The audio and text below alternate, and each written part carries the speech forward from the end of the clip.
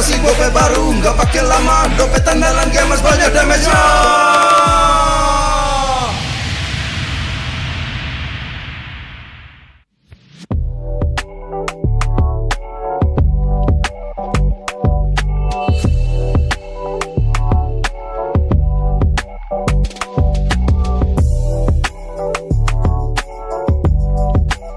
Rasa baru makin seru.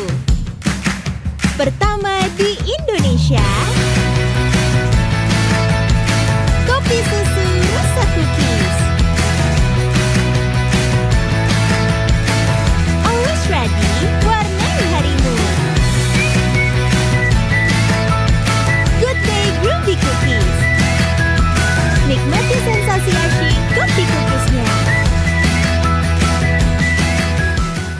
Tak ada hari tanpa mabar.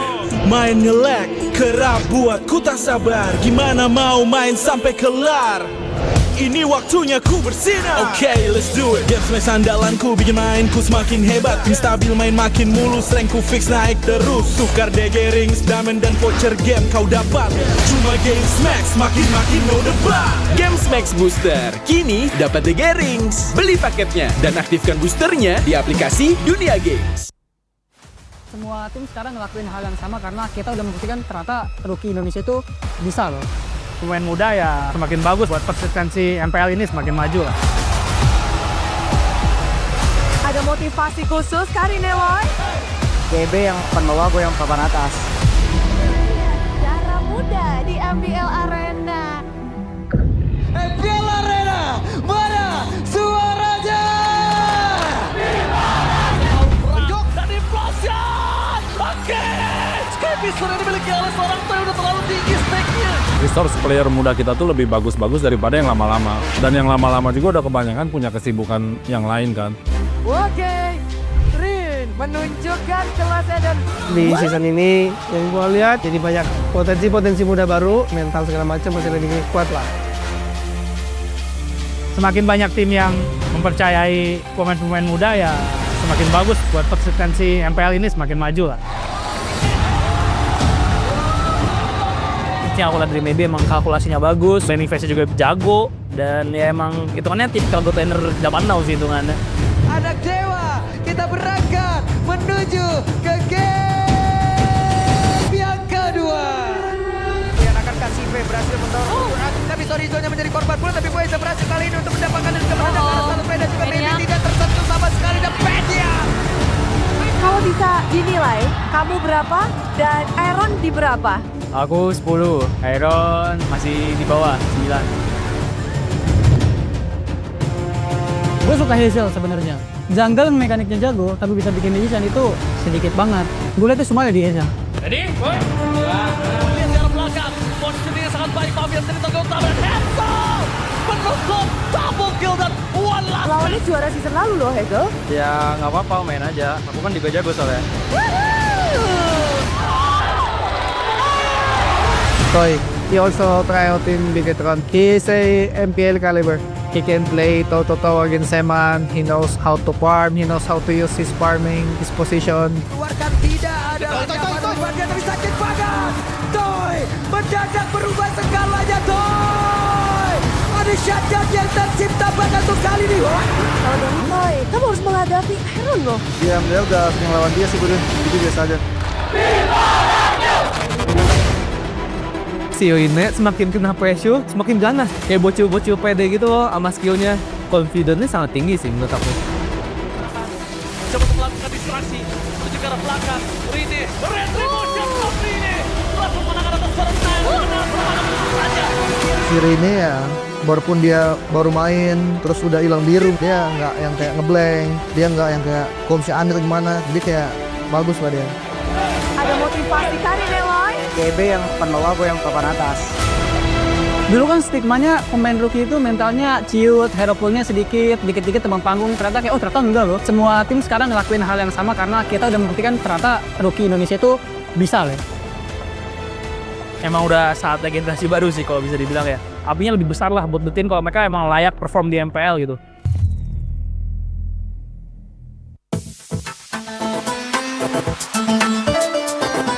Yeah, oh yeah, yeah, yeah.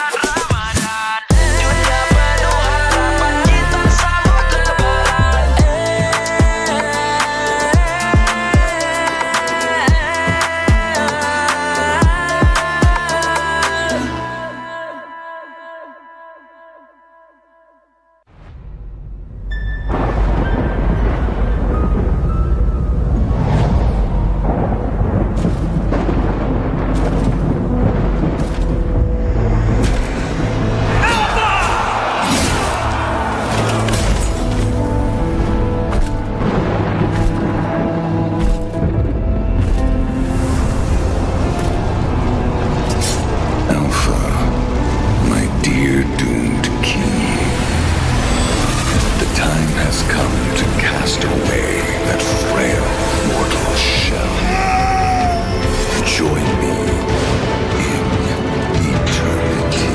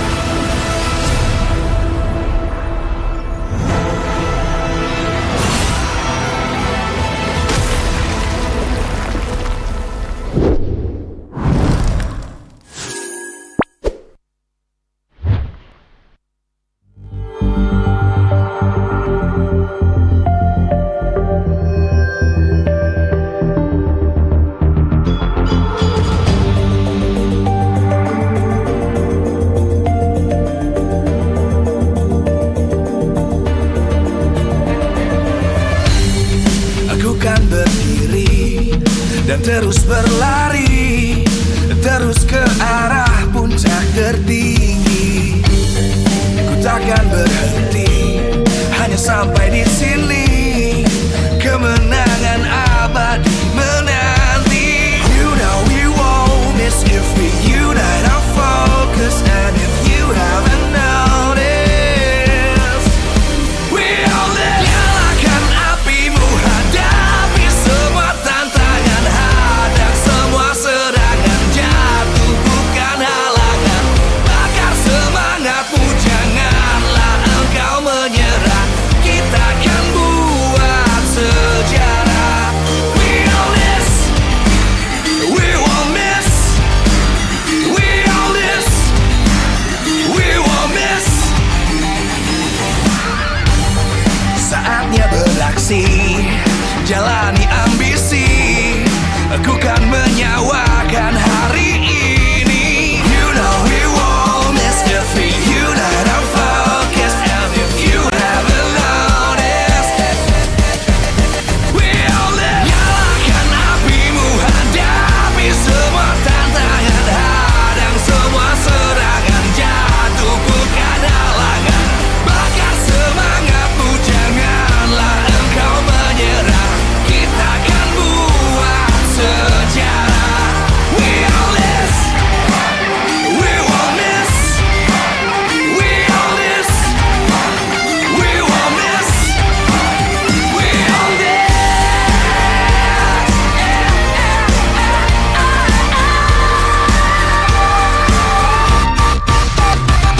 Nyalakan apimu, hadapi semua tantangan, hadang semua serangan, jatuh bukan halangan. Bakar semangatmu, janganlah engkau menyerah. Kita akan buat sejarah. We all this.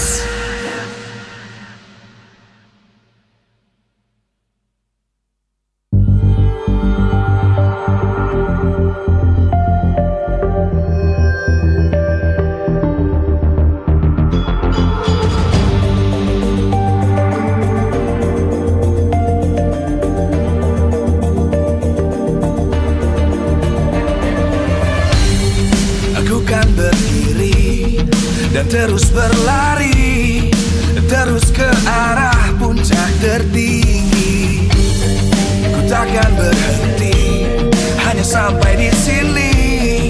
Kemenangan abadi menanti. You know we won't miss if we unite our focus. And if you haven't noticed, we all live. Nyalakan apimu, hadapi semua tantangan, hadang semua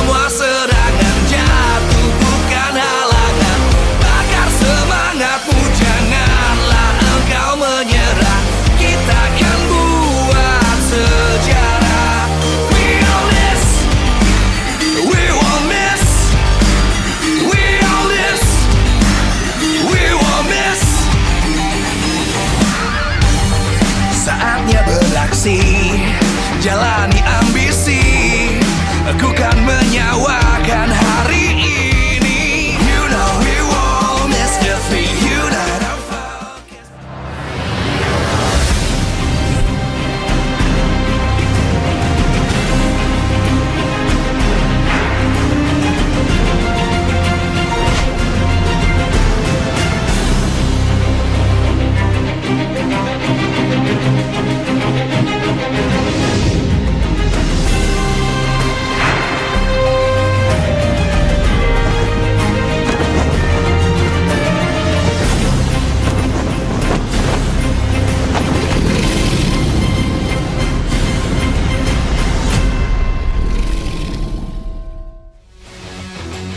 Live from MPL Arena, Jakarta, MPL Indonesia Season 15 is powered by Moonton.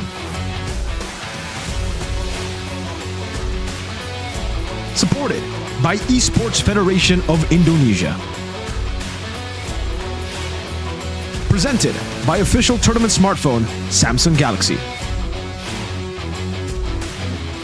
Official e-wallet, GoPay.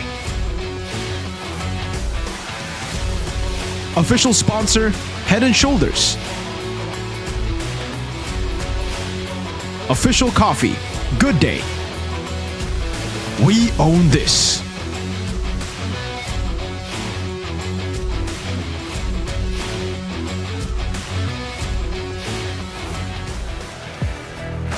Halo, selamat datang di hari ketiga, week ketiga. Dan hari ini kita memasuki match yang pertama di hari ini. Dan pastinya hari terakhir di week ketiga ini akan menjadi match antara Bigetron melawan Navi. Dan match melawan mantan selalu menjadi hal yang buruk bagi Bigetron.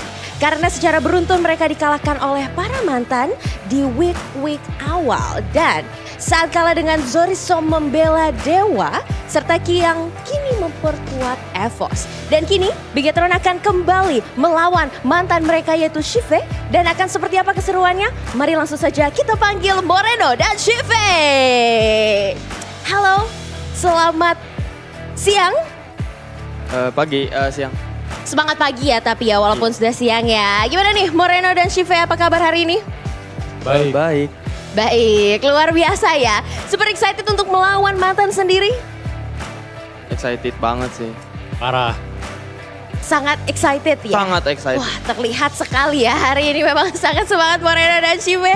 Dan sebelum libur panjang nih kita akan melihat pertarungan antara Navi dan juga Bigetron.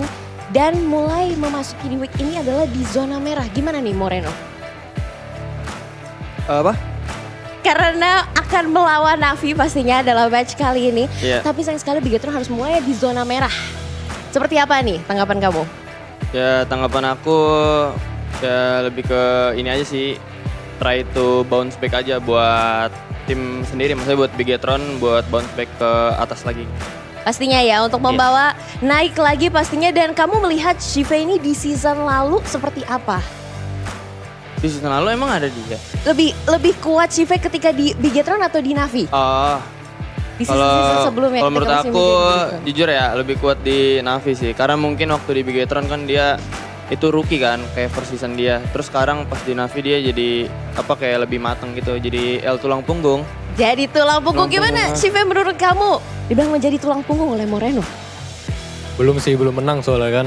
Oh belum menang, jadi harus membuktikan hari ini ya? Kayaknya hari ini belum menang juga sih.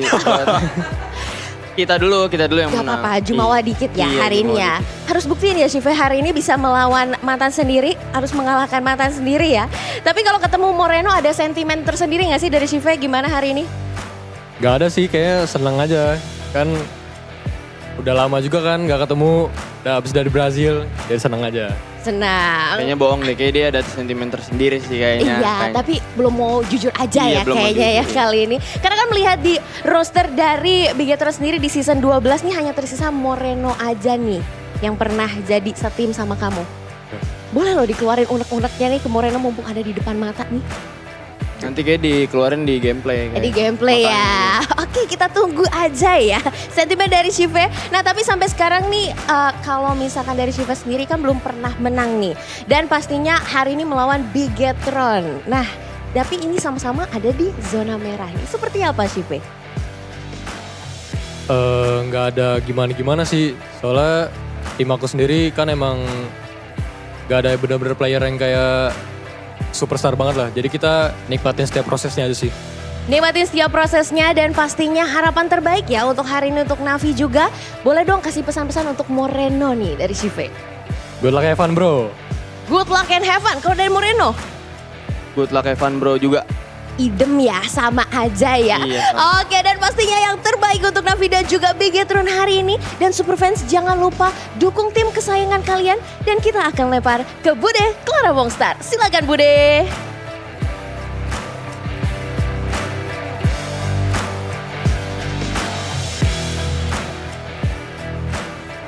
Begitu menarik tentunya ketika melihat dua sahabat yang harus terpisah dan kini mereka harus dipertemukan kembali. Namun di tim yang berbeda.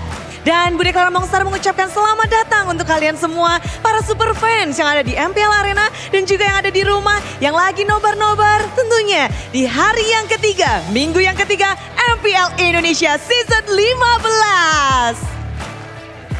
Semangat tentunya akan mengiringi jalannya pertandingan di hari Minggu ini di mana tim-tim mereka masih harus menunggu dan berusaha untuk naik ke klasemen. Dan kalau di match pembukaan ada Bigetron dan juga Navi, ini akan menjadi perhatian bagi banyak superfans karena Bigetron punya histori yang buruk dengan para mantan. Bukan hanya sekali saja, namun 2 kali. Akankah kali ini bisa jadi yang ketiga atau malah di sini Navi yang bisa akhirnya mendapatkan kemenangan pertama mereka. Bigetron, kita tahu mereka berada di posisi yang kelima. Tapi jika kali ini mereka kalah, mereka akan terjun bebas ke dalam zona merah di peringkat ke-7. Jadi mereka membutuhkan kemenangan ini supaya menutup minggu yang ketiga sebelum break panjang dengan napas lega. Namun berbeda halnya dengan Navi. Navi belum memiliki 1 kemenangan match pun. Ini menjadi pertanda bahwa mereka benar-benar butuh step up. Mereka harus bisa ngedapetin kemenangan demi untuk lebih tenang dan juga tidak jadi juru kunci. Bukan itu yang mereka mau. Dan sebelum kita melihat bagaimana pertandingan dari tim Bigetron dan juga Navi, izinkan Bude mengucapkan terima kasih kepada kalian semua yang terus antusias dan juga kepada para sponsor dan partner. Karena MPL Indonesia Season 15 powered by Moonton, supported by PBSI, presented by Official Turnamen Smartphone, Samsung Galaxy, Official e-wallet GoPay, Official untuk sponsor Head and Shoulder, Official dari Coffee Partner Good Day. Dan kita juga punya partner in e-sports, ada Telkomsel, Dunia Games, dan IndiHome. Dan juga advertiser Kacang Sukro dan beserta supplier RSV Helmet. Semua yang telah menunggu, menantikan bagaimana Bigetron akan memecahkan kutukan dari sang mantan. Bukan hanya dari player, tapi juga ada coachnya yang merupakan mantan mereka. Ditambah Navi yang kali ini beruntun masih menantikan kemenangan pertama mereka. Bagaimana mereka akan memecahkan lose streak mereka? Mari kita saksikan bersama-sama. Dari match pembukaan, minggu yang ketiga, hari yang ketiga, Bigetron dan juga Navi.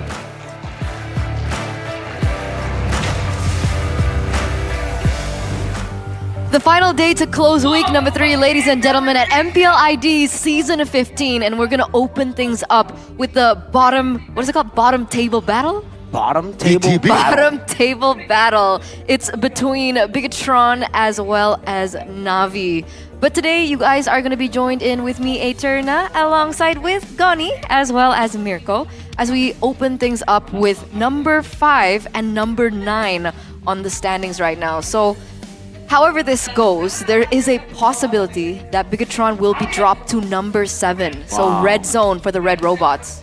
Tough luck for Bigetron. Looking strong though. Wow. For week 1. But what happened, Mirko? Very shaky. Very shaky indeed. I'll have to talk about Bigetron's performance here. They have been very, very shaky. You know, they haven't been able to get the dubs consistently, although they were able to get some. They beat Alter Ego, they lost to Dewa then, and then an RQ loss. An Evo's loss first. We haven't seen BTR RQ. Hope that never happens this season.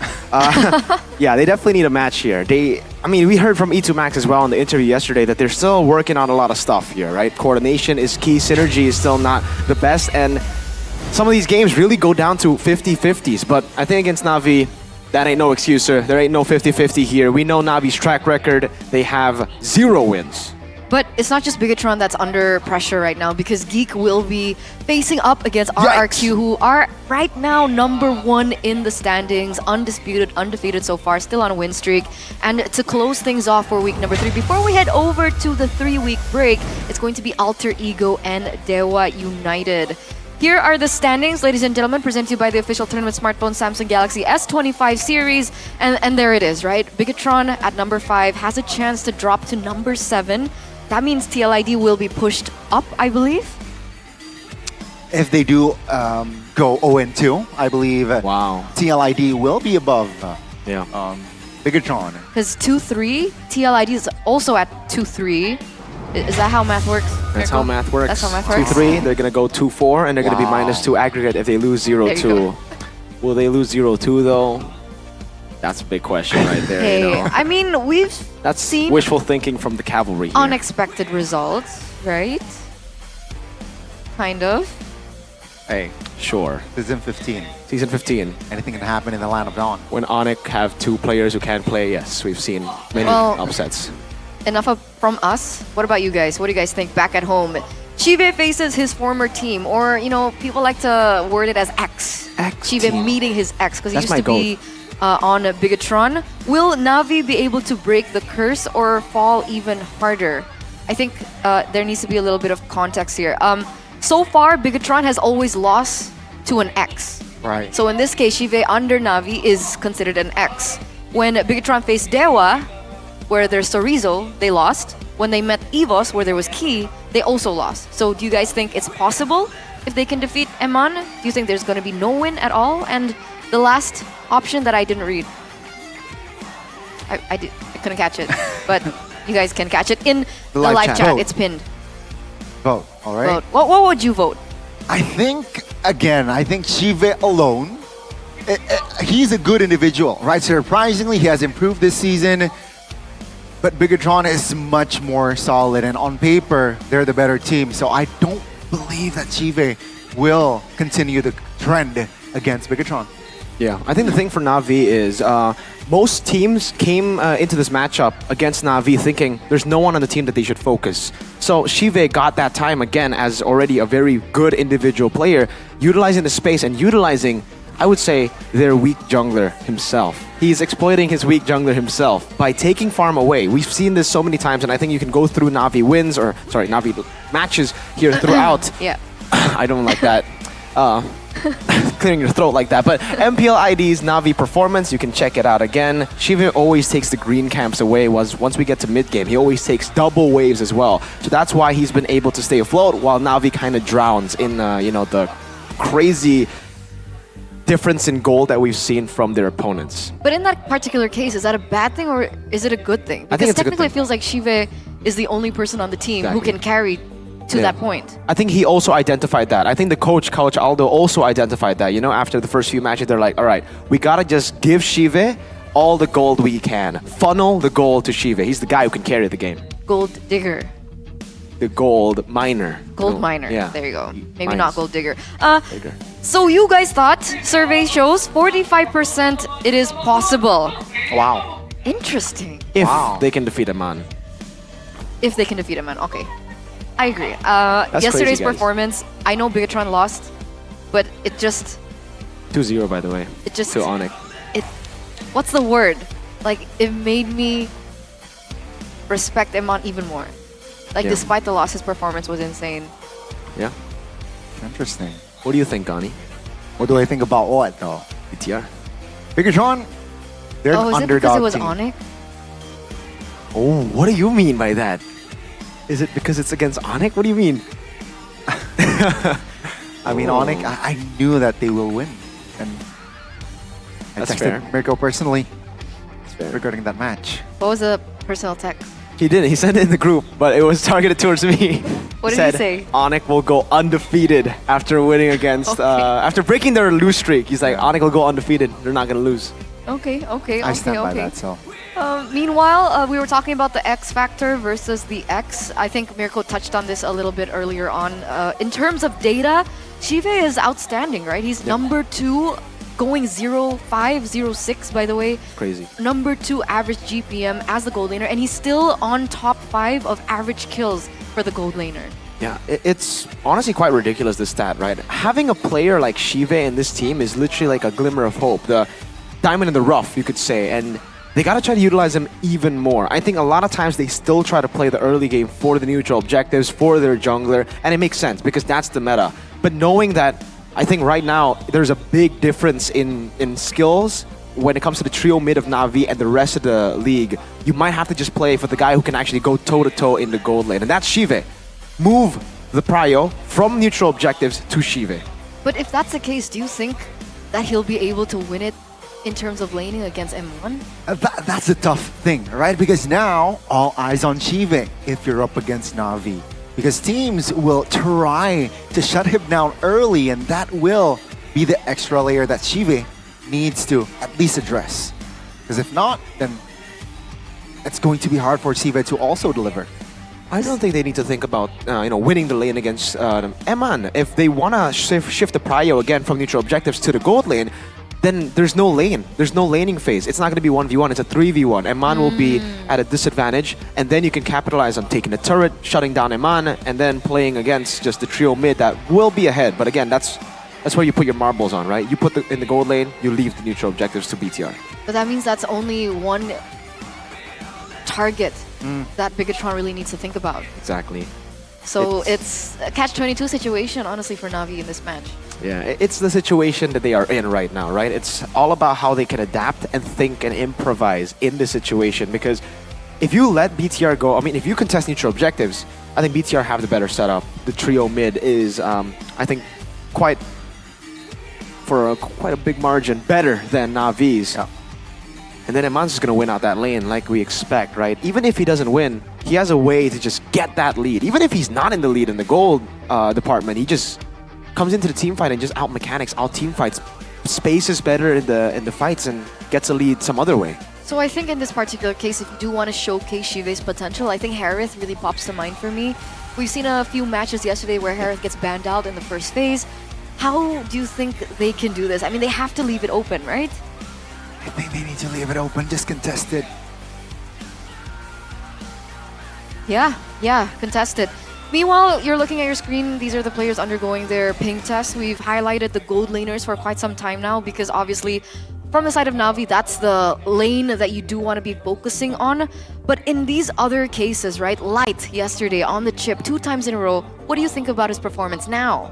Oh, I don't know, the chip worked until it didn't, right? It was just, I would say clutch plays from Onyx rather than Bigatron really throwing the game, because a couple of times it was just a great SOD, great punishments overall, and the chip did what the chip needed to do in the early game, mid game, and then in the late game we did see again, Onyx just make those clutch moments constantly, having Sicilian with 500 stacks at the end of the game. Yeah, that's true.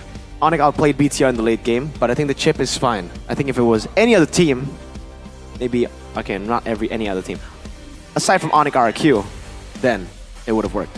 Okay, that makes sense. Do you agree with that notion? I think I do agree, right? I believe with Onyx, especially with the changes that they are going through, it's a positive one, considering the outcome. And yeah, they're back to Onyx standards, and that is why Bigatron couldn't really grab a chokehold against Onyx yesterday.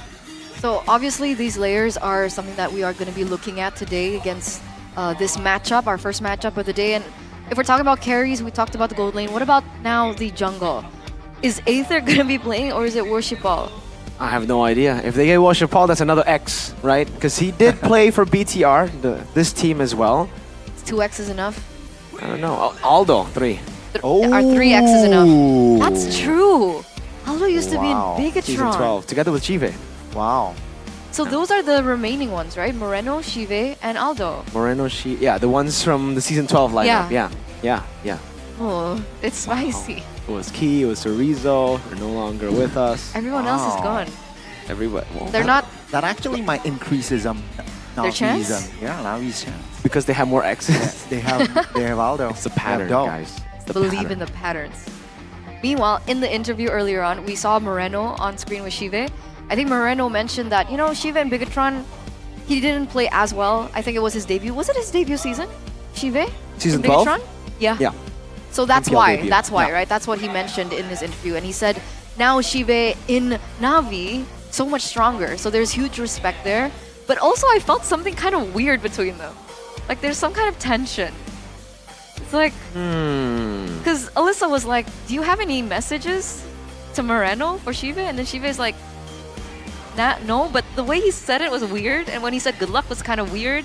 And then Moreno's like, he's probably just going to show me in the game. I don't know. Maybe I like because ex-rivalries. Shiva has been a substitute, or like he's been gate kept from the alpha roster because Eman was in the team, so Shiva couldn't really step into MPL's the MPL lineup for such a long time. Oh, you're right. It was Iman that replaced Shiva. Yeah. Oh, this is a personal lane. Let's go. Both my goats, ex-BTR and BTR, by the way. How would you feel, right? You've I been was in the Shiva, lineup for if I so was long. Shiva, You didn't really get enough time. Yeah. You weren't trusted long enough. And then suddenly your team is like, okay, we'll get a PH import. Let's replace you.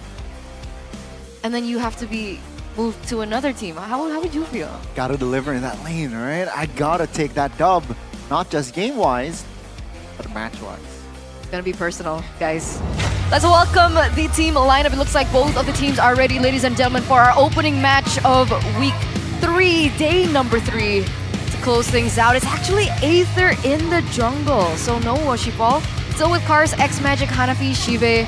This is a team that has been struggling since week number 1. And they are looking to finally grab a win. Will it be today? This team, they are starving to win, but against the Red Robots. They don't have the numbers, but they do have the strengths. Ladies and gentlemen, it's Na'Vi. Let's take a look at what Na'Vi had prepared for this matchup. Again, an ex-coach, an ex-player here. No one Shapal, so it's not going to be the trio, but it will be the duo of Shive and Aldo. The duo we saw in Bigatron. They should have an idea of what Bigatron want to do. Bigatron have been quite one-dimensional in these drafts. Meanwhile, stepping closer to the red zone, it's the Red Robots, ladies and gentlemen. As we welcome the main 5 once again, remember, if Bigatron lose this 0-2, they will be number 7 to close week number 3 before we head over to the 3-week break. Ladies and gentlemen, let's welcome Light, Annabelle, Amon, Luke, and Moreno. This is the Red Robots, programmed to win, Bigatron. See the confidence in them, after losing yesterday, I saw them in the back and they were just, their faces did not look happy. They did not look happy, they looked disappointed, they looked like it was over. But they came back today with a whole new spirit, I see. Very good, very confident. Whoa, what was that? Papulong gagal? Ika? Oh. Wow, that was a roast of Papulong. He's not even here, that's unfair. It's kind of personal.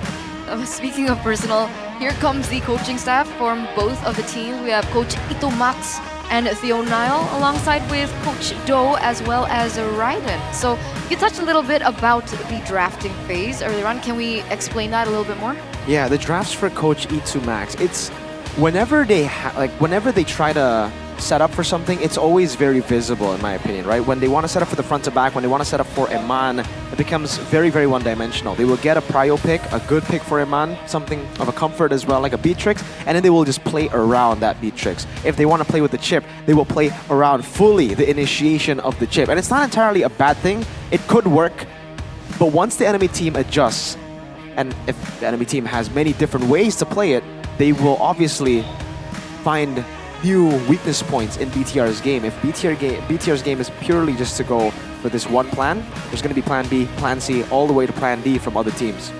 Very interesting, right? So what you're saying is it's a little bit too readable, predictable, perhaps one-dimensional from this team. So yeah, I guess especially in MPL, right? We're going into week 3. Teams will have to adapt, and teams that is easy or quick to adapt is going to have an edge.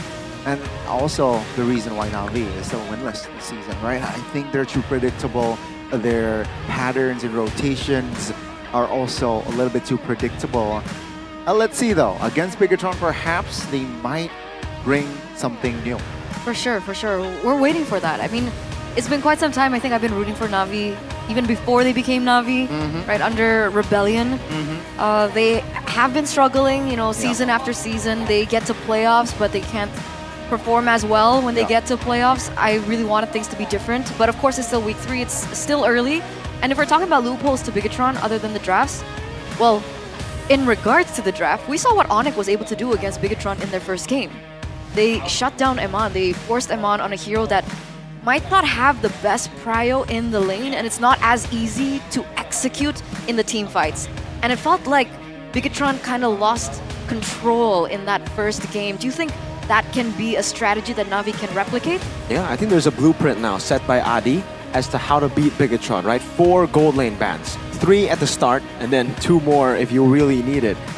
I think Bigatron will adjust from that. I don't think we're going to see them, you know, fall for the same tricks again, but it could still be an attack in the first phase. Na'Vi could decide to go for the 3 bans at the start, but maybe not on second pick. Now, Onyx, they did it where they were on blue side. So first game, I don't think you want to go for 3 gold lane bans with Juicin open, Mathilda open, Joy Suyo. There's still a lot of prio picks, so they got to respect in game 1. Do you still consider Jushin a prio pick?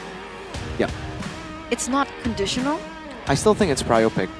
You have so much control as a mid laner with the Juicin. You still have that control constantly put in the Lantern Flare. No one can walk up against you, especially when you have just any roamer who can gap close. It's just so much control. Then obviously in this meta, you have damage in your jungle, you have damage in your gold lane. If it's the utility meta, then the Juicin wouldn't be prio. You would have Farsa, Yves come around more. But because you already have enough damage, sometimes you need that utility, and no one has more utility than Juicin. And on top of that, right, if we're talking about the Juicin, he's a beefy mage, right? He's not as, like, perhaps, if you compare it to other mid laners, she's quite beefy. And that's annoying, because if you can... She's a baddie, too. And if you can catch a Juicin, it's really hard to burst her down. So let's see, though, will Juicin still be the priority to be banned out in this game? Sir, that's the question. Let's take a look, ladies and gentlemen. Drafting phase presented to you by the official tournament smartphone Samsung Galaxy S25 series. It looks like Harith is going to be banned out this time around. Shive will not be able to get his hands on it, and surprisingly enough, well, technically they are on second pick, so they don't want to leave that open for Eman either. Alongside the Fanny, we have the Yves as well as the Matilda banned out. So Jushin gone, Chip is actually now on the table. Yeah. So that's the change. It's not first pick prio anymore. It's first phase prio. But when you're on first pick, maybe picking up the Juicin is a bit too risky. There's still other picks like, I would say, the Suyo, the Joy, Harith, Granger that should be the better first pick. I wonder if Na'Vi want to go and take a page out of Alter Ego's book. They were able to make a very chaotic game work with a Hanzo. Maybe if Na'Vi don't want to play purely for Shive, they could try to go for the Hanzo. Very elusive. Elusive, I like that word, right? It's so... Experience. It's so Hanzo. Suffering. And also it's so... Yeah, it's so triggering to see. And going up against a Hanzo myself, it's just so hard to counter rotations, to find pickoffs, but Suyo will naturally be the first pick. Do you think this is a Suyo killing spree? I'm not sure about that. We'll have to see. Hopefully it's a Suyo killing spree. I think... Annabelle? Yeah, I think Kairi showed how good Suyo could be with the killing spree. But this is actually not the natural choice for Bigatron, which is, again, something we need to point out. Bigatron, when their first pick, always go for Joy over the Suyo when it's open. So, I'm not a fan of the Joy first pick. I like the Suyo first. Now they decide to go for the Suyo. More control for the neutral objectives means you can guarantee the early game at least. Okay, now Na'Vi respond with the Jawhead and the Luo Yi. So the chip has still been left open up until this point. Na'Vi don't prioritize it. This means that Bigatron have a chance to pick it up. But of course, Na'Vi with the Luo Yi has a general sense of their own in the Luo Yi. What do you think about this? I think with the Luo and Jawhead, it shows that they want to be invasive. They want to invade, perhaps early level 2. Luo and Jawhead can go in, perhaps go into ganks or the jungles of Annabelle. Let's see though, Bigatron with the response, because technically Chip before level 4, it's kind of a mid-hero, right? It's going to be the Beatrix though, and the Chow. to counter that aggressiveness of that Jawhead and Wooey. Yeah. Early Beatrix, Mirko. At this point, BTR, like we said, they do better with comfort than they do on meta picks. Yesterday we saw the meta picks, we saw the chip, we saw, you know, the other picks for, I mean, the 1-1 is also comfort, but you see how Eman just does better when he gets these comfort picks, right? Even on the Moskov, we haven't really seen him pop off too much on the Moskov, so he's decided to go for the Beatrix because it synergizes better with the Cho compared to any other gold lane. Maybe carry, but carry's a bit not Eman's favorite. So if we think Navi's playing for a pickoff, I mean, that's already a lot of strength coming from Bigatron, especially with Eman on his signature hero, you can even say at this point. Lucas now gets picked up. I mean, technically Bigatron can still go for the Valentina, unless Navi banned this out in the second phase, and there you go, the Valentina ban comes through. A very good place to pick up a Lucas, right? And a quick response though, Bigatron with a Moskov ban. Now, my question is, do you like Lucas jungler? Yes, on Albert. I love Lucas jungler, but I think it depends on the team, right? Here, I would say Navi have a pretty good composition to make the Lucas jungle work. It's a great flex pick though. I think right now they can still play it for flex. I think personally, putting it on Cars is a good thing to have. You want to try to enable Cars now. We've seen Cars on the back foot the entire season so far. We haven't seen him on a pick that could actually carry. So putting him on a Lucas, we'll try to open that, you know, old season 14, 13, 12 Rebellion Cars. Mr. Machine. Mr. Machine. So Moscow being banned out here, do you think there's another hero that can help Eman in the gold lane? Does Bruno do well against Beatrix? No, I think right? most of the lanes here against Beatrix is kind of a non-lane. Eman doesn't want to trade in the lane unless the guy... it takes two to tango, basically. But for Eman, if the enemy team's gold laner just wants to farm, then he'll just farm as well. He wants to wait for his item power spikes too. Because remember, there's no urgency for Eman. He has a Cho. He can just play slow. I am not the only So that's why Phobias becomes the choice of ban here from the side of Bigatron. Navi now. Do they want to secure a hero for the gold lane? Or do they want a hero... Well, it's still flex. I think they can open the gold lane Jungle here. or I think they should open the gold lane, leave the Lucas up to flex. What's the choice against the Beatrix? I think the Irithel is a good choice. Irithel, Bruno, those two options are very, very good. Can we not see Brody? When is Brody gonna pop up? Not against a Cho. I would love to see a Brody, but this ain't the game. But can't Brody go Purify? No. Oh, he can. He goes quicker. You're right. Okay. So Bruno comes up. One of the other heroes that Shive has played this season. The rest of it has been banned out, so that's the choice he makes. Bruno. Safe choice. You can bring the Purify. Now BTR gonna go for the picks. Maria, Cho, Beatrix, and Suyo. They need a mid laner and an XP laner. I think the CC is a good shout here, going up against the Lucas, going up against the Jawhead as well. But they will just go for the glue for Mr. Luke. And in the mid lane, is it safe to go for something like a Vex, or do they want to play it a bit differently? They can go for more CC with Vex. With Aurora, it's another combination together with the Cho, so it adds value to the Cho pick. For Moreno though. Do you want to take risks? Valentina, Sicilian? Yeah. Farsa is an option. Oh, maybe not too risky. Maybe the Farsa is nothing compared to the Selena, and it's true. Selena definitely way more risky. I'm not a fan of this pick on Yehezkiel. What was the win rate earlier? Horrible, horrible win rate. Pretty bad. think Yehezkiel has won on it once. He's picked it 4 times. Hey, three times? 4 times. 4 times. More kill threat though, right? With Cho and Selena combined together. It really depends on how accurate Moreno can be with the Abyssal Arrows. It's really forcing Bruno to be on a Purify though with the Selena and the Cho. Luoi, asking Luoi the question, do you want to go Purify? I do believe that is a safe route. But now, Lucas, EXP or Jungle? It's going to be answered here. XP and go Joy, I think. They go CC, EXP, Lucas Jungler. All right, that's the... No, it's not. He has picked it up. Lucas Jungle. It's an interesting one, the CC. Going up against the Glue, sure. Obviously, you do have the winning lane there. But against the others, I think CC is quite vulnerable to the pickoff of Cho, Selena. And especially later on when it's combo with the Beatrix, right? So, yeah. Cars has got to dodge a lot of skill shots. If anyone can do it, he can though. Let's see. Right. A good thing though, the jungle will, especially after level 4, has a lot of immunities. So, right, dodging Cho, dodging the arrows should be easier. Let's see if it's going to be easier, ladies and gentlemen, as we get into the Land of Dawn for our first game in this best of 3 series. Bigatron currently struggling to maintain their standing outside of the red zone.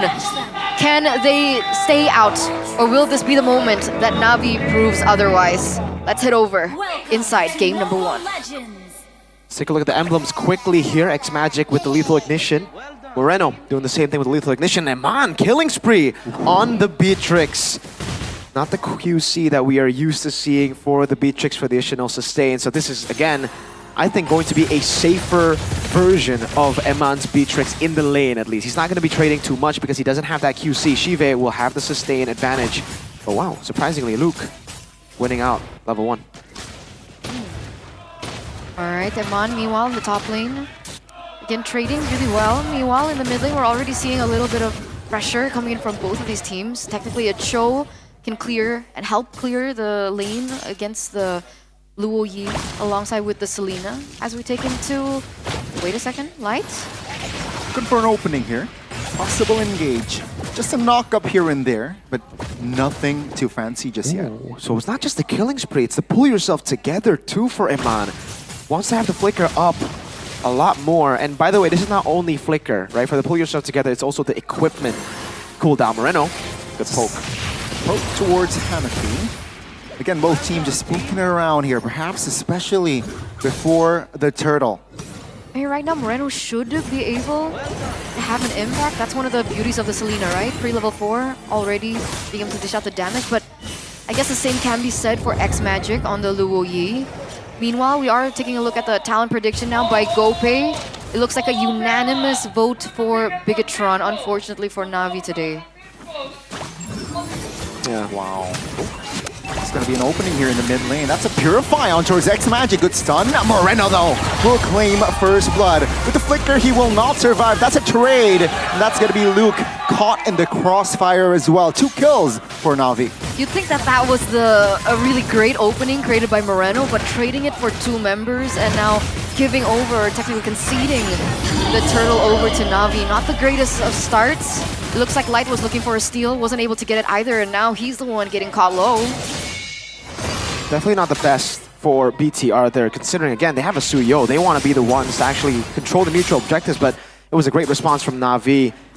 And again, without doing what we were talking about, shifting their prio into the gold lane, they've already kind of won it out. They've won out the trio mid battle, and they're winning up top as well. Because again, it's a killing spree, plus pull yourself together. It's a very safe version of Eman's Beatrix that will be relying on the Cho, relying on the team fights to get gold. I mean, to actually snowball. Speaking of snowballing, that audience prediction, 72% in favor of the red robots. So if Na'Vi pull out a win here, that's a huge upset, not just to the caster prediction, but also the audience votes as well. So it's a wonder, why did Moreno opt for the Selena here? You can see them having difficulty with the priority in the mid-trio that usually Bigatron want to work around with. Top up will force. Will force to use the flicker. That's a good cover though. Light flickers out. Oh, Way of Dragon just to get more space. That is Light surviving. Barely. Luke though engaging in the mid lane, and Na'Vi will say no this time. That was really great cover by Eman. Yep, really, really good cover there. Shooting out that Bennett's Rage, and he has actually gone for the Sea Halberd 2 as the first item for Eman. Understanding that Na'Vi have a bit of sustain to play with, obviously with the Lucas plus the CC. Going for the Sea Halberd again, relying on the setups from the team, and he's just gonna have to try to burst these tanky boys. Because the thing is, X-Magic and Shiva have brought Purify, so he's not gonna be targeting the backliners a lot. He's just gonna be going front to back. So he's prioritizing his presence in the team fight more than the laning phase. This might signal Bigatron wanna... This is it, right? The setup for the neutral objective. Let's see if they're able to get it. That's Luke Initiating with 3 men immobilized. Annabelle claiming the turtle. But the fight will go on. Chive finds one. In the back lane, it's going to be Cars, who is isolated. He's trying to move, but the arrow will caught him and he will go down. That is a Bigatron winning though. Na'Vi struggling to find compensation. Okay, so now we're seeing the clapback coming in from Bigatron. It's a 1-for-1 trade, but luckily Annabelle was still able to get the turtle. Aether is actually falling behind in terms of the farm as well. Why? It's just Lucas in the jungle. The clear speed isn't really the best. You want to usually get the control of the neutral objectives to get a full snowball and to get a lead in that jungle.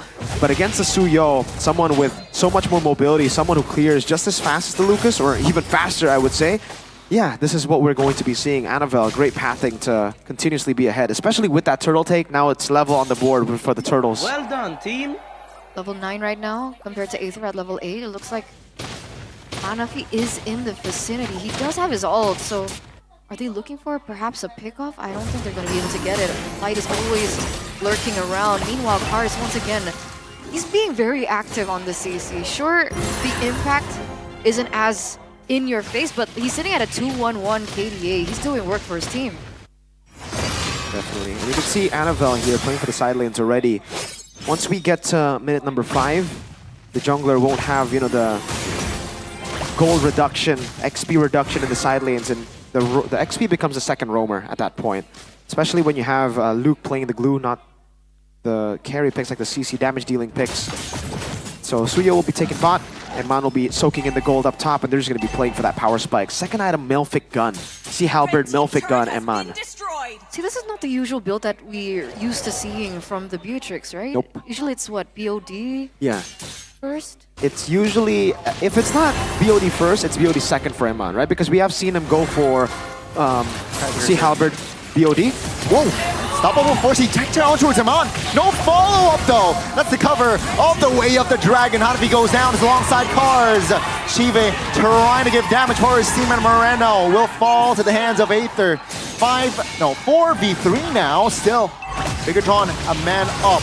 Now they're going for potential engage. That's going to be X-Magic deleted alongside Aether.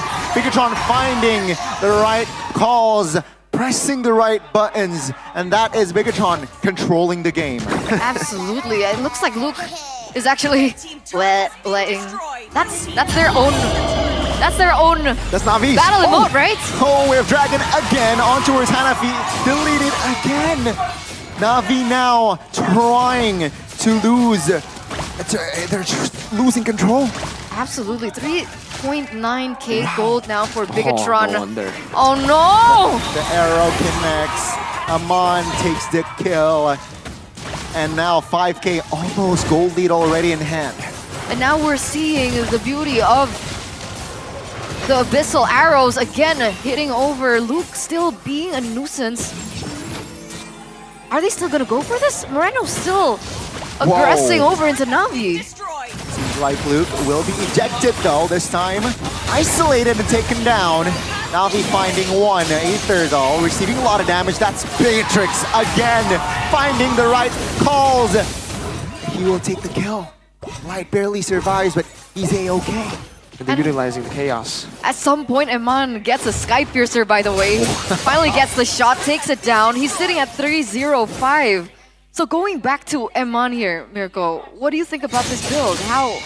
Why do you think he went for this in this exact order? So it's exactly what we said in the draft as well, right? When we saw the Beatrix, then we saw the Cho, we're like, all right, so there's no urgency for Beatrix to win lane, for Beatrix to snowball early. It's all up to the team and up to Light to actually feed him kills. That's why he has gone for a very aggressive build. See Halberd, Melfic Gun, plus Sky Piercer. I thought this was a safer build with a Seal Halberd plus Melfic Gun, playing for the utility, playing for the range, but then we see the Sky Piercer, and that's why he didn't go for the BOD.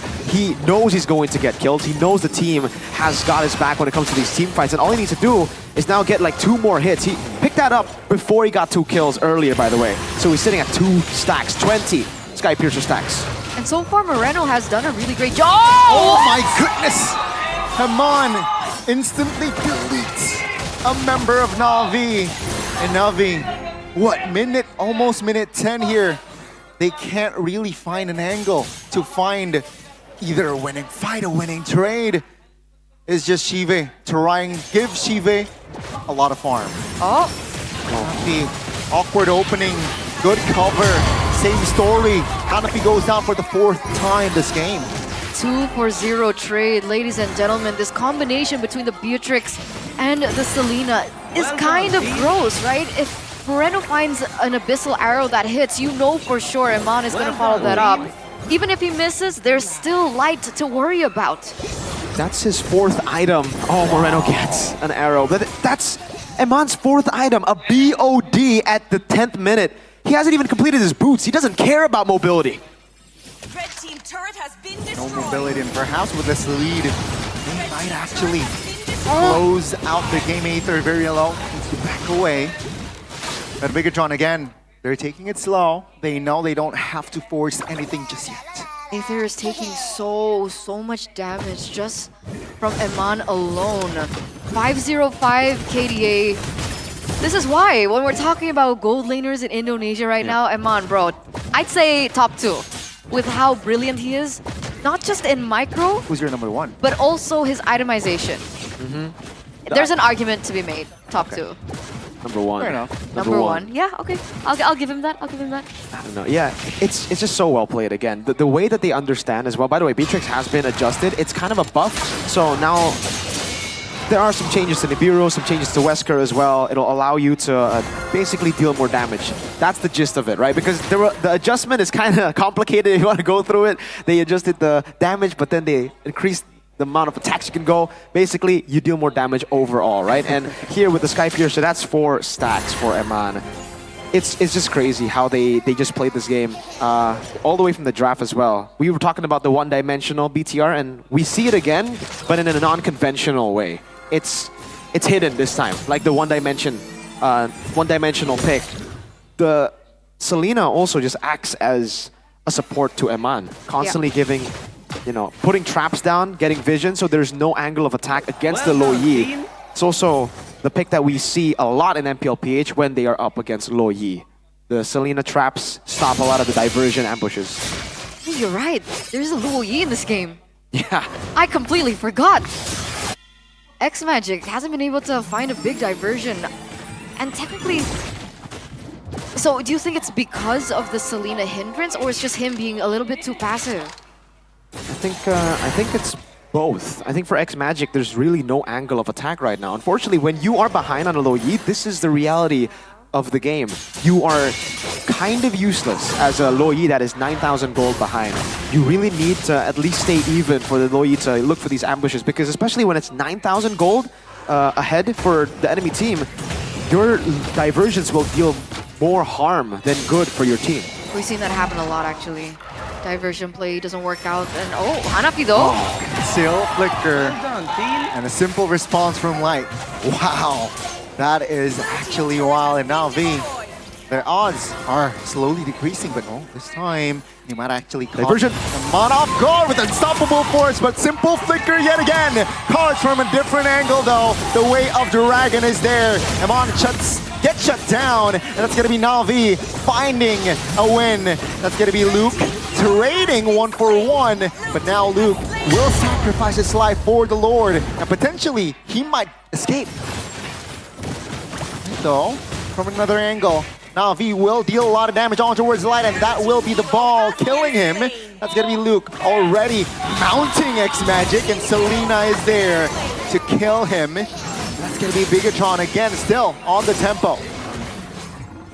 Even after that, great diversion, getting Eman, BTR somehow recovered. Eman was able to flicker out. That's the tenacity boost that he got again. The tough boots grants you a way to actually escape from the Unstoppable Force plus Ejector combo. You get hit by the Unstoppable Force, you can flicker out to safety. And now he's back up again. He did lose a couple of stacks there from the Sky Piercer with the death, but everything is still going A-okay for BTR.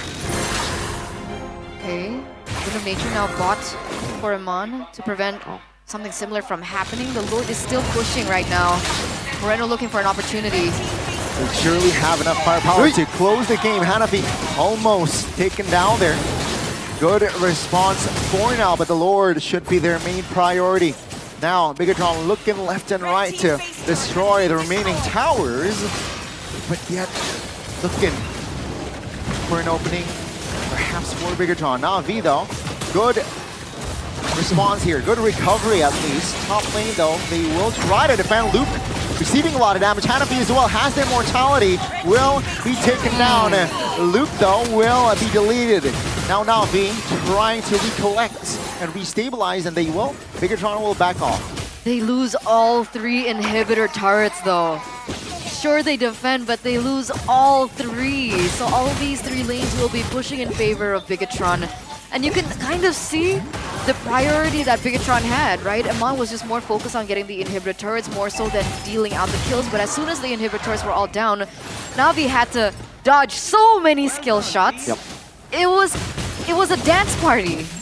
It really is. It's a mini game, right? There's so many skill shots for you to deal with, and by the time you can get an engage, you're already so low. And then the Sky Piercer will do what we saw earlier. When the nature picked up, and this is also why they went, Eman went pull yourself together. You get the 12 plus 8 stacks maximum to a 20% capped cooldown reduction on your battle spell, but also on your equipment. So his Wind of Nature is going to be back up quickly, very quick, way quicker than usual, plus the flicker too. So more ways for him to escape from a Na'Vi ambush. Speaking of a Na'Vi ambush, it was actually inhibited earlier on, just a few seconds ago, because of the traps again. So it's not just the Luo Yi that's having difficulty or finding difficulty, but also the rest of the team looking for opportunities. The map pressure that Selena has been one of the main factors of Na'Vi being unable to find an opportunity. And now Annabelle level 15, Aether is finally at the same level. So could we be looking at a potential steal this time around? I think it's do or die. Desperate play here, right? For the side of Na'Vi. They will try to contest this, but the Selena skin is fired. Oh, that's an opening wave. Dragon Card goes down. That's going to be the Lord as well, taken by Annabelle. Now, Bigatron, they will shift their focus on towards the fight. Aether in the front side will escape, though. Hanafi flickers out of danger. X-Magic mounted. That's going to be X-Magic surviving. Looking for the diversion play, but Amon will snipe Aether down. That's going to be Hanafi next, claiming the double. And Bigatron, they will close out first game with a clean and solid opening, ladies and gentlemen, and Na'Vi will suffer defeat. There was no chance at that point, right? 9k gold lead. Sure, it went to the 17th minute, but it didn't feel like Na'Vi had any tools for them to work with in that game. Yeah. The tools that they had were... That's why I really didn't like the CC, because the CC plays into what Bigatron wanted to do. You needed a bit more...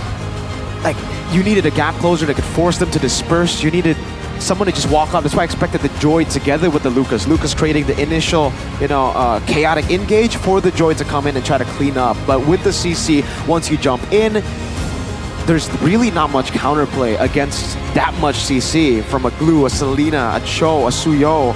It was the Beatrix the only one who didn't have CC in that lineup. And you saw again, Cars try to walk up a couple of times there. Aether wasn't really able to go in as he wanted. Yeah, it ended up being a very weird game for Na'Vi because they just couldn't find gap closers. It was always them held at bay by the range, by the damage, by the poke, and the pickoff potential of Bigatron. And finally, Selena works. Yeah, Skill couldn't do it. Moreno can. Hey. I'm impressed. I loved that first game. I think they played it so clean. Yeah. It's a solid performance. Yeah. Who knew? You trick Selena combo plus the Beatrix Cho Selena, yeah. Ugh, nasty. Yeah, that's why we were thinking, all right, classic combo. They're gonna go Aurora or Vexana combo with the Cho. Then we saw the Selena, and I was like, oh, wow, okay, it's pretty good. It's a lot of lockdown. Oh man, let's take a look at the crucial moment. Which moment do you think this will be? This one. I think it's a good crucial moment choice here by production, W production there, because this was really when the snowball started. This was when they rotated over for turtle number, I think it was turtle 3, right? It's turtle 3? Minute 6, it was minute number 6. All right. But anyways, the way that they were able to punish the overextension of Na'Vi, and again, Na'Vi not really identifying the threat of Bigatron. They were so used to the first few fights being very equal that they forgot, oh, now Eman is in the picture, right? You go on to Eman, if you don't get that one shot on him, if you don't get that pick off right as the ejector lands on Eman, he's going to deal a lot of damage, and everybody's playing to peel for him, so it's not as easy as you would think to get onto Mr. Eman. Again, they were using this as a reference, Na'Vi. That's why they walked in very aggressively for turtle number 2. Here, you can see it again, how BTR just went in, played for the Eman damage. Look at how they kite back, right? They're just playing for Eman here, protecting Mr. President. It's exactly what we saw in their match against their second win. I forgot who it was, but here you go. Gets flinged back. If you don't get Eman right as you get there, everybody is going to peel off these members from Eman. They're all pushing away. Even Moreno diving in like that, you know, in a way, it's like it's another target for you to choose aside from Eman. And then as long as Eman gets the free space with the Melfic gun, with the Sea Halberd constantly putting the anti-regen on them. And then here, he already had the Sky Piercer, so it's that's a second stack at that point. Moreno, very on point, by the way, this game with the Abyssal Arrows too. I mean, you'd think that this is the sort of gameplay that you'd want from... Oh, that's so gross, by the way. Yep. This is the kind of gameplay you'd expect from Na'Vi, right? Because their focus, their center is Shive, but instead, Bigatron was the one to utilize this. And even Moreno, base damage is also quite there with the Abyssal Arrow plus the Abyssal Trap combo. So the fact that Eman can go ahead and use the snipes to finish them off, it's also really good synergy between the two.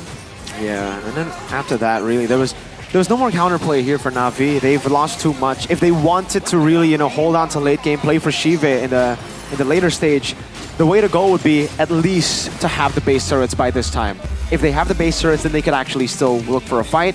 At least look for one more defense, and then the next Lord fight, they can try to commit. But even then, with the Abyssal Traps, with the Abyssal Arrows everywhere, placed really, really well by Moreno, Na'Vi couldn't utilize the diversion. The Lo Yi ended up being a wasteful pick. It's limiting the angles for that diversion plays, and you can see the relevancy of X Magic is very low in this game. And let's see here, right? Bigatron Esports, wow, positive KDA all around the board. It's ridiculous how they just controlled the game here, but again, this is BTR with their comfort picks. This is something that, again, for BTR is a strong point, but to a lot of, going up against a lot of stronger teams, they can't be doing this because it's going to be banned out. These comfort picks, we have seen, Lights Cho been taken away, Beatrix from Eman getting taken away, maybe Moreno, Selena, that's not really a comfort, but these two, Light and Eman, once these two have been neutralized in the drafts, it's very difficult for them to play their game, their normal game. So Na'Vi, I think that's a way they need to try to deal with this in the first phase bans, right? They already tried their best, Harith, Fanny, Granger, but now they'll be on blue side. That's when we saw Onyx, go for the 3 gold lane bans. Maybe they should do the same. Wow. That's if they choose blue. Hopefully, they should choose blue, right? You will know later on. Okay. For sure. The question is, I think Na'Vi right now, I think their main focus is internally, right? Sure, you can go for and let's say ban out comforts and whatnot, but I believe what they are working on is within the team. So it's kind of tough in Na'Vi's position, right? Do you think it's like an execution problem, like an internal problem? Not internal problem, but I think their main focus right now is internally, right? Should how, say, Shive gets more farm, how the jungle gets the effective or the efficient pattern, and then they look at the opposing team. So I you think think that's their main approach. That's the focus that they should be going for, or you think that's the focus they're doing? That's their focus right now. Oh. Seemed like. That's why Lights Cho open, Amon being, again, week 2? I think he almost got a Savage a couple of times. No respect whatsoever on the side of Na'Vi. Technically, the Beatrix was picked up in the first 3 picks. Yeah. Because the last time we saw the Beatrix banned out, it was actually in the second phase, not the first phase. Yeah. It was Harith, Granger, Moskov, I believe, right? That's the 3rd ban from Onyx in the first phase. But then Yeah, I'm gonna have to recheck that, but I think it was Harith Granger, Moscow, Beatrix in the second phase. So they kind of evaded, the 3 bans. But now on blue, they could do it. I mean, you could totally check on your new phone. Ooh. You bought a new phone, right? Mirko's new phone? No, your my new new phone. You said you bought a S25. Yeah, I don't want to Flex. show off. No, Yeah, I don't wanna you- flex. it's okay. It's an S25, man. You can flex. Yeah. It's my S25, ladies and gentlemen, the smartphone I always recommend, not just for yeah. gaming, but also for gaming, ladies and gentlemen. It's clearly the latest Samsung Galaxy S25 series. This smartphone is actually incredible and also very powerful for gaming because it's equipped with the Snapdragon 8 Elite for Galaxy processor. For gaming. For gaming. Gotta make sure you hit in the gaming. It's not just for gaming. It's What also else for is- gaming that'll be super smooth and lag-free. W. Crazy phone. Vapor Insane. chamber. It doesn't overheat when you're gaming. As a gamer, you need that vapor chamber, and you guys can get it with the battery health. The battery 5,000 mAh capacity. That's gaming power right there. Gaming power for all-day battery gaming. And You wanna remember, the various Galaxy AI-powered features also helps your gaming experience. But no, for real, guys, it's not just for gaming. No. Okay, if you guys want to make content, you guys want to Anything. make a selfie. Is that also content? Not doesn't have to. If you don't post it, it's not content, right? So it could be for yourself. Could be content for yourself. Exactly. Mirko does mirror selfies, FYI. A lot. Yep. A lot. For himself, though. And he For also my girlfriend. secretly Also. takes pictures of pro players, Oh. which is kind of weird. I mean, to be fair, you can zoom 100 times on that thing. You know what? What else am I Hey. gonna do? I could just go. Also true. Right? And with that being said, you can also get total bonuses worth up to 5 million IDR. So it's a special promo that is only valid until April 15th of 2025. So it's only exclusive for MPL viewers because now we're going to give you the voucher code, which is S25MPL. I'm going to repeat that. Voucher code is S25MPL. So other than the bonuses worth up to 5 million IDR, you guys can also get a free 25-watt travel adapter plus an e-voucher worth up to 500,000 IDR. So That's a lot. what are you waiting for, guys? Go ahead and visit the Samsung Experience Store nearest to you and enjoy a free shipping voucher. Or you guys can check it out at samsung.com/ID or scan the QR code down below. Here. Not the in corner. barcode, QR code. QR code. AI understands you with the Samsung Galaxy S25 series. They understand you. Let's go.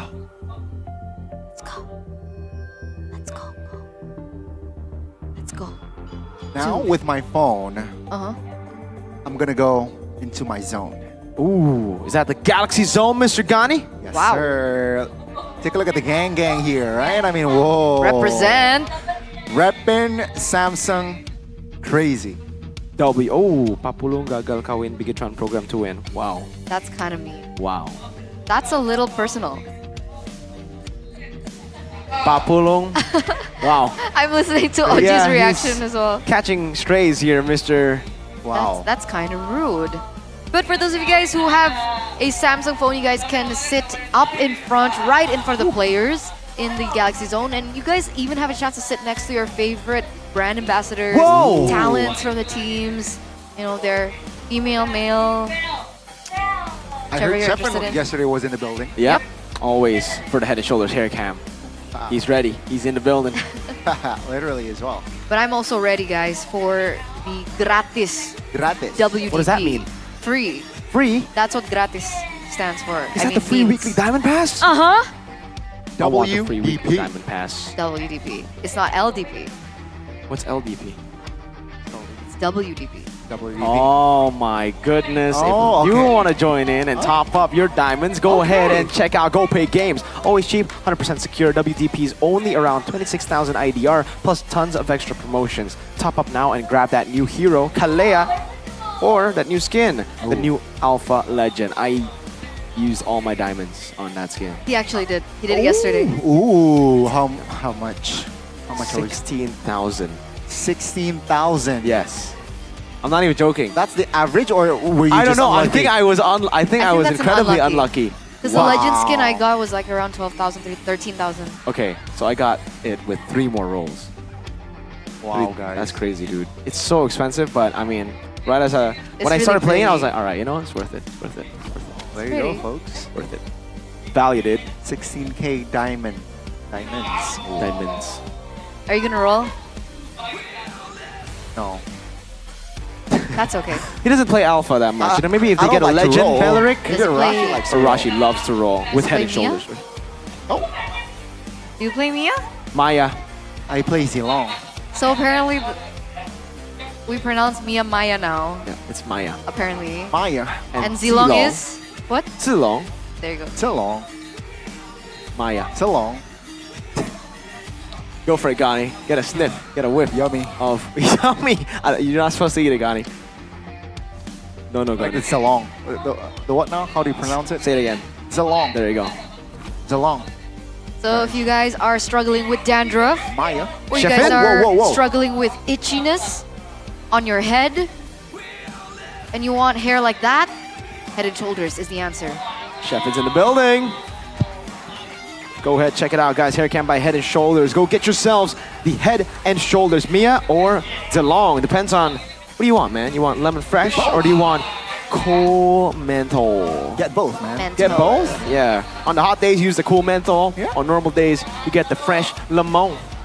Lemon. Fresh lemon. Fresh lemon. I just realized the lemon part. Why? What's wrong with the lemon part? What? No, it's I just realized that means lemon. Lemon. Oh. Lemon. Lemon. I don't know. So confused. All right. Anyway, now it's looking kind of interesting for Navi. Hopefully they get blue side and hopefully they experiment with bans against Iman because again, it seems like every time Bigatron plays, it's mostly Iman getting the MVPs, right? Yep. He is currently #1 on the MVP standings without a player of the week. Oh, there you go. First pick, but first pick, 0%. Ugh, Big yikes. that's nasty. And on the other, I mean, the red side is not looking too hot either. Yeah, because Bigatron have a better win rate on red side actually if we take a look at the statistics, but now that might change with the constant 3 gold lane bans on Mr. Iman. So now they have the chance to do it, for real. Let's see. They gotta do it. They need to replicate the execution of Onyx. Is Coach E2 Max ready? Oh. The blueprint, the Onyx blueprint to beat BTR. 3 gold lane bans. Harith, Granger, Moskov. But maybe it might change it to Harith, Granger, Beatrix. Wait, what was the ban? 50%, 60%. Very positive, Bigatron. How are you Ranger, fifth? Harith, Moskov, Beatrix. We throw a lot. Yeah. I mean, we were hyping Shive up so much from the start of the match. And unfortunately, he wasn't given room at all to shine No. on the Bruno. Technically, he was also kind of shut down. He was shut down, not in the Moskov? normal way. Harith Granger taken away. I mean, I think, some would argue it's hard to, like, deliver a Bruno game, you know? Yeah. Only some can pull it off. It's not as easy. So we'll see whether or not he's given a different hero this time around, ladies and gentlemen, as we get into the drafts. For game number 2, presented to you by the official tournament smartphone Samsung Galaxy S25 series. And even being on blue side, they don't go for the Onyx blueprint. Yeah. It's only the Granger ban alongside with the Fanny and the Joy. And Bigatron respond with the classic Matilda and the Harith. So I completely forgot, right? Like, the reason Onyx could do that is because they have a Fanny player. They have Kyrie in the jungle. Exactly. But when you don't have a Fanny player, either we've never seen him play Fanny in MPL, yeah, you're gonna have to ban that out even when you're on blue. So again, that blueprint will not be visible here, will not be used by Na'Vi. They're gonna have to find their own way to try to beat Bigatron. Matilda, Harith. So it's still gonna be the Juicin? Or are they going to leave it open? I think for BTR, they might just leave it open, right? It's not first pick prio anymore. The Yeeve is still up for grabs, so they can very easily try to just counter it. But it's still to prio, even here on red side. Alright, Jushin banned out here. Na'Vi they have the chance to go Suyo. Yep. If they want to find more success in the early game. Bigatron, meanwhile, Luo Yi is an option. Chip is an option if they still want to do that. What They else could is go a priority? Beatrix again. Or Cho Beatrix, that's true. Wow. I did not expect this though. Jawhead. So they're trying to perhaps. Well, with the help of V, right? So this time with more range, with more poke as well. But yeah, that's gonna be the two heroes from the side of Bigatron. Now V responding this. Okay, taking a look at Na'Vi. They've already picked up the Suyo. They would have loved to go for the Jawhead here, but unfortunately the Jawhead's been taken away, so they gotta get mid-prio against the Yve. That's a tough one. Great picks for BTR to actually deny that Jawhead-Yve combination with the Suyo. They might want to just play for late game at this point, right? Pick up Sicilian? Or no, go for Moskov first here, I think. The thing is, if you go Moskov, the Jawhead can be combo 2 with a Beatrix. Moskov Valentina, does that make sense? I was thinking Valentina as well. They go Badang, so no, it doesn't make sense. None. Oh, Sicilian, there you go. So they go Sicilian and Badang. More stability. They have crowd control as well here with the Badang, and it is going to be tougher for the Jawhead to engage if Badang is in your face. So let's hear Bigatron for their last pick for that first phase. Gonna be the Nolan. Yeah. All clear. And also, again, a lot of bushes will be controlled by this Nolan. Signature NFL pick. Signature NFL pick. Last time he played this, it was game 2 against Evo. That was when they had a 17k gold lead, completely shutting down the Suyo of Albert through farming, power farming. That's something indeed that we do need to note as we head into the second phase of the drafts. And now, Bigatron, what do they want to start limiting? Do they start limiting heroes that can be aggressive into the jungle? Perhaps heroes like the Khalid, Hilda? Is that still a consideration to help the Nolan farm properly? Cho as well? Yeah, it's gonna be the Cho, right? It also makes sense, right? But I believe Annabelle, what, minute 9 this season with the Nolan, level 15? Yeah. Right? Very quick level 15 with Nolan against Evos. It was a stomp of a game. They shut down Evos by playing the macro game, constantly invading when they go for turtles, looking for other angles on the map. It was a macro playstyle. But with the Jawhead, I think it's much more of a front approach. It's very kind of like, yeah, let's go for the brawls. We'll set up for the Nolan to get the last, to just assassinate people. With the Jawhead new passive, I think that is very, very applicable, especially with the Yve kill pressure too. Intelligent response here with the Hilda as well. You mentioned the Hilda, but now it's gonna be Na'Vi who will ban the Hilda out. They do not want Jawhead and Hilda in their jungle, seems like. Bigatron though, they can respond with another hero. Or they might just go and ban. Perhaps limit Amon here, right? Tigreal is going to be the choice here. They're making sure that Bigatron will be able to have the free space that they need in the particular team fights. And the Beatrix. So you mentioned Amon, the Beatrix gets eliminated. I was wondering, right, with the Hilda being banned out, do you think that Na'Vi would want to pick up something like the CC? Bigatron pick up the Moskov though. Yeah. This is a very clear Moskov, I would say. And I think for Na'Vi, they overthought the Beatrix for sure. They have a Badang. The whole reason they went Badang, I thought was, all right, now you can't go Brody, you can't go Beatrix. You need someone with a Purify. But then they ban out the Beatrix. So, yeah, Moskov gets a free pick there. And you've only really limited your own gold laner now with that ban, right? Khalid gets picked up as well. There's not that much CC, technically, but Jawhead and Moskov should be able to deal with the Khalid. And again, in the XP, we're going to be expecting CC-heavy Luke. It might be another glue here, honestly. Luke makes sense, but Na'Vi, they need... should be Bruno again. Bruno Irithel, right? Like, there's no other choice. I think this time go Irithel, right? You want more, perhaps more like... Yeah, more space to play with, right? You can move around while dealing damage and with less CC. And against the Yve, right? In your face, I think movement, mobility will be crucial. But there's just so many things that the Irithel has to deal with too, right? Because technically in these team fights, if the real world manipulation gets popped up, at least as an Irithel, you can kind of maneuver out, but you don't have a clear cut unless you use your ult to get out of it, right? And then you have to worry about Jawhead, and then you have to worry about the Nolan. So how do Bigatron close this out? All they need is just an EXP laner. Phoveus is still an option. Honestly, Lucas. Yeah. Oh, nice. Good call there with the Lucas. There's no, it's just a full dive. Bigatron's composition. Usually with the Nolan Moskov, they want to play the macro game, but I think this game they might just go and brawl it out. Yeah. I think they want to end things quick here.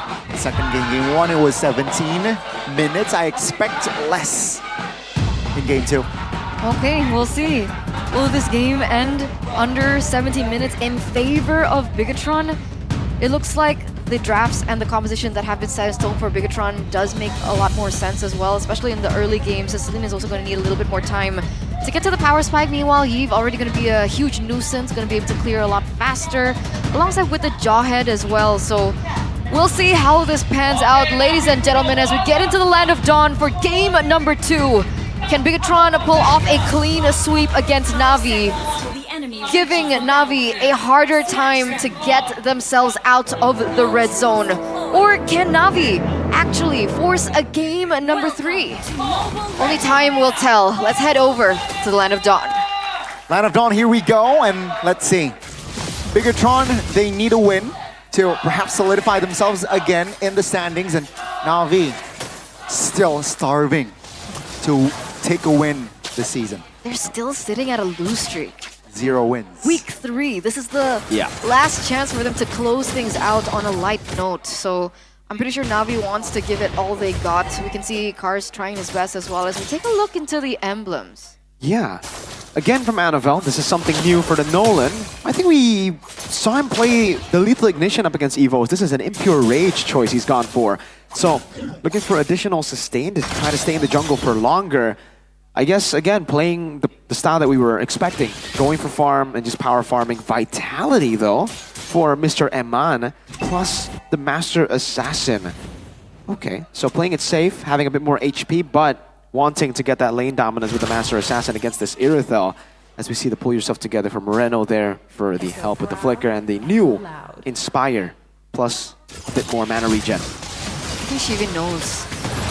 He's clearing the wave as slow as possible, making sure it ends up on his side. But wait a second, in the mid lane.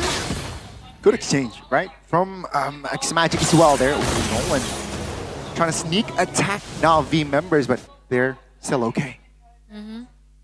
The Concussive Blast too, by the way, for Luke. So usually we see more like Brave Smites on this on the Lucas. Luke has gone for the Concussive Blast, so he's looking for Prio in the lane, looking to rotate quicker compared to the Badang to be more active light.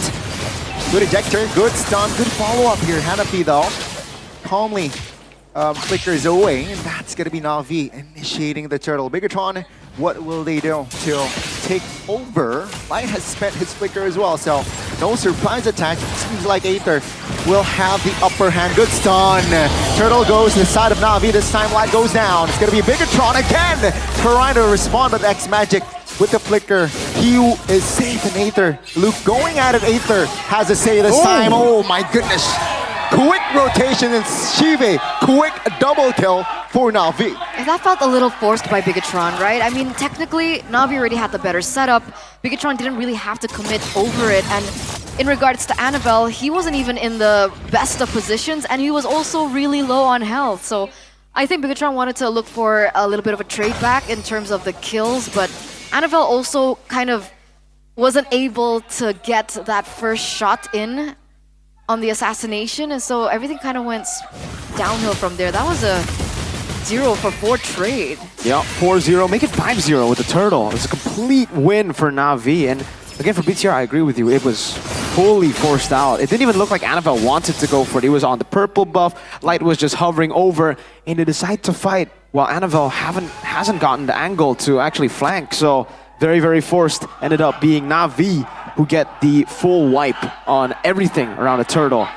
Having also Shive getting 2 kills is massive to get him into that power spike quickly.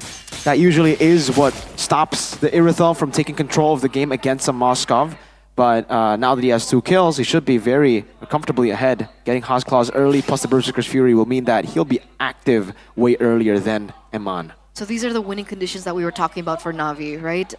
Best case scenario, neutral objective take wasn't as much of a priority, but the fact that they were able to get their hands on it is great. And again, like you mentioned, Shive being in the lead is also really great in terms of these team fights. Meanwhile, see here with that. Yes, oh my goodness, good follow-up. Aether securing that kill. That's gonna be another favorable trade for Na'Vi whilst the turtle is up. 5-0 in 4 minutes.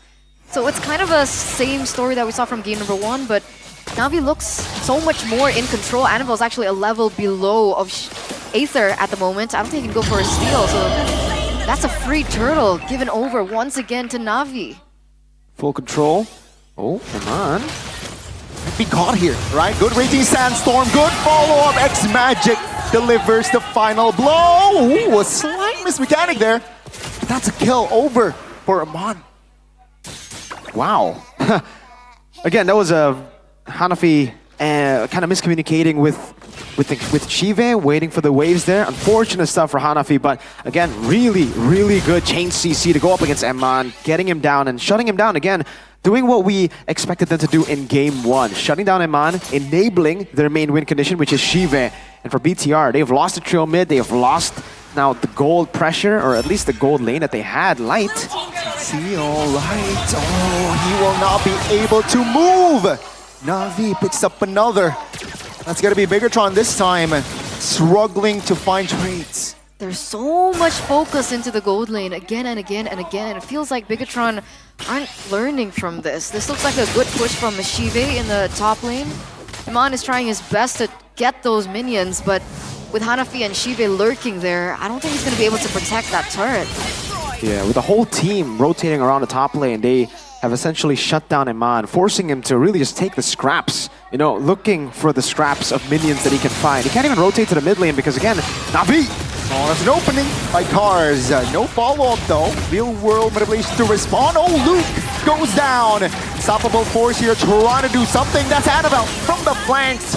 The sneak attack works. That's a trade. X-Magic goes down. 1-for-1 trade, but that's X-Magic for Luke. And he was sitting at 2-1-4 earlier on. I gotta ask, Miracle, what's up with Bigatron? I mean, with a lead like this, Na'Vi shouldn't be giving out 1-for-1 trades like that. Bigatron actually, that was a winning fight for them. Getting the trade 1-for-1 is good for the losing team. Na'Vi's got to be a bit more clinical here. They have the objective, they have the control, they should just play for it. Gonna be the perfect turtle looking like for Aether. Luke though will zone him out. Take a look at Hanafi here. Receiving a lot of damage. X-Magic deals the final blow on towards Luke. Top lane though, it's a free lane for Amon. And that's gonna be Na'Vi though, still leading 3K. But that's some compensation that Amon finally gets, right? And it should give him a little bit more gold to work with. If we're talking about Amon and his items, how are we looking? Amon and his items still pretty behind, especially compared to the Irithel here. He's actually almost 1,000 gold behind of Shive. Shive is at 6K. He already has the power spike that we were talking about, the Berserker's Fury plus the Haas Claws. So very, very far behind Amon right now. Amon needs to get the DHS before he's online. Shive is already online now, so BTR shouldn't really be going for those fights. Luke has been forced in a lot of those skirmishes, even though I think it was unnecessary. 0-4-1 currently Luke, with technically no counters on the other side, right? We expect Lucas to go 0-4 up against Valen, CC Phovius maybe, but this has been a pretty bad game for Mr. Luke on Lucas. I guess maybe he's looking for opportunities for Bigatron. It's a little similar. Would you call it a mistake? The way that they play, a little too aggressive maybe from Luke, especially being so far behind. Very similar to Nino, I think, yesterday in Alter Ego's match. Maybe that's just an EXP laner thing? Yeah, I don't know, because Mr. Nino played on the Hilda. He did play a Lucas game too. On the Lucas, he wasn't 0-4. On the Hilda, he was, but that's the Hilda. Yep. You want to go in, just be a distraction for Lucas. You want to stay in the fight for a bit longer. You want to be a bit more active in this fight, you know? So right now, BTR have to fall back to the second plan that they have, which is play for late game. And even then, if they do play for late game, X-Magic is going to continue to scale. Jawhead is going to fall off quite a bit. Annabelle it's going to be very tough for him to look for the assassinations here as we get to the later stage of the game. This is more of a snowball pick as well. But at least for BTR, the one glimmer of hope is they have better macro. With Nolan, with Moskov, they'll have better side control. But other than that, I think it's a Na'Vi win. But remember the last time Bigatron met Sicilian. I think Goni remembers. Such. So Aether level 14 right now. Annabelle is actually a level below. Na'Vi very quick. I think they're gonna burst this down. Wow. No steal should happen, right? Chido looking for a possible angle here with the concealed light though. Will not engage more. Top lane is still Amon lane. It's gonna be Na'Vi now, perhaps pulling the trigger. That's gonna be the stun on towards Moreno. He goes down, but the Lord goes to Annabelle. X-Magic collects a double, but Bigatron, they have the objective loop now isolated. It's gonna be Aether though. Looking for a possible angle kill. He will get the Mega, but they need to deal with the Lord. Whoa, Annabelle gets the Lord. He was a level below as well. What happened to Aether? Aether wasn't able to, it was just a pure 50-50. Annabelle walked in, Aether did too. I think it was Luke as well, Yeah, Luke. CCing Aether, so he wasn't able to really get that free space to go for the retreat plus Soul Sever, which is unfortunate for Na'Vi. But even then, BTR looked completely miscoordinated. Wow, again, Aether losing on that 50-50. Annabelle winning the retreat battle on the purple buff. Now though, Eman has gotten the 3-item power spike. Very late in Eman with, I mean, considering it's Eman standards of getting the 3-item power spike. But in that team fight, yeah, very messy from BTR too. They got that because Annabelle got the retreat plus Luke, but again, the back line, Moreno was basically picked off. Light still tried to save her, tried to save Mr. Moreno. That moment, he knocked Shive all the way back. But yeah, I think they gotta fix these communication issues, man. For Na'Vi, they have to make the decisive move. They had a 1-level lead on Annabelle. Eman was up top. They had to make a move on the Lord, but they reset it. They gave BTR an opportunity to contest it. And so Bigatron was also able to get some compensation, right? They got a turret in the top side as well. Really good trades coming in. Eman now. Okay, he knows that. Man, Hanafi could have gone for it. At least, I guess he doesn't have the information to go onto Eman earlier on, but again, now Aman with his power spike, that's another layer that Na'Vi now has to consider. Who's going to be able to take him down in the backline? Like we've seen Aman do. He's been able to turn situations around alone. Yeah, I mean, considering the chaotic nature, oh wow, Hanafi Going in, and that's gonna be the crowd control combo. X-Magic deals the kill.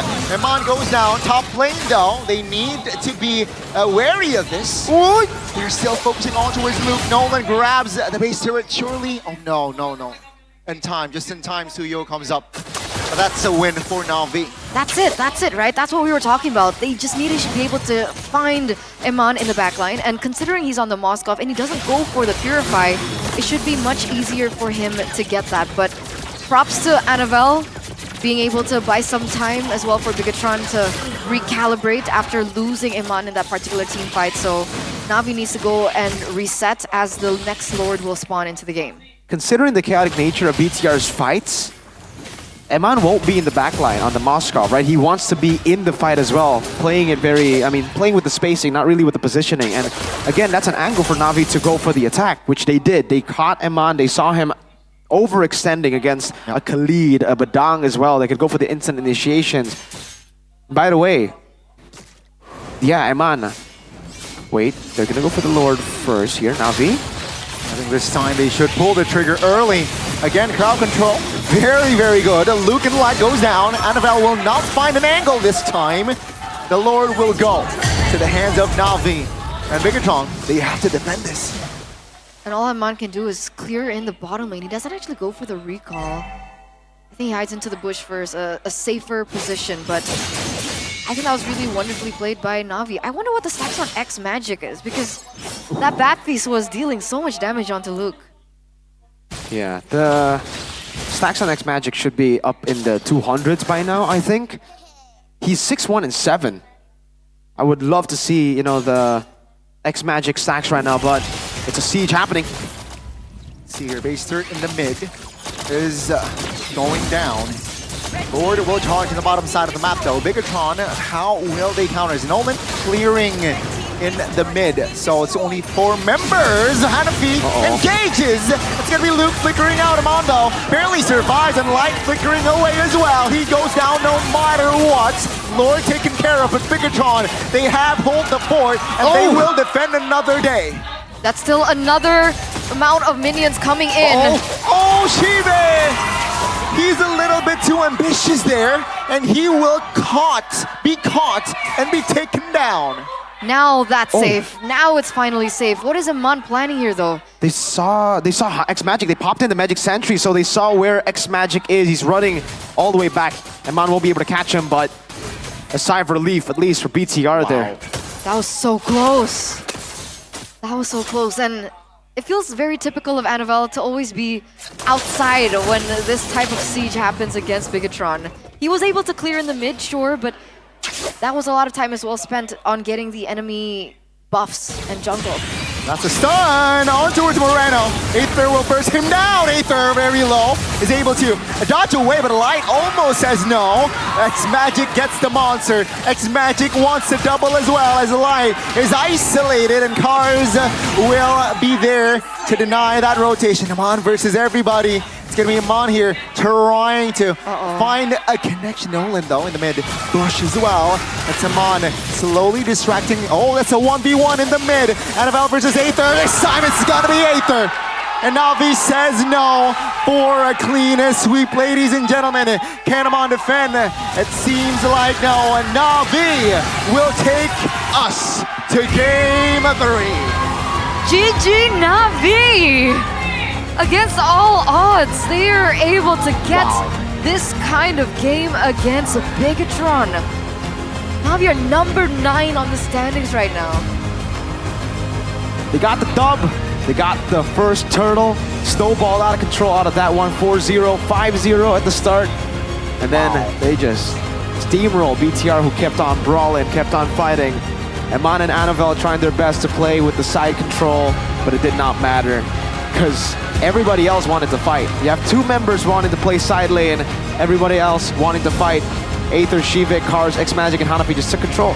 3v5, always winning it out, and then taking the game. Let's take a look at the crucial moment here. This was the moment again. BTR, I think we've seen BTR in this situation a bit too many times now. In a way where they've somehow defended, they decided to fight again. They gambled on a fight again, and so far, I don't think any of the gambles that they have made in the late game when they've, made a miraculous defense have worked out for them. The curveball, the gimmick that they have is more of a meta thing that they do, which is, again, very readable. Navi saw that and they were like, what the heck? Let's punish them. We're walking out of their base when they don't have base turrets. We're trying to go for Aether, who has crazy cooldown at this point of the game. Cooldown boots too. We can just blink and blink and blink on that Suyo. Best team in the world.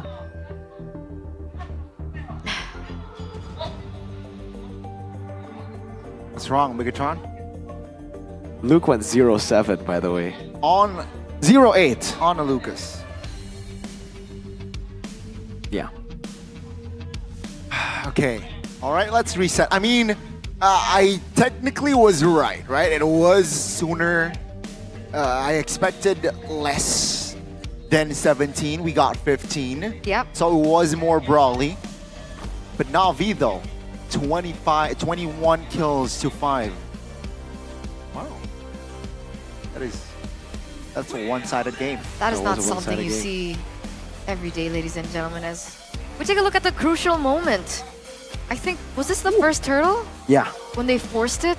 4-0 start to the game. Yeah, this was the first turtle. 2 kills on Shive. Yeah. Remember before the match, we were like, all right, mid-trio, usually lose, prioritize gold. They won the mid-trio. They prioritized 2 kills on gold. They got everything.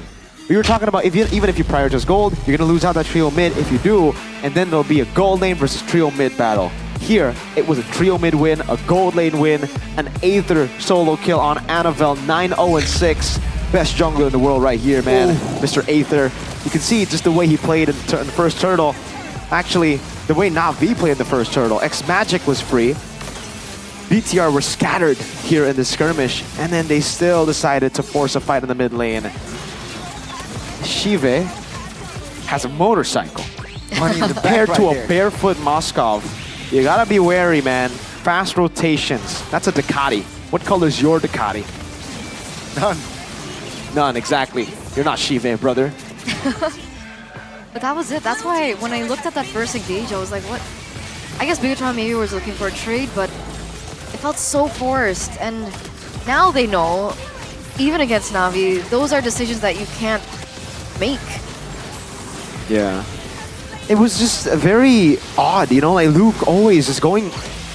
It's fine making those plays when you're ahead, but when you're behind, making those plays, those game-changing plays, it seems like it's an always Luke kind of thing now. Like Luke always does that to a point where no one's surprised by it anymore. Even Na'Vi, when Luke went in and shoved them all back to the real world manipulation, they were like, oh, okay. We knew this was going to happen, but we didn't expect it.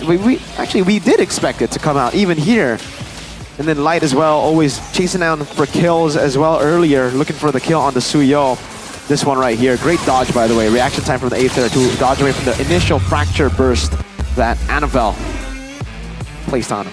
By the way, I think Cars deserves some love on that Badang. I think if we looked at the replay again, a lot of the moments where they were able to catch a couple members from the side of Bigatron, it was also because of the Badang. So, nice work, Machine.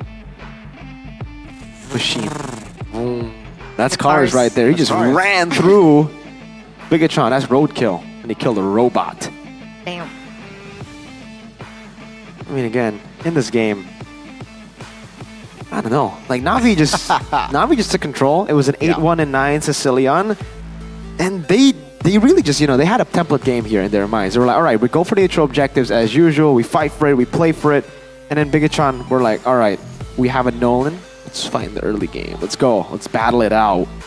And they lost. It ended up being a 50-50 in Turtle 1 that Na'Vi won. It was an all-in BTR. Just imagine putting all your chips down for Turtle 1. And then Iman was pressured after that because of the space that they were able to get. So even if they were banking on Iman as their plan B, Iman was so far behind. Got the Trinity really late in the game as well. So the impact that we saw wasn't really there for Iman either. So Na'Vi really checked the boxes in game number 2. It was almost a perfect game from the side of Na'Vi with their draft, right? Execution-wise, also outcome-wise. But their job is not done. It isn't. To grab their first win this season. But they're close. They're one step away. Very close.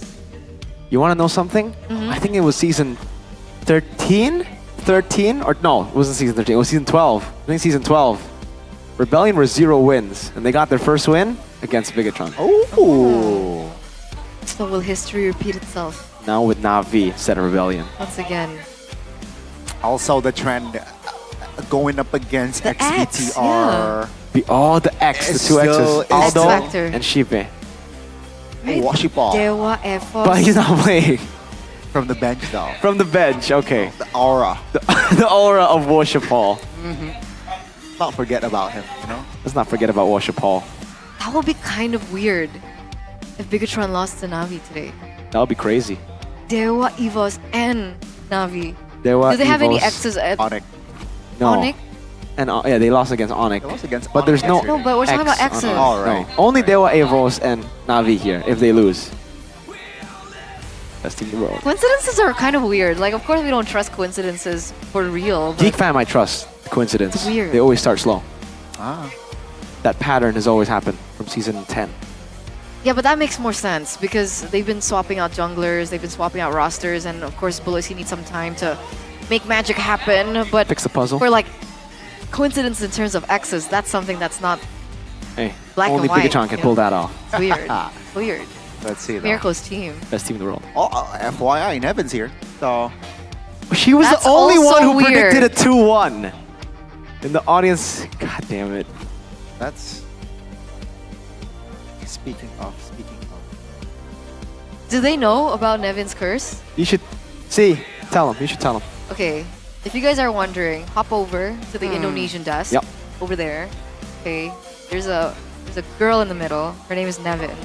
And she has a curse. Far right. So every time she casts, is she on the right? Far right. Yeah. Okay, she's on the right. Far right. Every time she casts, it always goes a full series. Like 2 weeks ago on a Sunday as well. Week number 2. I was 2-1, there. 2-1, 2-1. You were there. Every Sunday, you're here with Nevin, bro. Oh no. Week 3? No, last week? Week 1 and week 3. Okay. Last week, it was so nice. Wow. Well, let's see, ladies. We'll see. I mean, it's 1-1, so. it is 1-1. It is 1-1. For the first match, it's a check for Nevin. Check for Nevin. She has a checklist of her own, like Navi. She predicted every match today to go 2-1. By the way, I just want to tell you guys just how ridiculous Nevin is. And she might be right. She might be right. I guess we have time to talk to her right now because, ladies and gentlemen, I'm going to throw you over to the host. I want to see what they're doing right now. Dan satu sama telah kita saksikan bersama-sama antara Navi dan juga Piketron. Semua super fans makin deg-degan apalagi support system yang paling di garda depan. Ada bersama dengan Bude, ayahanda papa dari Cars. Siang Om. Selamat siang Bude. Gimana Om? Kita selalu melihat Om tuh dari season ke season terus mendukung Cars dan sekarang Cars ada di tim baru di Navi. Gimana Om melihat Cars ada di tim Navi ini Om? Ya, saya selalu senang lah apa yang telah dicapai sama Cars. Jadi saya juga kaget juga pas dapat kabar awal tahun ini Januari kalau ternyata timnya udah berubah, udah diakuisisi sama Navi gitu. Ya, dan saya percaya dia masih pasti akan selalu memberikan yang terbaik lah bagi timnya. Betul, apapun timnya Cars selalu memberikan yang terbaik. Dan sayangnya nih Om, kita melihat bahwa kayaknya walaupun sudah berusaha yang terbaik dari Navi belum membuahkan hasil. Progresnya belum terlalu baik untuk mereka karena belum mendapatkan kemenangan satupun dari match win point-nya. Kalau dari Om ngelihat perkembangan Cars bagaimana sih Om di season 15 ini? Menurut saya Cars masih konsistensi mainnya.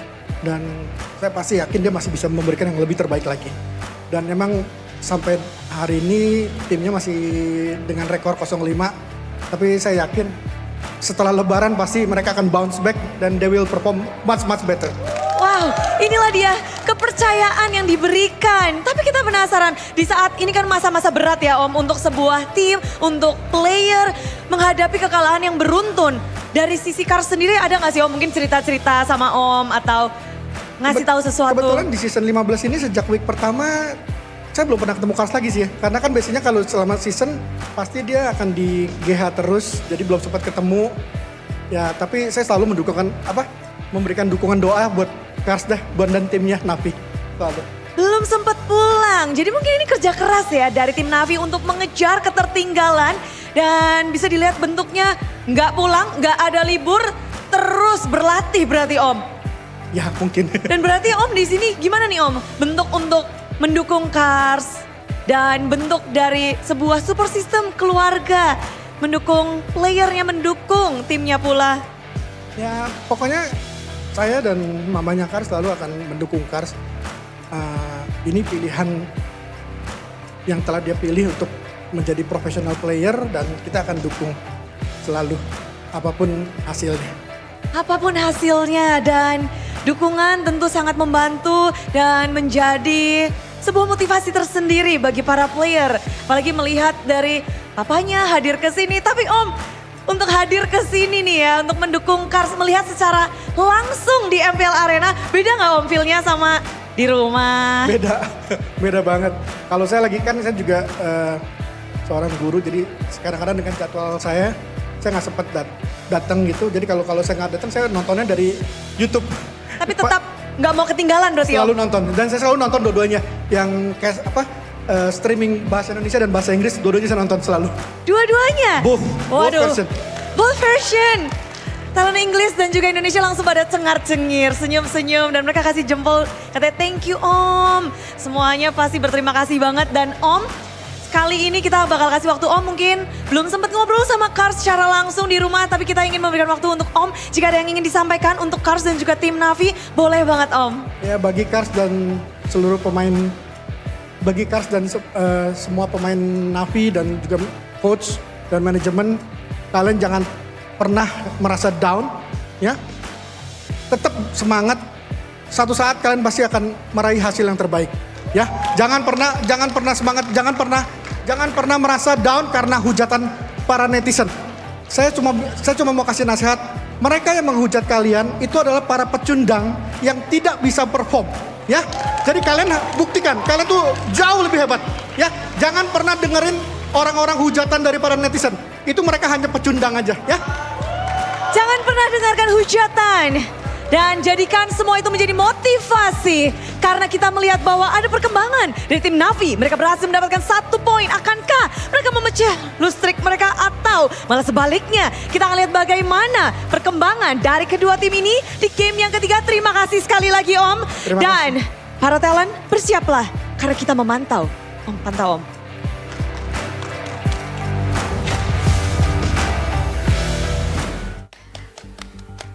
Sir Cars. Thank you. That was super cute.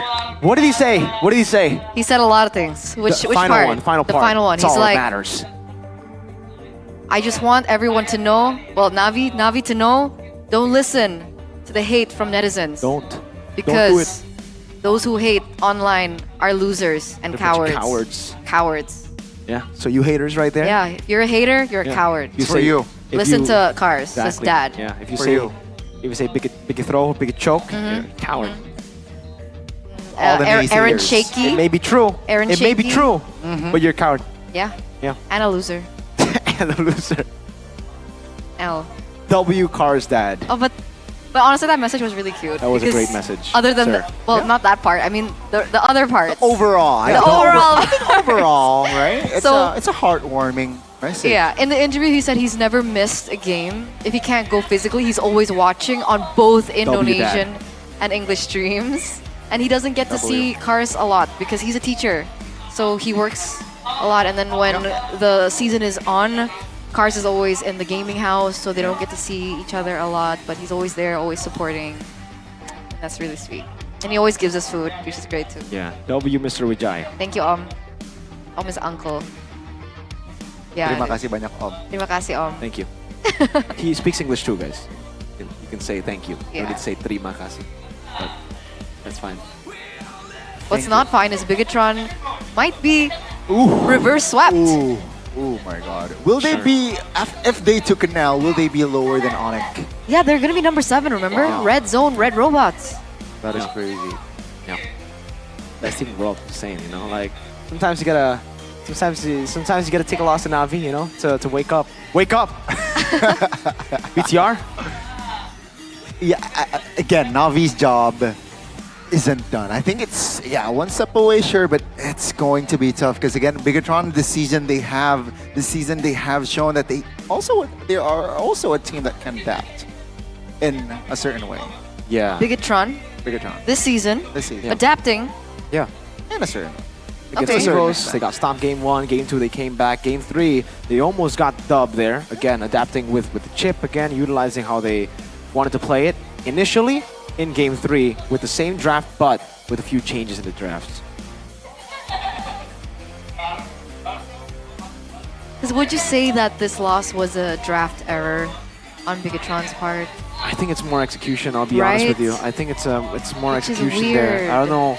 Mr. Luke, my GOAT, 0 and 8 on the Lucas. That hero was named after you, sir.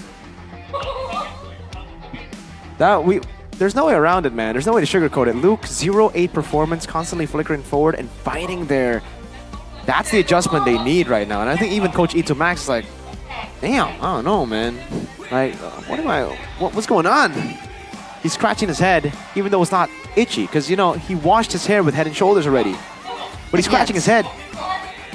He's still scratching his head. I think Nevin is... See? Ranger Mouse is calling us, saying Nevin predicted 2-1. He's the only one who predicted 2-1. No, Nevin.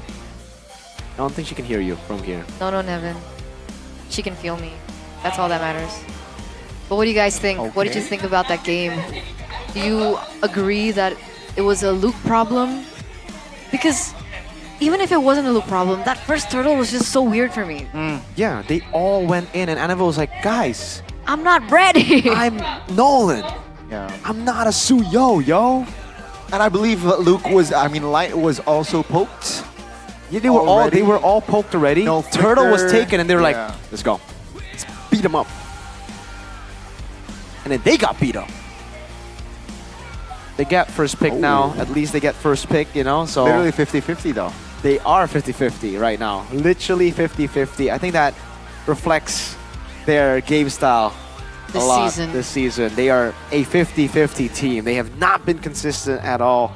Even when they get their comfort picks on the Nolan, Annabelle performed really well against Evos, but there he lost sight of the win conditions of the Nolan. Here, we have a question from a viewer. Okay. Is it a language barrier problem for Bigatron? I don't think so. We I can don't think answer so. no. I don't think so. Yeah. No. Because we've heard Light being able to speak Indonesian properly now. Well, especially for calls, right? And that should be enough. Eman can also speak Indonesian now. So it's not a language barrier problem. It's, I don't know what it is. Because we've been talking about their synergy since week 1. Yeah. Sometimes it looks like it's better. And then as soon as we think, all right, Bigatron has got Back their to synergy zero. and chemistry down to a T, they make mistakes like that. Because again, that first turtle was so uncoordinated. What was the call? Was it to team fight? Yeah. Was it to get the turtle? Was it to leave it open, just open vision? I think they wanted to take over, but here's the thing, right? Sure, you took an L, like a massive L in that first turtle. You just want to underline massive L. Massive. Massive got the double as well, right? Basically got the money in the bank for in minute number And 2. they cashed it in. They got that championship.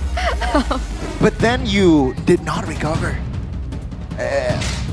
I think they Okay. need to change their approach here. Let's give them another chance. Let's give They got Bigatron another chance. the benefit of the doubt, Let's right? see. Game number 3, complete reset for both of these teams, back to a best of 1. Let's take a look at their drafting phase now, presented to you by the official trim smartphone Samsung Galaxy S25 series. Matilda Yves, exact same ban from Bigatron in the first game. I am not the only one. Harith and the Granger and the Phobius. So that's now the change that we're seeing from Bigatron. It was actually the Jushin ban in that third slot instead of the Phobius. Na'Vi now have to ban out the Fanny here, right? Or maybe they don't. Maybe they just go Badang, right? We've seen an answer to the Fanny already. There you go. They banned the Jawhead. They are leaving it open. They are baiting Annabelle to go for the Fanny. After that game, game 2, I think confidence is at an all-time low for Mr. Annabelle, for BTR. So can they still execute these high execution heroes? Are they still confident enough to go for the high execution heroes, or will they just go for the Suyo? Jusin also left open, by the way, so there are a lot of options for BTR. Suyo for that early game neutral objective, Fanny for the fight, Jusin, because they banned the Yves, they go Cho. First pick. Huh? Same reaction. Suyo, Fanny, Jusin, all up, Joy even. They go Cho. I think it's all about comfort here, right? To Max's strategy. Immortal one chose Suyo, Jawhead. That can be saved for the next phase, no? Suyo Badang. I mean, Okay. Kars was doing a lot of work on the Badang earlier, so it does make sense. This What is this? Uh-oh. Uh-oh, because Badang. Oh. So now for BTR, they have Cho. I'm guessing they want to go Beatrix, right? Because like, what else would you go for the Cho so early? You're probably gonna go for the Beatrix, and that's what we're gonna be seeing, I think, for Bigatron. But then the jungle, are they going to go for Fanny? I mean, technically, Fanny is it's a tough call because there are a lot of ways to counter the Fanny. So maybe they can actually wait for last pick for the jungle. Beatrix, Joy. Beatrix, Joy. So no Fanny. No Fanny. Completely ignored here. All right. Last pick now for Na'Vi. Moskov, they have to go Moskov, right? Moskov. Oh. So they want to perhaps apply pressure towards the mid-late game with the Sicilian, and also a little bit sustainability against the Joy. Not the worst thing in the mid lane. So let's see here in second phase. Na'Vi though, they will finally ban the Zushin out, knowing that they have picked up themselves the Sicilian. Bigatron, they should limit the option for that gold. Oh no. Yeah, I was thinking the same thing. I thought they were gonna limit the options at the gold lane, but they ban out the Tigreal. Again, I'm thinking something like a Moskov here, because for Na'Vi, they all really want to group up. Something like a Moskov could add, another layer to their win condition. Having side lane control, where it could go up against the Joy. We've seen it from Chadera too against Liquid. You remember? Playing in the side lane, getting the lead, and then in the end, beating a Joy even in the side lane. Okay. So Moskov ban here for Bigatron.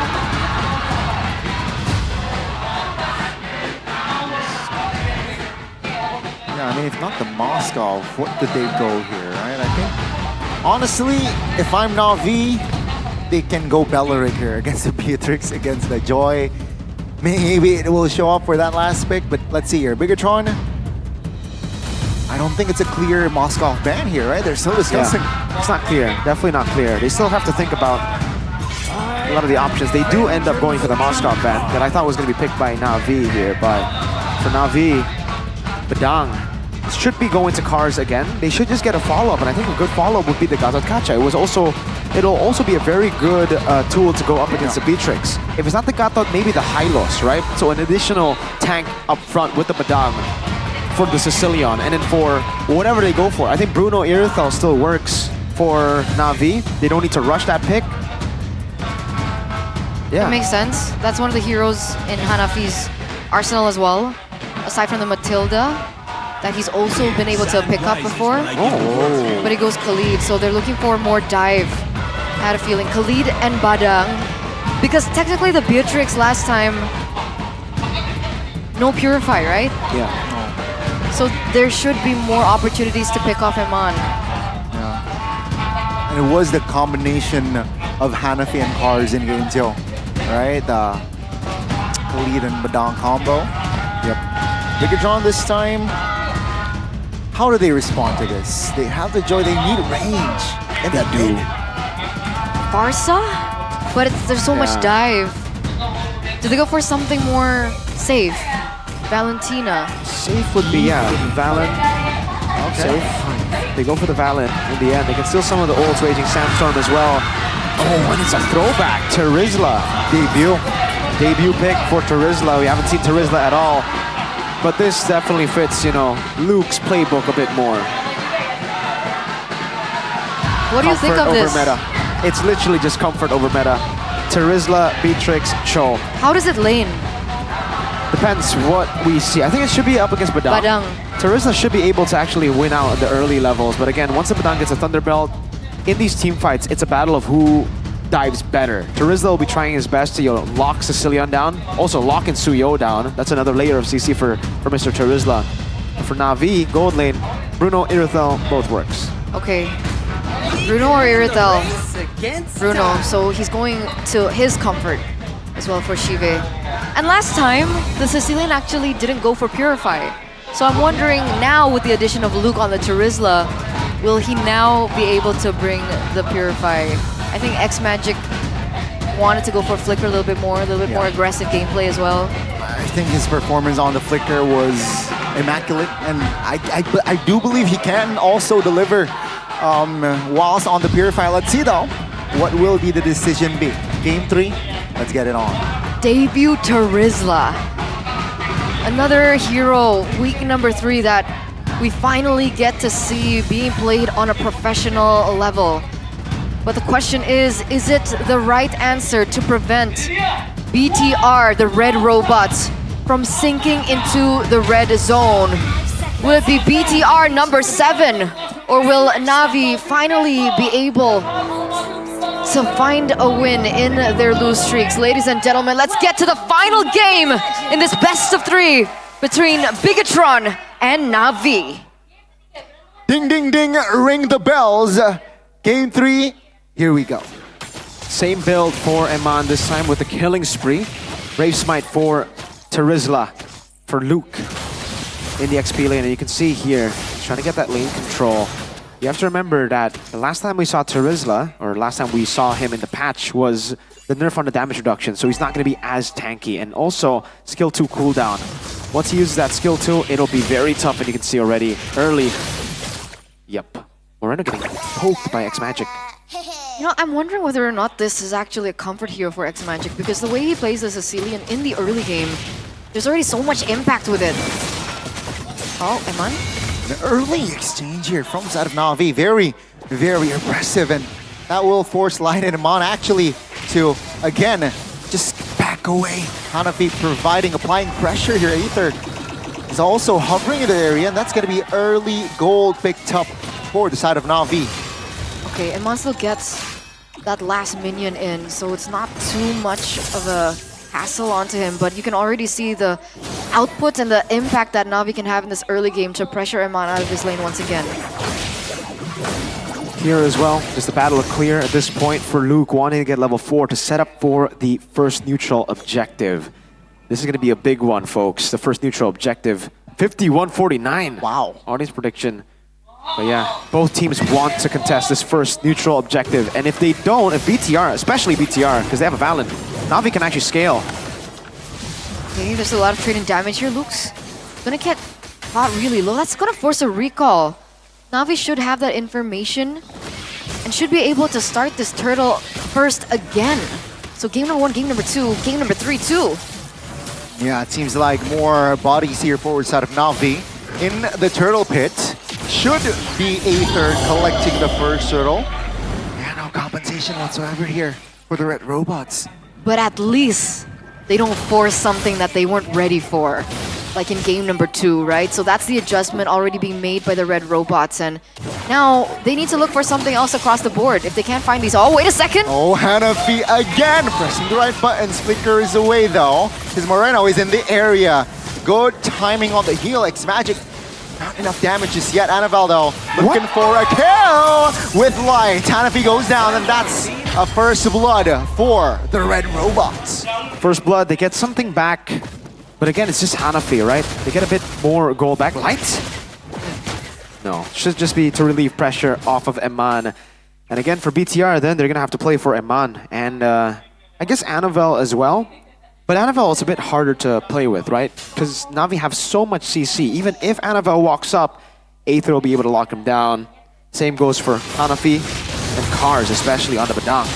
Flicker. Good flicker. Oh wait, X-Magic doesn't go for Purify again.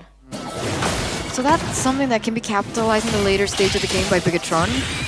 Meanwhile, in the bottom lane, Luke just walks out of that, and he's going to be A-okay. And apparently, Eman is going for the exact same build. See Halberd first into the Melfic gun, I believe, but I think he might not be able to go for the Sky Piercer. It's a bit too risky now in this game. It's not the lead that we saw in game 1. Whoa. On towards a member there, and that is already a good response from the side of Na'Vi. Oh, Hanafi on Eman again. Whoa! Oh, another pickoff potentially. But Eman will be able to go home safely, like providing damage there. Enough damage to just back Hanafi. I guess that's the new message, right? That's the new mission. Mr. Hanafi, all you need to do is now just hold on to Eman, chain him up as best as you can. And we've seen Eman being unable to get into these teamfights. Light, however. Bigatron this time will have more say! Cars denies Moreno, but Moreno quick to respond. Cars though finds the kill. Bigatron now in the turtle pit trying to find the neutral. It's gonna be Aether collecting it still. Aether trying to die, not to die, and he will fall as well. Hanafi flickers on towards Annabelle. No follow-up. Na'Vi still 1,000 gold in their pocket. 2-for-1 trade, but Na'Vi pick up the turtle. What do you think that was worth it for? Na'Vi. All these equal trades are going to be worth it for Na'Vi. They have X-Magic on the Sicilian. He is scaling against BTR. Well, technically BTR are also going to be scaling, but I think for Na'Vi, if they stay even, that means BTR won't really be able to shred the front line of Na'Vi. as fast as Na'Vi shreds the front line of BTR with their front to back, right? It's Bruno plus Sicilian. So as long as they keep this lead at 1K, even at no lead, as long as they're even, I think they have the easier comp to pull off. BTR have to look for so many creative angles. Again, this is what you get when you go for more comfort over meta, but that's the game that BTR chose to play. And essentially, oh, wait a second. Luke? He pulled. Good stun. That's going to be Luke here trying to reposition. Hanafi will not commit on towards the dive or the fight just yet, as Annabelle will try to sneak, find the turret. He does not want the 1v1 just yet. So that's information that both jungles are actually in the bottom side of the map. Aether goes in for a recall. And earlier on, we saw that Moreno actually opted to go again for the Raging Sandstorm. How do you think Moreno has been in this game on the Valentina? Because technically there are not a lot of ults that can be utilized, in a sense. Yeah, the only real ult to take is the Raging Sandstorm. Maybe you can go for Fist Crack, but it's more optional. I think the Raging Sandstorm is still the better choice, so he's going to be stuck on the Khalid ult for the most part. We won't be seeing him, venture off to a different ult for a while. Eman has the Melfic gun. And I guess, I'm not too sure if this is the power spike yet. Last time I think the Sky Piercer was when he really started to get turn on in the game, but... Oh, kick. Light Wave Dragon on towards Cars. He flickers out with a Fist Crack pop. Hanafi trying to find him on, and he will find the kill. It's going to be Annabelle, though, trying to find the trade. Gets its magic. That's the goal for the mid. Hanafi, again, being a constant nuisance. This time he will be punished by Light. Na'Vi, though, they have their eyes set on towards the turtle, but Annabelle denies the newt. Hanafi, despite getting taken down, he's already done his job, right? Eman once again, this time not even just zoned out of the team fight, but he was also taken down. So Eman right now, 0-1-1. He should be falling far behind Shive at this point. But unfortunately for Na'Vi, it was Annabelle that was able to pick up that turtle. Very difficult game to play here now for Eman. It's not like game one when they had so much CC to just, peel off of him. This time it's not a Suyo in the jungle. Firstly, it's a Joy. So he's more damage dealer than peeler compared to game number one. That's why Eman was much more vulnerable. And again, Na'Vi have also made very good adaptations, picking up the Khalid. That's something that they didn't have in game one. Something they could actually threaten the backline by diving in with the Raging Sandstorm and the Flicker. And this time, with the combined efforts of Aether, Kars, and Hanafi, they were able to catch Eman. Eman's on the way to a BOD, so as expected, not going to go for the Sky Piercer. Bit too risky in this game. It's a bit too 50-50. X-Magic is still scaling very, very well, despite that loss. So that's the power spike that we're waiting for Eman, right? The BOD? BOD, yeah. And on the other side, for the Bruno? For the Bruno, he's already hit his power spike. It's a Berserker's Fury, Haasklaw's Berserkers. He gets online a bit earlier compared to Eman because Eman's items are pretty expensive, but also he's taken a very different route to the power spike. Usually it's BOD, Melfic Gun. Now it's Sea Halberd, Melfic Gun, BOD. Seems like they want to fight here in the bottom side. Shiva very low. Annabelle secures the kill. Cowers will not be able to get away with the weight of Dragon connecting to him, and Annabelle collects the double. Yeah, it's like you have your power spike, but what happens if you get taken down first? Shiva, the first one to fall in that exchange. That was really well played. A really good trade in for Bigatron too. With these trades, little by little, building up to a 3K gold lead now for Team BTR. Mr. Annabelle, 4-0-2.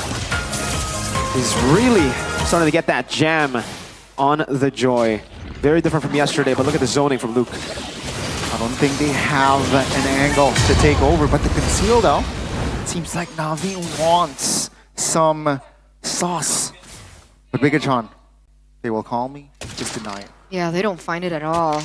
I mean, technically, if they wanted to go in for the concealed play, that could have been disastrous too, because technically Luke has his ult up and ready to utilize the penalty zone. So if we cross back check before this Lord push, how are the items looking? It's pretty good for oh, good shot there from Luke. He has the Anti-Curse building up to, I think, an Athena shield at this point. The Anti-Curse is great against Aether, against Kars as well. BOD still on the way for Eman, right as I say it, he picks it up. So there you go. Now we are going to see some real damage. Whoever gets kicked should just die. That's the problem. With only one Purify in the hands of Shive. And Hanafi's positioning. He showed though, so Bigatron members, they know the whereabouts of Hanafi. Hanafi just trying to distract the formation. Lord, still okay in the bottom side. He's looking for a keyboy moment. And that was against Bigatron too. Yep.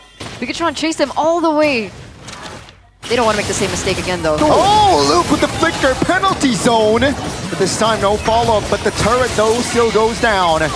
Navi repositioning as the Lord is touching their bottom base turret. Hanafi, awkward positioning, Raging Sandstorm committed.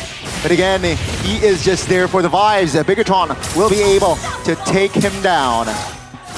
Yeah, that's a successful Lord defense, and technically it's as good as it could have gotten for Navi, right? They don't lose any inhibitor turrets, but there are still some waves that are crashing in the top lane and the bottom lane. And X-Magic should be able to defend. Three-man Jet Kundo cars almost taken down, but Annabelle will secure the kill as well as Shive. He collects the double, but he will fall as well as X-Magic will be able to claim that shutdown. Bigatron, they have yet to collect a base turret for now. I think the sacrifice there was supposed to be for the base turret, but they forgot X-Magic was still there. That's a big shutdown, by the way. 7-0 bounty given over to X-Magic. Gives X-Magic a way to try to maybe pull the comeback off. It'll be back on the back of X-Magic and Shive if they are able to do so. But now BTR will play the slow game again. They'll wait for the Lord. And I don't think they'll be pushing in these waves. They want to try to suffocate X-Magic, try to stop him, deny him from all gold and XP. Right now, X-Magic is sitting at 1k gold lead as compared to the Valentina, right? So he is racking up the items. What is he on? Divine Glaive and Glowing Wand? Yeah, Divine Glaive, Glowing Wand. He's on the way to Winter Crown. He just got it here, Winter Crown. So for X-Magic, he also has to pull yourself together. So he knew he was gonna need this Winter Crown. So far, he only has 3 stacks though. So he's not sitting at that full pull yourself together cooldown, which is 20%. He's currently sitting at actually just 15% cooldown, which is the previous pull yourself together base stat. Okay, and speaking of, Aether now level 15, Annabelle level 15, they're both at equal levels in terms of resources. Everything is up except Light's Flicker. So that is something. Hanafi though, and his positioning. He's looking for Eman, doesn't find him. Oh, this is a battle of the brains here. Patience here seems like for the Navi side as well. Bigatron also not pulling the trigger on the fight and the Lord. Yeah, they have a slow push built in the bottom lane. That's a DHS 4th item for Eman. So now even more damage is against these tanks. Whoever gets kicked again, this one should be another big power spike for him to actually look for the kill. Bottom lane still slow pushing. Navi has not sent anyone there. That's why BTR are hesitant to pull the trigger. Nice positioning though, very cheeky, right? From the west side, oh my goodness, Cars finds one, but now Cars will be taken down by Light. Aether, very low, will be taken down. That's their jungler out of the game. And Amon will say, not in our house, as the Land of Dawn is still his playground. One tower crashes down, another to follow. Waves are pushing in, ladies and gentlemen. And here it is. Bigatron Alpha have successfully won this game against Navi, have successfully disallowed the red zone, red robots. Navi still winless this season, and against the red robots, they're programmed to win. And it seems like Navi will suffer another defeat. Not the best show though for Bigatron there. Losing the game here means they're gonna still have to go back to the drawing books. It's not a good display even. It was one dominant game, I think. It was game number 1. Even here, Turtle won very, very 50-50. It was constant 50-50s up until they won the 50-50. So for Bigatron, a lot to work on, but for now, they will celebrate with the Bigot Troopers here in the building. Navi, unfortunately, After getting the momentum of game 2, after leaving the Fanny open, Bigatron did not take the bait. They did not take the Fanny bait. They stuck to what is, what is safer, I would say. The Fanny would be a good way to, try to win game 3, but with a Badang still open, just too risky. At the end of the day, Na'Vi, they had the force error to deal with. In the bottom wave pushing in. Here they decided, you know what, let's go for the decisive move, but it's for a fight, and it was on to Moreno. This was magic, the final moments, but let's talk to Bigatron and how they felt they did in game number 1, 2, and 3.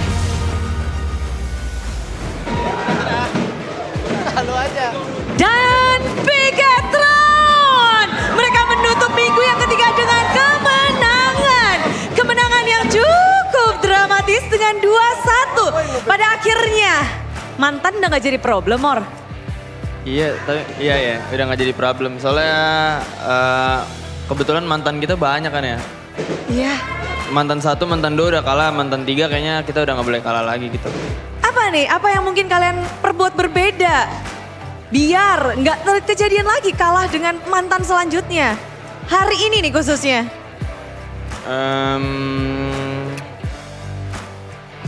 Ngapain semalam? Nggak ngapa-ngapain sih, maksudnya ya udah main kayak biasa aja. Apakah ada mindset yang berbeda? Dari tadi pagi mungkin kalian ada sesuatu yang berbeda yang kalian lakukan? Ritual yang berbeda? Ada nggak? Ini teman-teman AFK semua, ada nggak? Nggak ada, Bude. Nggak ada? Iya, biasa. Biasa aja, tapi kan kita melihat bahwa mungkin mantan bisa membaca, apalagi ada Coach Aldo juga, lalu ada Shive juga. Apakah sebenarnya dari permainan kalian yang mereka tahu itu menjadi bekal mereka? Atau apa sih? Kalau mantan tuh apa yang paling kalian khawatirkan? Mungkin yang mantan 2 sebelumnya kita belum move on kali. Mantan yang ini kita udah move on, jadi kita bisa lebih kuat dari mantan itu. Tapi kalau boleh tahu, ini kan 2-1. Game yang cukup kerat juga. Dan apa sih kunci kemenangan kalian di penutupan minggu ini? Kunci kita Eman sama Anavel sih, Bude. Wah, langsung ya. Anavel, kunci kemenangan. Anavel, kamu gimana? Melihat pertarunganmu dengan Navi di minggu ini, Bigatron dengan naik turunnya. Apakah ada motivasi tersendiri untuk Anavel supaya tidak jatuh ke zona merah? Atau ada sesuatu yang spesial nih? Ya mungkin motivasinya karena season lalu gak lolos playoff, jadi season ini wajib lolos playoff sih. Menghindari zona merah, wajib lolos playoff. Tapi ngelihat sekarang perjalanan Anavel sebagai jungler dari tim Bigatron. Bagaimana sih untuk Anavel melihat perjalanan sampai 3 minggu ini? Banyak struggle-nya karena ini juga kan gantiin posisi Super Ken, jadi lumayan ke pressure. Lumayan pressure. Gimana nih cara Anavel untuk sekarang masih menjadi sebuah kendala atau Anavel sudah bisa mengatasinya? Ya kayaknya overall udah katasi sih sejauh ini ya. Udah nggak ada ngerasa harus lebih baik dari dia dari itu, enggak. Tidak, dan sekarang Anavel kalau melihat performa tim Bigatron ke depannya bisa lebih naik nggak sih Anavel? Sekarang posisinya lagi di tengah-tengah nih. Apa tadi? Bisa lebih naik lagi atau ingin bertahan di zona tengah-tengah aja? Yang penting masuk playoff? Ya pasti pengennya lebih naik sih semua ya. Kita juga semuanya try hard, jadi ya nggak ada niatan buat nge-stuck gitu. Nggak ada niatan buat nge-stuck dan melihat hari ini juga ada yang berbeda. Apakah mungkin karena patch atau ada sesuatu yang baru? Karena look, untuk kali pertama kita melihat Terizla. Lukas. Terizla terakhir. Terizla, ya. Luke dengan Terizlanya. Bagaimana kamu tiba-tiba ada Terizla muncul? Gak tahu sih, dia main aja tadi Teris disuruh coach. Sepasrah itu? Iya, ikut aja. Kamu gak bertanya, emang ini kuat? Kuat dong. Di patch ini tetap kuat? Lumayan. Jadi ini hero yang bisa dipakai situasional untuk melawan tim Navi situasional. Atau situasional. Tapi sudah menggunakan Terizla sebelumnya di latihan? Di scrim doang sih paling. Oke, jadi memang sudah dipersiapkan juga untuk menggunakan Rizla. Iya. Iya benar, tapi lu naik turun kemarin sempat dilanda hampir zona merah. Lu kan pernah terpikir bahwa posisimu di Bigetron ini bisa senaik turun ini? Nggak expect juga sih sebenarnya Bude, cuma ya nggak apa-apa lah, nikmatin aja prosesnya. Menikmati proses. Yang penting belajar.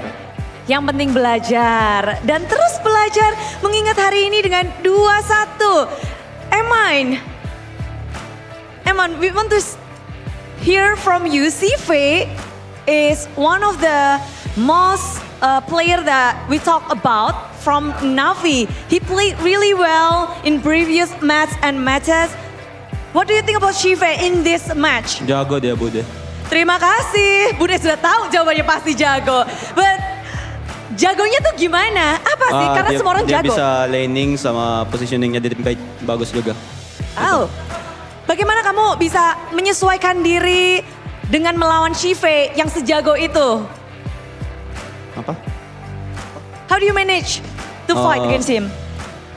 Gara-gara temen gue sih. Gara-gara teman. Memang Mobile Legends itu mainnya berlima, nggak bisa sendirian ya. Tapi kemenangan hari ini, in this win, 2-1 with Navi. Are you expected to be 3 games? Iya, soalnya tim Nabi jago juga pas gue lihat gameplay mereka yang kemarin. Oh, dan dari Eman sendiri melihat bahwa Navi juga ada potensi. 3 game, memang mereka sudah lihat ini bisa terjadi 3 game. Dan Light, as we know, your Cho is 100% win rate for the game. Is Cho your key of success, your key to win? Maybe. Maybe, mungkin aja, but what if every opponent, every team will ban your Cho? Ada hero gua sub aja. Sub aja, jadi sub? Jadi sub, ini mind blown sekali ya, tiba-tiba di tengah ganti ya. Tidak, hanya bercanda. But many teams will respect your Cho for later on. What is your response about this? I must be ready to play other heroes if that happen.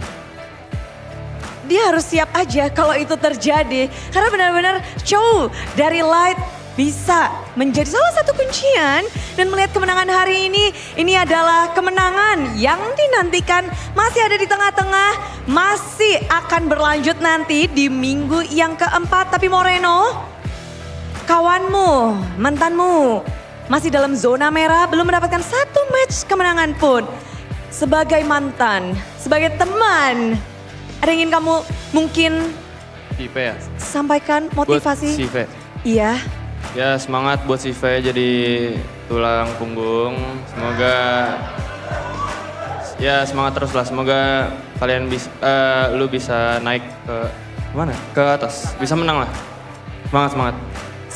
Semangat, semuanya ingin memberikan semangat dan hari ini kita menjadi mungkin perpisahan sejenak. 3 minggu akan berpisah. Kemenangan hari ini mau kamu persembahkan untuk siapa nih?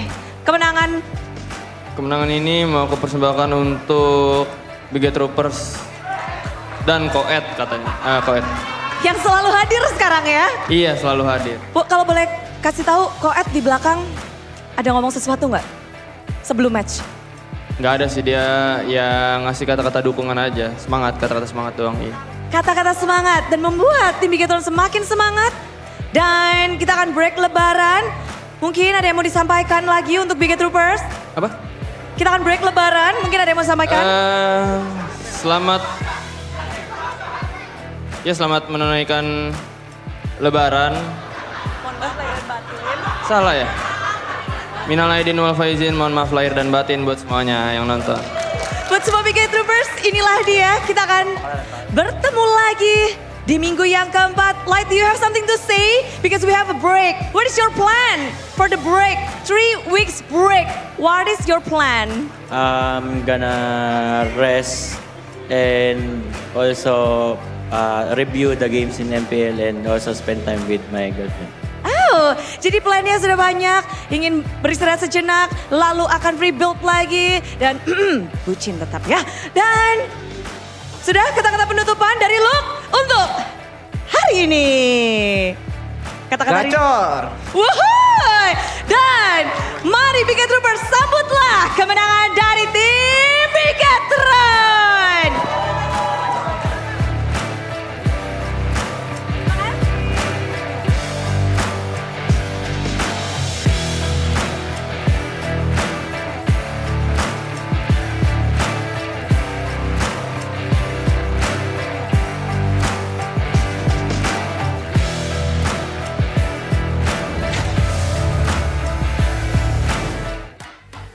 Congratulations to Bigetron Esports. Wow, that's Once crazy. again, ladies and gentlemen, 2-1 victory, preventing yet another win for Navi, who up until this point has yet to secure a win.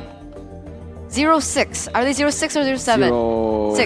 0-6 now. Born to win or programmed to win, right? Yeah, in this it was game, the- it in was this match, battle. it seems like if you're programmed to win, it's better.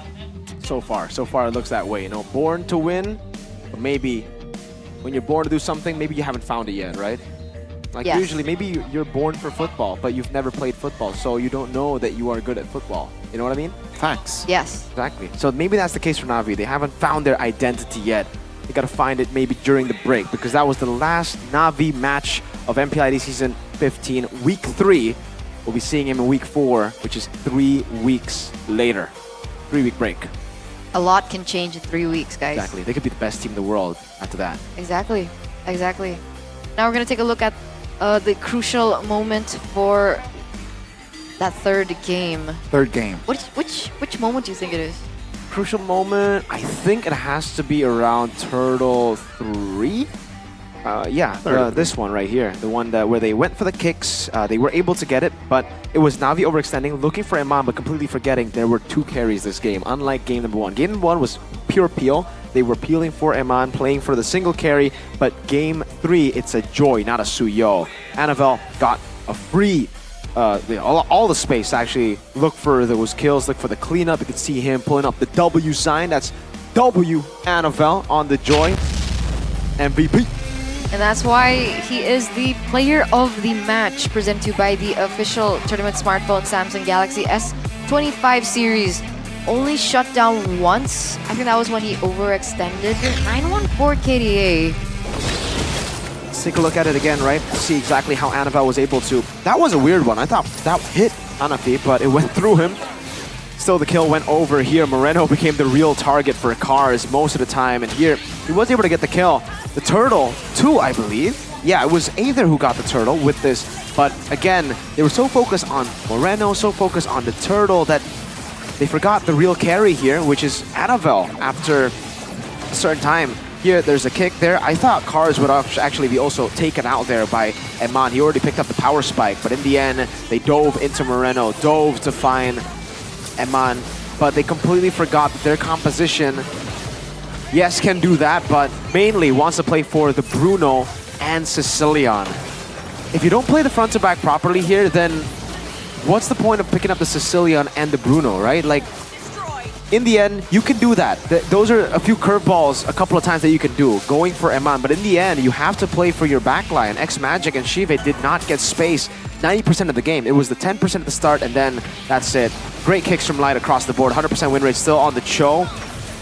Phenomenal performance, and that's the only death we saw from Mr. Annabelle. Mr. Consistent, I would say, in this game.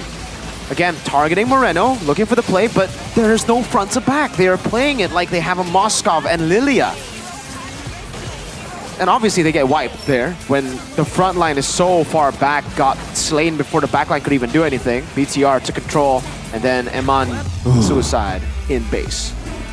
Finally, we see the adjustment made from Bigetron in those final moments, and Navi now a little bit uncoordinated in these team fights, so 14 minutes and 39 seconds was all it took for Bigetron to be able to punish Navi for those said mistakes. And again, Eman, different itemization choice this time around. Why do you think he still goes for Sea Halberd first item though? I think it's just because he wants to be able to follow up the light kicks, right? Like, just pure damage won't get it done a lot of times because you're going to be kicking in the frontliners, Khalid, Badang. Those are the two that will be kicked in. Sicilian has Purify, well, didn't go Purify this game, but in the previous games, he would have Purify. I thought he would have Purify here too. Bruno has Purify, so the backliners won't be the target. Most of the times it'll be Badang, even Suyo or Khalid. They will have a bit more HP defenses, and the Sea Halberd is a good way to have. Sea Halberd Melfic Gun is a good way to have Melfic Roar and Melfic Gun technically, right? You want the range from Melfic Gun, it gets you a bit of penetration, you get more penetration with the Sea Halberd, so usually you have to choose Melfic Roar, Melfic Gun. This one, with Sea Halberd Melfic Gun, you have Melfic Gun, and technically a Melfic Roar plus more penetration. Well, there you go, And ladies and anti-regen. gentlemen. That's a brilliance of Iman. Because it's very rare you see him on a template build, no matter what he plays. Even in terms of his emblem choices and the sub-emblems. Pull yourself together and killing spree. Remarkable player still. My goat. I think if we had to vote for the champion, Bigatron. I'd vote for Iman.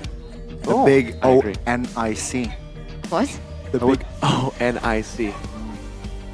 The big O-N-I-C? O-N-I-C. You guys know what I'm talking about. Wow, that took a while. Onic! Right. Well, you guys can also vote for your champion, so go ahead and join the MPL GG party by voting for your favorite team in every MPL ID match at gopay.co.id/games, and you guys can win guaranteed rewards. On your first vote, you'll definitely get 3 diamonds plus 1 token, and you guys can use this token to spin for prizes in the gift arena, where you can win GoPay coins, MLBB skins, smartphones, and an electric motorbike. So what are you waiting for, ladies and gentlemen? Come over to the arena and get your gifts. Let's go. Plain and simple. GoPay, right? Open the app, top up game icon, look for it and click.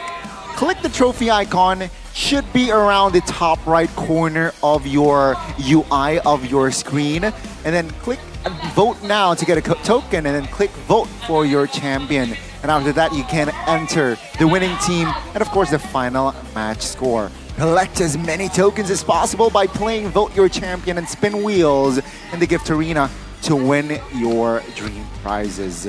That was said by none other than Turna. The electric motorbike man. The EB. That's what I want, Or right? EM. But I also just want some simple things in life. Maybe the electric motorbike isn't for me because I'm a gamer, right? I stay at home. I just need good connection. I know the perfect present for you. What is that? It's Telkomsel Packet G21. No, I want to lag. I don't want Telkomsel. I want to have bad games, is what no one would say, especially with this in front of you. Packet G21 offers fast and stable internet connections of up to 100 Mbps for just 375k IDR. So it's super affordable, and lag-free games is definitely what you guys want. You can even stream on it, you can do whatever on it. So don't forget to subscribe now via My Telkomsel app, or you guys can check it out on the website tcell.id/nacional with an S. What an opening. What an opening. Day 3. So, better match. For Nevin, it's like match number 1, 2-1, check. Match number 2, RQ Geek. we'll see after the break, ladies and gentlemen. So don't go anywhere, stay tuned. We'll be right back for match numero 2.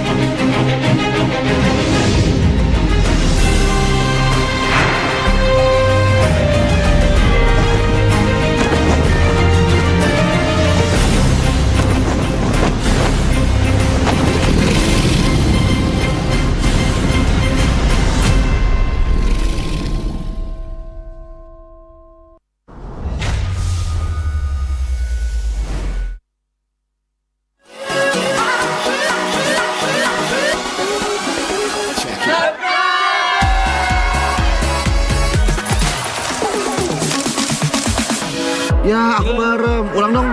Gak perlu.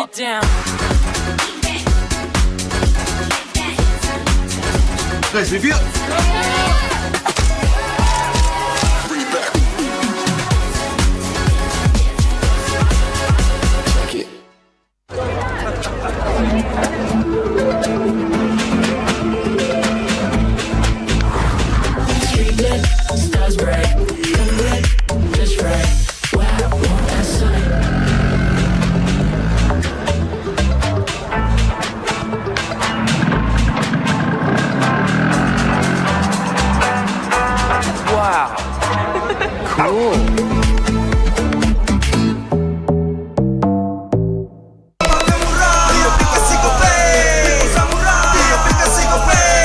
Walau yang lain terus berubah, Gope konsisten, kasihnya pasti murah. Bayar tagihan murah di aplikasi Gope, gratis transfer 100 kali per bulan. Download aplikasi Gope baru, nggak pakai lama. Dompet andalan gamers banyak damage-nya.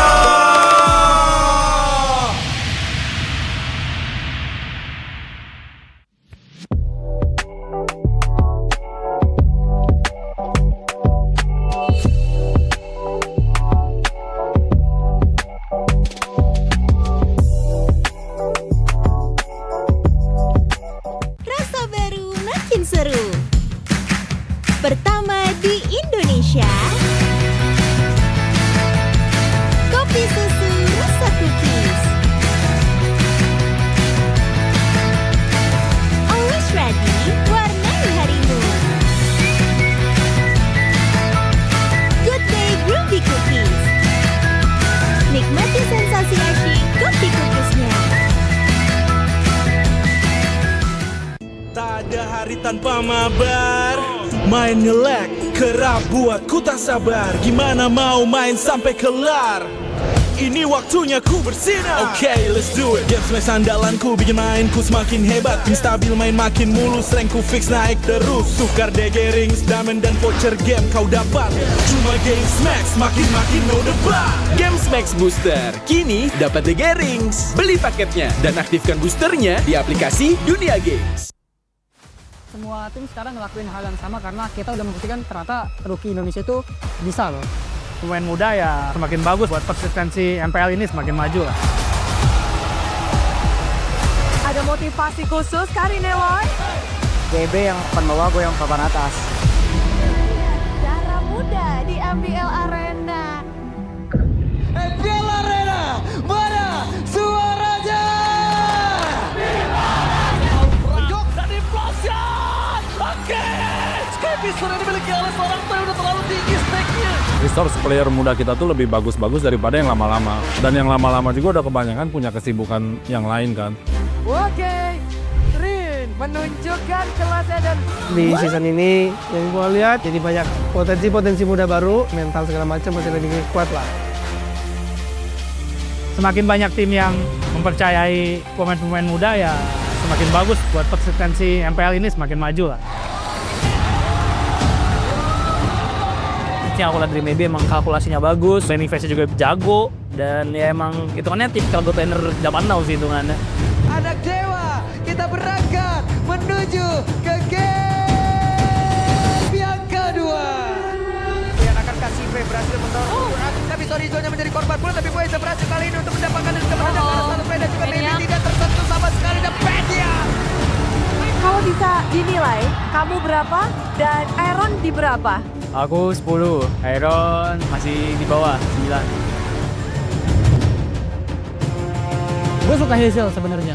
Jungle mekaniknya jago, tapi bisa bikin decision itu sedikit banget. Gue lihatnya semua ada di Hazel. Ready? Boy. Lihat dari belakang, posisinya sangat baik. Mafia dari tengah utama dan Hazel menutup double kill dan one last. Lawannya juara season lalu loh, Hazel. Ya nggak apa-apa, main aja. Aku kan juga jago soalnya. Toy, he also try out in Bigetron. He is a MPL caliber. He can play toe-to-toe against Seman. He knows how to farm. He knows how to use his farming, his position. Keluarkan tidak ada bagian dari sakit banget. Toy mendadak berubah segalanya. Toy ada shotgun yang tercipta pada untuk kali ini. Kalau dari Toy, kamu harus menghadapi Aaron loh. Dia MDL udah ngelawan dia sih gue, jadi biasa aja. si Rine semakin kena pressure, semakin ganas. Kayak bocil-bocil pede gitu loh sama skillnya. Confidence-nya sangat tinggi sih menurut aku. Coba untuk melakukan distraksi menuju ke arah belakang. Rini, retribution of Rini. Langsung menangkan atas serentak. Menang permanen tentu saja. Si Rine ya, walaupun dia baru main terus udah hilang biru, dia nggak yang kayak ngeblank, dia nggak yang kayak komsi aneh gimana, jadi kayak bagus lah dia. Ada motivasi karir Eloy. GB yang penuh gue yang papan atas. Dulu kan stigmanya pemain rookie itu mentalnya ciut, hero pool-nya sedikit, dikit-dikit teman panggung. Ternyata kayak, oh ternyata enggak loh. Semua tim sekarang ngelakuin hal yang sama karena kita udah membuktikan ternyata rookie Indonesia itu bisa loh. Emang udah saatnya generasi baru sih kalau bisa dibilang ya. Apinya lebih besar lah buat buktiin kalau mereka emang layak perform di MPL gitu.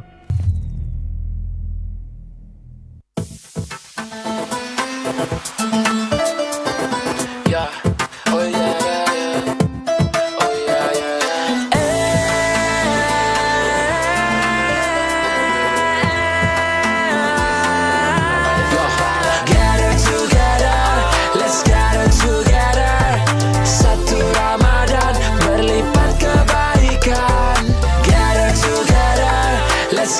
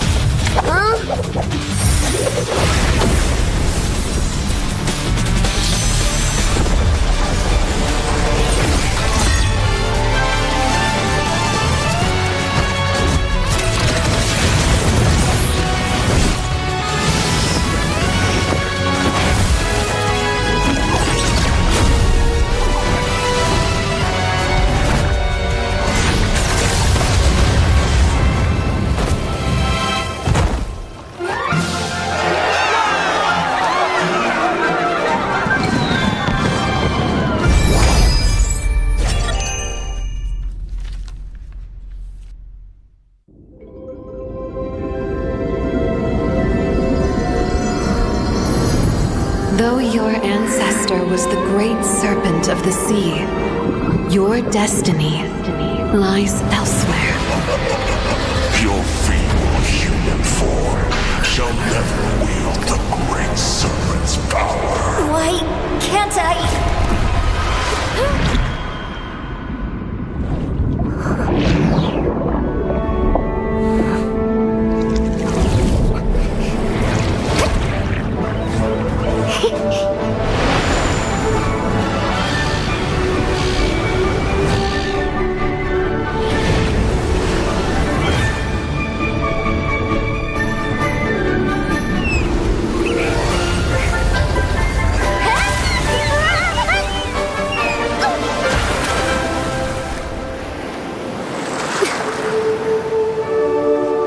The great serpent's power.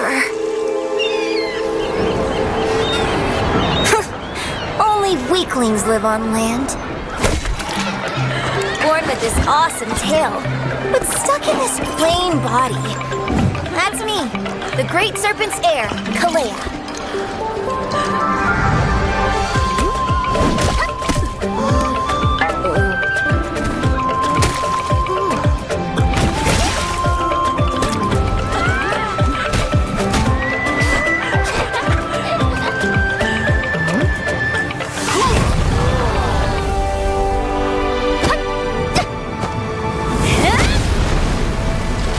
Figures.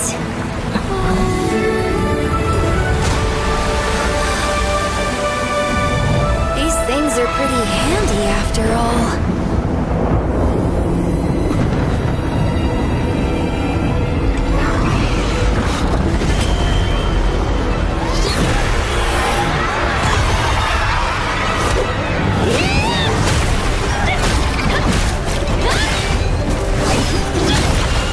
You messed with the wrong island.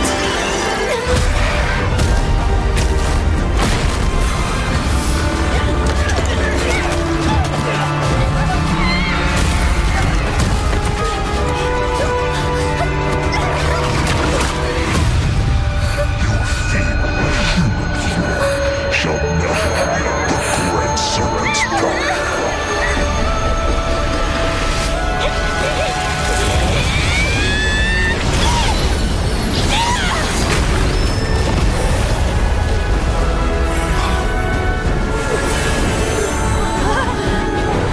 So this is the great serpents? No. My power.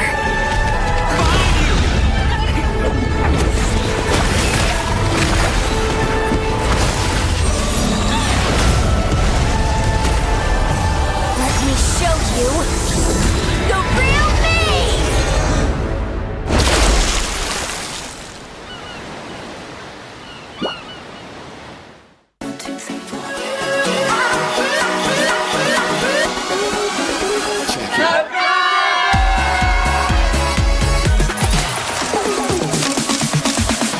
Ya, aku bareng. Ulang dong. Gak perlu.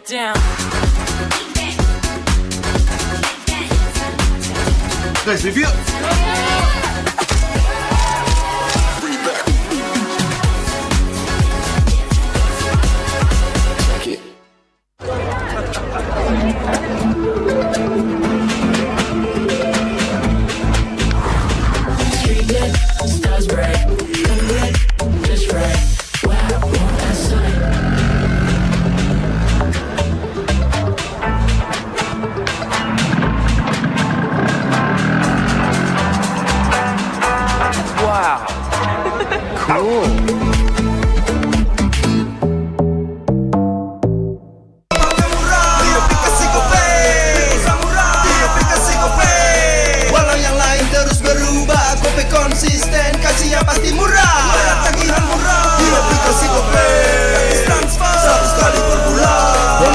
aplikasi gope baru, nggak pakai lama. Dompet andalan gamers banyak damage-nya.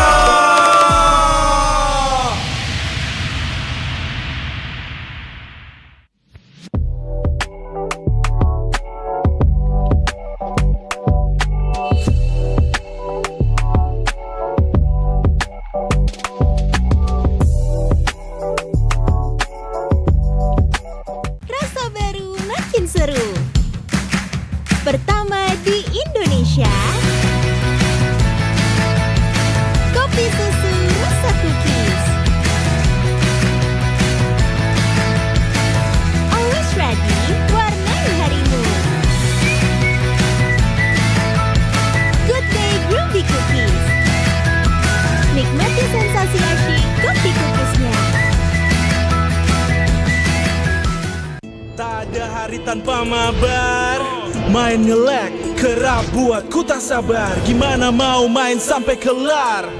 Ini waktunya ku bersinar. Okay, let's do it. Game smash andalanku bikin mainku semakin hebat. Pin stabil main makin mulus, rankku fix naik terus. Tukar DG rings, diamond dan voucher game kau dapat. Cuma Game Smash makin no debat. Game Max Booster, kini dapat DG Rings. Beli paketnya dan aktifkan boosternya di aplikasi Dunia Games. Semua tim sekarang ngelakuin hal yang sama karena kita udah membuktikan ternyata rookie Indonesia itu bisa loh. Pemain muda ya semakin bagus buat persistensi MPL ini semakin maju lah. Ada motivasi khusus kali ini, Loy? GB yang akan bawa gue yang papan atas. Darah muda di MPL Arena. MPL Arena, mana suaranya? Jok dan implosion. Oke, Skippy sudah dimiliki oleh seorang Toy, udah terlalu tinggi stake-nya. Resource player muda kita tuh lebih bagus-bagus daripada yang lama-lama. Dan yang lama-lama juga udah kebanyakan punya kesibukan yang lain kan. Oke, Rin menunjukkan kelasnya dan Di season ini yang gue lihat jadi banyak potensi muda baru, mental segala macam masih lebih kuat lah. Semakin banyak tim yang mempercayai pemain-pemain muda ya semakin bagus buat persistensi MPL ini semakin maju lah. Yang aku lihat dari Maybe emang kalkulasinya bagus, landing phase-nya juga jago, dan ya emang hitungannya tipikal good laner zaman now sih hitungannya. anak dewa, kita berangkat menuju ke game yang kedua. Yang akan kasih V berhasil mendorong tapi Sorizonya menjadi korban pula, tapi Boyza berhasil kali ini untuk mendapatkan dan juga menendangkan satu peda juga Maybe tidak tersentuh sama sekali dan Pedia. Kalau bisa dinilai, kamu berapa dan Aaron di berapa? Aku 10, Iron masih di bawah 9. Gue suka Hazel sebenarnya. Jungle mekaniknya jago, tapi bisa bikin decision itu sedikit banget. Gue lihat itu semuanya di Hazel. Ready? Lihat dari belakang, posisinya sangat baik, Pavian dari tengah utama dan Hazel menutup double kill dan one last. Lawannya juara season lalu loh, Hegel. Ya nggak apa-apa, main aja. Aku kan juga jago soalnya. Toy, he also try out in Bigetron. He is a MPL caliber. He can play toe-to-toe against Seman. He knows how to farm. He knows how to use his farming, his position. Keluarkan tidak ada dia tapi sakit banget. Toy mendadak berubah segalanya. Toy ada shotgun yang tercipta banget untuk kali ini. Kalau dari Toy, kamu harus menghadapi Aaron loh. Dia MDL udah sering lawan dia sih gue, jadi biasa aja. Si Yoine semakin kena pressure, semakin ganas. Kayak bocil-bocil pede gitu loh sama skillnya. Confidence-nya sangat tinggi sih menurut aku. Coba untuk melakukan distraksi menuju ke arah belakang. Rini, retribution from Rini. Langsung menangkan atas seorang saja. Si Rene ya, walaupun dia baru main, terus udah hilang biru, dia nggak yang kayak ngeblank, dia nggak yang kayak komsi aneh gimana, jadi kayak bagus lah dia. Ada motivasi kali nih, Loy. GB yang papan bawah, gue yang papan atas. Dulu kan stigmanya pemain rookie itu mentalnya ciut, hero pool-nya sedikit, dikit-dikit terbang panggung. Ternyata kayak, oh ternyata enggak loh. Semua tim sekarang ngelakuin hal yang sama karena kita udah membuktikan ternyata rookie Indonesia itu bisa loh. Emang udah saatnya generasi baru sih kalau bisa dibilang ya. Apinya lebih besar lah buat buktiin kalau mereka emang layak perform di MPL gitu.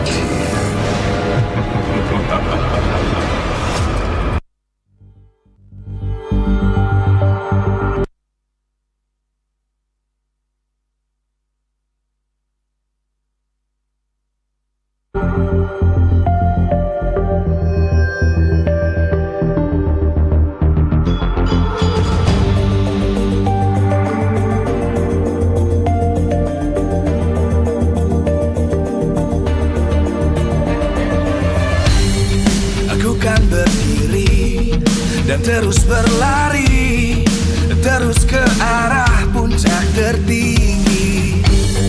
Ku takkan berhenti, hanya sampai di sini. Kemenangan abadi menanti. You know we won't miss if we unite our focus. And if you haven't noticed, we all live. Nyalakan apimu, hadapi semua tantangan, hadang semua serangan, jatuh bukan halangan. Bakar semangatmu, janganlah engkau menyerah. Kita akan buat sejarah. We all this, we won't miss. We all this, we won't miss. Saatnya beraksi, jalani ambisi. Aku kan menyawakan hari ini. You know we won't miss if we unite our focus. And if you haven't noticed, we all live. Nyalakan apimu, hadapi semua tantangan, hadang semua serangan, jatuh bukan halangan. Bakar semangatmu, janganlah engkau menyerah. Kita akan buat sejarah. We all this, we won't miss. We all this, we won't miss. We all this.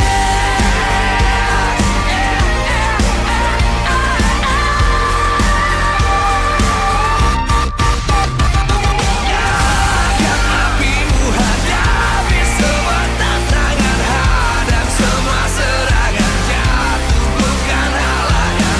Bakar semangatmu, janganlah engkau menyerah. Kita akan buat sejarah. We all this.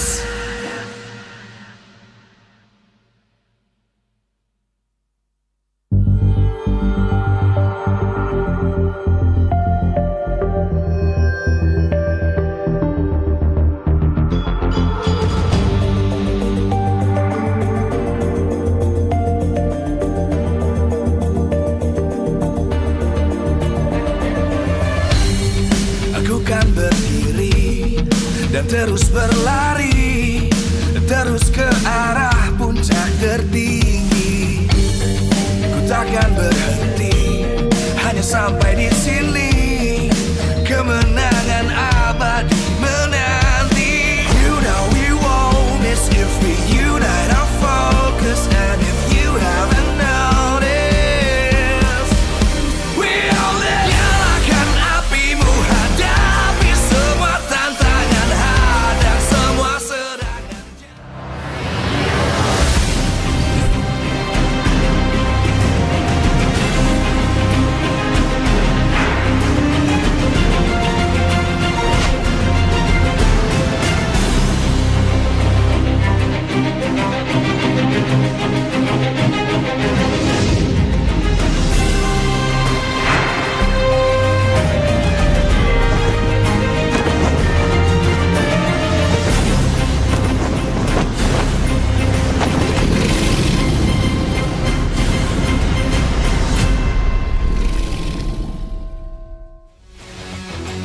Live from MPL Arena, Jakarta, MPL Indonesia Season 15 is powered by Moonton. Supported by Esports Federation of Indonesia. Presented by official tournament smartphone Samsung Galaxy. Official e-wallet GoPay. Official sponsor Head & Shoulders. Official coffee Good Day. We own this.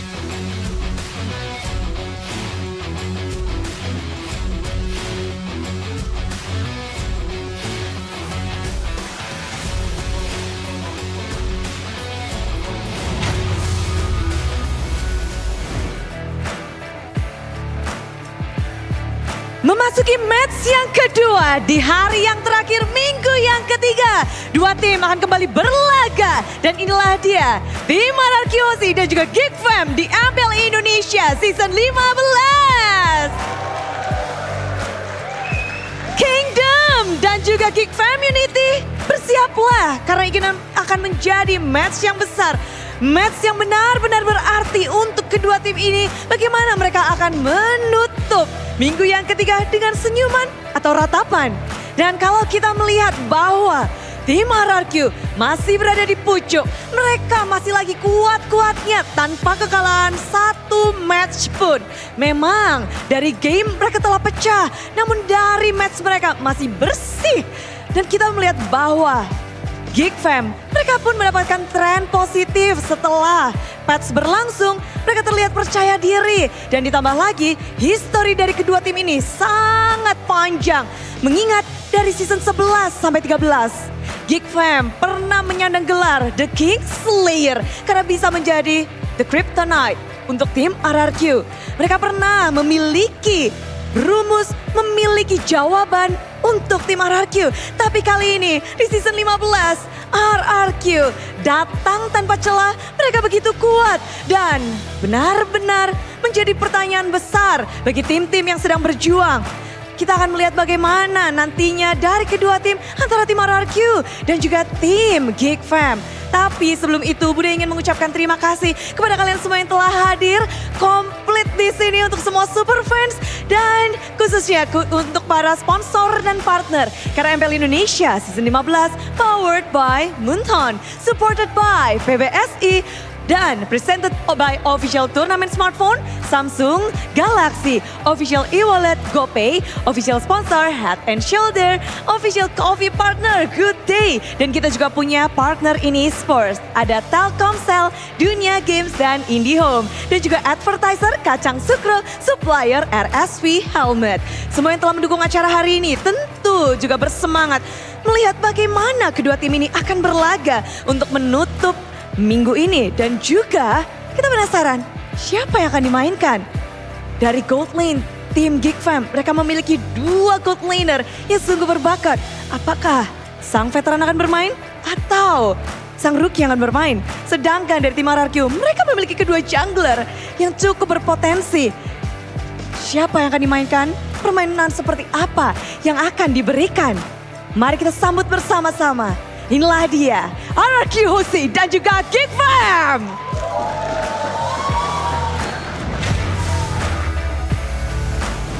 Once renowned as the King Slayers, will they be able to live up to the title once again, ladies and gentlemen, as we get into our second match of the day, Geek Fam versus RRQ.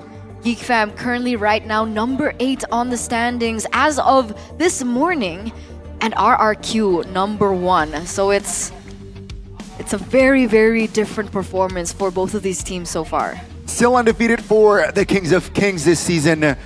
Surprised me, considering Skylar has stepped down this season. Toy, a newcomer, but then he was able to just deliver week in and week out. Absolutely. I think after the Snapdragon Pro Series, they really have rebuilt everything from scratch with Toy in their lineup.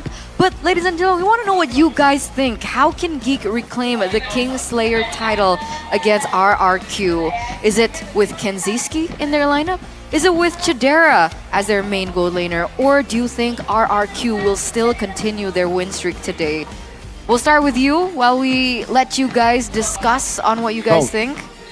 Personally, I think RRQ will continue their win streak either way. But if you want to see Geek Fam have more of a chance, I think Chidera is the better option to go for over Kenziski. We saw that he could also play the Harith really, really well, but still that main playstyle for Geek Fam with Chidera, Moskov, side lane control, macro control, gets them a higher chance to try to beat RRQ.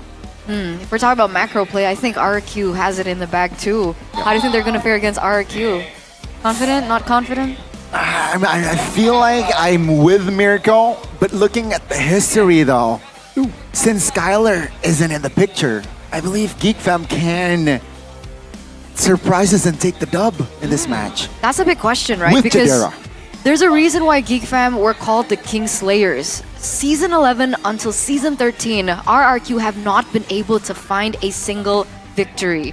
However, when it came to Season 14, that's when the Kingslayer title kind of faltered, right? They instead were the ones who were unable to find a win against RRQ. So now the question is, without Skylar, with Toy in their lineup, do you think the Kingslayer title can come back? I don't think so. I feel like RRQ are stronger now than they were in Season 14. So they have steadily gone up. And with the loss of Skylar, I initially had the same thought, right? Without Skylar, without that in-game leader, that figure in RRQ is not going to be as strong. But I think they've already proven that thought, that topic, completely wrong. It's completely wrong. RRQ are doing better now without Skylar than they were with Skylar. And it's not Skylar's fault. I think it's just he's such a good player. He's too good to a point where the whole team needs to play around him all the time.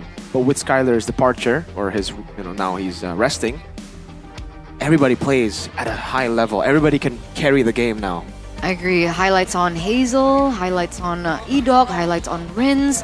But survey shows 55% RRQ's win streak continues. I personally would have also voted for C. I think my prediction today was 2-1 for RRQ. 2-1. Yeah. Spicy. I'm going to be on Nevin's boat today. I don't know. I don't think you want to be on that boat. Yeah, okay. It's a pretty bad boat. Not today, Yeah, that's true, though. Insane. But I don't know. There's something about Geek, especially after the patch, and how they were able to perform in yesterday's match, and the way that they were talking about themselves in the interview too. It seems like this is a patch that Beloy's can really, the word is not fondle. I was going to say fondle with. That's not the word. Play around. Play around with. Perhaps. That is definitely not the word. That's not the word. The patch. Play around with. That's the word. Okay, I think that's a fair, yes. Yes, that's fair, that's fair. But that's with the chip. The chip has been globally banned, folks. That's why we didn't see it in match number 1. So, no chip for today, unfortunately. But fortunately, Fortunately. there's still Toy. Right? He still has access to all his heroes. He's been one of the main carries of RRQ. I want to say carries, but pillars for RRQ. And right now, it looks like he's looking for a challenger to end the gold laner's king streak. So it begs the question, Kenziski, Chidera, who's going to be in the lineups as of now? Because Geek Fam so far still have that tendency to swap in the gold lane. If Chidera played last match, then Kenziski should be playing today. Or have they finally found their right formula? I think they found the right formula right now. Chidera is definitely the better player compared to Kenziski. He's still a rookie, so again, he has a lot of time, a lot of potential to actually reach that potential too. But for now, they need a win against RRQ. They are not in a safe place. Just like BTR, they're in a similar place. If they lose here, they will be 2-3. Currently, they are 2-2, I believe, right? So 2-3 means, especially if they lose 2-0 here, their aggregate is looking pretty bad. All their wins have come through 2-1s. All their losses have been 2-0. So if it's another 2-0 loss, they will be 8th place. It's going to be a really tough task here for Chidera and friends, considering, Kescute, right? Kescute has been the brains for RQ. It seems like after Kescute, that Kingslayer title has lost its way. So it's going to be very tricky here for Beloy and friends. I think that's fair again. I think Kescute has really turned up his game here in Season 14. We thought that Season 13 he was great, Season 14 he was great, but Season 15 here, he has learned again through experiences. We have to understand, Season 13 was his first season ever as a coach for MPL. He moved from a different game. He was still learning MLBB, and he created that impact with BTR. One more season, got him to the M Series, another one, and maybe we might see them raise the trophy. That's a high possibility.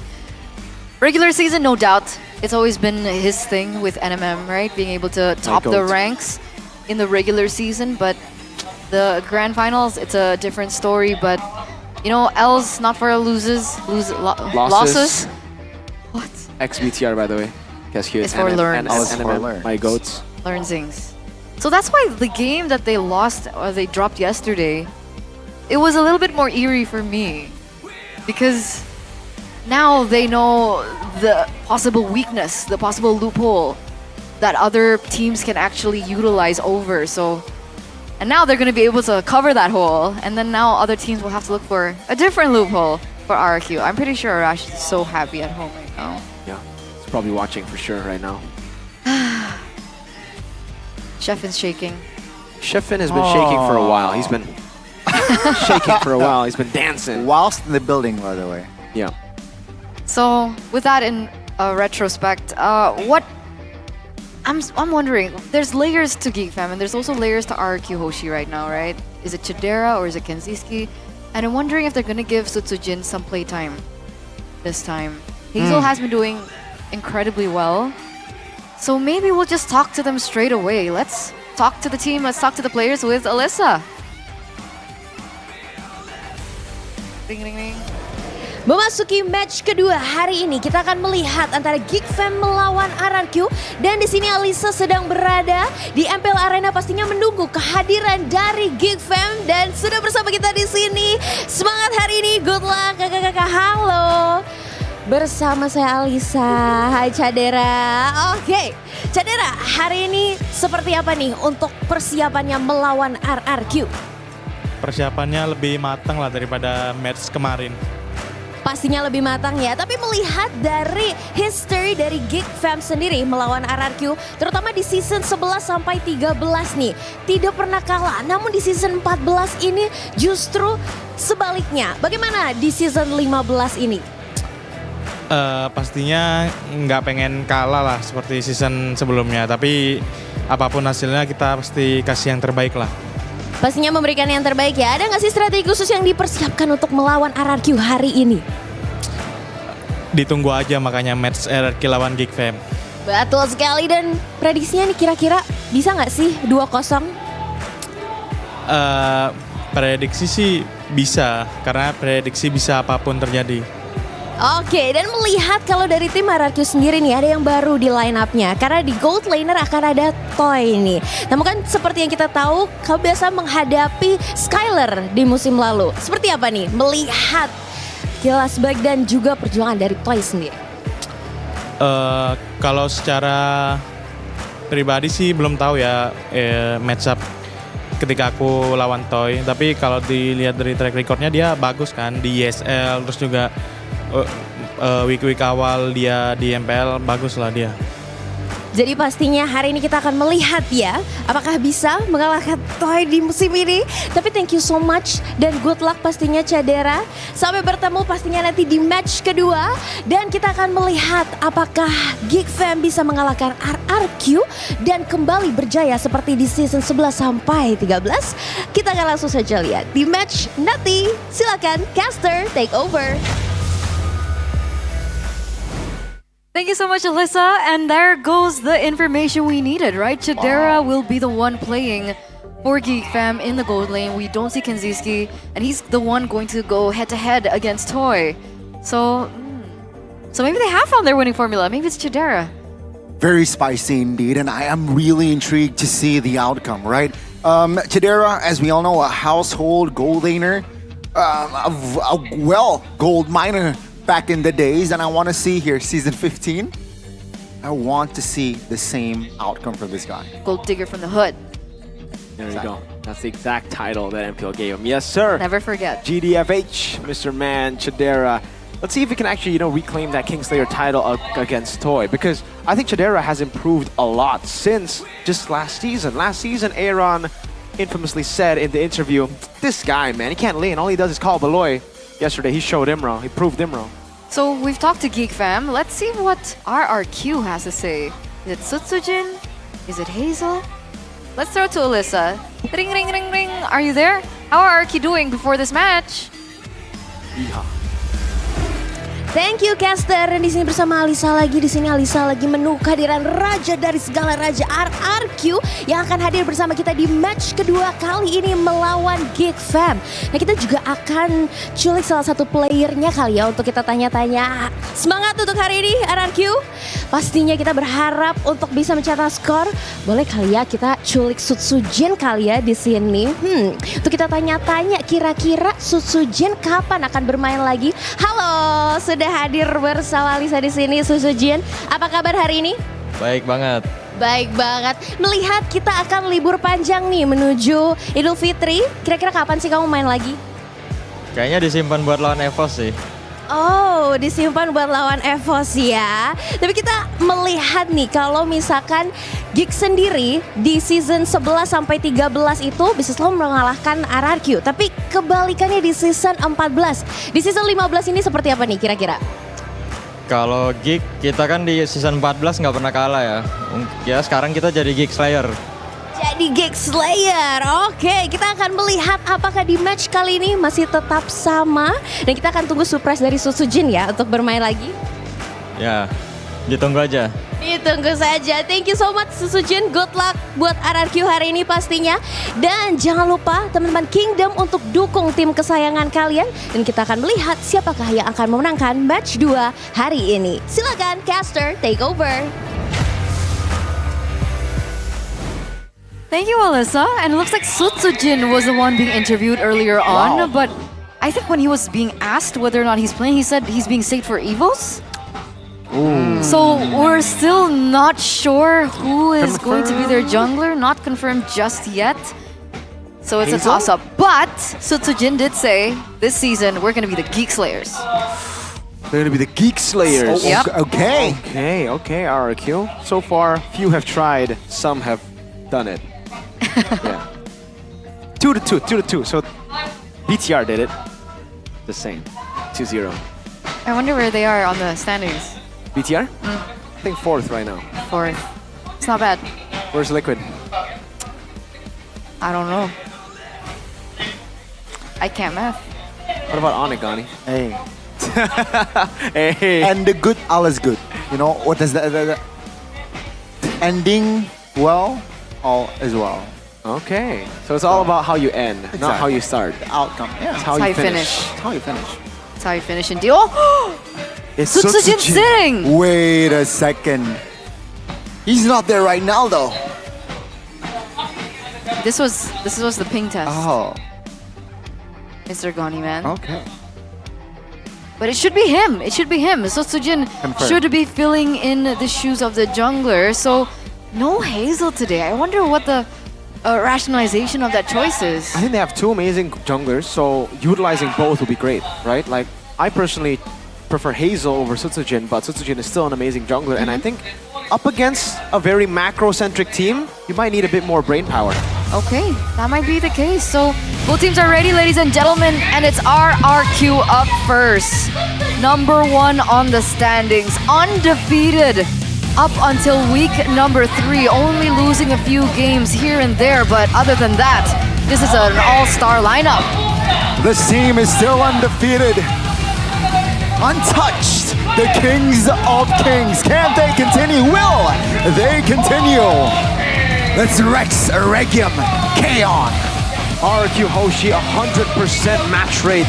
They did drop a game, their first one just yesterday against Alter Ego, but that was through sheer chaos. Geek Fam, they're not a team that does chaos, they're a team that does calculated macro plays, and that might be the reason as to why they have chosen Susujin in the jungle today. A bit more brain power, the intelligent jungler, the mercenary for RRQ. And they surely need it because up against them are the King Slayers, once renowned as the King Slayers. Will they be able to replicate the success they once were able to have back in Season 11 to Season 13? Chidera in the gold lane, no Kenziski.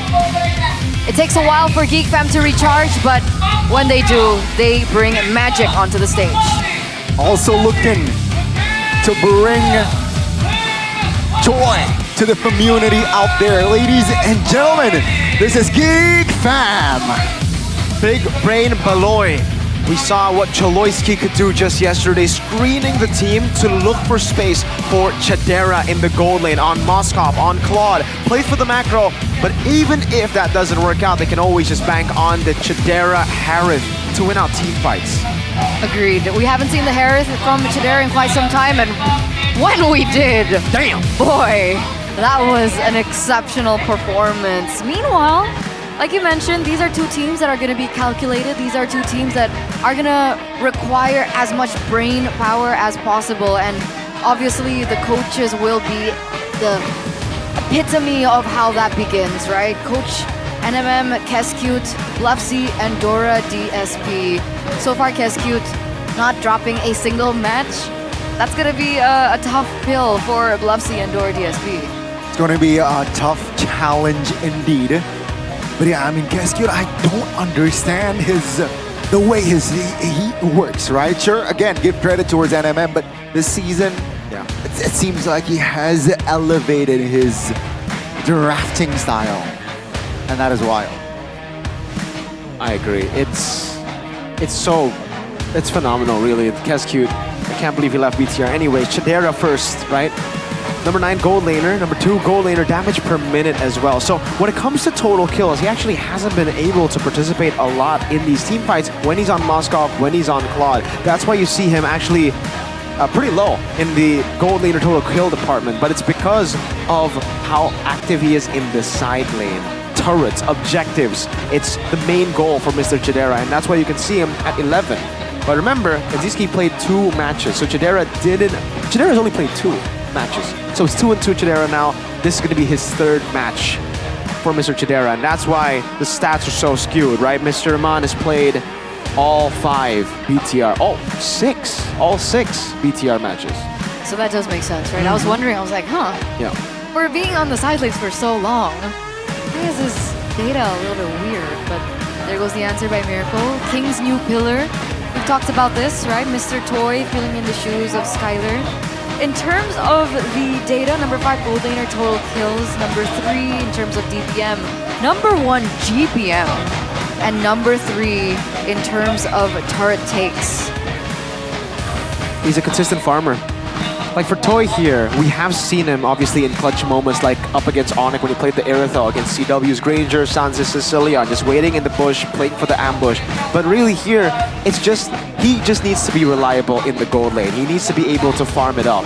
Even in damage per minute, you can see Eman is still number 1, he's number 3. He's not top 2 in the damage per minute department, but he doesn't need to be.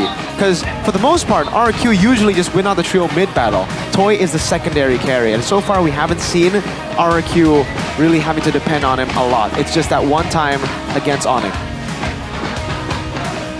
And now we are going to take a look at the keys to victory by the Samsung Galaxy S25 series, and we're going to start with Geek. So, keys to victory here, we have to take a look at the Punish Sutsujin with Big Brain Beloy's movement. Sutsujin, intelligent jungler, but up against Mr. Big Brain Beloy, we know this is a battle of whose brain is bigger.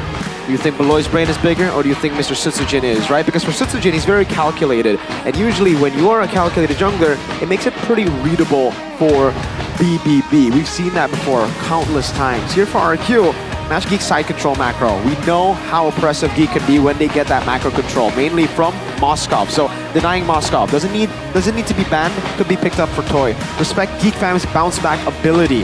This is crucial. We see this many times. Liquid fell for it.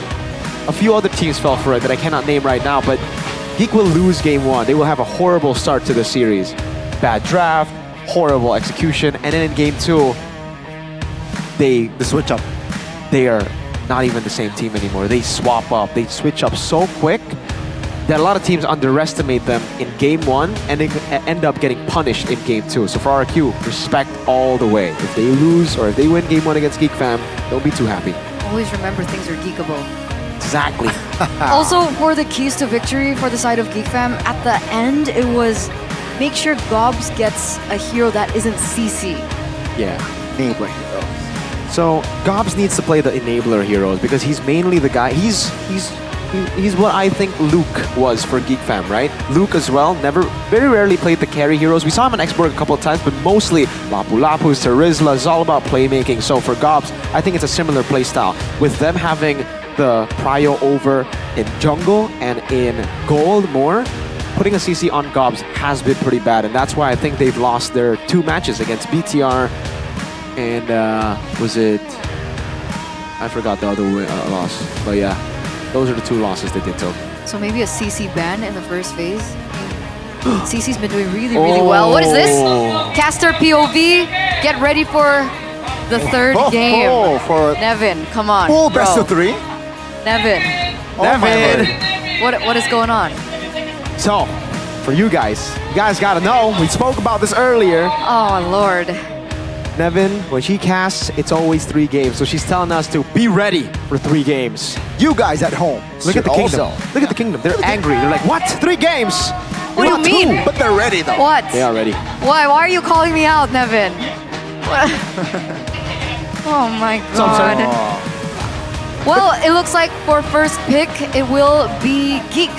33% as compared to them on red side, which is a little bit higher at 42%. Interesting. But that does give them some time and some space for the bans that are more respect-centered as compared to, you know, just banning out the, what is it, Fanny, etc., Yushin. They're able to a little bit perhaps more dictate of the drafts here if they're first pick. But man, the win rate on RRQ side is, pick your poison. 100%. I can do blue, I can do red. Yeah, Kescu stayed on red in game 2, game 3 yesterday against Alter Ego. And even without blue side, they were good. So again, you know, the adaptive draft, just assessing his opponents, he does so well at that. Even yesterday, a very weird but effective CC respect ban towards Alter Ego. We know Nino has been able to find a lot of success with the CC, and you know, Mr. Kescu saw that. And I think that's why the Moskov adaptation, the Moskov deny is going to happen here. Okay, we'll see, ladies and gentlemen, as we get into the drafting phase for game number 1. Presented to you by the official tournament smartphone Samsung Galaxy S25 series. From RQ, it's the Fanny and the Jushin. Pretty straightforward. Geek Fam though, they go for the Joy, the Jawhead, and the Matilda. Harith not banned just yet. RQ's turn now. Do they want to ban out the Harith? Do they want to just swap it out, Granger, Harith? I think leaving both Granger and Harith would be great, because we actually haven't seen Chidera play the Granger. RQ could be the one to pick up the Harith, because Geek Fam right now are looking for the Suyo. RQ could also respond with the Suyo ban right now, just force out different picks in the jungle, but they will be the ones to ban out the Harith. So they'll get a Granger, they won't give a Harith, and Geek will get... I was thinking Suyo, but neither. Wow, they go Lo Yi. This should be a Suyo Granger for RQ. But this means that Geek Fam are prioritizing macro, I think, above all else. And maybe they're looking towards finding a win in the mid-prio trio, because maybe that's a strength that RQ have been able to play with for quite some time, and that's how they usually are able to translate their early game into the mid game. So that's maybe the idea. But like you mentioned, the Granger was left open, so that's an easy RRQ take. What was the second hero that you mentioned? Suyo. Suyo. The immortal one perhaps is going to deliver. Yeah, Suyo Granger it is. Geek Fam with this Luoyi, what they're saying is also, let's give a boy a comfort hero, yet powerful one. And let's be creative. Now, with the Suyo and Granger, Joy and... I mean, Blois has been finding success on the show. So I wonder if that's going to be considered, but they're going to leave that later for the Moskov and the Hanzo. So that's a comfort hero in the hands of Chidera. And now the Hanzo, who after the patch, by the way, is sitting at a really good win rate. Have they dropped a game on Hanzo? So far 100% win rate, but it's only been picked up once by Rin. So this is going to be the second time since the patch has dropped that we will be seeing a Hanzo. Valentina comes up for the other side for RQ to try to steal the diversion away. But again, for this Lo Yi Hanzo combination, I'm going to be expecting a lot of crazy teleports here. You can use the diversion while Hanzo is in the Pinnacle Ninja form. So, whoop. While he's in the Shadow form, he can use the diversion, and then he can go back all the way to his body. So, boom, cross-map play. Again, macro control, having so much map pressure. Tempo is going to be ridiculous by Hanzo. They got a Moskov as well. And another global hero that can teleport. There's so much room for creativity. Granger's not going to have a good time, I'll be honest with you. This is a tough Granger pick to pull off. Okay, the Franco respect ban comes through for the side of Geek. Meanwhile, RQ with the CC ban. So essentially, Geek Fam, they don't really have to worry about that, as reflected in the keys to victory. What is this aiming for? CC ban. Usually RQ, when they go for the CC ban, they are looking for the Gatot Kacha. They are looking for Hylos as well. These beefy members. But it could also just be a Khalid against the Lo Yi, trying to read out some of these movements. You want to be fast on the map. Edo has played the Lo Yi, has played the Khalid as well. It's going to be the Cho band too. So again, noticing how Beloisky likes to play, screening for the team, using the Cho's mobility and survivability to get information. For Hanzo from Moscow, that's going to be valuable. I agree. That's why I expected the Cho being picked up by Geek. Do you think RQ wants to go for something like maybe the Hilda? Do they need information like that? Do they need to scout like that? Because technically the Cho's banned out. Khalid is an option. Other than that, so Khalid and Hilda, I think, that can perform the same or similar strategy towards the Cho. I think they go Khalid, but I'm not a fan of the Hilda. So far, the Hildas haven't been too good. They do go for the Gatikacha, so it's more of the normal route. They're not going to go for the Khalid or Hilda just yet. It could still come through here with the Gatot, but please no Hilda. I don't like Hilda, especially here, because right now Gatot is the sole initiator. You don't like that? I think, the only crowd control element, okay, sure, Valentina has a Terrify, but with the AOG, it definitely can initiate or even provide cover for their formation. Geek fam, with this Gatot Kacha pick, what will they go for here? Sand rises when I give the Khalid taking it away, technically, and also adding more artillery, right? Khalid, Lo Yi, similar to Jawhead and Lo Yi, similar to Cho and Lo Yi, you can go aggressive level 2. So for RQ now, it'll be the Badang. Yeah, I actually expected the Badang for Geek Fam, for Gobs, but he has gone for the Glue instead. Beloisky, this is pretty similar to the Cho, right? You have a lot of mobility. Survivability with CC, there's Val and Suyo, everybody can CC, so that's a different case, but at least he can escape, he can walk around the map, he's probably going to go for agility and Wilderness Blessing. So it's going to be more information being able to be given over for the side of Geek. There's so much creativity, but there are layers to it. It's not going to be as clear-cut, and there are lots of room for error. So I think it also depends on how RQ want to execute their composition. Well, let's find out and witness for Game 1. Land of Dawn, Kingslayers again. Or, as this just said, will it be Geekslayers? Let's watch and witness Game numero 1. 100% win rate so far, ladies and gentlemen, for RRQ. And we're thinking if anyone can break that win streak, it should be Geek. Usually Geek takes a while to kind of recharge, not just in the season, but also in the games. But it feels like in 1, they're pulling all the arsenals that they got. Right? Already very aggressive early on to Toy, and this is the exact aggression that we're expecting for Beloisky, who's on the Khalid. No flicker already for Toy here. Weakness finder, choice for Makis, Chidera with the QC. Sutsujin not going to go for the killing spree that we saw from Kyrie on the Suyo. Constant pressure from Beloisky down below. And yep, it is as predicted. Wilderness Blessing and Agility. He just wants to be everywhere on the map. He wants to screen to get the Moskov ahead. So far, we'll see if it works out. So Tsujin gonna be unable to get that Lethal Wanderer. Other than that, there's a lot of tenacities on the board here for RRQ. Too much. 3. It's different, by the way, the tenacity now, right? That's the change in the patch. It used to be, when you get low, you get more magic defense and physical defense. Now it's damage reduction, so it's even better, I would say, compared to the previous one. Once you get low, especially up against these, bursty targets, bursty heroes, a boy, Makits, they're going to be able to sustain a lot of the early game, win it out, and then look for the snowball. Ooh! Goni! Talent prediction by GoFei. Whoa! Versus everyone. It's a papulong thing. Man, I believe in Geek Fam, all right? I 2-0 believe in the Kingslayer moniker, so yeah, perhaps. You think it's going to be 2-0 though? Or hey, I predicted 2-0. I believe it's going to be 2-0. That means it's 2-0, Mirko. I thought it was usually production error, like a rash. There you can already see that RRQ are respecting the early game damage potential that Geek Fam has, but what's going on here? A boy with the diversion and towards the bottom side, Toy! No flicker, he falls. Makeits says, hey, I don't need turtle, I just want kills. Wait, RRQ. So they're going to be trading that for Toy's death. So RRQ will be able to get the neutral objective, but Purple. the purple will also go down. It's all the setup for the Moskov.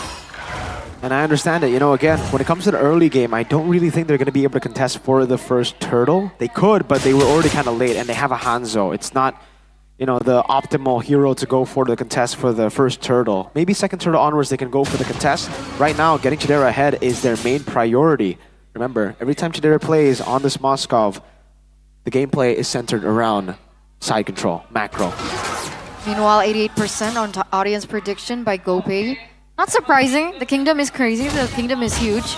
They were even making emotions here in the MPL arena, ladies and gentlemen. So if you guys want to experience atmosphere of MPL ID at its prime, come to an RQ game. And you will be able to experience it. Bloisky, meanwhile, still looking for information, giving visibility. That's a diversion play. Oh, goodness, make it a good trap set up by RRQ, and he will fall. Boy, trying to deal damage desperately, but it's not going to be enough just yet. RRQ reclaiming controls. Early Toy, though, will fall the second time this game. So Geek Fam, they have a slight compensation. Chidera will not be able to escape, though. RRQ denies the trade. Even Rins with the flicker, aggressive play style shown by the Kings of Kings. Now it's not so much compensation, right? Because initially you'd feel, okay, great, they're able to take down Toy, despite the diversion play made by Rins, but 2 men down, including Chidera, and if they're banking on Chidera as their sole win condition, it's not off to a great start for Geek. Nope, not at all. Early on, that 1-for-1 trade turtle for kill was okay. I think it was actually better for them, but here, definitely not worth it. RQ, man, really well played. They noticed Geek Fam are looking for the gold lane always, so they try to match it. They just bullied Makekids who did not get any below pressure. Gobs though, with immobilization, good stun as well. RQ, are they okay? Oh, good AOG, but Sutsujin claims the mute again. He will fall though, but Geek Fam seems like they want to fight more. Now, with the diversion placed, RQ, they will escape. Ida, isolated and punished. Makekids will grab the extra gold. So that is a good trade, right? Coming from Geek, 2 for a turtle, and the initial gold lead that RQ were holding on has completely been taken off the board. Exactly. So Turtle 2 onwards, we were saying as well, right? When they can contest Turtle 2 onwards. Turtle 1, they have to give. That's why they went for the trade. And Turtle 2, RQ went for the all-in. They got the turtle. They really didn't need to go for that fight. And they know Makekids is very healthy still. But they decided to take it. So one of the rare miscalculated moments for RQ here, Dyren. It's a 1v1. Makekids going up against Dyren. It's gonna be Makekids now. Untargetable. But it's gonna be Dyren who solo kills Makekids. Oh no, wait. Not yet. There you go. Dyren finds his solo, and that is a killing spree to his name. Geek Fam trying to look at the possibilities in the map, but RQ denying it. That took him long enough though. Almost really bad for RQ to lose that pressure into the side lane, but despite Geek losing Makekids, he does still have time to come back into the fray before the next turtle spawns. The problem is Sutsujin has a little bit more time over him in terms of that farm. Now diversion play. On towards the bottom side! Chidera is not having a good time this past 3 minutes, and Toy will take the first turret in the game. They have shut Moskov down. Again, through really smart steals from Rin, stealing the diversion away to utilize it as their own. And I gotta give props to this man right here, Mr. Dyren. Wow, 4-0-1. He's carrying RQ in this game. Truly is. He's around them. He's all over. He's there again, right? I think Gob's trying to put him in his position, but I don't think he can at this point. So Tsujin already starting the turtle. Beloyski's ready to look for a position. I wonder if a boy's gonna do something about this. Makekids with the diversion play. Looking for the steal on towards the nuke. Gets it! Toy though now will be the main priority of Makekids. Not enough damage just yet though. No casualty. Except for the turtle. So Tsujin didn't use his retribution earlier. Oh, POG, good flicker. But they will concede the mid turret, not yet. Good defense by Geek Fam. Ooh, SOD does not connect there. And it seems like Makits might be able to grab a kill. 1 HP. Adok survives barely. He gets away from dispersion. Oh, I thought they were gonna get an ambush again, but it's just to reposition. RQ doing so well to read it out. Hey, it's my goat. XPTR, by the way. Ooh, you're right. Hello. Stephen H. Stephen H. He hasn't aged a single day since I last saw him. And it looks like he's restreaming, ladies and gentlemen. If you guys want to watch from a different viewpoint, you can watch on Stephen Age. He's usually live on YouTube. And is he spicy with his commentary? Depends on the day, you know. I don't think he's that spicy today. I think he's pretty calm, tame. Alright. Ooh, AOG, a boy, no flicker. They realize that and they will punish that. Toy though will be the trade. It's gonna be Makits now. Dealing damage to multiple members. Shadera taking her to her top lane. Now RQ, can they restabilize? Can they reposition? Suyo gets out. Gobs is able to distract and Shadera might be able to take another tower if he's greedy. Looks like he's going for the purple buff instead, but Rins knows what he's up to. Gonna try and stop him, a 1v1. He has a flicker. Wow. Oh, the SOD. Will he commit? He will. Good flicker. No, it's not even flicker. Chidera, good calculations to dodge away from the damage. Oh, that was close. My goodness. But it's still a win. It's a big win for Geek Fam. They were able to win a 4v5 while Chidera got turrets. He didn't get the turret in the second tier turret, but still half HP down on that turret means that, you know, got a lot of value on that, and he's gonna constantly be pressuring that lane. RQ, their way to answer the macro is they're gonna be sending Edok and Toy together up top. But again, this is a temporary solution. There is no permanent solution to the Moskov unless you really pick him off, and that is a stretch really to say that RQ can, especially with how Beloyski is playing. The Cho, now the Khalid, same playstyle. He's just covering the entrance for RQ to actually get to the Moskov. And RQ now, they just have to be decisive. They go for the Lord and they have to commit onto it. Dobbs though is providing information. Christian play. Is this too greedy? Think it's a little bit too late now. RQ disengaging top lane. It's gonna be their main priority. The shadow of Makits will be taken care of. Oh, diversion. Moskov, will he snip this one out? He still has that flicker as Sodi does not land. And Chidera will pin Rins down, but Toy is around, and Toy will toy him to death.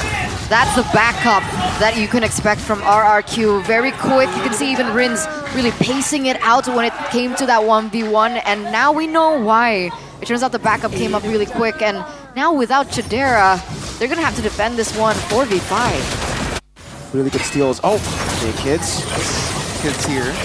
Damage is enough to take him down. My kids looking forward to double. Perhaps he will get a Gobsell will secure it. 2-for-1 Beloy being the only trade, and they need still to take care of that Lord in the bottom side of the map. Not the best place to initiate a team fight in those tricky areas because a boy will be able to get full value out of it. But all in all, 2-for-1 trade. There's a diversion play though. Siren, Moy and Sutsujin is around though. Shadow is taken care of, so it's another reset. RQ though, they have bucketed 1,000 gold. Remember Chidera, when he was up against Onyx, game number 1, when Onyx were able to win the game against Geek Fam, it was when Chidera got shut down. How?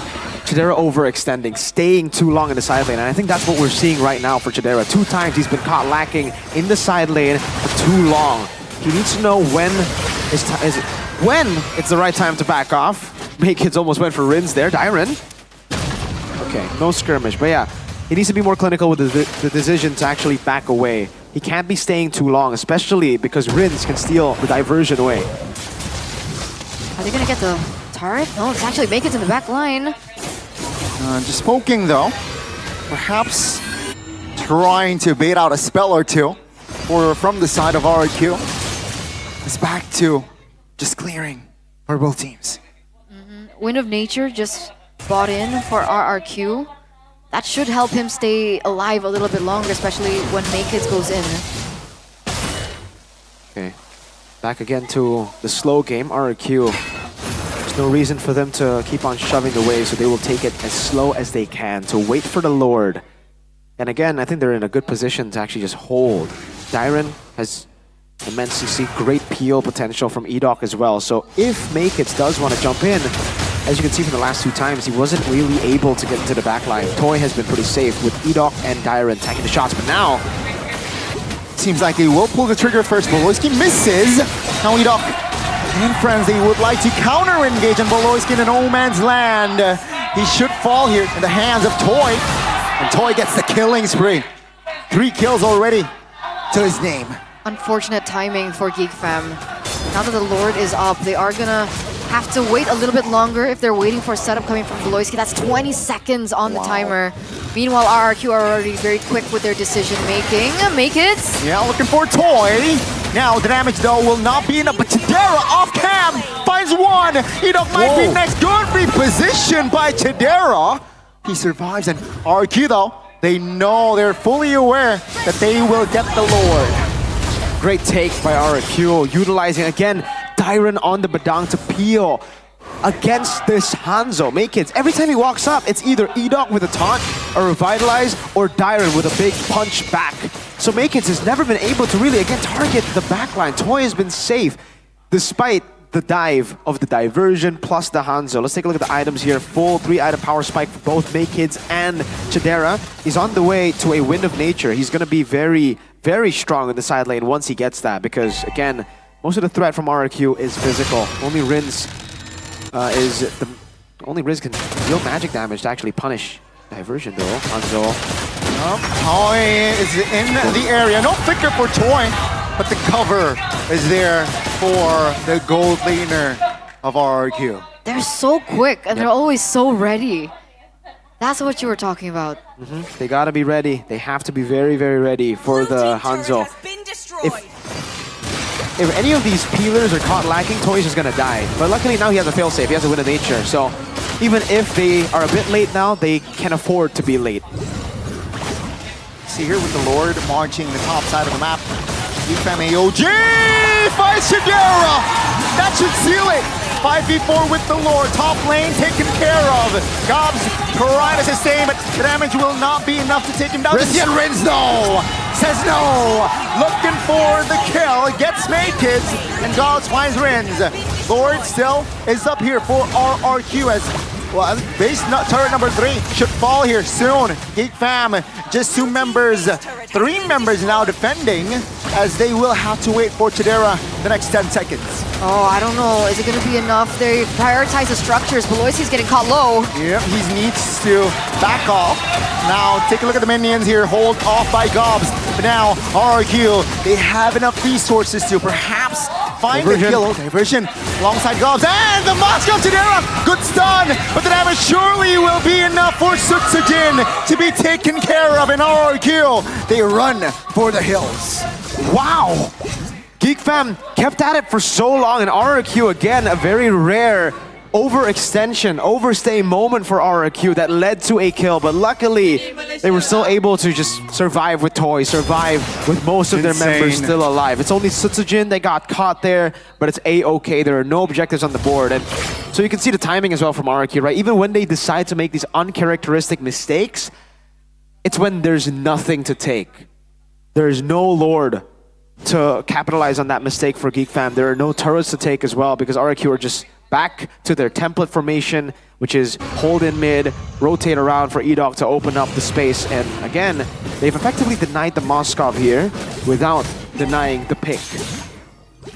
All in all, it was a huge victory, right? All 3 structures taken down. So around this Lord, it should favor RRQ. We see that Chidera has been set to kind of handle that.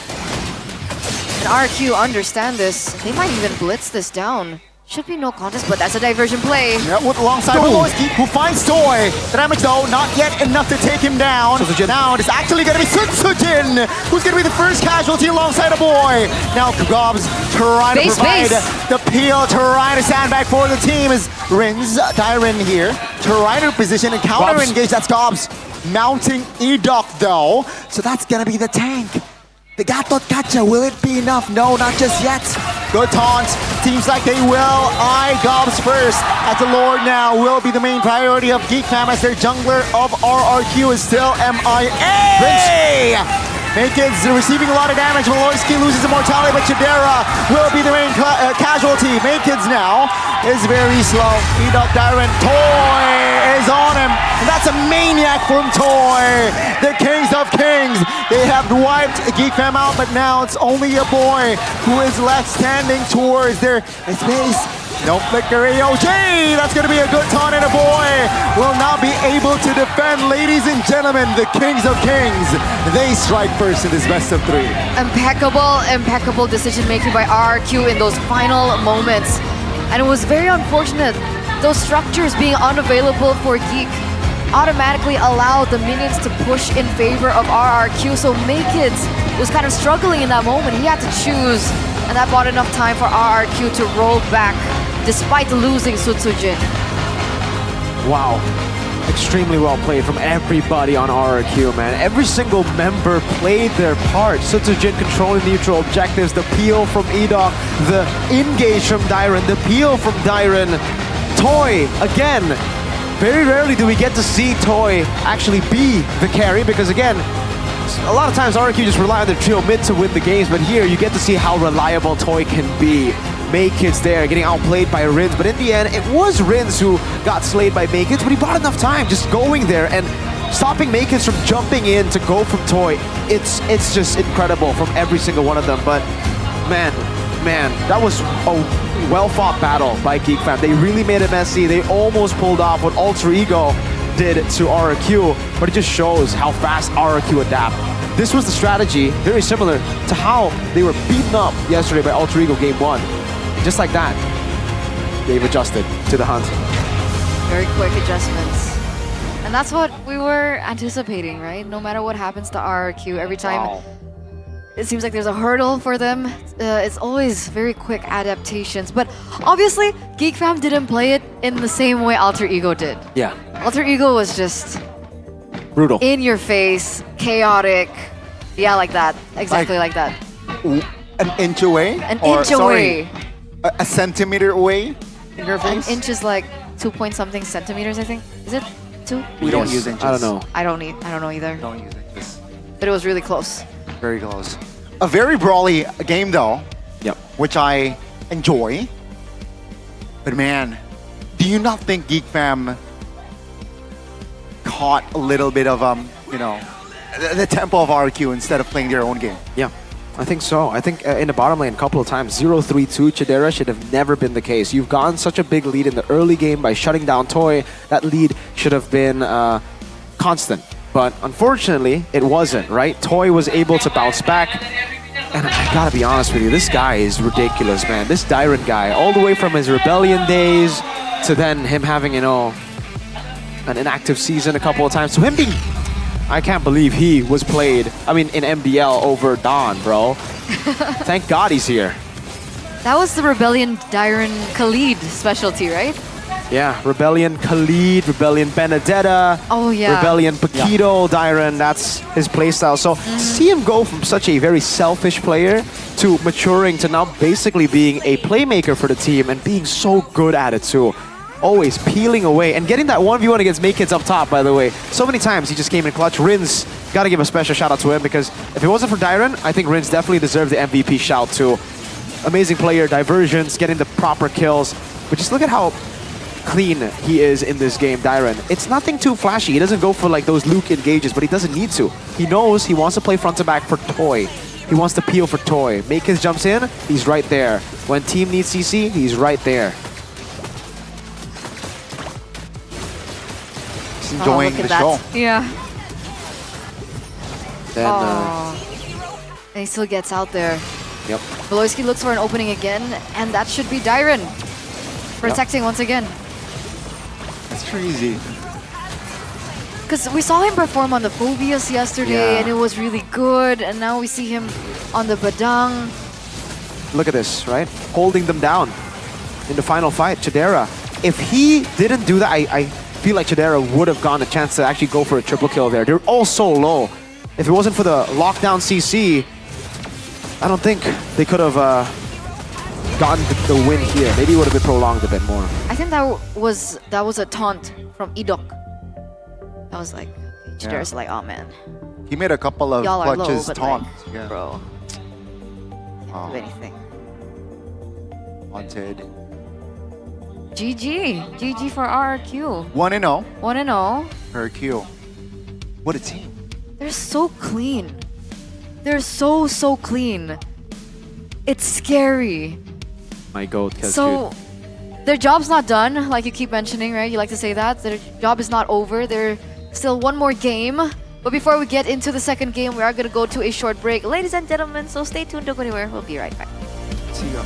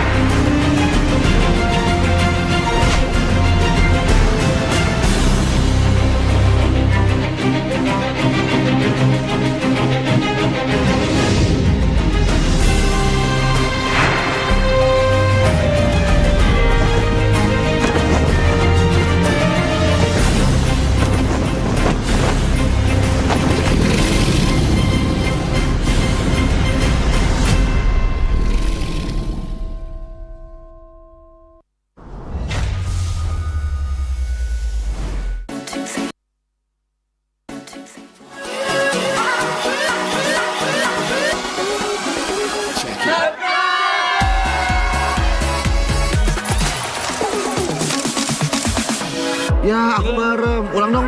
Gak perlu.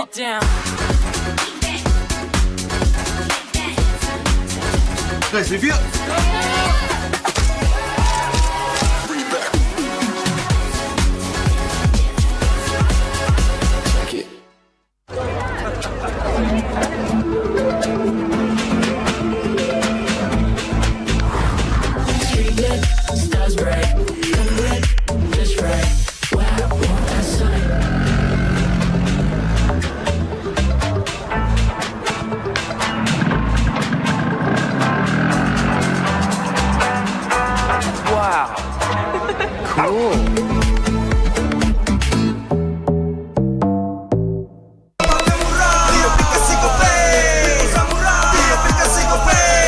Walau yang lain terus berubah, Kope konsisten, kasih yang pasti murah. Bayar tagihan murah di aplikasi Kope, gratis transfer 100 kali per bulan. Download aplikasi Kope baru, nggak pakai lama. Dompet andalan gamers banyak damage-nya.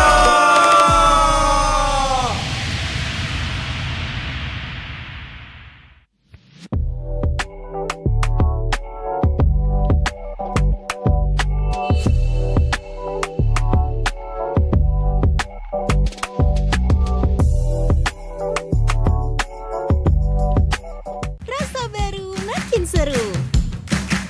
Pertama di Indonesia.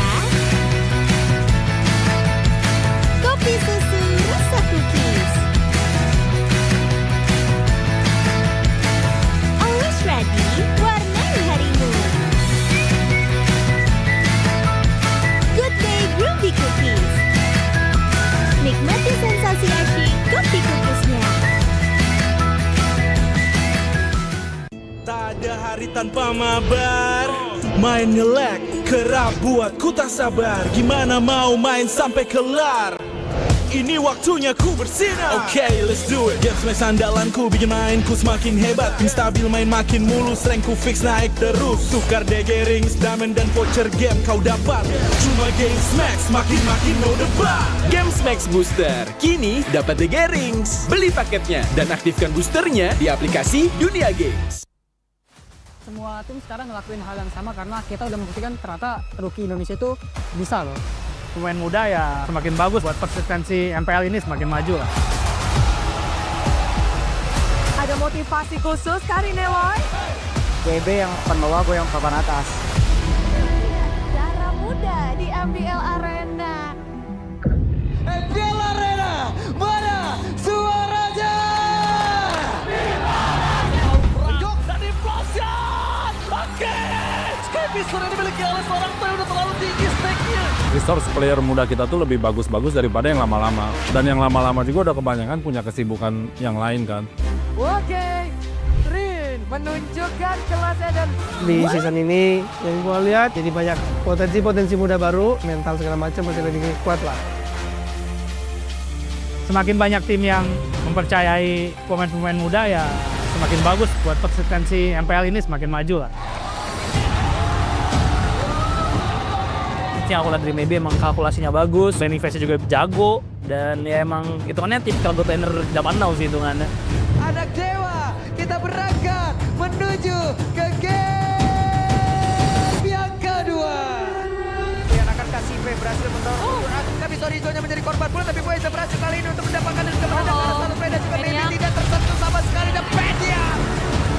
Kalau bisa dinilai, kamu berapa dan Aaron di berapa? Aku 10, Iron masih di bawah 9. Gue suka Hazel sebenarnya.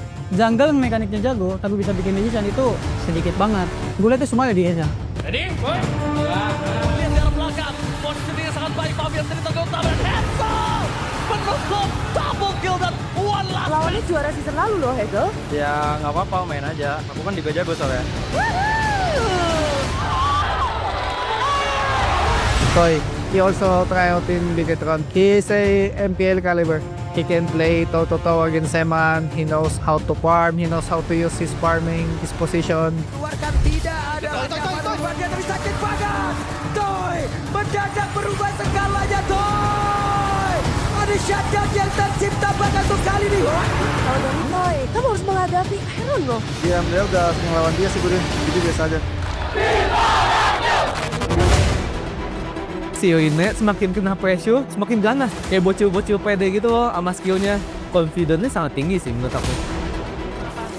Coba untuk melakukan distraksi. Menuju ke arah belakang. Rene. Retribution of Rene. Langsung menangkan atas seorang saja.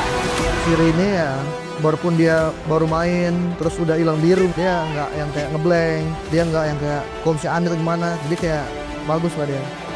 Ada motivasi karir Eloy. GB yang papan bawah, gue yang papan atas. Dulu kan stigmanya pemain rookie itu mentalnya ciut, hero pool-nya sedikit, dikit-dikit teman panggung. Ternyata kayak, oh ternyata enggak loh. Semua tim sekarang ngelakuin hal yang sama karena kita udah membuktikan ternyata rookie Indonesia itu bisa loh.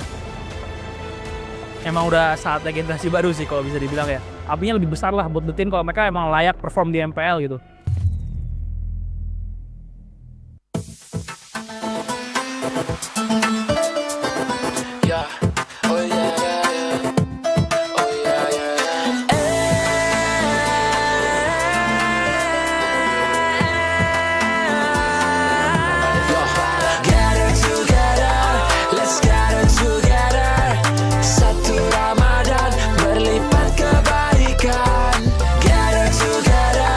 Let's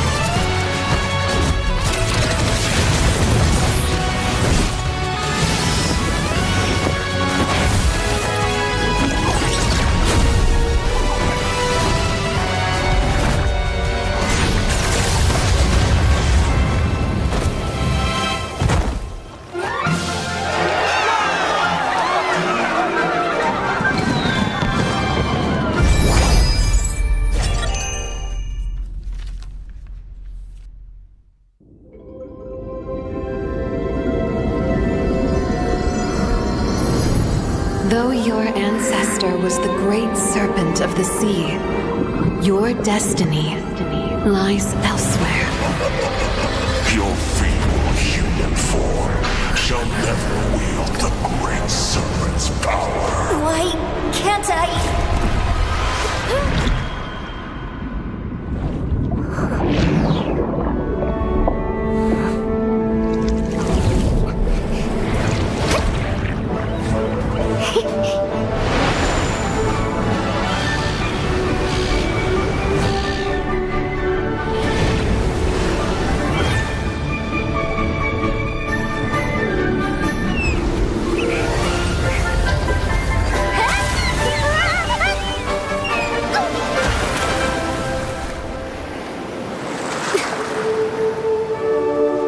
The great serpent's power.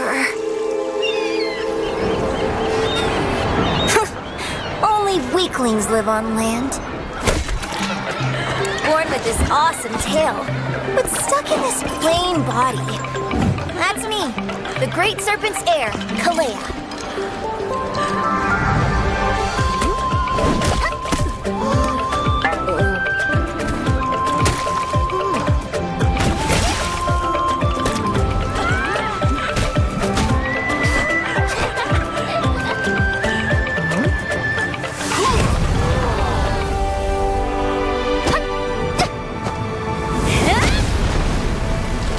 Figures.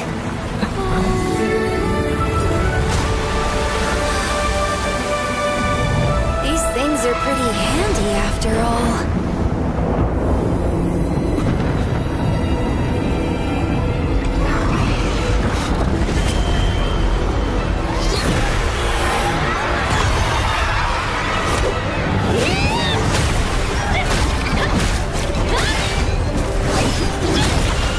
You messed with the wrong island.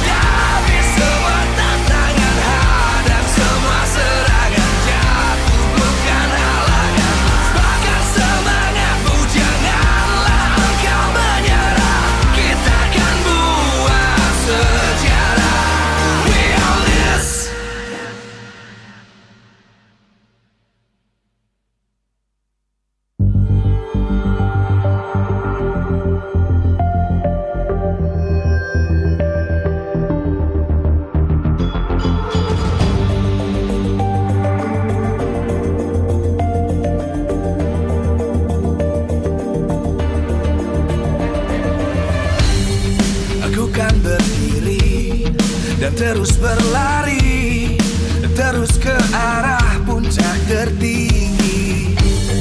Ku takkan berhenti, hanya sampai di sini.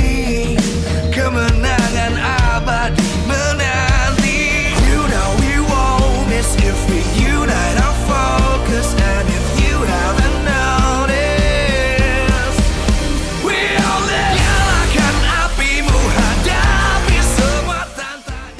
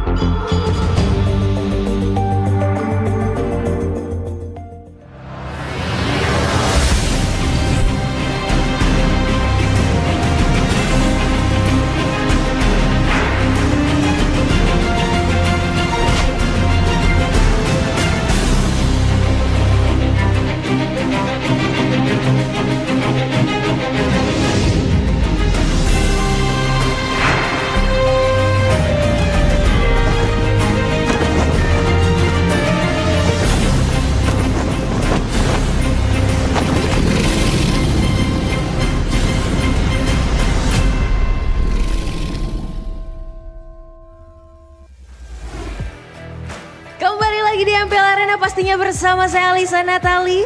Selamat berbuka puasa pastinya bagi yang menjalankan ibadah puasa, dan di sini Alisa nggak sendirian karena memasuki game kedua. Di match kedua kali ini saya sudah ditemani dengan cewek-cewek cantik dari Geek Fam Unity. Boleh kenalan dulu dong, namanya siapa? Silakan. Halo, aku Ara guys. Halo, kenalin nama aku Cima. Halo semuanya, nama aku Pudel. Halo, nama aku Alina. Oke, nah di sini sudah bersama dengan teman-teman cantik dari Geek Fam Unity. Katanya kalian bikin sendiri dan bagi-bagi takjil nih di MPL Arena. Iya bener banget, tadi kita udah bagi-bagi takjil loh. Kalau kalian mau takjil gratis, sering-sering nonton Geek Fam. Nah, kita juga ada video masak-masak takjil. Kalau kalian mau nonton, langsung aja ke YouTube-nya Geek Fam. Langsung aja kunjungin ke YouTube-nya Geek Fam ya pastinya, karena ada berbagai aktivitas menarik ya pastinya. Iya ya. bener kali. Jadi kalau misalkan Geek lagi bertanding di MPL Arena pastinya kalian harus datang juga nih. Tapi ngomong-ngomong soal keseruan dari Geek Fam Unity, gimana nih kesan kalian di game pertama match kedua hari ini? Pastinya kesannya kurang apa ya? Kurang seneng lah, karena kan kita tadi sempat kalah, cuman hasil belum menentukan yang pasti. Jadi buat teman-teman tetap terus dukung Geek Fam ya. Yeay, betul sekali, pastinya tetap terus dukung tim kesayangan kalian. Hopefully 2-1 masih bisa lah. Amin, ya. amin. Game kedua ini. Nah aku mau tanya juga nih sama Kak Pudel nih. Ngelihat jersey kalian nih luar biasa sekali. Bisa dibeli di mana sih? Bisa dibeli di booth-nya Geek Fam di MPL Arena ataupun di e-commerce-nya. Tapi kalau misalkan kalian datang ke MPL, kalian akan dapat spesial Ramadan diskon 20%. Yeay, jadi boleh langsung aja ya datang ke MPL Arena. Dan ini promonya sampai kapan sih promo Ramadannya? Kalau soal promo dia kayaknya hari ini aja sih Kak. Makanya cepetan buat teman-teman diserbu aja booth Geek Fam ya. Langsung aja diserbu dan datang ke booth-nya Geek Fam. Dan jangan sampai kehabisan promo selama Ramadan ini. Bisa dapetin merchandise khususnya jersey dari Geek Fam. Terakhir pastinya pesan-pesan semangat untuk Geek Fam yang akan bertanding di game kedua.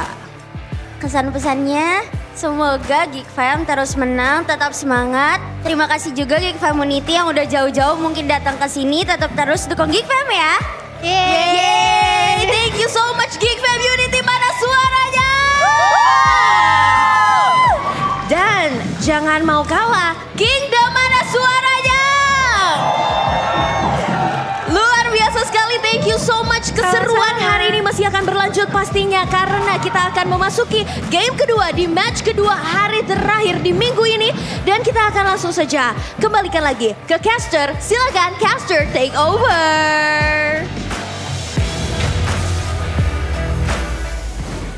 We're back, ladies and gentlemen, and there you go for the Geek community out there. If you guys are looking to get your hands on their merch, there's actually a special 20% discount if you guys come over to the MPL Arena and buy it over here. Can you imagine 20%? That's a lot, right? I do believe that I think personally, it's a sick jersey for a Geek Fam.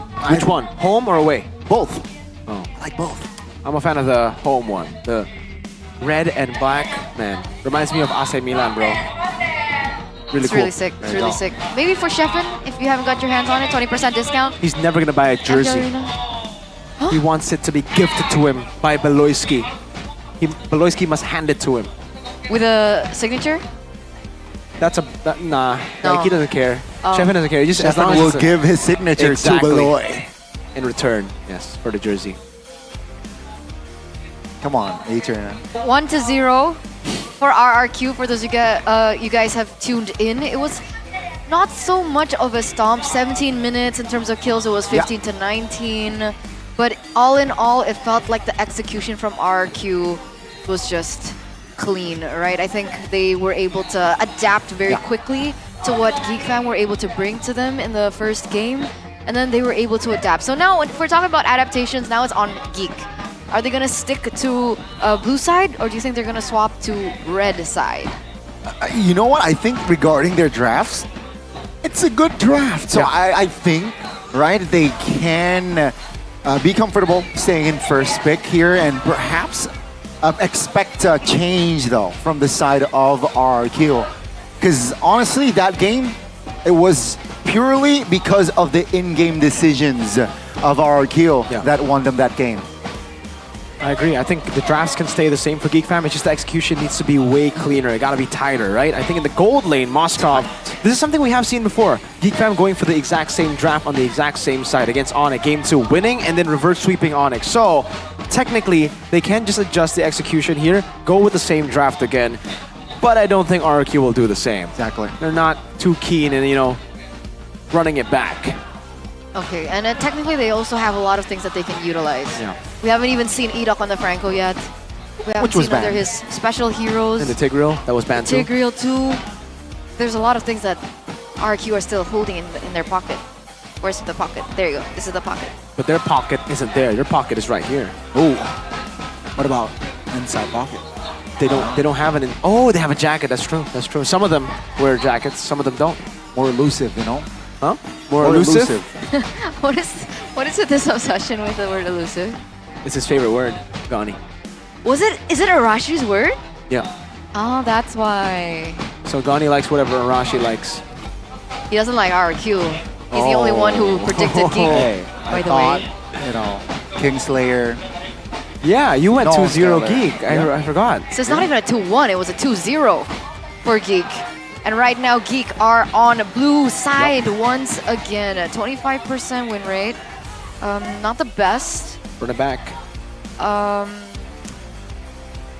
But I guess they still do have a little bit more control on blue side, and maybe that's exactly what Coach Bluffsy and Dora DSP would like to utilize in their next game. Okay. So Geek Fam, do they go for the same drafts again? Again, I don't think RRQ will match the same draft. Kescute, you can see him. That ominous stare down. 100% win rate. Still. Cold, man. Cold. Cold Kescute. CK. What else does Geek Fam have in their pocket, right? Because in their interviews, they keep repeating that this is a really good patch for us. This is a really good patch for Beloyski. We saw the Hanzo finally coming out. It didn't work out. We saw the Gwyn before from Beloyski too. Do you think we're going to be expecting some comfort picks or other unique picks from I think this the team? chip. But Chip's gone. Exactly. I think that's why we haven't been able to see, Geek Fam really shine here. Because again, in the interview yesterday, he did say the reason why he feels like this meta is his meta is because even if the chip gets banned, that means there's another hero that they can take. That would be left open. Yeah. And for those of you guys who tuned in, maybe you missed the memo. Chip is currently globally banned because of a certain bug that interferes with the game, so the chip will not be able to be played today. So let's get into the drafting phase, ladies and gentlemen. Game number 2 presented by the official tournament smartphone Samsung Galaxy S25 series. And the adaptation starts here. Instead of the Joy ban from Geek, it is actually the Luo Yi. Wow. So the Luo Yi has been eliminated. But RRQ, they also respond with this Hanzo ban. So Harith is open, Suyo is open, Joy is open, and the Harith will be instantly picked up by Geek. Seems like Geek Fam, they will prioritize comfort here. RQ though, they will not. Yeah, they will not decline the Suyo opportunity. They will pick up the Suyo. Now though, will the Gatot Kacha pick come early? I don't think they're gonna go for the Gatot just yet, especially with the CC still available. Also, I'm not too sure if they want to go Granger here. They can go Granger last pick against the Harith. Usually we would expect range, like Farsa, Eve, but do they want to just go Badang then? Flex the Badang? Alright, they go for the Gatot, so still have that Gatot flex. Not gonna go for the Badang just yet. Now Geek, do they go for their Gob CC? CC is up and available, but it wasn't in the keys to victory, Mirko. Don't give Gob CC. Yeah. Sure, situationally here, you would want that, but I don't mind him on the blue, honestly. Right? He performs well. Joy is still on the board as well. Joy is still on the board.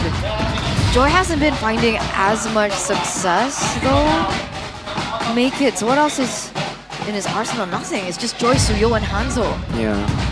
They can also go for the Cho, I think, if they really want to, right? To utilize the mobility of the Cho to open it up again, but it is a different lineup already. Usually we see, okay, they still go Cho. I was about to say, usually we see Cho when we see a Moskov too, so you can just screen for the Moskov, but it's still the same here. It's gonna be the Joy and Cho. There you go, for Geek Fam. IQ. I wonder what they're gonna go for, right? They go for the Granger. So they still go Granger despite the Harith pick. I wonder what's the idea. RQ now. Both of these teams have not picked up a mid lane. And there's still a flex into the EXP lane. So CC is still an available option for RQ to ban out unless they want to pick it up for themselves. Technically the CC does well against the Gatot just in case this Gatot does get flexed into the EXP lane. But it looks like the Hilda will be a priority ban for RQ for now. Khalid is going to be a hot pick as well in the second phase, if not banned. I think it can be picked up by Geek or RQ. So Khalid, you mentioned CC. Yeah. Khalid could work here. Thinking of another, maybe for, yeah, I was about to say Tigro could work here up against the Joy, but it's banned out by Geek Fam. So, I think with that, probably gonna see Gatot Kaja just go roam now. RRQ, if they ban out CC, that means they might want to go for another Badang pick, and I think the Badang really works here still against the Harith, against the Joy. You have a lot of lockdown, especially against the Joy later. Whenever he wants to walk up, just punch her in the face. Multiple times. Will be let go. Franco ban in the first game.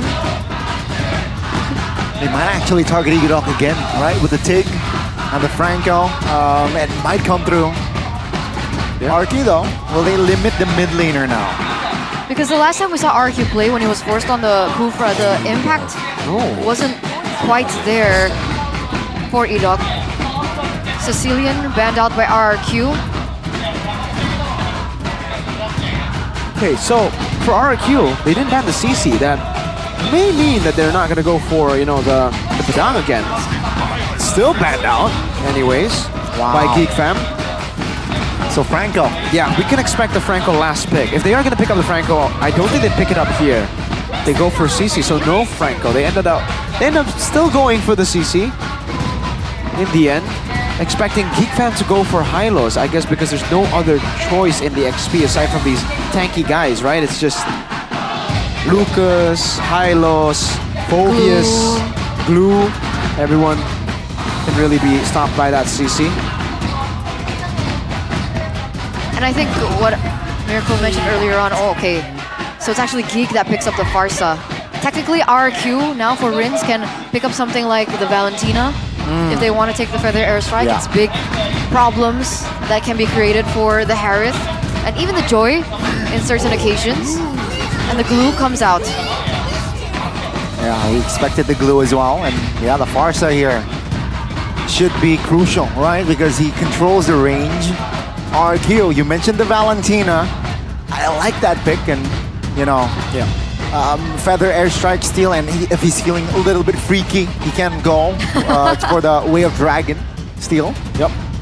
And I think that's it's a Rin's type of play, right? Yeah. He's very aggressive. We saw him earlier on. He made a lot of flicker plays on the Valentina. Exactly. It should be the Valentina, right? They don't want to go Eve here. Oh, it's a Veramis. Wow. Okay. Up against a single the target. glue. Yeah, against the glue and against the Cho. Really good for both, right? Oh man, against the glue, that's so good. Now you can't. Oh, I think RQ just got it. Oh, Just on the Paramis pick alone. wow. But remember, we've been talking about mid-prio for RRQ with the Paramis in their lineup. Do they still hold that mid-prio with this composition? I think they still have that prio. The Gato should be able to help the Feramis there as well. Suyo, prio. They have CC in the side lane. That will be a winning matchup against the glue too. Yeah, this is a trio mid win should be for RQ. So it's gonna be nice and dicey, ladies and gentlemen, especially around that first neutral objective. We'll see. Will RRQ be able to continue their win streak here in MPL ID Season of 15? Or will the Kingslayers be able to turn things around, live up to their namesake, and force a game number 3? Let's head over to the Land of Dawn. It's round 2, folks. Ring the bells. Rexer Gimkeon or Geek Fam. Wow, I mean, on top of that, RQ have technically forced all magic damage from Geek Fam. So itemization-wise, it's gonna be great. Rins has gone for Lethal Ignition. Not the usual choice, Sutsujin. Yeah, will be able to retrieve that. Not the usual choice, but against this kind of composition, you're gonna be an aggressive Feramis for sure. So really good choice of emblem for Mr. Rins. Let's take a look at the full emblems by Indie Home. Inspire, Bargain Hunter, nothing too crazy. Tenacity plus that firmness, the Inspire and Tenacity from Rins too. So he goes for a more aggressive core emblem, but goes for a defensive sub-emblem. And for Beloyski, it's practically the same kind of gameplay with his choices as well. And that so far is exactly what he's been able to do. Roaming around the map, give vision, opening up information. Also being a little bit of a problem for Sutsujin, but he should still be able to work around that, still remain and have an intact farming pattern. Alright, get the emblems. Again, I think this Inspire from CC is quite interesting. It's done though, or cooldown. Yeah, it's very interesting to see that Dyron has also gone for Purify, by the way. I'm really trying to digest the Inspire, the idea behind that Inspire, and the Purify from Dyron. I guess it's because of what we said earlier. Remember game 1, BTR versus Na'Vi, when they picked CC against the Cho? I was saying it's usually bad against the Cho because you just get kicked because you have to go Vengeance. But here, Dyron has gone for Purify, so that kind of solves the Cho problem. Meanwhile, Edok already charging here in the mid lane. I think they're looking for the proper setup for the neutral objective. We mentioned how this is going to pan out. Edok already in position, as well as Rins. Kind of isolate Gobs and a boy here. Sutsujin already on the turtle. Let's see who gets it. RQ already the first ones in the area. Geek Fam late to respond here, but it seems like they want to fight. Sutsujin gets the turtles. Beloyski with the flicker. Jet Kundel finds the jungler. Now AUG trying to provide cover, and that does it. Geek Fam backs away. Yeah, they didn't really want to overcommit onto that, even without the AOG from happening. Sutsujin was still A-okay. I don't think the damage is enough to penetrate him in this early portion of the game. Meanwhile, it seems like Beloyski's initial plan isn't really coming to fruition. Oh, that's a steal. Now Rin's very low, and he will be taken down. Make-Its drew first blood in the second game. Well played. Saw that Edok walked over, and then he just went straight for the purple buff. Knows Edok used the taunt earlier. Sutsujin, no retry. Really good move by Make-Its there, outplaying RRQ. Meanwhile, Make-Its is kind of low here. Sutsujin is in the vicinity. Uh-oh, 3v1 now with the Feather Airstrike already spent as well, and Make-Its will grab his second kill in this game.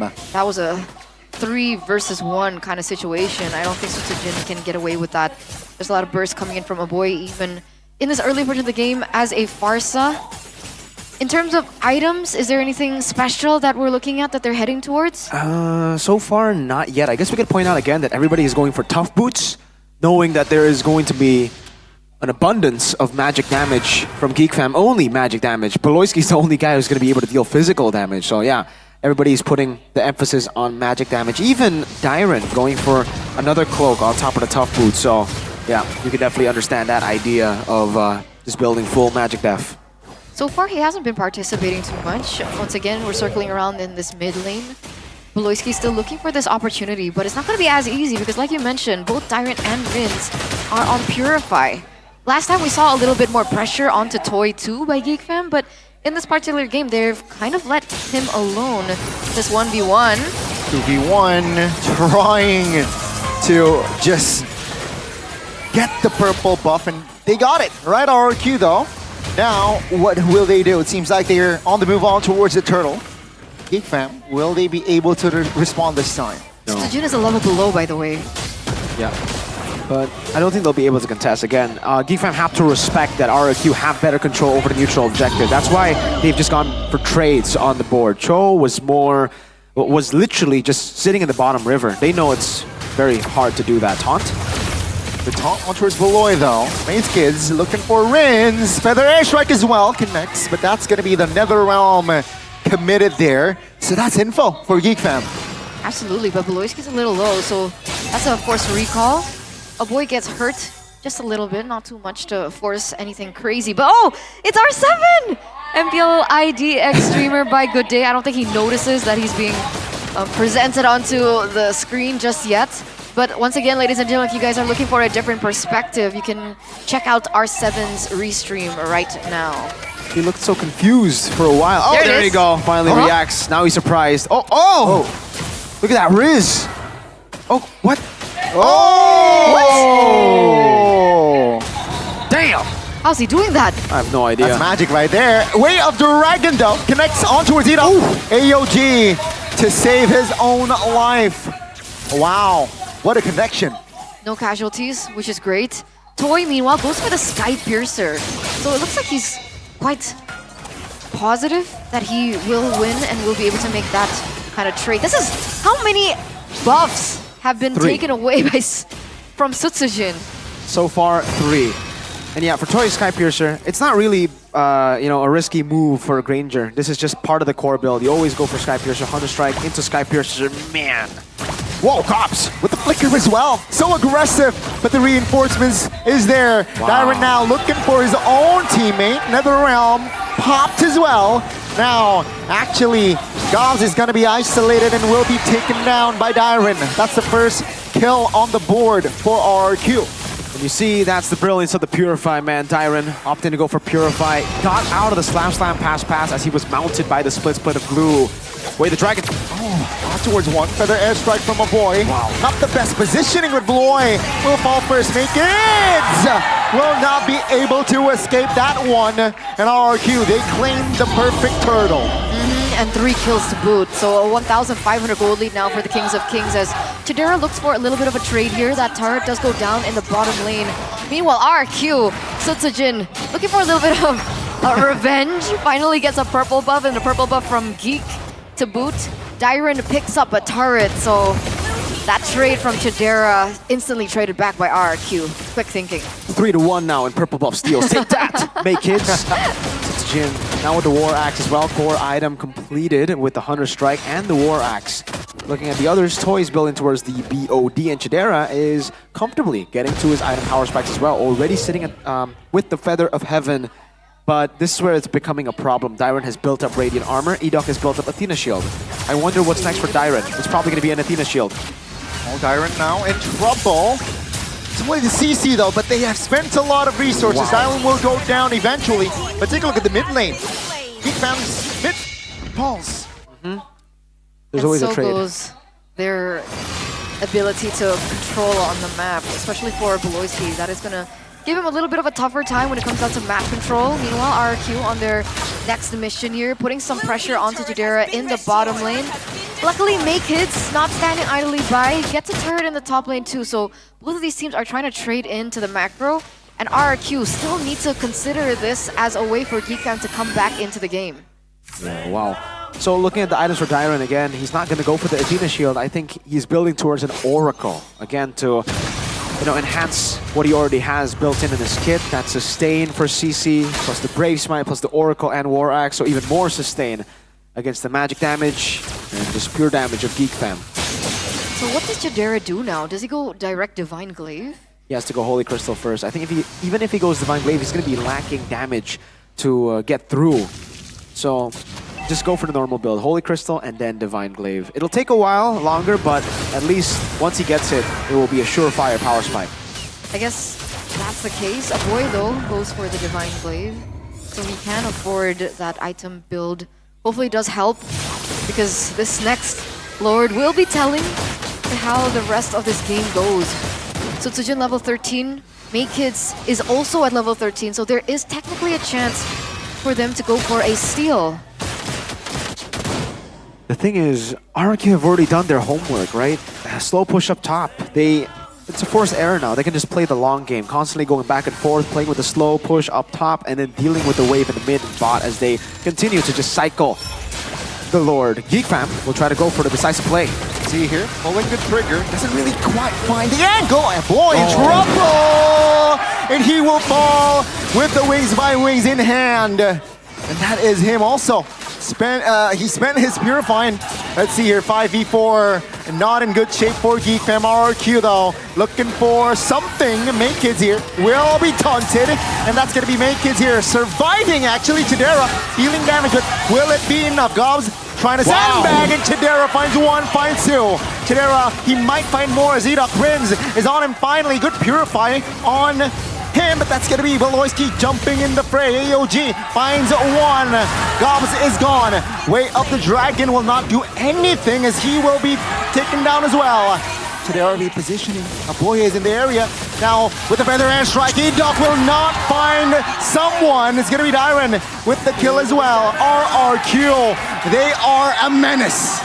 Wings by Wings out, but in the end, that's gonna be a boy being able to escape. That was a very messy engage towards the start, right? Let's go for like a little bit of a replay there. Very, very transparent engage from Beloyski. RRQ was able to read that really well. At some point, it was an awkward position coming in from Toy, but they had a little bit more in their arsenal, right? Dyron now, though. See here, 5v5, surely. RRQ, they have more than enough firepower here. Good mounts. On towards Dyron though. Kids fail to find the connection for the steal there. And Gob surely will be taken down by Sutsujin. That's the Lord. And Gobs. Well played again to RRQ. The fact that Geekfam trying to make it chaotic in that skirmish. Having the Harith means that you can actually force out those battles, those brawls. And RRQ took it. They had another round. They were stuck there. Toy able to kite away, but not for long. Again, Chidera bouncing back and forth with the Chrono Dash, man. Just dealing so much damage as he got the Holy Crystal earlier. So that power spike is going to be coming in very quickly as well for Chidera, that Divine Glaive, as he got 2 kills, Sutsujin and Toy. But RRQ, even in the long battles, they were able to out-sustain and to outlast Geekfam. In the end, it was RRQ with Dyron getting the dub again. Gobs mounted him, the Purify out to safety once more, and then a clean retry from Sutsujin. Now it's just about how they utilize the Lord. Beloy! Dyron actually might be caught here. Good recovery though. With another round, Beloyski flickers out of danger. Edok with the help of Toy as well. That will secure Beloy. It falls again. RRQ now applying more pressure. Top lane Makins has cleared that lane. Though, RRQ, they move on towards the bottom side of the map here. Geekfam with just one cart. Will they be able to find something? Not yet, though. Ooh, that will be RRQ playing it slow. Perhaps applying pressure towards the mid lane. Feathered airstrike to relief off pressure. Dyron, though, immobilized here, is able to walk away. They're going to be able to clear out the lane in the bottom side of the map. So all in all, despite them losing here and there, Geekfam are still holding on to their main structures, and that's what's important, especially as we get to the next Lord fight. It seems like Gobs is opening up the map here. Rins is in the vicinity. Oh, look at Beloyski though. Is he going in for a cheeky play? I think it's a little too risky.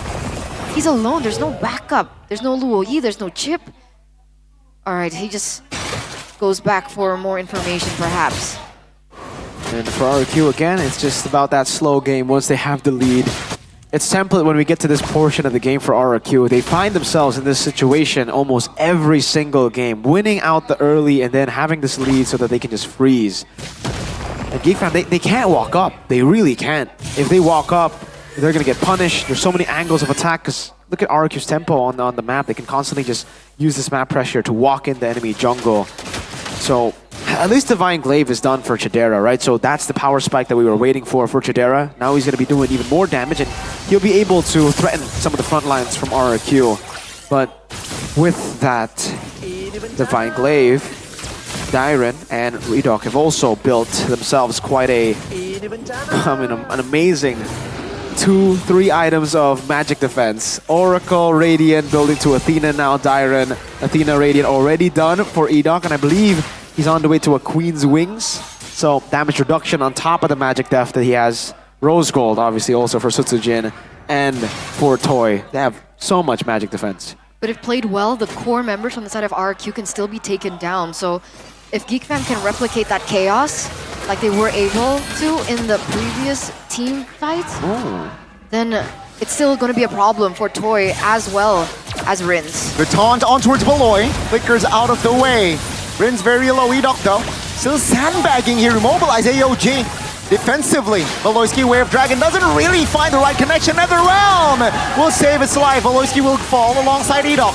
Dobbs now being the main priority, and Dyren finds it. 2 for 1 in favor of RQ. Okay. I don't know. Does RQ want to continue this? Oh, Chidera keeps going in! Miscalculation there by Rins. Chidera now going ham in the mid lane. Dyren now being the main sandbag is able to sidestep it. Makids looking for another angle here. Good recovery from the Geeks. I don't think they were expecting that, right? 2 members down from the side of Geek. They definitely didn't expect Chidera to go dive in headfirst under turret to take him down. Luckily, though, Rins is back in the fray, and it's still a man advantage in favor of RRQ. Yeah, Rins is the only guy who can't do that, to walk up against the Herald. He doesn't have the magic defense that the others have. He only has a Blood Wings and a Tough Boots, so Rins is the only guy that should not be doing that. To be fair, Toy probably shouldn't be doing that as well, but at least he has Rose Gold. It should be Edok and Dyren. Chidera. Let's see here. AOG on towards the Lord's Pit. Sutsujin joins the fray. Lings falls for it alongside Edok. 3 members now only left standing for the Kings of Kings as Geek. They will take over the Lord's Pit. Again, RQ tried to force that, man. They took control. They wanted to take control back against GeekFam. GeekFam a bit too clean with it. Beloyski, Jikundo. Ooh, wow. GeekFam, the pace set by Chidera. Once we saw that Divine Glaive, he started threatening the frontliners. But man, was that quick. Like, he dealt with Edok so quick. Rins was forced to come in to try to save Edok with the Netherrealm, but he got bursted instead. They have to play in cycles here. Once the Zaman Force is used up, that's a green light to actually stop. Move back. Once the Zaman Force window is elapsed, then they try to re-engage. But if they fight the Zaman Force, they're not going to win. No, we saw that happening. Speaking of burst, right?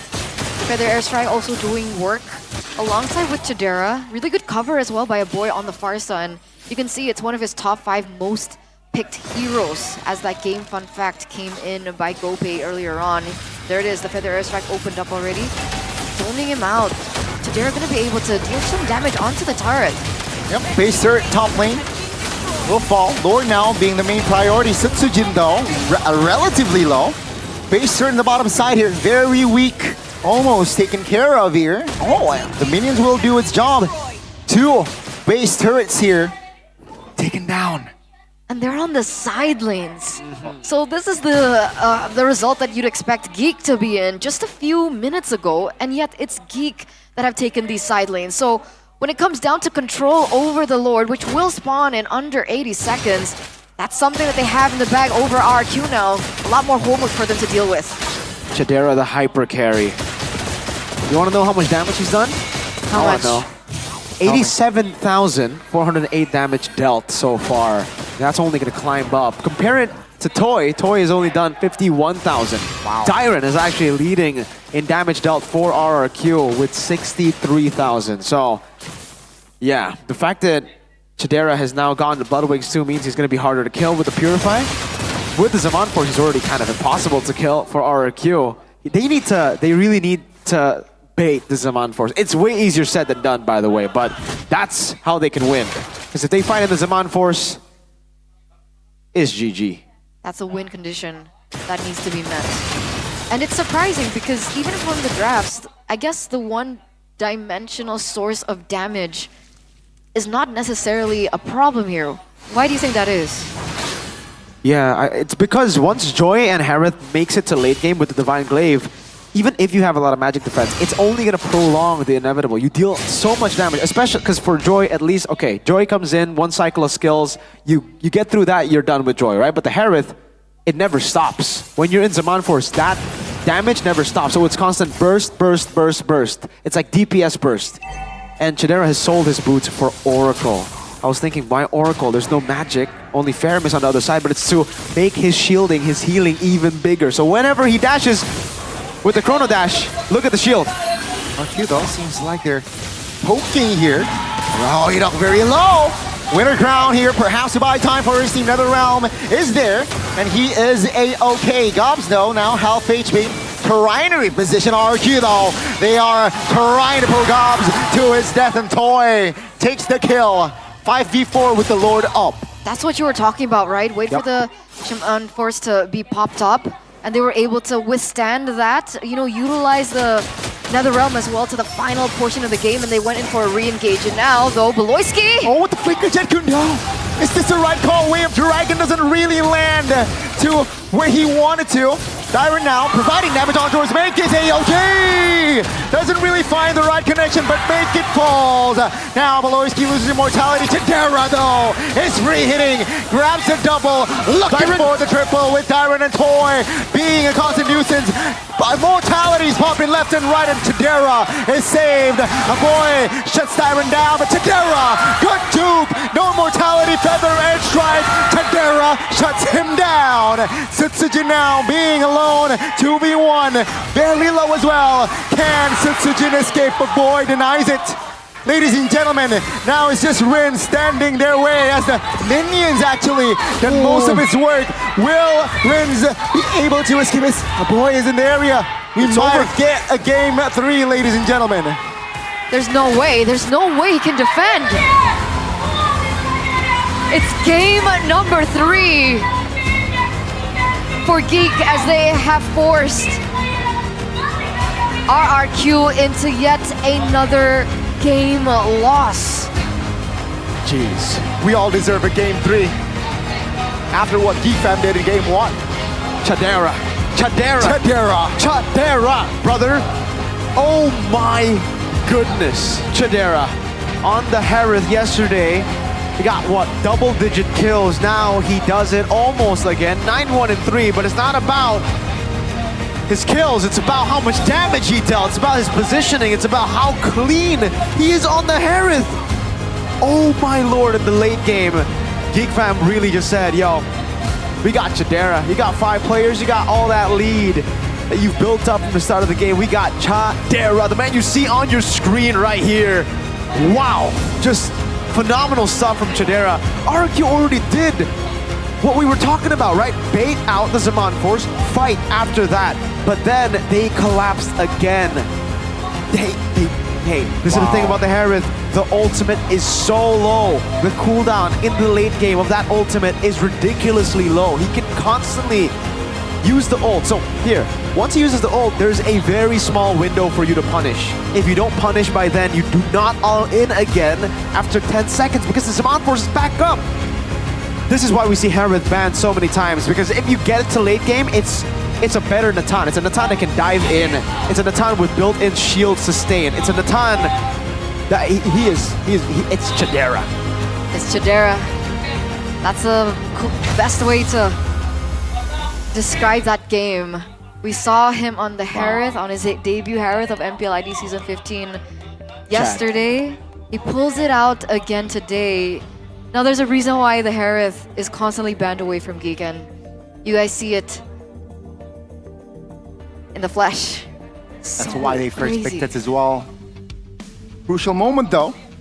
Minute 20. Wow. The crucial moment is, The juke. again, when RRQ decided, look, they can't dive. Again, you should never dive a Harith in the late game unless you have just an overload amount of CC. But in this case, they don't, right? It's a CC, but it's not crowd control. It's the hero up top. Not a lot of CC there. Suyo, Sanity. very low. Skill. The surge in the late game, it's not that long of a duration. Edok is the only guy with reliable CC, and once he uses it, there's a Purify. If you don't have the layered CC to go up against Harith, you should never dive the Harith. That's why, ladies and gentlemen, Chakdera, player of the game, 913 KDA, 135,907 damage. Chadera. He's double the Farsa? Almost double the Farsa. And the Farsa's on his team. Wow.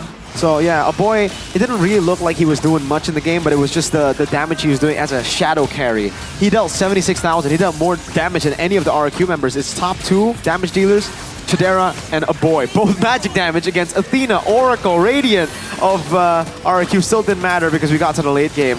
And I gotta give props for Chadera, man. We were talking about itemization earlier today for Eman. I gotta say that Oracle last buy, selling the boots for the Oracle, I was like, wait, oh, the shielding, the added shielding, and you saw it. He was never low. I mean, he was low in the end, but by the time he was low, everybody else was dead. So it made sense. It's so good. He's so good on this Harith, man. He should really consider going pro. Wow. Why isn't he a pro? Look at the shielding. I mean, this guy did not lose HP against 4 members.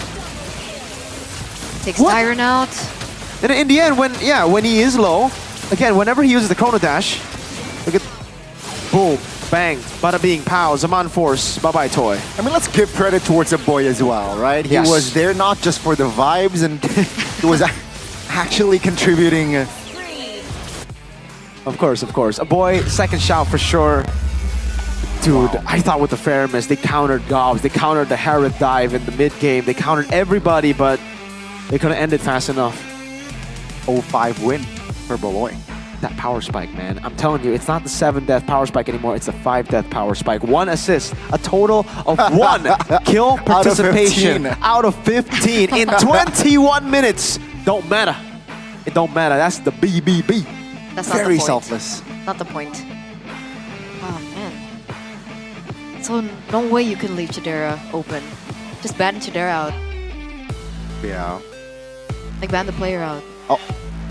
Can you though?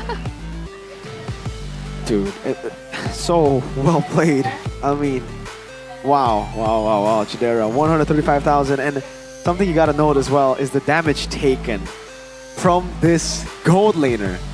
He took 95,000 damage. He took 95,000 damage as a gold laner. And again, it's because of the Harith. You dash, you get shields, no CC on the other side. There was a CC, but it was the hero, not crowd control. You know what I'm saying.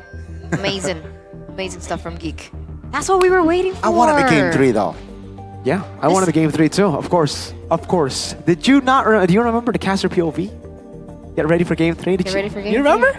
You remember? I did remember that. Yeah. But personally myself, Okay. I wanted a game 3. But you went 2-0 for Geek. Hey. He wants a game 3 if RQ won game 1. Ah. There you go. Okay. There you go. Okay. What was our predictions? I went 2-0 RQ, so I'm down. You went 2-1 RQ, so you could still be right. But remember, all of Geek Fam's wins have been a reverse sweep. For some reason. I don't know why, but this team is so darn good at reverse sweeping. You mentioned it, right? It takes time for them to roll. Yeah. And you mentioned Not also just in seasons, but also in series. perhaps same. And you mentioned also RQ, not too complacent. Don't be complacent. And perhaps game 2. Were they complacent? I don't think so. I think they respected. The drafts were really, really good. The execution up to a point was really, really good. Then obviously you saw some win conditions fall for Geek, and then they panic attack Panic attack. Don't panic attack. Don't panic attack. No. They panic attack. Don't do it.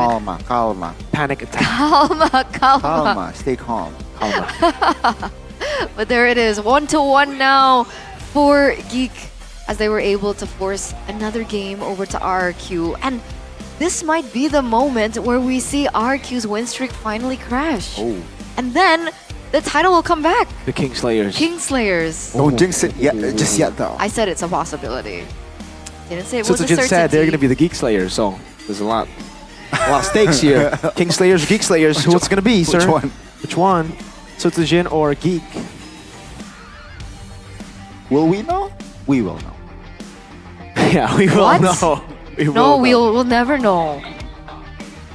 Okay. Will we know? Because honestly, like you mentioned, right, Yeah. the Fairness last pick, other than the brilliant. fact Gobs, it also hindered a lot of Beloyski's movements. Yes. Like every time he went in for a pick, if let's say they didn't have the Purify, which a lot of them actually had Purify, right? I think CC had the Purify, Fairness had the Purify, but when he targeted someone else, like perhaps the Gatot, we saw some Gatot picks. As soon as the Netherrealm came in, it was GG. They couldn't find picks, so Tidera again just being so brilliant on this hero. Yeah. Oh, the Hereth needs to be banned out. No way. The thing is, No way. No way. Or they get more CC, because if you have more CC, layered CC, yes, the Herald will have problems dealing with that. overwhelmed. Overwhelmed the Herald with CC. Yeah, but the Faramis pick is a little bit risky, right? That's why they banned. The Farsa is there, you know. That's why the bans were so good by Geek. But I think the Badang Tig. Who else was Badang Tig. available? Yeah. They And banned. anyway, before we get Take it into Badang. game number 3, ladies and gentlemen, to see the finale of this series, we're gonna throw it over to the host to see what they're doing up on the stage. Yes, Bunda Clara berada di tengah-tengah MPL Arena dan langsung menemukan nih ada ciwi-ciwi oren di sini. Bunda semakin penasaran dan pengen kenalan. Talia, halo. Halo Bude. Apa kabar Talia? Baik. Tetap semangat dong pasti. Harus. Harus semangat. Tapi Talia ini kok lagi rame-ramenya nih kayaknya. Bersama siapa aja Talia? Ini bawa kerucil-kerucil baru, cewek-cewek RRQ. Wih, boleh dikenalin satu-satu mungkin? Boleh. Pertama mungkin aku ya. Halo, aku Sharon. Aku newbie di sini. Bisa dipanggil juga Siren. Salam kenal. Salam kenal. Gemes. Halo, kenalin aku Ataya. Biasanya dipanggil Acai. Acai. Halo, aku Axela. Biasanya dipanggil Axel atau enggak Acel. Axel atau Acel? Dua-duanya oke. Halo semuanya, perkenalkan nama aku Nicole. Biasa dipanggil Nicole. Nicole aja. Nicole aja. Nicole aja. Nicole aja. Tapi makin rame nih kayaknya keluarga RRQ. Kebetulan RRQ udah banyak banget jadi talent-talent barunya gitu. Makin rame keluarga. Makin rame, makin solid lagi. Asik. Terus gimana nih tanggapan para talent-talent ketika RRQ dipucuk? Dingin ya udah pasti. Kita semua kedinginan di sini jadi kayak kita juga kan dari season-season sebelumnya juga ada di sini juga nggak mudah. Terus menyaksikan semua prosesnya kayak jadi kedinginan banget. Gitu. Kedinginan. Tapi seneng pastinya ngelihat dari momen-momen ini keadaan sementara tuh satu sama. Gimana kalian heboh nggak? Biasanya kan kita ngelihat 2-0 tapi minggu ini nih kayaknya satu sama dulu. Mungkin harus ini lagi sih dengan satu sama harus ada yang diperbaiki mungkin untuk next match-nya gitu. Tapi yakin pasti setelah ini juga balik lagi 2-1. Balik lagi. Biasanya siapa nih yang paling greget, paling suka teriak-teriak di sini, paling semangat? Sebenarnya kita semua sih. Semuanya ya. Kita semua. Heboh soalnya kalau cewek-cewek kan biasanya heboh Bude. Betul. Apalagi kalau rame-rame kayak gini kan semua cewek langsung kayak harus heboh. Iya, harus heboh. Kadang yang di belakang tutup telinga ya. Berisik banget cewek. Kita berisik soalnya teriak-teriakan. Betul. Sambil gigit kuku gitu ya. Gigit kuku. Iya, Tamu itu mah. Karena greget dan takut. Oke. Tapi kalau ngelihat tentunya performa dari tim RRQ pasti banyak banget match-match seru ya yang dihadirkan. Tapi paling nungguin match apa nih dari kalian? Classic Derby. Classic Derby. Waduh, ini memang dua ini ya, EVOS RRQ memang kita tahu historinya panjang, bahkan kalian nantikan. Kalau kalian sendiri ada nggak? Ada artinya, mungkin ada sesuatu kenapa mereka Pasti udah ditunggu-tunggu banget kan Classic Derby. Terus udah gitu juga posisinya kan 1 sama 2 ya. Jadi kayak benar-benar ditunggu banget dengan roster mereka yang baru juga ya kan. Ada Albert juga. Jadi kayak kita tunggu-tungguin match ini banget sih. Gitu. Menantang pastinya karena banyak mantan-mantanan di situ ya. Iya, mantan-mantan bertemu lagi gitu kan. Nggak tahu nanti bakal kayak gimana gitu kan. Biasanya ini ada dari fanbase yang besar berkumpul. Ini juga history dari player sekarang makin kental lagi, ditambah history dari tim yang kita tahu dari season pertama hingga saat ini masih terbawa nih. Kalau talent-talent yang baru ngelihat FIFA Roar akan dikumandangkan, kalian makin semangat gak sih? Semangat banget pastinya ya, deg-degan semua ya pasti. Deg-degan. Deg-degan jujur kita nggak main aja tapi nontonnya tuh deg-degan banget sih. Udah kerasa sih, apalagi dari Kingdom juga teriakan-teriakannya itu jadi bikin deg-degan juga kan, heboh juga. Masih minggu yang keempat, tapi Bude kepengen dong salah satu dari kalian tuh ngajakin Kingdom untuk datang nanti, untuk ngeramain, untuk Royal kita punya peperangan dari derby klasik kita. Boleh ya Taya? Buat Kingdom, ayo kita support RRQ dan kita nungguin banget nih buat lawan tim sebelah.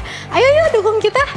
Dukung kita, tapi hari ini nih juga lagi 1 sama, lagi deg-deg ser. Gimana kalian? Bude kepengen tahu dari pandangan para talent, melihat tim RRQ, ada nggak sesuatu yang bisa kalian spill nih tentang para player-player? Mungkin untuk hari ini, gimana sih mereka para tim-tim kalau di belakang layar? Pasti kalian tahu dong. Sama aja sih Bude, mereka kompak, sama-sama kompak, makin kompak ya tiap harinya. Setiap seasonnya juga makin kompak lagi gitu. Jadi kayak udah seru-seruan aja, lebih enjoy lagi merekanya. Seru-seruan, enjoy aja. Tapi sekarang kondisi 1 sama terlihat enjoy di belakang kamera. Tapi sekarang mereka harus berhadapan satu sama lain di game yang ketiga. Ada yang mau kasih mungkin semangat-semangat, pesan-pesan? Semangat, pokoknya kita yakin kalian bisa karena kekalahan ini nggak jadi penentu ya. Kita yakin ini nggak seberapa, pasti habis ini comeback lagi. Amin, amin. Amin. Semuanya tentu ingin memberikan yang terbaik antara Geek Fam dan juga tim RRQ Hosi. Keduanya harus berjuang untuk menentukan akankah The King Slayer is back atau Geek Slayer yang akan hadir. So bersama-sama, yuk kita lemparin ke caster bareng-bareng yuk. Kita langsung aja kita bilang monggo gitu ya. Caster, monggo!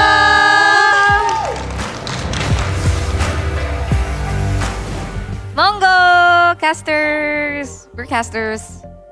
Thank you, Bude. Mongo casters. Thank you so much. Those were the RQ talents. They're new, so you can get to know their faces and maybe check their profiles. Socials.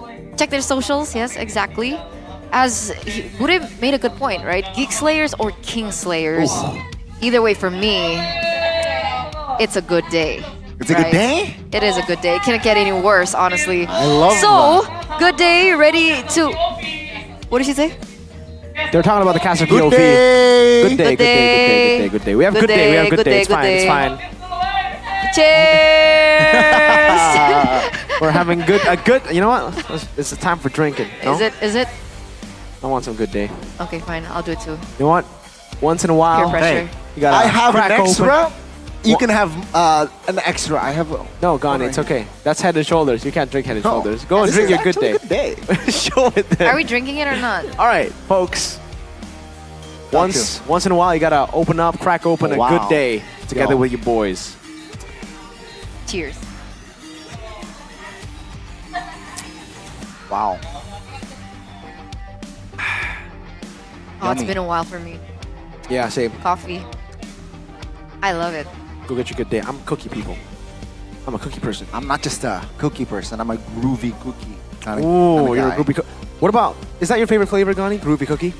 I want to taste the avocado I one. have to say, I wonder what the avocado one avocado tastes delight like. Yeah. tastes good.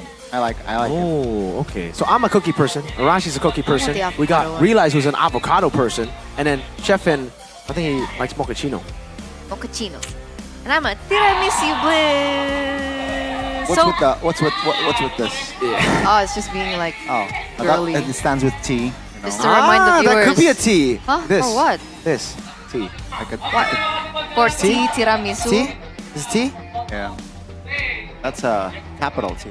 I just wanted to remind the viewers that I'm actually still a girl. T. Despite what my co-casters think. Crack open the board, Sucro with the boys as well, man. Go ahead, check out Always your boys. Gribo, barbecue, or original.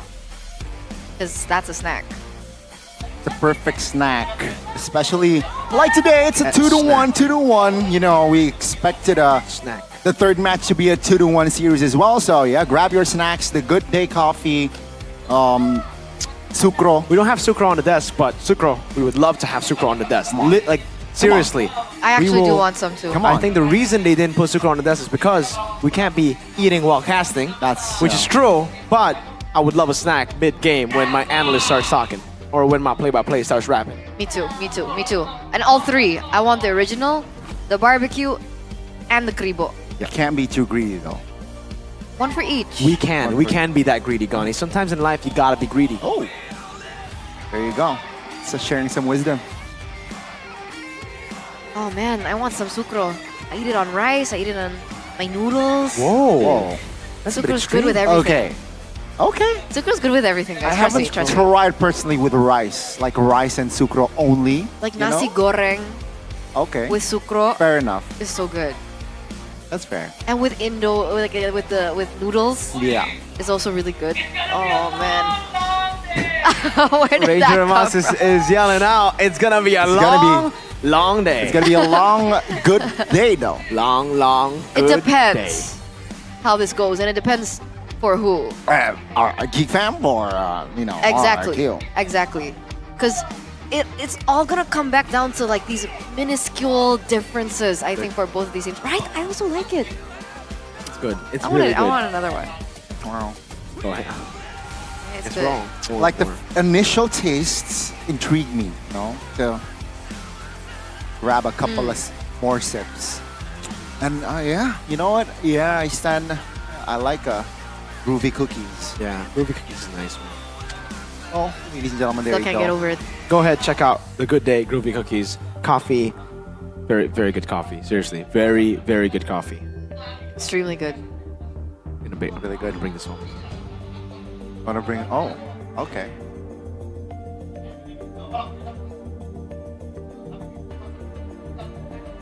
What's going on here? So, wait, why are you crying? Because it's really good. I'm so sad for TLID It's- right now. Oh, it's okay. Wait, what? It's okay. That's a bit Hey, random. Hey, It hit me. you know, sometimes you just gotta understand, Miracle. Just gotta understand, So sad. I want to lady. sneeze. you know, I see. I'm fine. without them explaining. You just gotta, oh, okay. Okay. Okay. Yeah, I mean, I guess hormones? That what? I don't know. Folks, there you go. I don't know. I don't understand. What happened there? I don't understand. Let's talk about the matchup again. Let's go. Let's talk about the matchup. go. You can see Bluffsy smiling from ear to ear.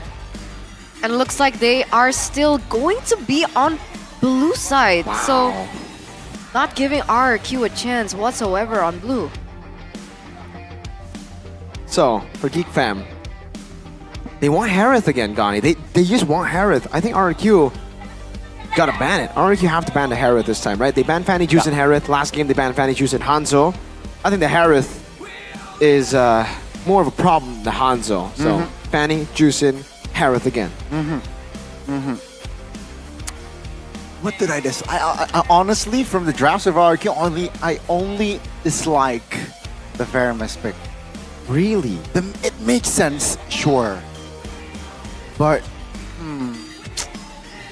I don't know, I prefer other open mid laners there. They wouldn't have won the early game that hard if it wasn't for the Faramis.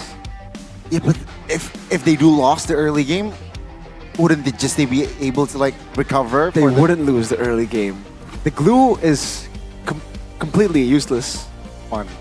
Cho also very hard to pick off. You go for a kick, NetherRealm comes in. So Right. the early game it's like a surefire, and in that game, particular game, not for every game. Okay, so it's okay. So let's see the adjustments, ladies and gentlemen. Still the same so far as we get into the drafting phase for game number 3 presented to you by the official Cinnamon smartphone Samsung Galaxy S25 series. I think Luo Yi was the choice for Geek in order to force that Harris. Yeah. But I don't think RRQ will let this go this time around. Remember, RRQ won against the Hanzo earlier on. So yes, the way he comes through, RRQ Harris ban, and Geek will have the opportunity to pick up the Hanzo maybe in the later stage of the game, because technically heroes like Granger, if they want first pick, Suyo is more available. If they want objective control too. What's the first pick gonna be? I think it just has to be either Joy or Suyo now, right? Then, yeah, they go Joy, and then they're gonna go for like Cho Moskov second. Cho Moskov, wow. Yeah, play for the normal Geek Fam strat. Oh, okay, for Geek Fam. Yeah. RQ, their response should be normal here, right? Suyo third pick later on. Now they should just pick up the Granger and they want change. Do they want to deny the Moskov now? Pick up the Moskov for themselves? Stop that macro from happening? Forcing, again, Geek Fam to play for team fights with Granger. Experience. No. They're going to go with it. Oh, that's a change. Phoveus. Early Phoveus pick for RRQ. Tyron did pick up the Phoveus. Yeah.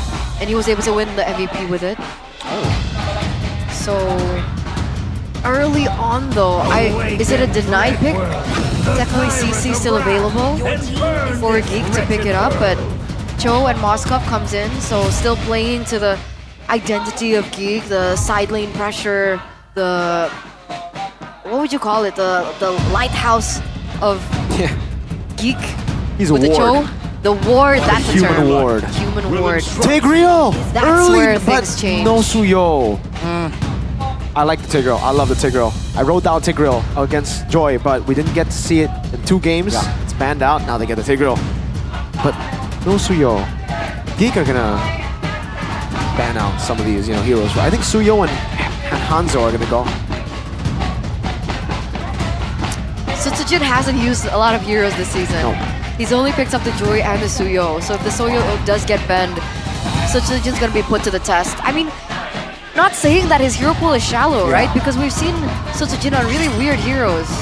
Alpha, I believe he still definitely can pull off the Alpha. RQ though, they ban out the Fairness here. Alright, so there's but the they already have a Suyo. Phoveus. What? I thought it was like the glue pickup, but they already have the Phoveus. Yeah. Assassin pickup maybe? I think it might be an assassin pickup, but also it might just be a way to deal with the Tigreal, right? If the Tigreal gets a massive set, the Fairness can come in, purify, and another realm out. So they ban both Fairness and glue. They don't want to use the Fairness. They don't want to use the glue either. Haya. Okay, so the Hanzo is still technically open now for RRQ. And I think with the Suyo, Hayabusa, and Joy banned out, Hanzo comes to mind if it's Hazel. Now let's see if it's the same for Sutsujin. Because if it is Hazel, then we think about Ling, we think about Hanzo. So, Ling or Hanzo, Mr. Sutsujin? I prefer Sutsujin to be pick number 5, alright? They should secure a mid first, and they will secure a Valentina. A good response. Not the worst, but not the best, I feel like. It's just, to feel. And also, it's perhaps Rince's signature. So it's not too shabby as well. Geek Fam here. I feel like they need range. They're lacking in the range here. And that's why the Valentina pick was smart, I think, right? Because it's forcing Geek to think if they need range, they have to pick a hero like the Eve, like the Barca, but now they're going to have to allow that to be given over to RRQ. And the reason they picked Valen as well is Valen would have been a great option for Geek Fam to take against the Tigreal, to take the implosion. So that's why they went for the Valen first, to Cillian and Hilda, and then the Lucas jungle. There's the change. Sutsujin. Wow. Taking the Phoveus early was a setup for the Lucas, right? The CC not visible. The Valentina take plays into Tigreal and Lucas. This Kes-Cute guy, so crafty, man. And Geek had no idea. Wow. Is this guy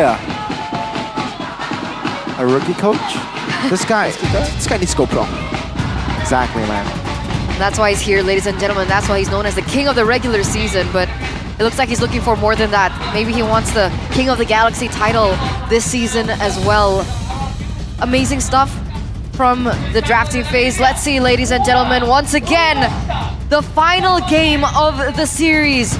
For sure, this time, will it be the Geek Slayers coming back, or will the King Slayers be the one to come back as well? Let's head over into the land of Dawn for game number 3. Geek versus RRQ as we head over to a pause. This is the first pause of MPL ID, is it not? It is. And Ladies it's on the gentlemen, day that Nevin is casting. welcome to the first pause ever in MPL ID. Wow. It just never happens. It feels like it feels new again. You know, it feels like wow. It feels awkward. It does. This is awkward. That's crazy. We're supposed to be enjoying the game 3. But now I'm enjoying the pause, you know? Hey, let's go.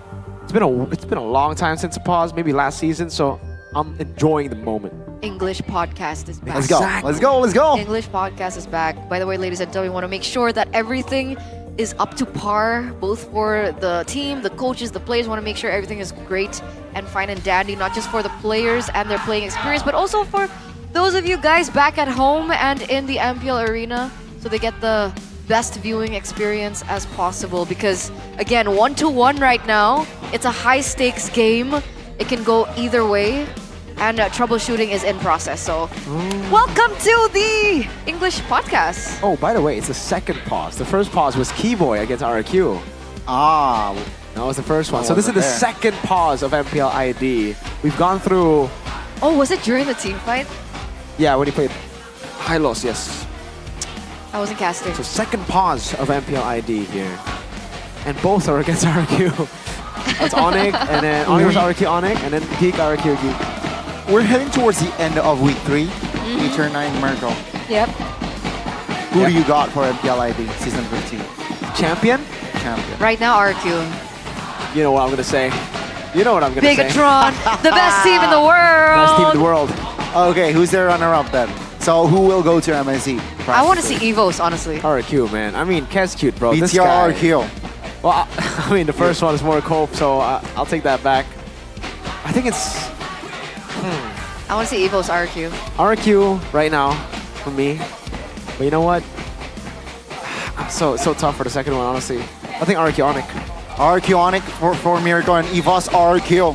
Classic derby for Eternal. Or RRQ Alter Ego. Oh, whoa. Okay. I like that idea. If Gani is casting the finals, and if Alter Ego make it to finals and Gani's casting, Alter Ego wins. Whenever we all know who will be MVP. Well, if Gani is casting, Highs is the finals MVP. I think guaranteed.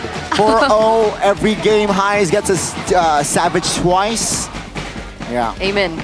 Amen. But it looks like we're going straight back into the land of Dawn, ladies and gentlemen, as we head over to the beginning of our third game of this series, the finale, the conclusion is already, man. Edok on his signature pick, dealing some damage onto Beloyski. Rins being able to follow it up either, but this is a boy on the Sicilian too, so they're no pushover themselves.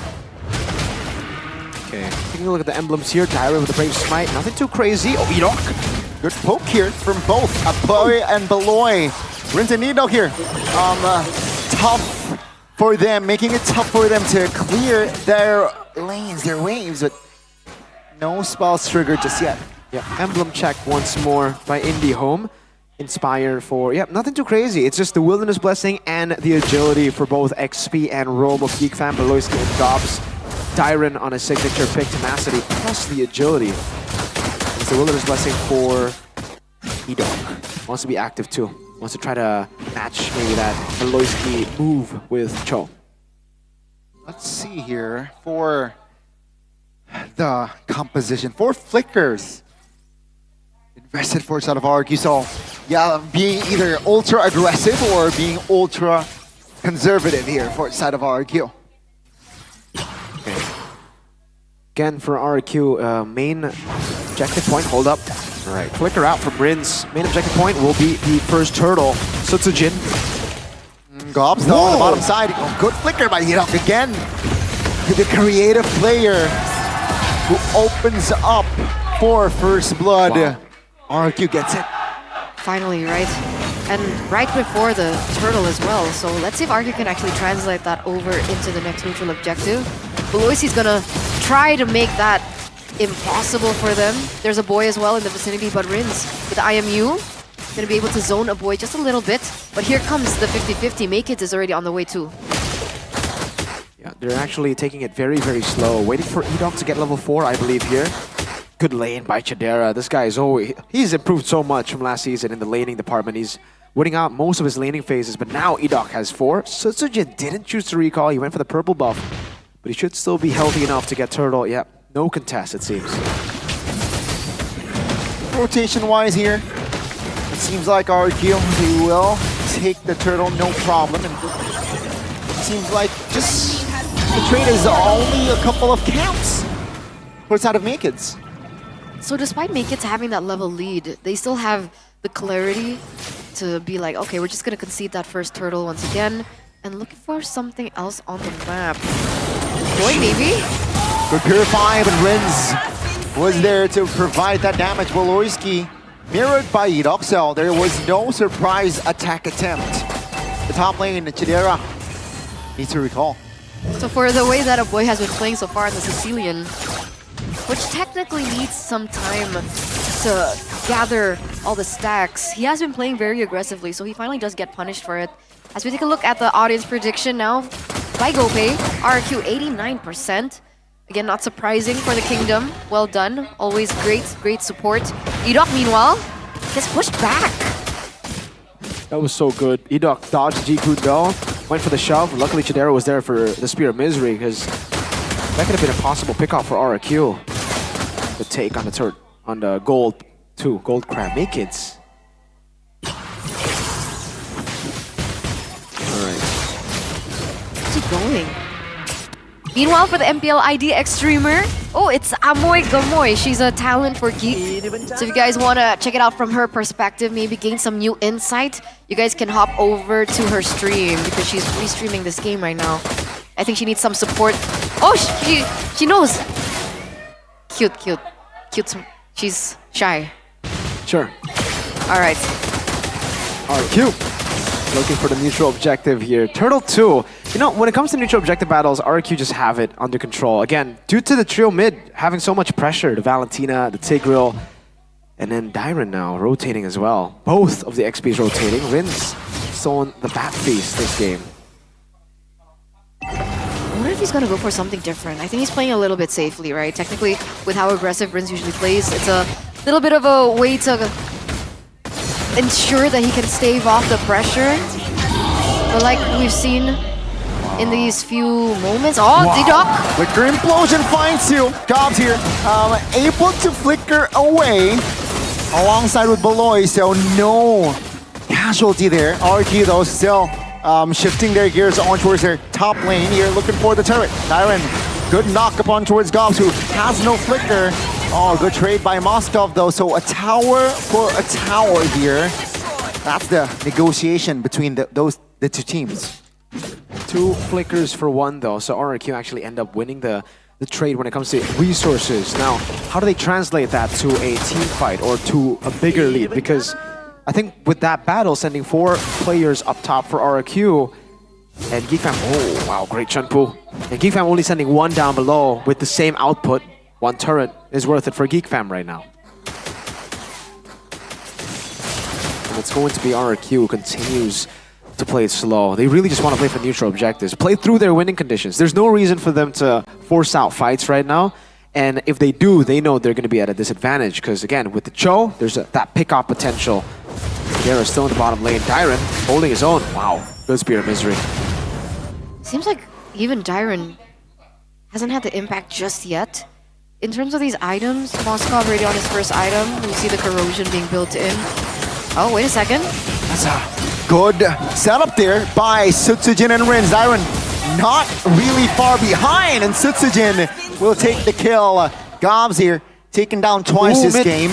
Now in the mid lane, that's a good immobilization. Rins though, good maneuvers, and that's a kill on towards the boy. Beloisky will find the trade though. Both mid laners down, and that's gonna be the Moskov actually finding the inner and the bottom side of the map.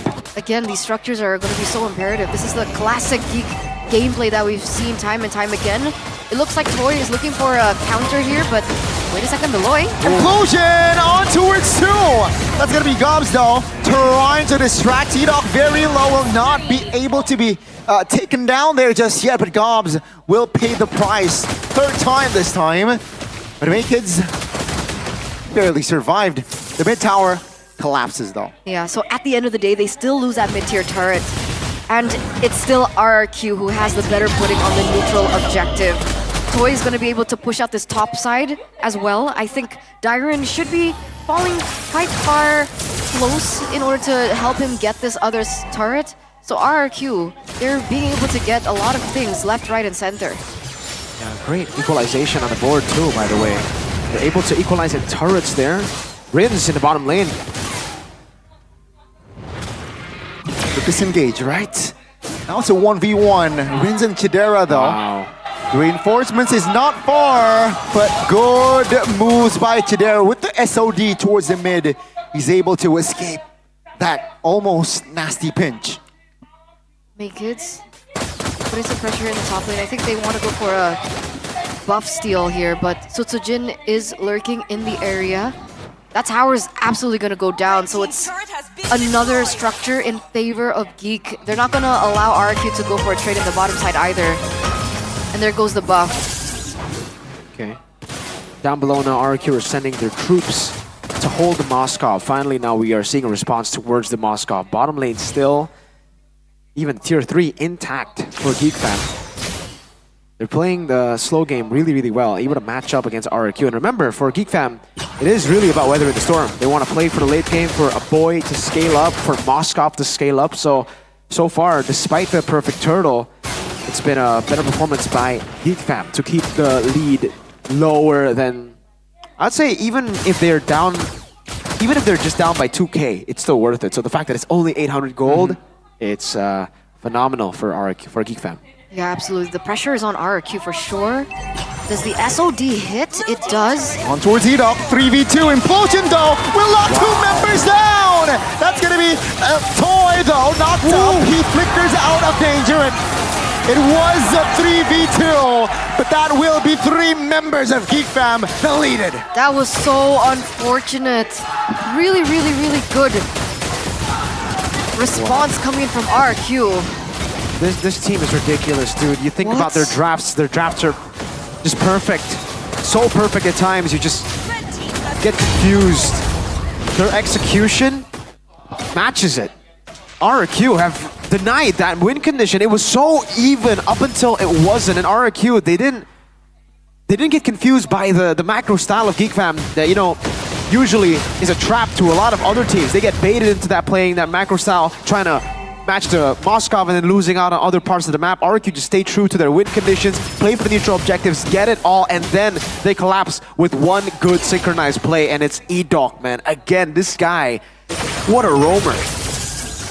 What a roamer indeed. Maked's now caught in the way of Dragon that was stolen by Rin. Sutsujin's in the fray! Maked's though will find the solo. Edok is in the area. No, it's gonna be Maked's here. Just juking left and right. Sutsujin finds and is able to lock him down, but that's just time bought for the side of Geek Fam. I mean, technically Toy is still up, so he can still push in the lane, but a boy with his range should be able to clear it out as well. Meanwhile, Beloyski's positioning is rather eerie, but Dyron spots him out. Oh no, Beloyski is able to get out, but the Enoch Might says no. Good lockdown there with an implosion. He will be taken down. Now mid turret taken down. Gonna be the base turret just left standing here for the top and mid. Moskov doing work in the bottom side of the map though. Yeah, but the work is all just for a holy defense, right? And oh my, Chidera. Okay, he recalls just in time. Everybody was gonna collapse on him. Woo! Geek Fam get away with that one, but for RRQ, now they have their win conditions. It's even better. We were talking about it being below 3K. 3K is the benchmark. Now that it's 4K, it's going to be even difficult. It's more difficult, but I think the boy is still scaling quite well, despite, you know, again, the 4K now. Chidera is doing a better job, though. 3 item power spike completed, on the way for the Milfic gun. 8 kids, gets the purple. Look at the Moskov. All alone. Can recall. Should be able to recall in time. Oh! Okay, 2 times now. Oh my lord. Luckily. But Rin so far, you can at the very least say that he's confident. Right? There are so many moments he goes in for a 1v1. Sometimes it works out, sometimes it doesn't. I think earlier on, Way of Dragon over to make it. If he was able to get that, I think that would have been huge for RRQ. So that's also something that Geek really need to consider, especially when we get into the later portions of the game. The damage coming in from Rins, is he more focused on damage or utility with his build for Rins? For Rins, he is going for Starlium Scythe, so definitely more damage. Starlium Scythe, Enchanted Talisman, and Glowing Wand. So there's a bit of utility there, but with the Starlium, he wants to deal damage. And looking at the damage dealt, he's not far behind him. Cecilia, he's the second, oh no, he's the third damage dealer in the damage dealt. But it's because Sutsujin and Granger, Mr. Toy, have just been doing so much. Lord spawning for RRQ. Let's see if Geek Fam can continue this macro game. They've dealt with the wave in the bottom lane, so there's not going to be a threat, and they're going to stay decisive, committing onto the Lord. Skill with the conceal here. It's a pinch maneuver. That's a Jet Kundo way of dragging. Sutsujin gets the Lord. Chidera now not free hitting, but the damage will not come through. Toy bursts him down. Sutsujin collects the double, and that's 3 members down and out. A boy deleted. Makids left standing, trying to do everything in his power to survive. But that's RRQ wiping Geek Fam out. And the MPL arena goes wild. Ladies and gentlemen, wiped out in the 13th minute of the game. And there it is. It looks like RRQ still remain undefeated in MPL ID Season 15. What Kingslayers? They're the Geek Slayers. The Geeks have been slain by RRQ, and you can see the mastermind laughing in the back. Kescute, you mad lad, you genius. Oh my lord, these drafts have been an amazing... It's been an amazing draft from both sides, from Geek Fam and from RRQ. It's been a very entertaining draft. And the execution tops it, man. It really is amazing. Sutsujin back in, even though he lost game number 2. I think, the composure of this guy to come back in game number 3, to play it the way he did, super clean from everybody. It's so impressive, this new RRQ lineup, this squad, undefeated in MPL Indonesia. So close for Geek Fam, yet so far now they get dropped down to, I believe, 8th place Geek Fam. Unfortunately, it's just that close in the tables from 3rd all the way, so from 4th all the way to 8th. And this time, if we take a look at the replay, Chidera not on the Harith, not as much of freedom as we would want him to have. And so the impact that he had from game number 2 was not as seen on the Moskov. But let's talk to RRQ once again as they're welcoming up on the stage.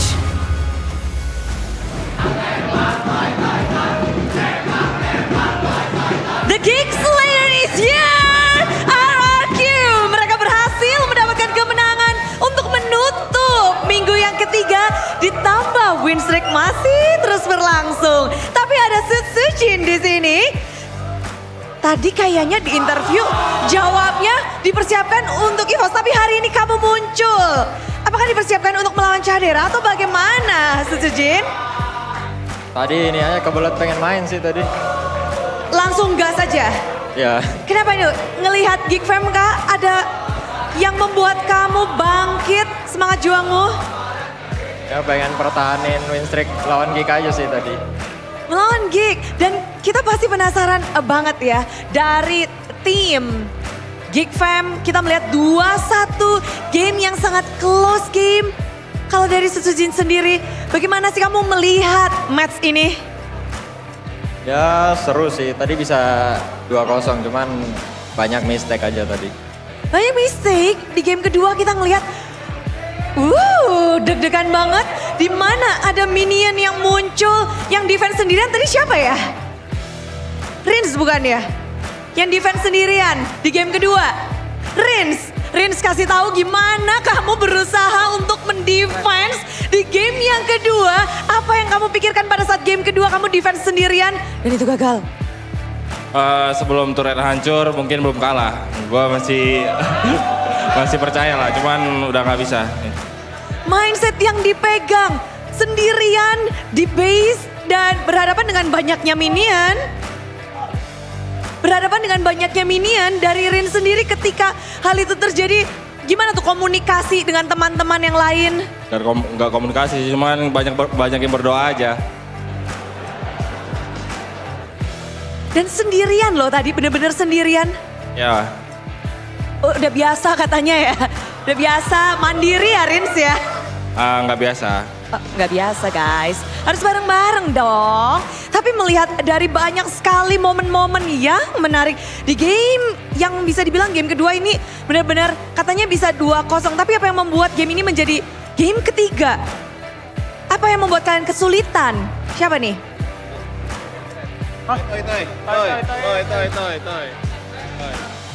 Mungkin dari kita kebanyakan mistake ya Bud ya di game 2, makanya agak susah. Dari diri sendiri berarti? Ya. Tapi dari Toy, kewalahan gak sih dengan Moskov dari Cadera? Dia kelihatan banget bahwa makro dari Cadera terlihat set di mana-mana. Kewalahan banget sih Bud ya. Apalagi kan ada baru pertama kali ya lawan Balai, jadi pusing lawan dia. Pusing. Pusing lawan Baloy? Baloynya malah? Semuanya sih pusing ya. Pusing aja. Ya. Apa yang kamu katakan kepada teman-temanmu ketika momen itu terjadi? Gak mau tadi. Guys, tolong guys, gitu kah? Atau kamu udah tolong Baloynya diurusin? Gak ada sih, udah fokus mainan tadi. Fokus aja. Ya. Tapi untuk mengimbangi Cadera di laningnya, kita tahu Cadera adalah seorang veteran. Dan gimana sih untuk Toy tadi berhadapan dengan Cadera? Dengan Moskovnya?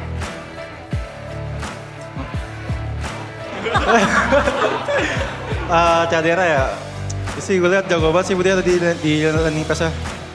Masih apa? Kalau dibandingin gue sama dia sih lebih jago dia kayaknya. Wow, masa. Coba kasih tahu. Cadera berapa, Toy berapa? 10. Cadera 10? Toy? Naik dikit lah 2. Loh. 10 sama 2 gimana? 2. Waktu itu 1, sekarang 2, naik sedikit. Ini yang lainnya pada ketawa nih. Masa kamu menilai dirimu 2? Yakin? Kayaknya 2 itu. 12 kalau kata Kingdom. Udah 2 aja. Udah 2 aja. Berarti di sini Toy ngasih tahu kalau ini bukan Toy yang maksimal. Ini Toy masih baru level 2. Masih bisa berkembang. Masih bisa berkembang berarti dong? Mungkin. Mungkin, oke. Tapi kita nantikan ya bagaimana nanti Toy berkembang. Mungkin sampai kalau Cadera 10, Toy 2. Mungkin bakal naik-naik lagi. Dan dari Idok, katanya Balo yang menjadi masalah. Idok berpikiran hal yang sama atau tidak? Geek Fam, apa yang membuat kalian sampai kewalahan dan gamenya benar-benar close game? Siapa yang bikin masalah nih di Geek Fam? Ya Baloy sama si Gobs. Baloy dan Gobs. Ya. Tadi Baloy gimana tuh? Boleh dikasih tahu nggak? Ya Baloy masih main kayak biasa juga, rusuh-rusuh gitu. Tapi si Toy baru pertama lawan Baloy, makanya pusing deh. Itu dia, pusing. Gimana tadi, tapi dengan adanya kawan-kawan yang berusaha untuk menenangkan, atau apa yang kalian lakukan kepada Toy, biar Toy nggak pusing tuh. Game kedua, game ketiga selanjutnya. Ya game terakhir juga digendong Ujin aja. Ujin sama Ngeno handal.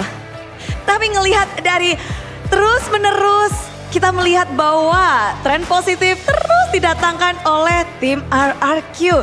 Kemenangan mereka dapatkan dan Geekslayer sesuai yang Susujin bilang. Dan ngelihat tren positif sudah sampai minggu ketiga, minggu keempat juga akan menjadi tantangan nih buat tim RRQ. Karena lawannya adalah yang ada di top 2, ada EVOS.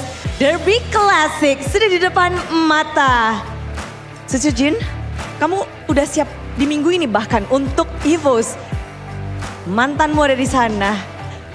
Albert ada di sana. Mantan dari RRQ, ini permantanan panjang banget ya. Tapi apa sih kamu sampai bisa bilang, aku udah siap nih untuk melawan EVOS. Udah dipersiapkan untuk melawan EVOS. Ada apa nih di Derby Classic?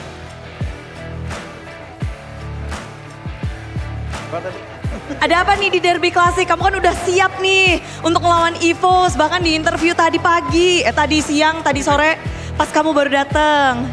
Kamu udah nungguin banget nih ngelawan EVOS. Kenapa nih? Karena pengen ketemu ini aja, teman-teman lama. Teman-teman lama. Ya. Oke, mungkin ada yang mau ingin kamu sampaikan pada teman lamamu itu? Kasih game yang seru aja nanti. Kasih game yang seru aja. Bukan hanya Sujin yang ketemu mantan, tapi Darren, kamu tuh akan ketemu. Ada mantanmu yang berpindah, sekarang harus jadi lawan. Dan sekarang dulu satu rumah, sekarang ada di satu Derby Classic. Siapa yo? Ingat nggak? Sendal. King Sendal ada di sana. Ya. King Sendal akan menjadi lawanmu. Swaylo akan menjadi lawanmu. Apa nih yang kamu harapkan sekarang menjadi lawan di Derby Classic? Jangan curi sendal gua. Jangan curi sendalnya ya. Tapi Vivaror diharapkan oleh sendal kita, sendal Swaylo, oleh Swaylo, dia mengharapkan Vivaror. Kamu mengharapkan apa nih? Apa tanggapanmu? Mengharapkan Roar FIFA. Woohoo, Roar FIFA. Tapi Bude penasaran, sampai minggu yang ketiga belum ada yang bisa memecahkan win streak kalian. Alhamdulillah. Alhamdulillah. Tapi kalian benar-benar bisakah mempertahankan ini terus? Insya Allah Bude, kita ngasih yang terbaik aja di setiap match-nya. Memberikan yang terbaik di setiap matchnya. Tapi sampai minggu ketiga ini terlihat minggu ketiga yang pada akhirnya game kalian pecah. Ada 2 game yang setelah pecah di tiap matchnya. Apa ini? Apa? Kenapa? Ya mungkin itu teguran juga buat kita kan, biar kita nggak leha-leha. Jadi kita bakal try terus lah gitu. Kekalahan menjadi motivasi dan menjadi lebih try hard. Tapi kita akan break untuk 3 minggu, kita akan berpisah sejenak. Mungkin dari tim RRQ ingin menyampaikan sesuatu kepada Kingdom. Kami dari anak Gilsi gitu. Kami dari, ayo. Apa tadi? Tadi apa? Ingin menyampaikan sesuatu karena ini kita akan berpisah cukup lama. Daripada pada kangen kan? Kalau dari kita sih minal aidin wal faizin ya.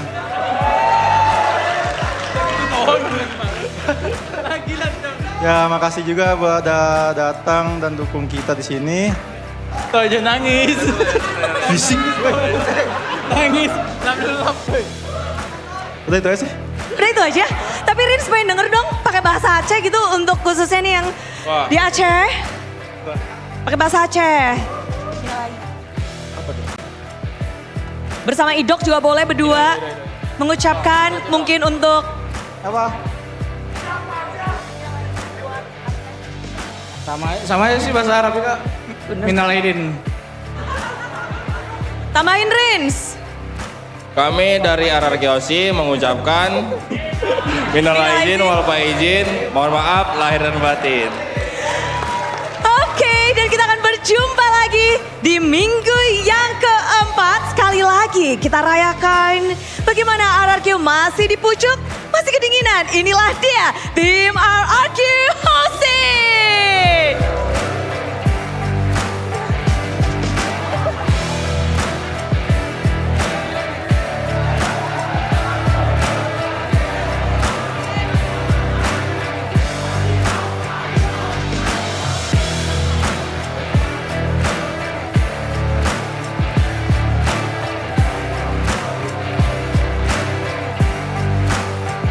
Begitu ramai tentunya di MPL Arena.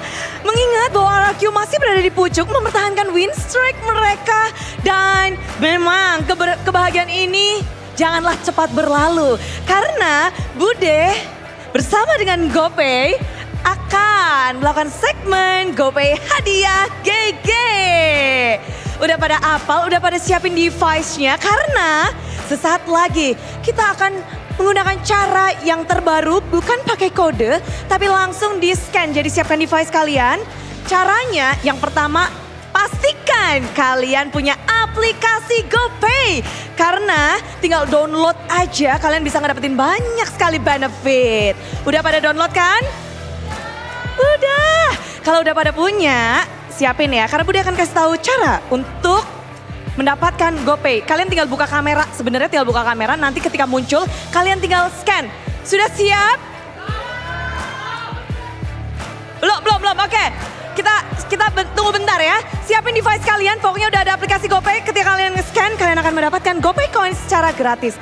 Dan inilah dia cara untuk mendapatkan GoPay coins. GoPay hadiah GG. Pokoknya unduh aplikasi GoPay, lalu buka kamera pada smartphone kalian. Udah buka kamera, klik buka hadiah untuk keterima GoPay hadiah. Dan selamat, nanti bakal langsung otomatis kalian dapatkan. Pokoknya pasti GG di GoPay Games. Dan inilah dia QR untuk GoPay hadiah GG. Gercep kali. Semuanya langsung pada, yeay, sudah dapat. Tunjukin dong. Yeay, dapat. Wah, Kingdom makin happy ya. Di sini pada rame-rame. Weh. Sing bener. Asik, bisa buat buka bareng, bisa buat beli, bisa buat apapun juga. Congratulations sekali lagi buat super fans yang telah mendapatkan GoPay coins secara gratis. Pokoknya kalian harus siapin aplikasi GoPay kalian setiap kita live. Dan gak cuma setiap kita live, tapi GoPay memang memiliki banyak sekali benefit untuk kita semua. Tapi selagi kalian berbahagia, kita akan menambah kebahagiaan kalian lagi dengan tahu bagaimana cara kedua tim ini beradu dan memberikan mekanik, makro, segala macam apa sebenarnya yang dimiliki oleh RRQ sehingga mereka bisa memenangkan match ini. Langsung saja, caster.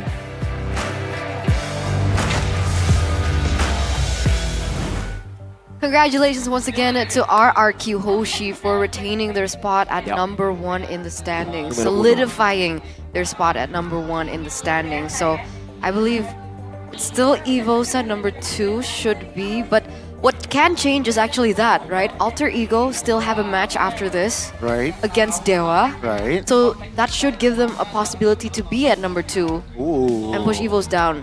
Wait, have Evos and Alter Ego met? Yes, Alter Ego won that one. So yes, Alter Ego can go and rise to second place, putting Evos down to third next to BTR at fourth. But man, I mean, this is just such a clean game of MLBB, is it not? Yeah. Even Gani, as an Onyx fan, he has to admit that this is way cleaner.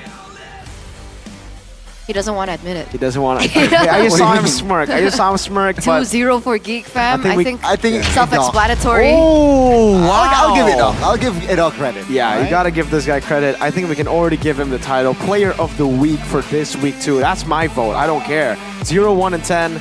Best roamer in Indonesia, and no one comes close. Presented to you by the official tournament smartphone Samsung Galaxy, and every time we see his heroes always get shut down in the second phase, and it's a wonder why. I think up until this point, you guys don't need to wonder. Nope. On several different heroes, he's able to have this insane impact, and surprisingly so on this Tigreal, he was able to prevent so many things from happening every time Beloyski went in for the engage. Man, I can't watch Edok games, man, without glazing him, bro. He's so good at video games. Again, on the Tigreal, this is why he's picked the Tigreal so early. First phase Tigreal pick, it's just because he's that good, he can pull it off. And again, in the bottom lane, the read for the SOD, the catch as well, and then the peel for the rest of the team. Dyren, shout out to Dyren, because if it wasn't Edok, I would give my MVP to Dyren. These two are so good, and these two are really the pillars of RRQ currently, right? I think props to Rins, Toy, and Sutsujin too. But damn, Dyren and Edok. Oh man, I keep glazing, I'm not gonna stop. So many times again, just like going in. It's not the flashiest game. We saw the flashy game against TLID. This one is it's just clean. He got the implosion as Beloyski went for the second part of the kick too, by the way, there. Yeah, really well played. I think another shout has got to be the drafts. Kescute cannot miss with these drafts, man. This guy has not missed. And it does seem like that Kescute is like, hey, and also, Edok, game 1, game 2, no Tig. Game 3, they were like, hey, Yeah. Idok, I got you. I will pick you. I'll pick up the TIG for you in the third pick and just perform. Absolutely. It's making for a really scary team again. And this is with Sutsujin, by the way, right? I think a lot of people are arguing that Hazel might be the better jungler. The starter. The starter, he is the main 5. So with Sutsujin coming through and they're still able to win victories like this, it just gives them another layer for them to work with and another layer for the mind games. Every time they go into a match, you're wondering, are we going to meet Hazel or are we going to meet Sutsujin? Because these two junglers also have a different kind of gameplay. But also, like, positive outcome. Positive, like... Yeah, it's absolutely. It is tough. It is tough. It is tough. I need a helmet right now. Their next match is against Evos, so that's gonna be a really good match. Yep. Classical derby. Why do you need a helmet? Because I'm thinking about too many things right now, and it's gonna spill out my brain. I might need a helmet to contain it all. Well, I guess I have an idea what can help. RSV helmet? What is that? RSV helmet. It's when strategy and speed are the key and focus and Okay. protection are everything. Okay. Both in the game, outside of the game, and on the road. Okay. Okay. So get the exclusive collaboration design of RSV helmet and the MPL team for any riding style, providing you with maximum protection. It is now available in your favorite marketplace, so you guys can go ahead and check that out. And you can choose your favorite team helmet design now. So if you're a fan of Bigatron, there's a Bigatron RSV helmet. Are you serious? Onic RSV helmet. So They had that in Bandung. Bandung. Wait, they had a Bigatron helmet? I gotta get this. Just, you know. I believe they have the look Evos. Look at the design, though, by the way. Did you see that? It's pretty gnarly. I'm gonna go and check it out right now. gnarly.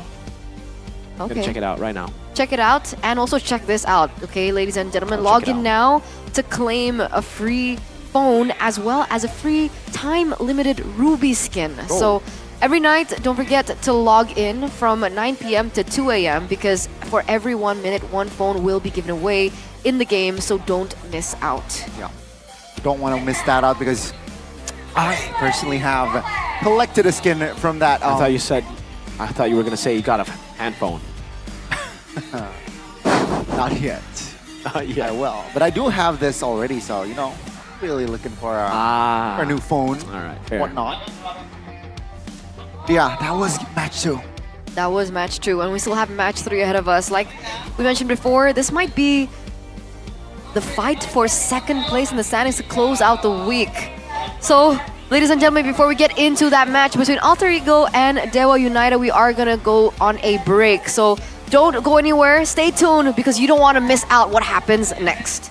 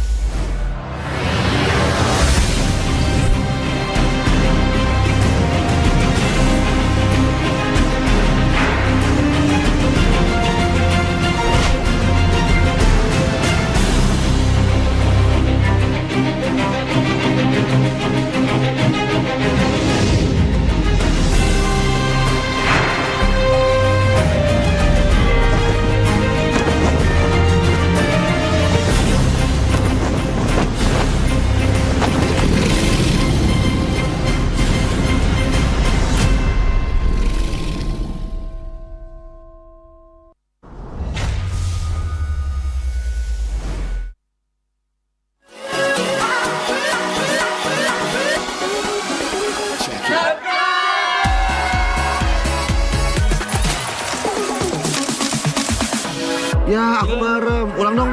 Gak perlu.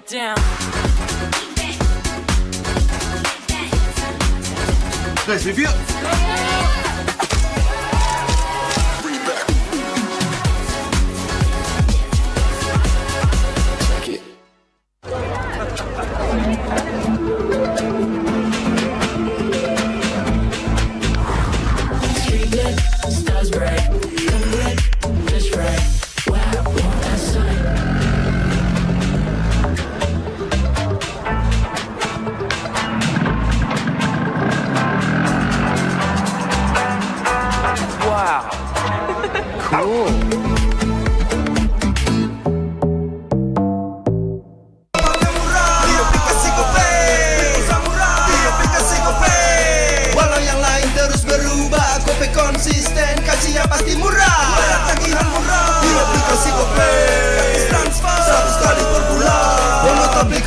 baru, nggak pakai lama. Dompet andalan gamers banyak damage-nya.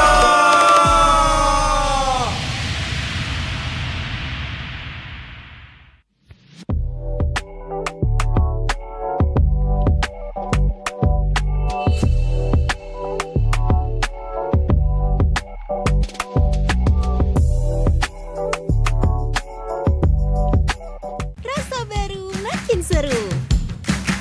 Pertama di Indonesia, kopi susu rasa cookies.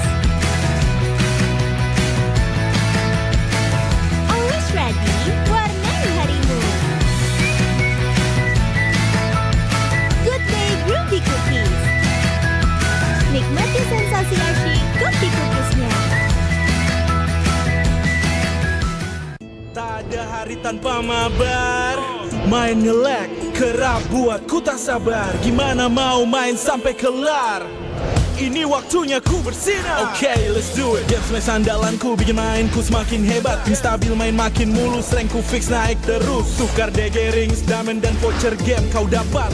Cuma Game Max makin no debat. Game Max Booster, kini dapat DG Rings. Beli paketnya dan aktifkan boosternya di aplikasi Dunia Games. Semua tim sekarang ngelakuin hal yang sama karena kita udah membuktikan ternyata rookie Indonesia itu bisa loh. Pemain muda ya semakin bagus buat persistensi MPL ini semakin maju lah. Ada motivasi khusus kali ini, Loy? GB yang akan bawa gue yang papan atas. Cara muda di MPL Arena. MPL Arena, mana suaranya?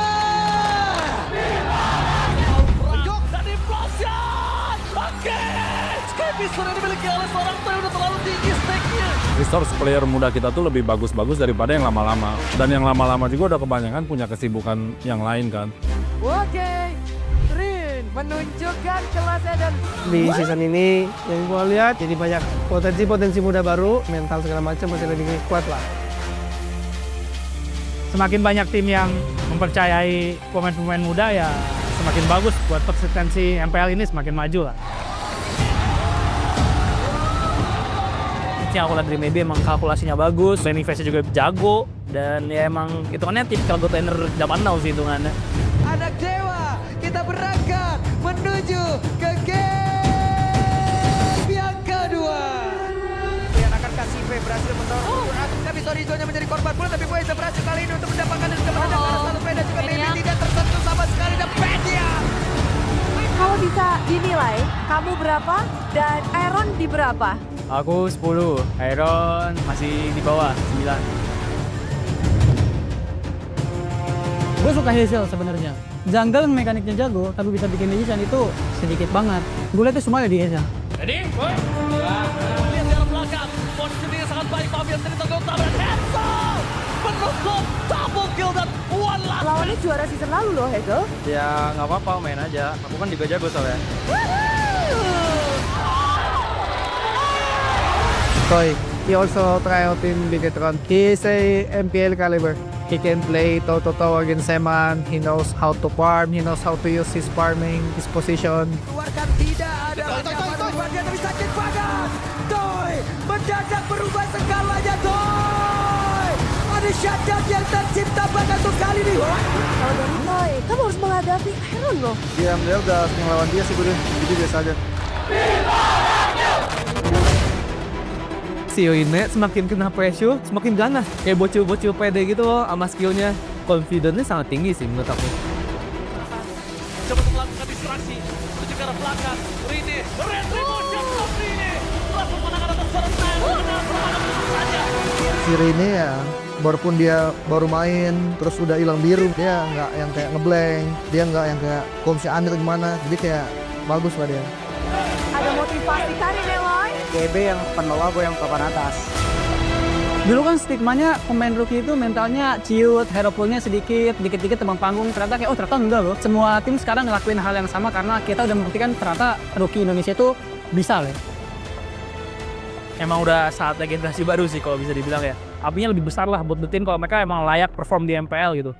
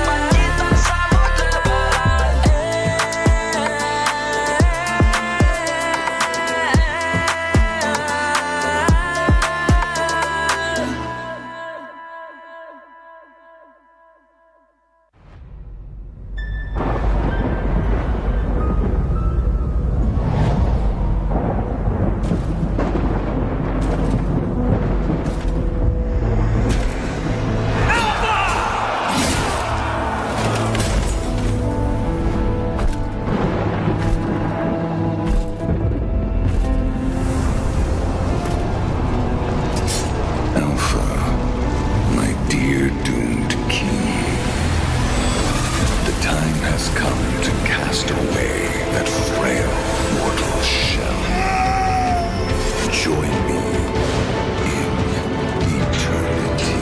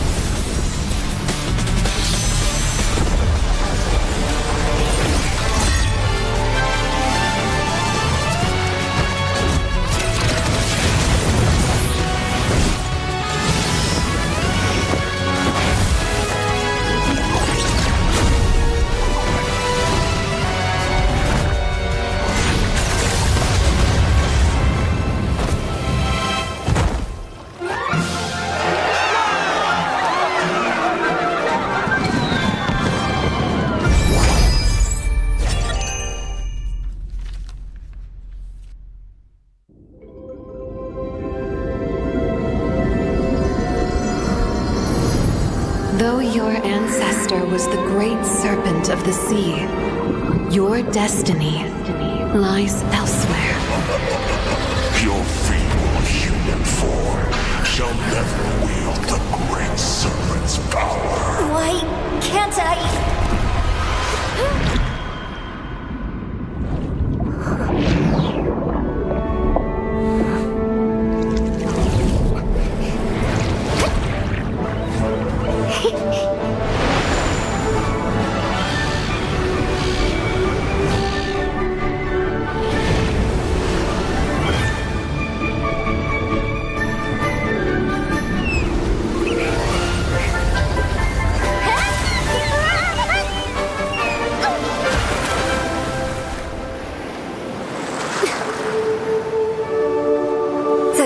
serpent's power.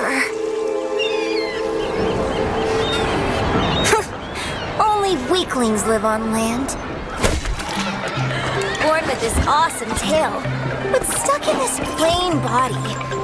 That's me, the great serpent's heir, Kalea.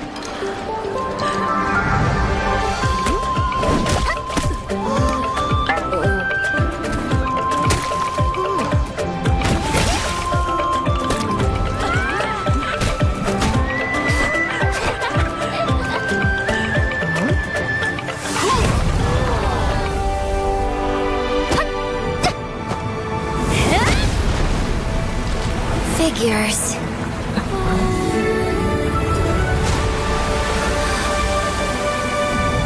These things are pretty handy after all.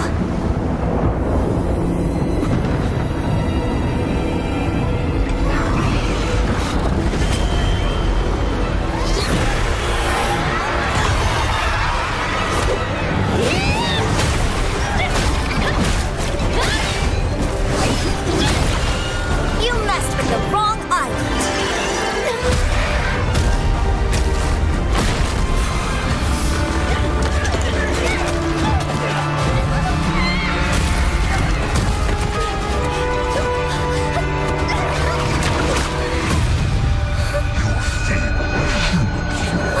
Shall never have the great serpent's power.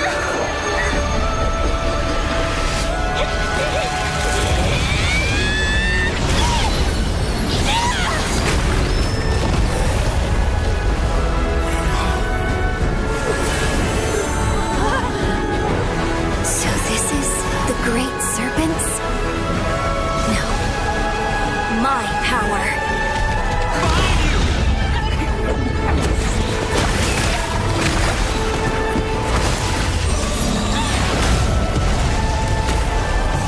Let me show you the real me!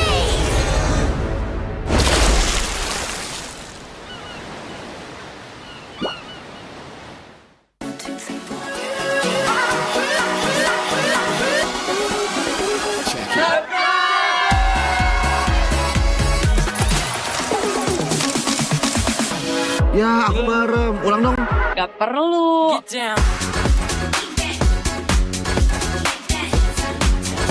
Guys, review.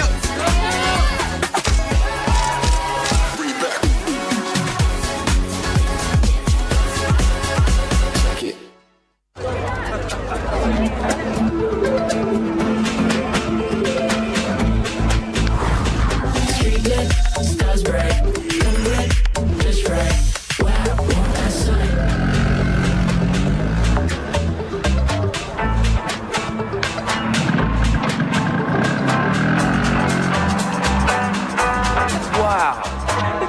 Cool.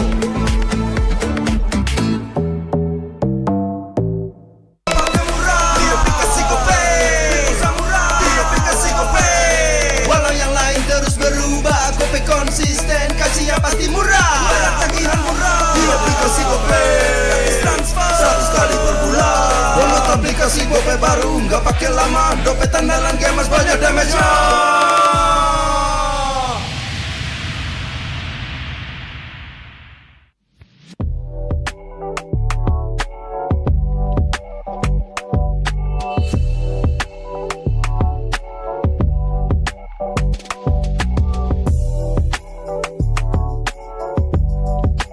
Rasa baru makin seru. Pertama di Indonesia.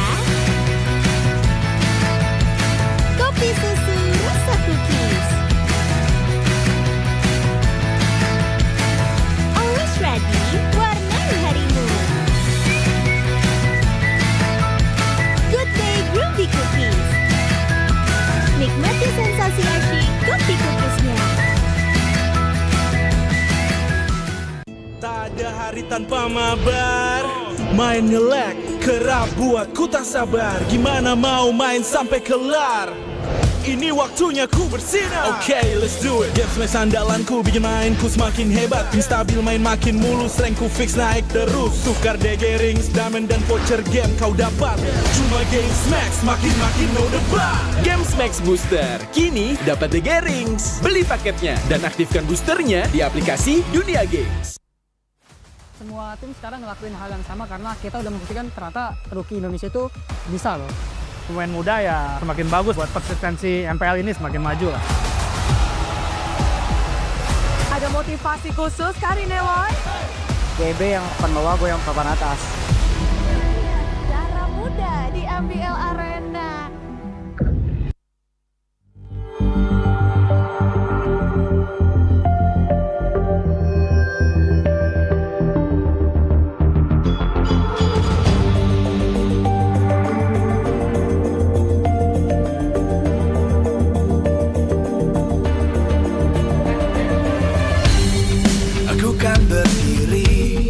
Dan terus berlari, terus ke arah puncak tertinggi. Ku takkan berhenti, hanya sampai di sini. Kemenangan abadi menanti. You know we won't miss if we unite our focus. And if you haven't noticed, we all live. Nyalakan apimu, hadapi semua tantangan. Hadang semua serangan, jatuh bukan halangan. Bakar semangatmu, janganlah engkau menyerah. Kita akan buat sejarah. We all this, we won't miss. We all this, we won't miss. Saatnya beraksi, jalani ambisi. Aku kan menyawakan hari ini. You know we won't miss if we unite our focus. And if you haven't noticed, we all live. Nyalakan apimu, hadapi semua tantangan. Hadang semua serangan, jatuh bukan halangan. Bakar semangatmu, janganlah engkau menyerah. Kita akan buat sejarah. We all this, we won't miss. We all this, we won't miss. We all this.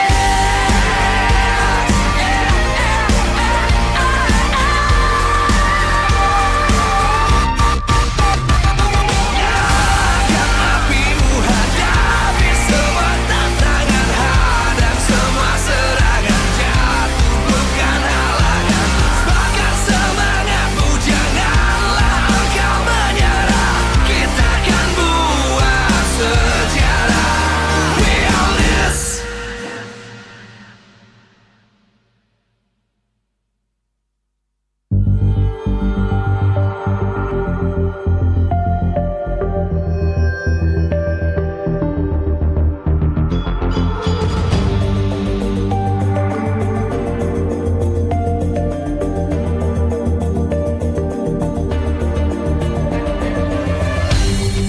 Aku kan berdiri dan terus berlari, terus ke arah puncak tertinggi.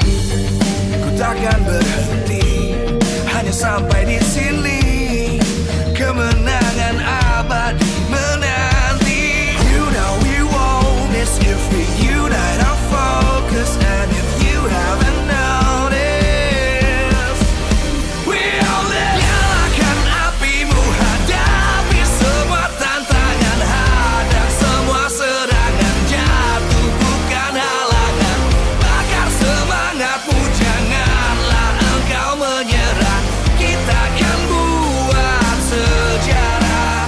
We all this, we won't miss. We all this, we won't miss. Saatnya beraksi, jalani ambisi. Aku kan menyawakan hari ini. You know we won't miss if we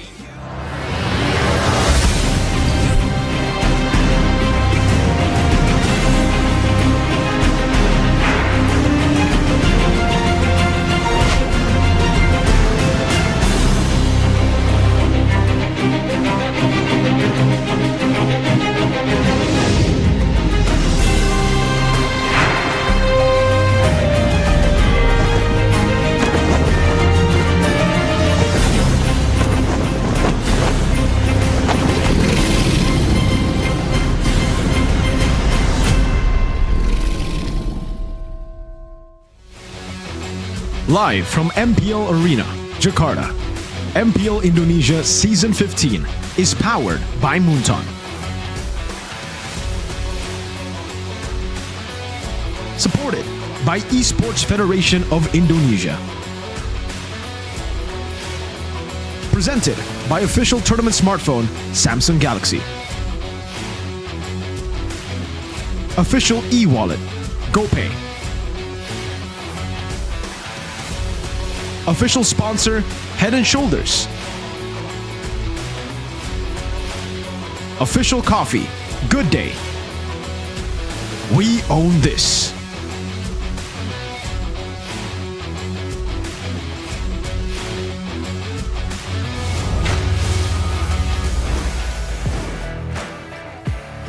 Kembali lagi pastinya di match ketiga MPL Indonesia Season 15. Dan hari ini kita berada di match terakhir di minggu ketiga hari ini. Dan pastinya kita akan melihat pertarungan antara Alter Ego melawan Dewa United Esports. Menariknya pastinya di salah satu roster yang membuat Alter Ego sekuat sekarang ternyata adalah mantan pemain dari Dewa yaitu Hijume. Dan langsung saja sudah bersama Alisa di sini ada Dewa Mueza dan juga Hijume dari Alter Ego. Welcome. Selamat datang. Apa kabar? Gimana hari ini, Mueza? Baik, alhamdulillah. Baik, Hijume apa kabar? Baik, alhamdulillah. Oke, dan hari ini gimana nih perasaannya bisa melawan mata tim sendiri dan juga kalian sebagai duo mid kan pastinya. Mungkin dari Mueza dulu, silakan. Perasaannya ya kayak gimana ya, biasa aja sih, kayak sama aja kayak lawan tim-tim lain. Oh, biasa saja. Gimana kalau dari Hijume sendiri? Biasa aja sih sama kayak tim lain aja, samain lah sama rata. Sama aja ya rasanya. Dan setelah 3 kali win streak lalu kalah di week ketiga, dulu dipercaya Alter Ego ini lemah karena patchnya. Dan apakah kekalahan melawan RRQ kemarin karena AM memang belum adaptif pada patch yang sekarang? Mungkin dari Hijume? Gak ada alasan buat patch sih. Ya mungkin kita kurang disiplin aja sih kemarin gitu. Oke, dan kemarin melawan EVOS sendiri kan menang nih. Dan kini melawan tim yang kamu justru bela di musim sebelumnya. Pede gak sih menang untuk melawan? Pede sih. Pede? Seberapa pede? Seberapa pede poinnya 2-0 atau 2-1 nih? Ya mau 2-0, 2-1 sama aja sih. Paling ya 2-1 mungkin ya. Kalau ya biar seru aja mungkin game. Oke, kalau dari Mueza sendiri nih. Kita lihat apakah prediksi hari ini 2-1 atau 2-0 nih melawan Alter Ego? 2-1 sih mungkin, matchnya seru. Matchnya seru ya, berarti semangat banget nih untuk ketemu Hijume dalam match kali ini. Semangat ya, sama semangat kayak semua lawan semua tim juga semangatnya sama. Lawan siapapun pastinya tetap semangat ya. Dan kembali ke Hijume nih, melawan Mueza yang tadinya adalah duet kamu di Dewa. Apa pendapat kamu soal Mueza sebagai roamer? Ya mungkin lebih improve mungkin dari season kemarin ya, lebih tambah jago lah gitu. Oke, dan boleh nggak ada pesan-pesan nggak sih kalau dari Mueza sendiri buat Hijume? Pesan-pesannya maksudnya pesan apa? Kayak Pesan, buat match nanti? Iya dong, buat match nanti, tapi selain semangat deh kayaknya. Ya kasih match seru aja sih. Kasih match seru. Kalau dari Hijume sendiri? Sama sih, karena kan ini penutupan MPL ini kan, kayak week ini kan. Betul. Ya kasih match seru aja sih kayak gitu. Oke, kita akan melihat apakah di match kali ini kedua tim dari Dewa maupun dari Alter Ego akan bisa memberikan match yang menantang. Dan pastinya kita akan nanti langsung saja lihat di match ketiga hari ini, match penutupan sebelum kita break ke dalam Idul Fitri. Dan langsung saja kita akan lempar ke Bude Clara Monster. Silakan Bude, take over.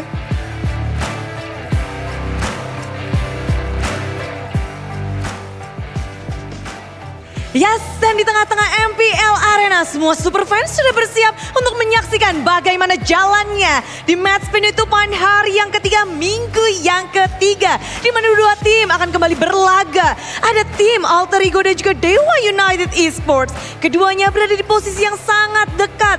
Namun dengan kemenangan ini bisa jadi bekal mereka untuk naik ke tempat yang lebih aman. Dan jika kita melihat bagaimana track record dari Alter Ego, mereka adalah tim yang sebenarnya melawan dari Pets itu sendiri. Historinya dari kita lihat dari season-season sebelumnya, Pets adalah lawan mereka. Dan kebetulan kemarin di minggu ini Alter Ego setelah menerima 3 kali kemenangan harus runtuh setelah adanya Pets. Di sisi lain pula, di sini di darah Dewa United, mereka pernah dibela oleh Hijume. Dan Hijume kali ini ada di Alter Ego. Dan melawan mantan, Alter Ego selalu mendapatkan kemenangan. Keduanya membawa pesona yang berbeda di dalam Land of Dawn. Tapi keduanya sama-sama ingin mendapatkan kemenangan untuk kali ini menutup minggu dengan senyuman. Dan siapakah yang harus mendapatkan pengalaman? Tapi sebelum kita memasuki dari pertarungan terakhir, izinkan Bude mengucapkan terima kasih kepada semua super fans yang lagi ada di sini dan juga yang lagi ada di rumah, yang lagi ngumpul-ngumpul bareng, dan juga khususnya kepada para sponsor dan partner. Karena MPL Indonesia Season 15 powered by Moonton, supported by PBSI, presented by official tournament smartphone Samsung Galaxy, official e-wallet GoPay, official sponsor Head and Shoulder, dan official dari coffee partner Good Day. Dan kita juga punya partner in esports. Ada Telkomsel, Dunia Games, dan IndiHome. Beserta dengan advertiser Kacang Sukro dan supplier RSV Helmet. Kedua tim bersiap untuk mencari poin kemenangan. Berada di tengah klasemen bukan pilihan. Mereka harus meranjak naik. Di arah Dewa United, di bawah naungan Coach Awad. Mereka harus bisa untuk mencari strategi kemenangan. Karena tantangan bukan hanya dari Alter Ego, namun juga dari Pets yang sedang berlangsung.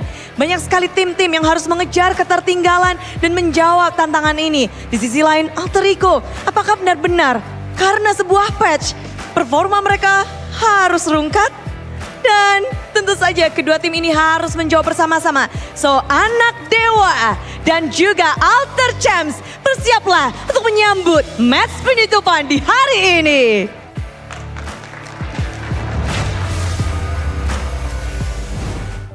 It's now or never, ladies and gentlemen, for Alter Ego as they have a chance to make it to number 2 on the standings if they can get this win under the bag against Dewa United, who are currently right below them at number 4.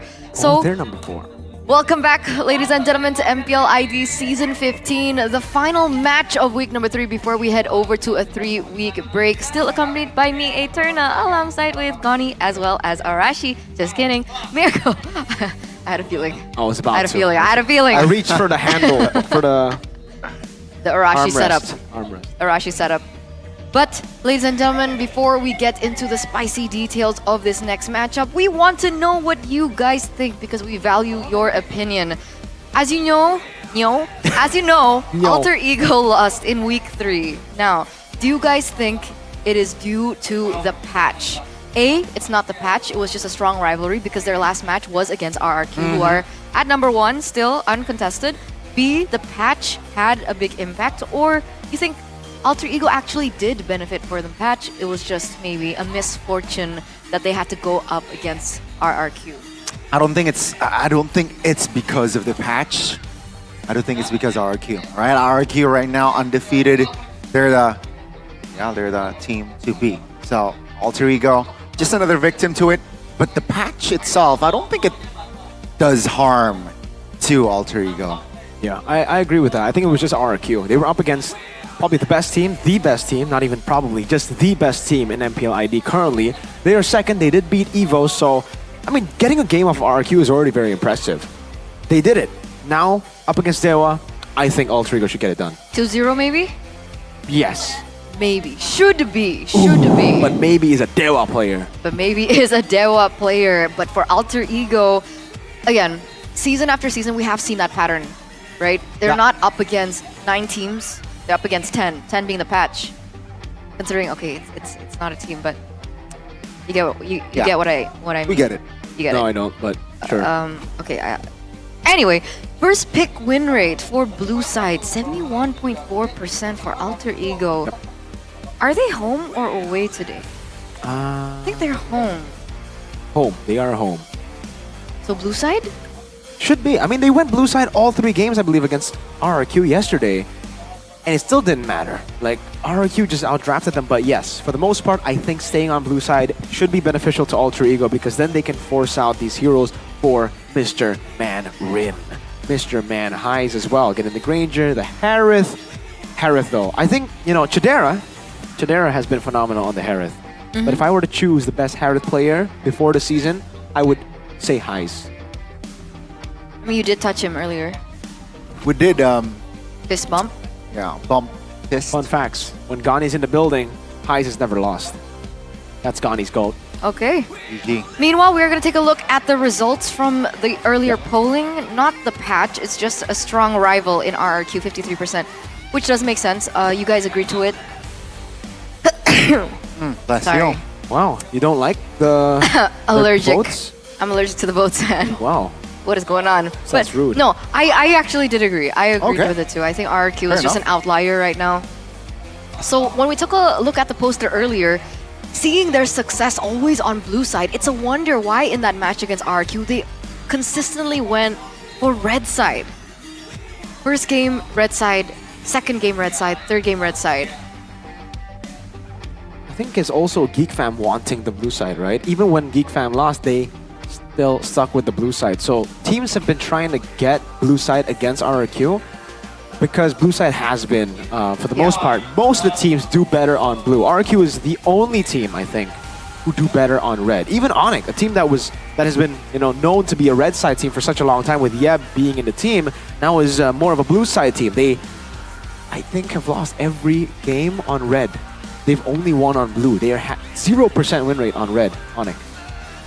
And it looks like Hijume this time around in the next hot topic versus Dewa. So it's another showdown against the X. We had a little bit of a similar topic to that previous match earlier on, but Hijume also, right? In leg number 1, he was with Dewa. Eventually, maybe there were, how would you call it? I mean, last season it was, yeah, Hijume. Was it? There was beef. Okay, are There we was gonna put it definitely like beef. that? Yes, there Okay. was beef between Hijume and Dewa. Dewa United, right? Because that's the only way we can describe it. It's an assumption, but it's the only way we can describe it. The guy was doing well in Dewa, and then suddenly he disappeared. Usually, as a substitute, you disappear from the lineup, but you're still behind the scenes. Like, we still see you here in MPL. He disappeared for You know what? good. MIA? Then he came back, but it's not to Dewa. It's to Alter Ego, to A. And I think honestly, Hijume and Alter Ego makes a lot more sense, right? His playstyle is very aggressive. And Alter Ego, so far from what we've seen this season in particular, that's their style. Very chaotic, very brawl heavy. It really fits with Hijume. And it becomes a showdown between Hijume and Octa now, who a lot of people have been saying is a little closely linked to someone like Keys, for example. A lot more passive, we would say. It all has been like also one of the key factor here in the success of Dewa. I feel like, apart from maybe. Yeah. In their wins and their losses, though, unfortunately, right? In their wins, he's clinical with the Mathilda. Obviously, here we get to see him on the Cho as well, making some crucial moves actually to, you know, get the team ahead. Just peeling for the back and then looking for the pickoff later on. But mainly, it has really been kiting back with the team. But on top of that, I would have to say Moeza, when he's in a losing position, it's weird. It's almost like he's always too aggressive. On the Gatot Kacha, always solo playmaking. He doesn't want to make for the team when he's losing. He always tries to go. I think this was evident in the match against, I think it was Onyx? I think it was Onyx. He always, on the Gatot Kacha, ulted Sans, even though he was so far away from the team that was already engaged on by Sorizo. So usually as a Gatot, you want to follow up the engagement, not go for one member alone. But that's what Moeza did. And He was you know, the ex-teammate, the mid duo with Hijume back then. Yeah. Spicy. and on that note, right, we did have a losers interview with Watt before, and What? he really did highlight the fact that he felt the drafts were okay. It should have been good to execute, but the decision making by their team was what was really standout for him. Decision making plus execution is what he said. So I'm wondering whether or not they've ironed that kink out. And if we go back to Alter Ego and if we think about things that they can improve on, it's back to the drafts, right? second pick priority always. We saw a lot of Hilda in the first phase, despite there being a lot more other priority picks. So maybe we can stray from that because, again, like you mentioned, Nino's performance on the Hilda was not just because of Nino, but because of the tool that was Yes. given to him, which was the Hilda. And I think it proves, the previous match proves it. Gobs was on the Hilda, went 0-4-0. So in the end, this Hilda has just been a horrible pick. Luke, similarly, also had a bad game on Hilda. So to close out week number 3, ladies and gentlemen, Dewa United looking to regain what previously was a good run in the start of the season with Sorizo, Ray, Okta, Moeza, as well as Maybe.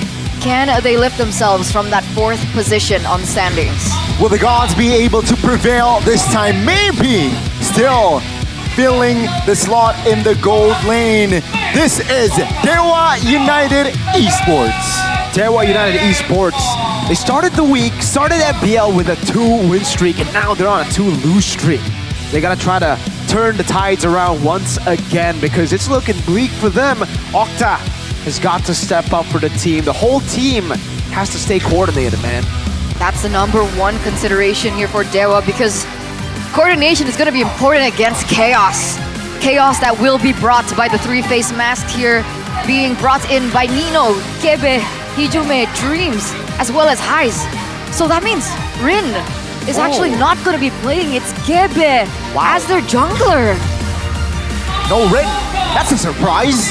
Let's see with the Gebe, will they be able to stay consistent? Chaos, but still with a little bit family indeed. Alter Ego Esports. Gebe, the choice to go up against Dewa. I guess, you know, what Rin said might be true in the interview. He said, I'll smack the top teams, Mr. Gebe will smack the bottom teams. So this means that they're considering that Dewa is a bottom tier team. Yeah. At number 4.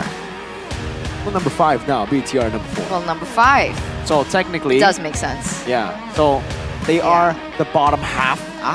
So maybe it was initially Rin who was gonna win. They're like, no, BTR went up. So no more Rin, no more. No more. But again, solo coaching here for what? He's said it multiple times in the losers interview. It's He's stressful. like, it's been stressful.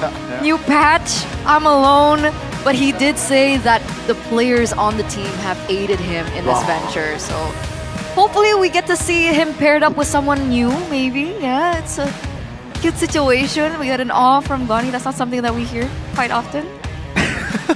Oh, I mean, You feeling if I were a for player, what? that's not my job, coach. There's a match. You provide me the stats, you know? There you go. Well, maybe that's why you're not a player, Gandhi. You gotta contribute to the team, man. And I think Hijume has done that. He has contributed to the team. Number 2 as a mid laner for total kills. So again, reflects how aggressive he is as a mage. Total assists as well, number 2. In terms of DPM, not too high. Number 6 as well as KP, not too high as well. Why do you think he has more kills than he has in kill participation? Well, because I think he's been, you know, mainly a utility guy. He's been going in to just play utility for the team. Stunning, playmaking, flickering forward. But when it comes to, again, the kills, how he's gotten so many is because he's played a lot of games, number 1. Alter Ego like to go 3 games. But number 2, he's super aggressive. All the way from the start, all the way to the end. Flickers forward, wants to go for the kills. And we have seen him get a lot of crazy kills, get a lot of crazy triples even. And that is the complete opposite of Okta. By the way, I know we're going to talk about Okta now. Okay. But did you see the stats before? Sans. Number 1, number 2, that was a 10 kill difference. He was like 30 something. Yep.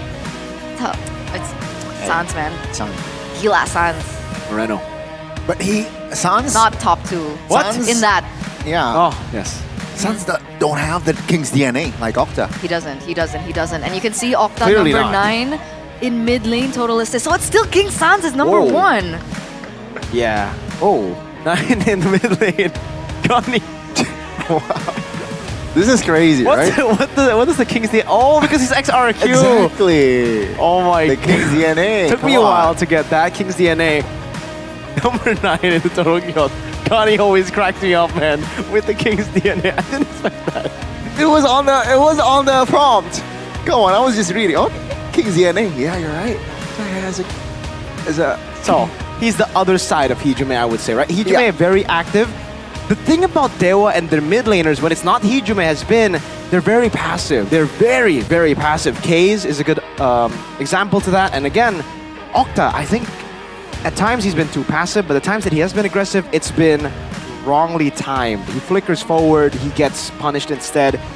This, though, is something we did mention. 71% on blue side, 33% on red.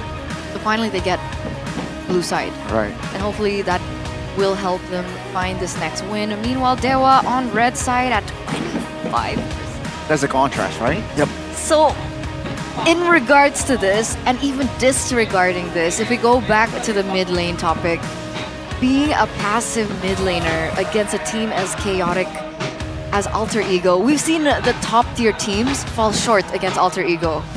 Evos went down, RQ nearly fell down, but for a team like Dewa, who A, execution not perfect, B, decision making not on point, C, communication still a question mark, how will they be able to win against the chaos from Alter Ego today? That's a big question, and also D, right? Solo coaching. That's also another a layer of factor. So let's just jump into the draft and let's see here. The 2v1, how will it go? Presented to you by the official tournament smartphone Samsung Galaxy S25 series. Badang instantly taken out of the board, Luo Yi eliminated. Something peculiar here, CC gets banned out by Dewa United, but the standard regular Jushin is also eliminated. Okay, Jushin and CC. Again, this is a page out of RQ's book. Kezcute was the guy who started the CC ban against Alter Ego, perhaps again noticing the pattern of Nino in the XP. He's really good when he gets the damage dealing XP like the CC, and that's technically the only damage dealing XP we have right now. So it does narrow it down to just the CC being banned out to stop Nino from being a threat. Badang, Luo Yi, and Cho. Wow, respect to Mueza. First pick for Alter Ego. Harith is up for grabs, I think. Should be a Harith, but knowing Gebe, it might be a Suyo. But it's highs. It's highs. But it's Exactly. highs. Should be a Harith. It's the GOAT. Yeah. But then again, expect a Jawhead here from the side of Dewa, because Cho is not available. Perhaps Mueza is comfortable also on the Jawhead, so expect that pick to come to surface. It is going to be the Harith here for highs. Because I think for me, one of the outliers of Dewa United is the gold lane, right? Maybe. So if they're able to shut Maybe down from the early portion of the game, I do believe it will be easier for Alter Ego to take this. So the Harith pick for me does make sense. Dewa United makes sense as well, the Jawhead pick. Gatot is an option. Yeah. But knowing Mueza, his Gatots have not been remarkable. But to go back to the Octa topic again, him on the Lunox, that was an aggressive Lunox. Yeah. So when he's placed on picks that can just like follow up, I think he's really, really good, right? The Vexana, the Lunox as well. But that was with the Cho. That was with a pick-off hero. So Mueza did all the really creative decision-making, and Octa just had to tap, ult, kill him, right? And now we get the similar strat, Suyo, Jawhead. I think they're going to go for the Onyx strat, which is Suyo, Jawhead, Sicilian. Alter Ego, Harith.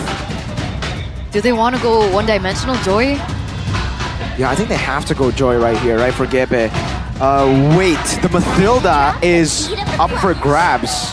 They still go for the Joy. I thought they would go for Mathilda Alpha, but they go for the Gatot. Even against the Jawhead still, Gatot, Kacha, and Joy. A very interesting composition here, right? But Dewa United, they will delay the mid lane take. Instead, they will prioritize the EXP here. So EXP, jungle, and roam. No flex whatsoever for the side of Dewa United. Very straightforward draft. Second phase, though, I do believe that they will try to limit the mid laners here, right? They have the first pick in the second phase, so why not limit the mid laners? Though, they will instead eliminate the glue first. Yeah, glue gets taken out of the board. I'm wondering, right? When we see the Joy and the Harith, I think Mirko mentioned it in the previous match. CC, as in, not the hero, but crowd control. Is this enough crowd control? Phobius and Jawhead. I think so far it is enough, right? They already have Suyo on top of that. Suyo, Jawhead, Phobius. You have a lot of CC. Maybe if you do want a bit more CC, we'll see later as we get into the bans right now.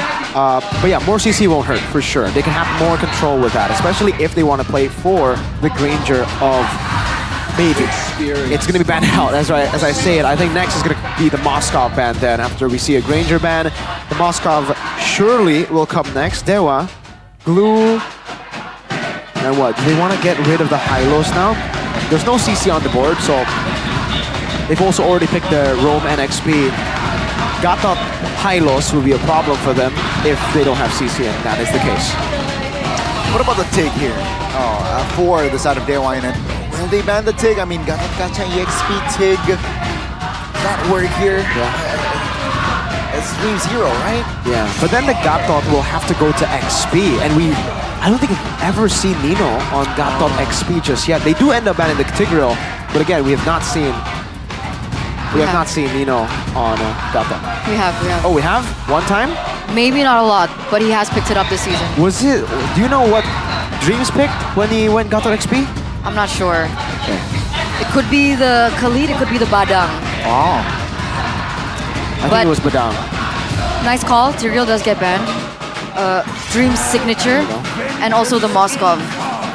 So they are completely limiting maybe here. He's only picked up the Granger, Moskov, and the Harith so far. So this is going to be forcing him on a hero that's new for MPL ID Season 15.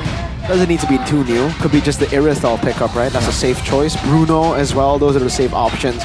But if you do want to go for the Shred, I think leave the gold lane open to the last pick. Pick up a mid laner here.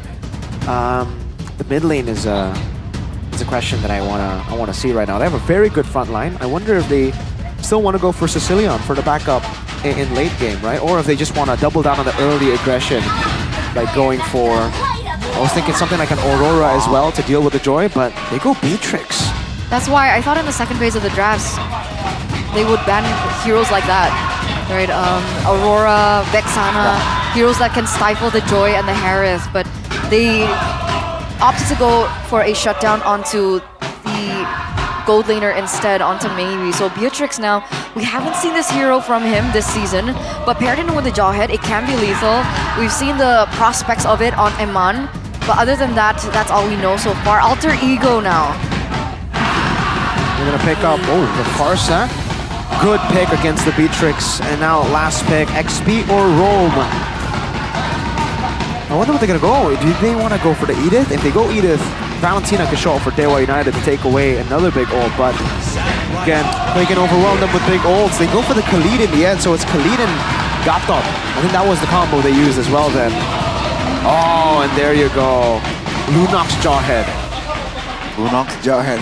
The thing is, I like the Lunox, but it takes time. It needs items to deal damage properly, and that is the only. Yeah, I feel. And it's single target. Yeah. But for Coach Watt, he specifically said in the interview, it works. Okay. It works. So trust in solo Coach Watt. Let's go. Solo Coach Super Watt. Oh. Okay, Khalid, it's really good dive, I think, onto the Beatrix, who should be going for the flicker. There you go. So let's see whether or not Dewa, with this Lunox signature pick, can topple Alter Ego as they look for a win streak of their own. Ladies and gentlemen, game number 1, the closing match to week number 3. Let's head over to the Land of Dawn. Ladies and gentlemen, welcome to the first round of Dewa United Esports, taking Alter Ego. Take a look at the emblems quickly here. Ray still with the Impure Rage, not going to go for the killing spree. Mueza, okay, not going to go for the focusing mark as well. Something that we have seen from a lot of Jawheads. He has gone for Concussive Blast this time around. Highs on the Harith though. That signature pick. I think that might be enough for Alter Ego to take control of the game. Okay, we're seeing that kind of come to fruition here. Octa gets caught really low, so does Mueza. So it does buy them a little bit of time. Octa, I think he is going to commit into a recall. Meanwhile, you can see the Wings by Wings really playing part for Hijime being able to roam around the map alongside with Nino, who has been roaming very, very aggressively and very, very actively around the map to look for more pressure onto Dewa in this first few minutes of the game. Okay. Slow start despite the Khalid early, right? You usually see them go for a lot more aggressive maneuvers. Emblems by IndieHome here. Dreams has gone for pull yourself together to go for more opportunities to go up for the flicker. Same goes for Moeza. Thrill as well. So both of these roamers identical setup for the Emblems. Weapon Mastery though is the choice for Maybe. Unlike the Killing Spree, pull yourself together of Eman, he has gone for the standard QC Weapon Master to Thrill. So just extra damage. He should be going for BOD first item then with this kind of build. And earlier on, Goni did mention that Octa will need some time to scale, so there is emphasis on Octa to get to that power spike faster, or as fast as he can. Yep. Meanwhile, the MPL Arena is screaming. I'm not really sure why. Is there something going on in the map?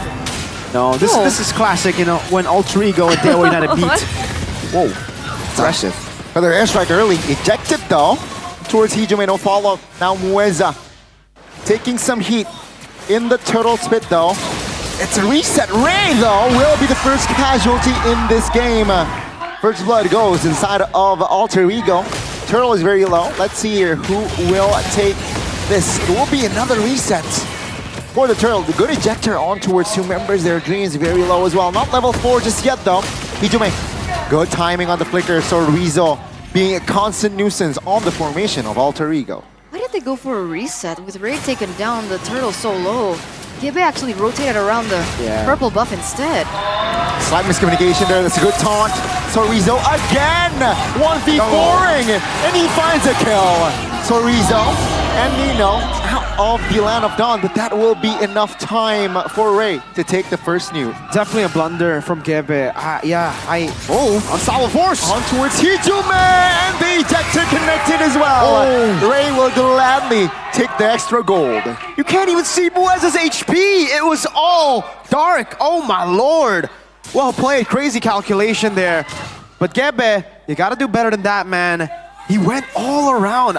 Way too safe, I would say, there for Gebe. Oh, all Alter Ego, though, here for the talent prediction. So the entire day, we have been in sync.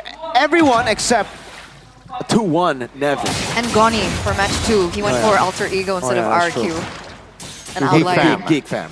Oh yeah, for Geek Fam, rather. Same colors. It's okay. Yeah. Anyway, back into the game. It seems like now, even audience prediction, Alter Ego 78%. Wow.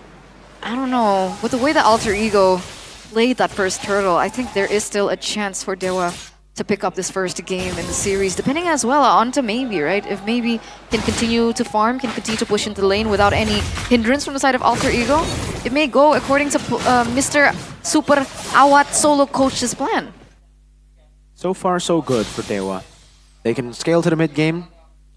Again, with the Lunox, you do have to scale, but it's not as bad as it was before, especially with the Jawhead here, right? Before, you would need to scale up even more, but with the Jawhead, I'd say just with the passive of the new Jawhead, now that, you know, it kind of gets you a bit more damage when you have the Smart Missiles or when you deal damage to your opponents, Octa should have a faster time to reach a point where he can just one-shot people. Starlium for Gebe. Power Spike to note will be the Holy Crystal after the Starlium side. Second item for Mr. Gebe. It's also important to note that both of these jungles are actually equal, both at level 8, so should be a 50-50 despite Ray being on the Suyo. Oh, that's a crowd control. Party for Nino. He will be taken down there. Dewa 5v4, but Dream jumps in. So Rizzo trying to provide cover as well as buying time for his team here. Dewa United good reposition.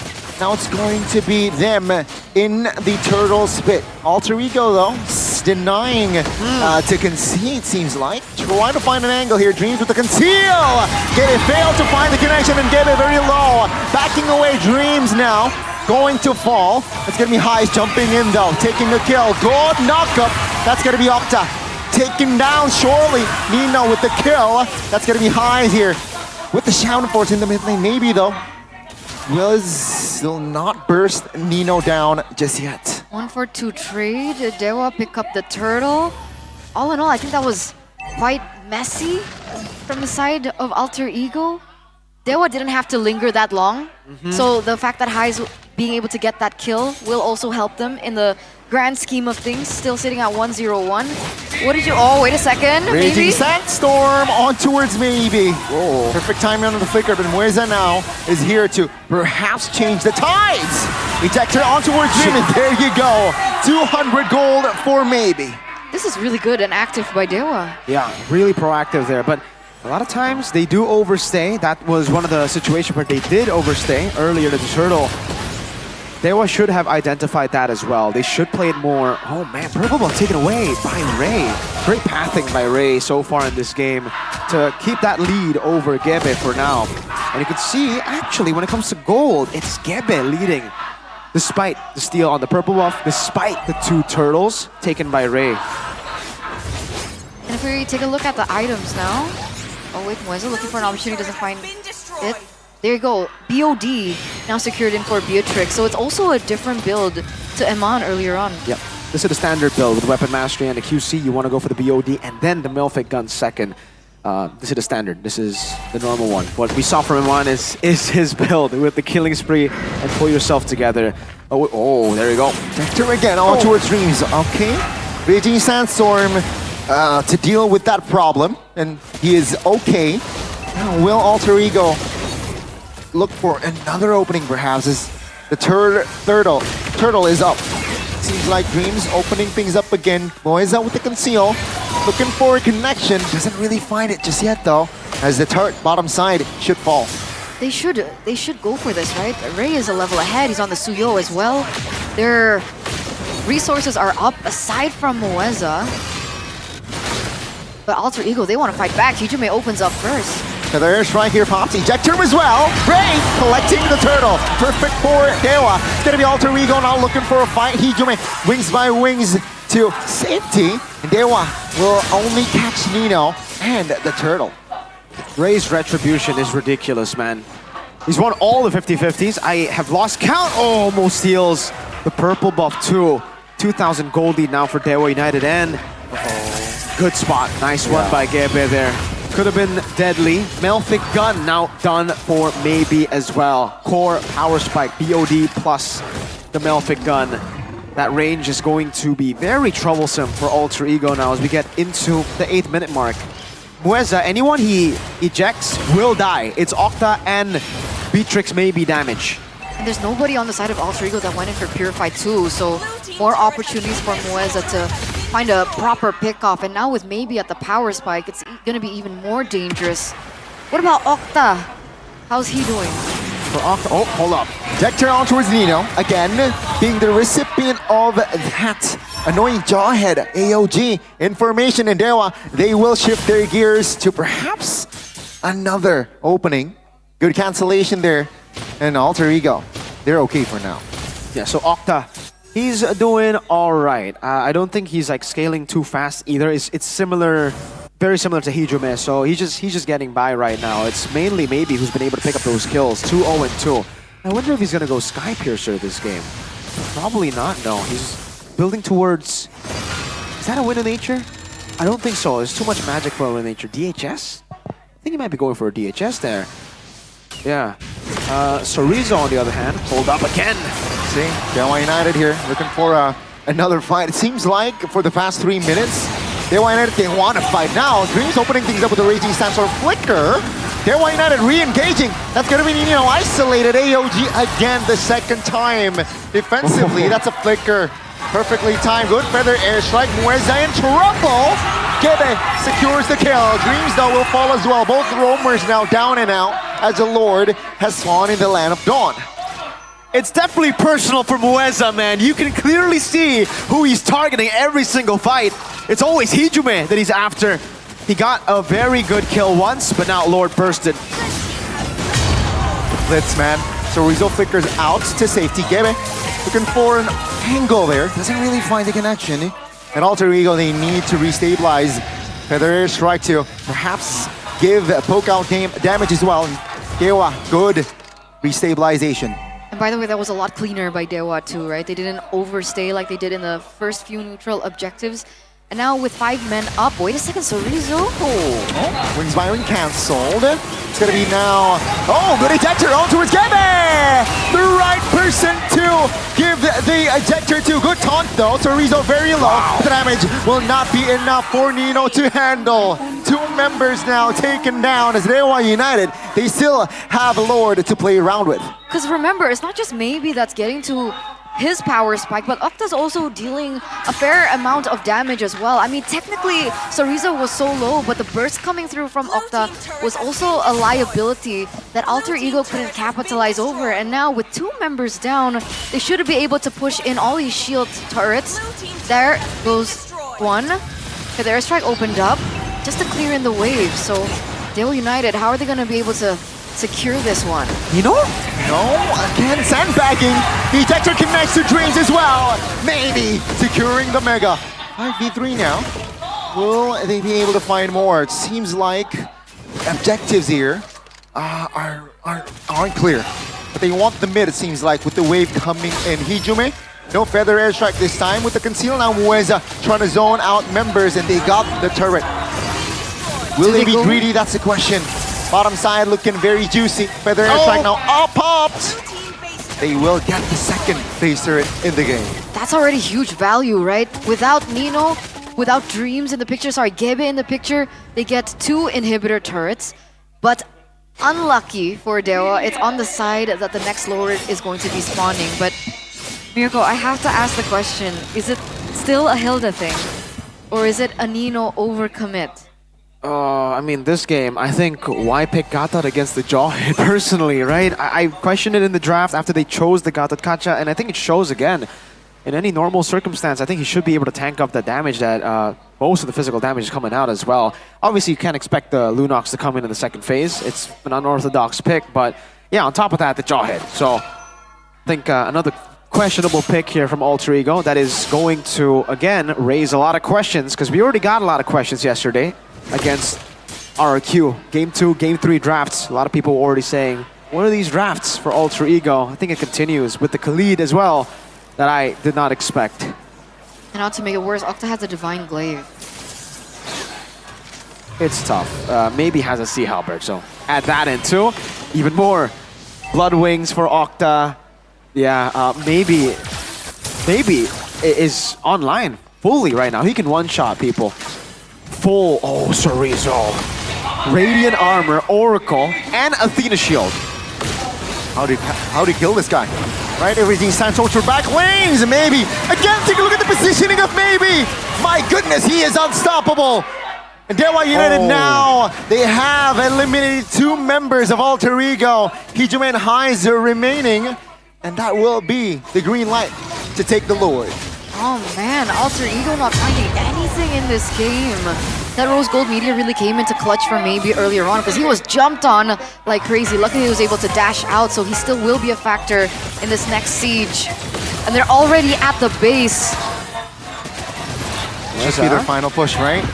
Flicker, feather, airstrike. Oh, Mueza jumping in towards Kepe!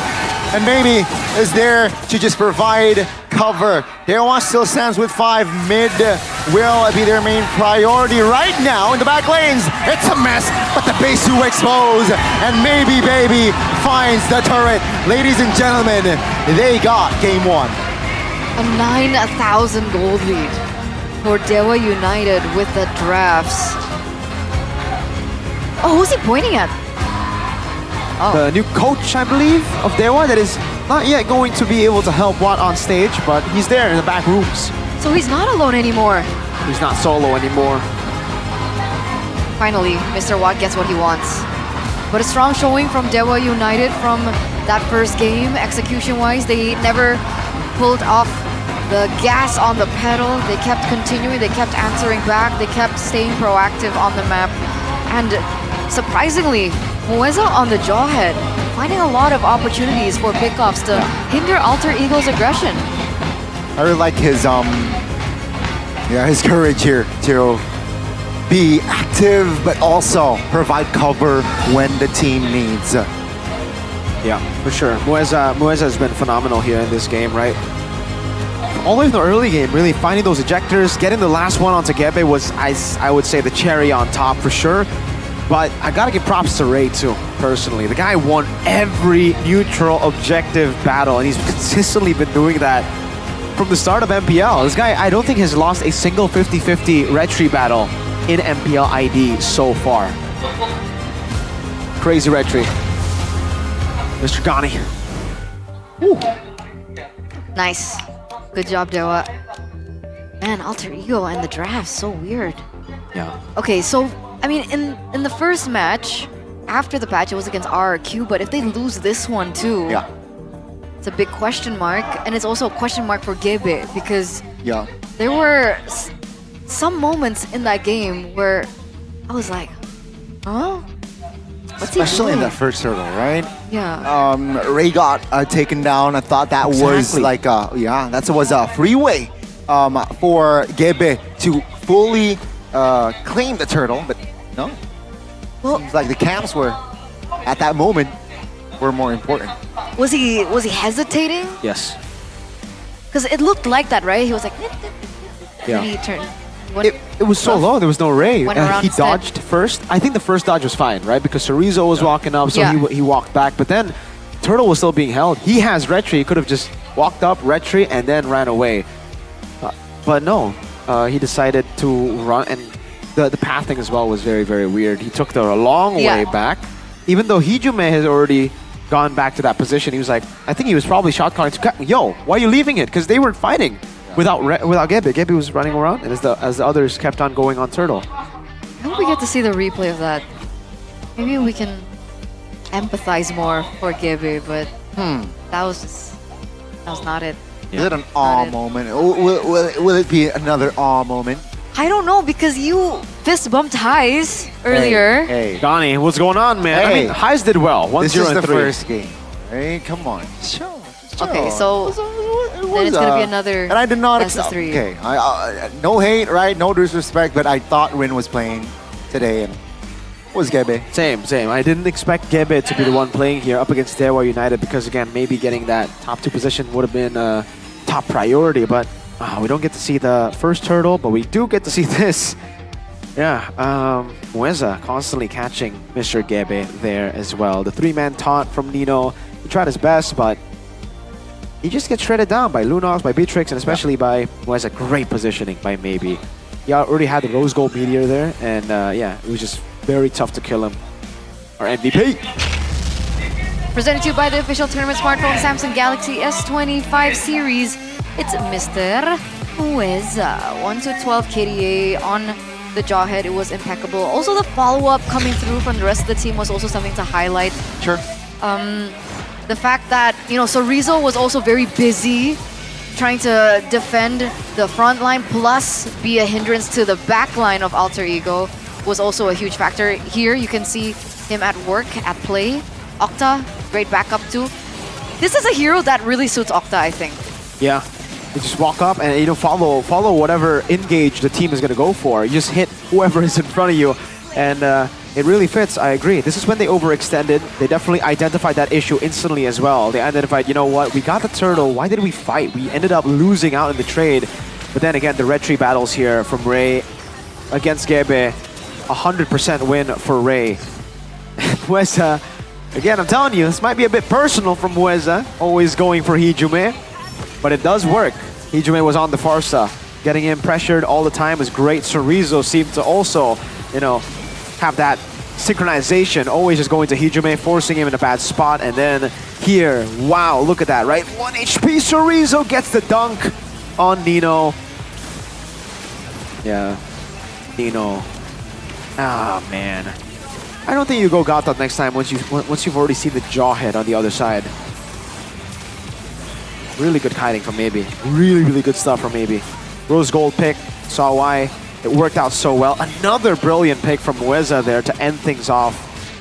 And without Gebe, yeah, no one can, dive into the backline. No one can threaten the backline. Maybe safe, Octa's safe, he can dive. And they ended up just going for the end. 14 minutes and 36 seconds. It was really good. It was really good by Dewa. And to highlight Okta again, because he's getting a lot of pressure in this lineup. People are saying he's too passive, his gameplay, and that's why a hero like Lunox really fits, because there's also a layer of safety to it, right? If he goes aggressively, he also still has the ult to get out of that sticky situation, and we've seen him being able to utilize that, except for that one moment when they overstayed, like you mentioned, after the turtle take that he was able to get. But overall, very solid for Dewa United. Really good draft. Shout outs to Coach Watt. He has been very stressed recently, you know, Poor Watt. all working alone, but hey, he got the job done. Maybe all that stress has paid off, Mr. Watt, you know? Yeah. Keep on work. Look at this. Look at the objectives all across the board. 2 lords, 3 turtles, 8 orange buffs. They took over, man. They really took control of the map. I don't know what it is. They've been forcing, that means they got the Khalid pick from yesterday. They've been forcing out this style, even up against RRQ. Yeah. So is this criticism to Zephyr? I think so. I think right now Mr. it does Zephyr, look like Nino is a CC merchant too. Coach Zephyr, CC. When it's banned out, it seems they struggle. Mr. Zephyr, no. All the Alter champs, they're waiting for some victories. Yep. And I think we're gonna get a spicy interview if Dewa win this. I think they've been waiting for a long time to get some payback. Yummy. Wait, against Alter Ego personally, or just all the teams in general? Targeting the entire game? They were on one team, right? It was the same lineup. Hijume? Yeah. And Mueza? Yeah. Exactly. And Hijume disappeared last MIA. season. So, oh no. I did hear there was beef, guys. I just didn't know how to word it properly. There was beef. I didn't want to say it like that. There is beef. Like most of you guys already know. Or, Maybe sausage. rare. If you want to know, membership only. Another. Still with his membership only. But I think Alyssa is preparing for an interview up on stage. Really? I wonder With who who? she's with. I don't know, honestly. She looks like she's standing there alone. Is she She's like going next to to Gani. interview Look, someone. look. She's right there next to Gani. You see her? Next He's to alone. Eterna or next No, to... look. Oh, what about this on guy? cam. Oh. No? What about that guy? Okay, we'll figure it out together. Okay, let's watch see. it together. Who are you gonna interview? Unity. Alyssa. Thank you, Gaster. Boleh dong minta suaranya buat anak Dewa. Jangan mau kalah. Alter Champs, mana suaranya?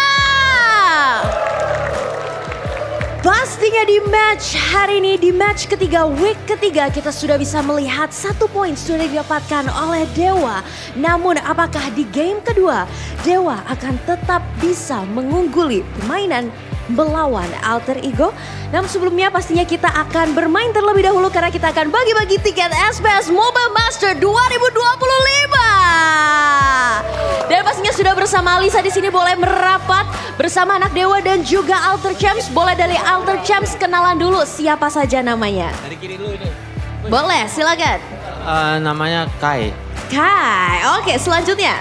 Namanya Dika. Dika dan Ale. oke, dan di sebelah kanan Alisa ada anak Dewa, silakan kenalan dulu. Perkenalkan nama saya Mokers. Mokers, oke. Perkenalkan nama saya Regi. Regi dan Perkenalkan nama saya Poden. oke, Boden, dan kita akan bermain di sini untuk membagikan tiket SPS Mobile Master. Secara gampang banget, nanti Alisa bakal tampilin gambar di layar. Jadi kalian harus masing-masing bisa menebak ketiga player yang fotonya dimunculkan di layar. Jadi nanti sistemnya akan aku kasih giliran, tapi kalau misalkan seri nanti ada foto rebutan. Oke, siap? Sudah dapat dimengerti? Siap. Kita akan mulai terlebih dahulu dari anak Dewa kali ya. Oke, silakan anak Dewa, boleh kita lihat foto di depan dan bisa langsung ditebak siapakah 3 player yang terdapat di layar. Udil. Loh. Oke, silakan. Siapa aja nih? Oh, gak tahu. Tahan dulu, tahan. Ini giliran dari anak Dewa dulu. Kalau anak Dewa bisa menebak langsung 3-3-nya, berarti kalian Alter Champs juga harus bisa menebak.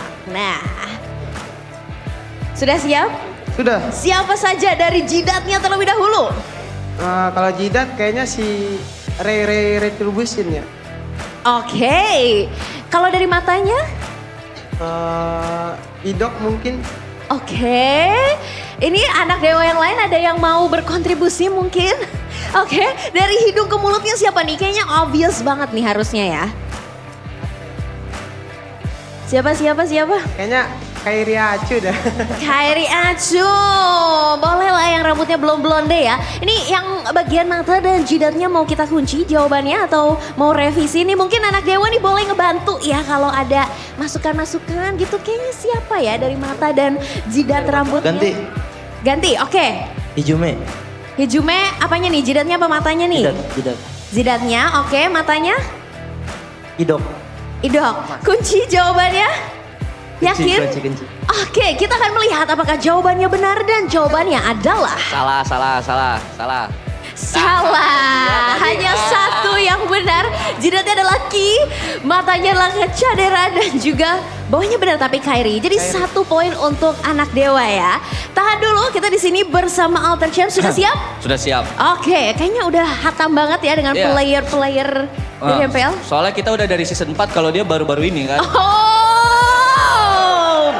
masuk ya Alter Champs. Langsung saja sikat soal kedua. Ini dia untuk Alter Champs. Nah, buktikan ketangguhanmu dari season 4. Siapakah ini ya? Pala siapa tuh ya kira-kira? Siapa ya kira-kira ya? Kalau yang tengah tuh kembaran saya kebetulan. Siapa tuh? Moreno. Oke, Emang baik. dari kecil udah udah serumah bareng sama Moreno. Bareng ya, beda bapak beda emak ya. Buat bagian bawahnya, bagian mulut hidungnya itu Idok, oke. Iya, terus ya buat kepalanya, sabar kita tutup dulu matanya biar kelihatan. Siapa? Ini potongan player sebenarnya rata-rata sama semua Kepala sih siapa? ya. Kepala siapa? Siapa tuh? Itu ada bonus alisnya juga tuh, harusnya. Aku mau ganti buat bagian bawahnya, bagian bibirnya itu kayak Fabian deh. Fabian, oke. Fabian Bagian jidatnya. Jidatnya. Gimana nih? Hais. Oke. Hais harusnya. Kita kunci jawabannya? Kunci. Sekalian kunci dia nih di kamar mandi. Oke, jangan Hapus ya? dong ya. Sorry. Jangan, masih live. Untuk Alter Champs kita kunci jawabannya? Gimana teman-teman? Kunci. Siapa yang dikunci? Oh, Ciro. Oke. Kunci jawaban. Kita kunci jawabannya dan jawabannya adalah apakah mengikuti dari season 4 ini membuktikan benar atau salah? Waduh, yang ngomong Hais tadi maju sini, maju. Jidatnya salah ya, tapi nggak apa-apa karena Moreno dan Fabian acunya benar jadi 2 poin untuk Alter Champs. Maka dari itu, obviously sudah jelas untuk pemenang bagi-bagi tiket SPS kali ini dimenangkan oleh suaranya mana? Alter Champs. Congratulations, kalian mendapatkan 5 tiket untuk menonton ESL Snapdragon di tahun 2025 ini dari tanggal 11 sampai 13 April. Selamat dan pastinya anak dewa, gak apa-apa banget kalian juga bisa beli tiketnya dan teman-teman semua yang nonton pastinya kalian bisa beli tiketnya langsung saja karena ESL Snapdragon 2025 akan hadir di Indonesia pastinya dari tanggal 11 sampai 13 April 2025 akan ada 12 tim dari berbagai negara jadi jangan sampai kelewatan. Kita sebagai tuan rumah dan pastinya karena MPL Indonesia akan break selama 3 minggu. Mumpung ya MPL belum hadir lagi di 11 sampai 13 April, langsung aja choose nonton dan langsung saja dukung player-player favorit kalian. Thank you so much Alter Champs dan juga anak dewa. Dan pastinya kita akan kembalikan lagi ke para caster. Caster silakan ditangkap. That reminds me. Don't forget to get your tickets, ladies and gentlemen, for the Snapdragon Pro Series Mobile Masters. Yeehaw! All right, it's coming up real soon from the 17th, 12th? Group stage or playoffs? 7th of April to the Till the 12 or 13 grand finals. 13. There you go. 13 grand finals. There you go. It's going to be held in Tennis Indoor Senayan. Jakarta, Indonesia. Jakarta, Indonesia. Jakarta. Man, Jakarta. I wonder how. I have never been to Jakarta, and I just want to. Weren't you born there? Here? No. Were you born in Manado or Jakarta, sir? I was born in Jakarta. Oh. So you've been to Jakarta. I know him. I know him. But do you know that the battle emotes are now out, ladies and gentlemen? Go ahead, Get check your it out. hands on it now. Look at Class. Santai, bro. I like the. Tail ID. Sepuh. How do you do that? I had a lot of training. I saw context. My friend does that sound really well, like really good. We would play, we would just be playing ML, and then all of a sudden he'd just be, and then everybody in the Discord just started going. See, I can't do it. How do you do that? Wait, sorry. I can't do the whistle. You gotta be quick with it, man. Can't do the gurgle. Close, I close, completed close, you. close. I completed you. There you go. So again, for those of you who are wondering, where is Kalia? Where's If there's a Kalia? new hero in, this why hero? can't she be played yet? It's because she's a new hero, guys. 2 weeks, right? Yeah. 2 weeks. So she'll be playable week 4. Yeah. Or Week after, 4. after But the break. there's many no more? ban for you 4. guys. Okay, you guys can actually play her in your ranked or classic game. So there's a new hero No, pass. they can't play ranked because it's always banned. Unless you're in lower tiers. No, it's always banned in lower tiers. Even lower? Yes, it's so busted. Have you played against Kalia? But in lower tier, you can't ban. Oh, wait, you can. How low? I mean, Are we talking like really? warrior? We're talking. Hey, I'm inclusive. We talking warrior? I'm inclusive. Damn. Okay, I'm inclusive. Even Epic after the reset, you have to ban. I'm inclusive. That's crazy, man. You know, I don't judge. Are you For lower those than of you Epic? just- If you're lower than Epic, sir. It's okay. Sir. Everyone you starts newt- from somewhere. Even mythical players start Yeah. from warrior, master, and Yeah, back like 5 years ago. grandmaster. What else is there? Epic. Grandmaster. Elite. Warrior, elite. Epic Grandmaster. Epic. Elite. No. Epic Grandmaster. Master. Master. There's a Elite master. Warrior. There you go. Everyone starts from warrior, guys. But like Mirko, you guys can also roll for Alpha's Hey, Legend it's really skin, nice. the Revenant of Roses. You Because can it's give, arrived. gift me, right? Mirko? Donnie, can I gift have me. 0 diamonds. If I have more I can diamonds, gift you. I can give it to you. Wow. All I want right. to see how many diamonds I have. Wow. Fair enough, that right? your Ladies and gentlemen, S25? you guys can also check this out.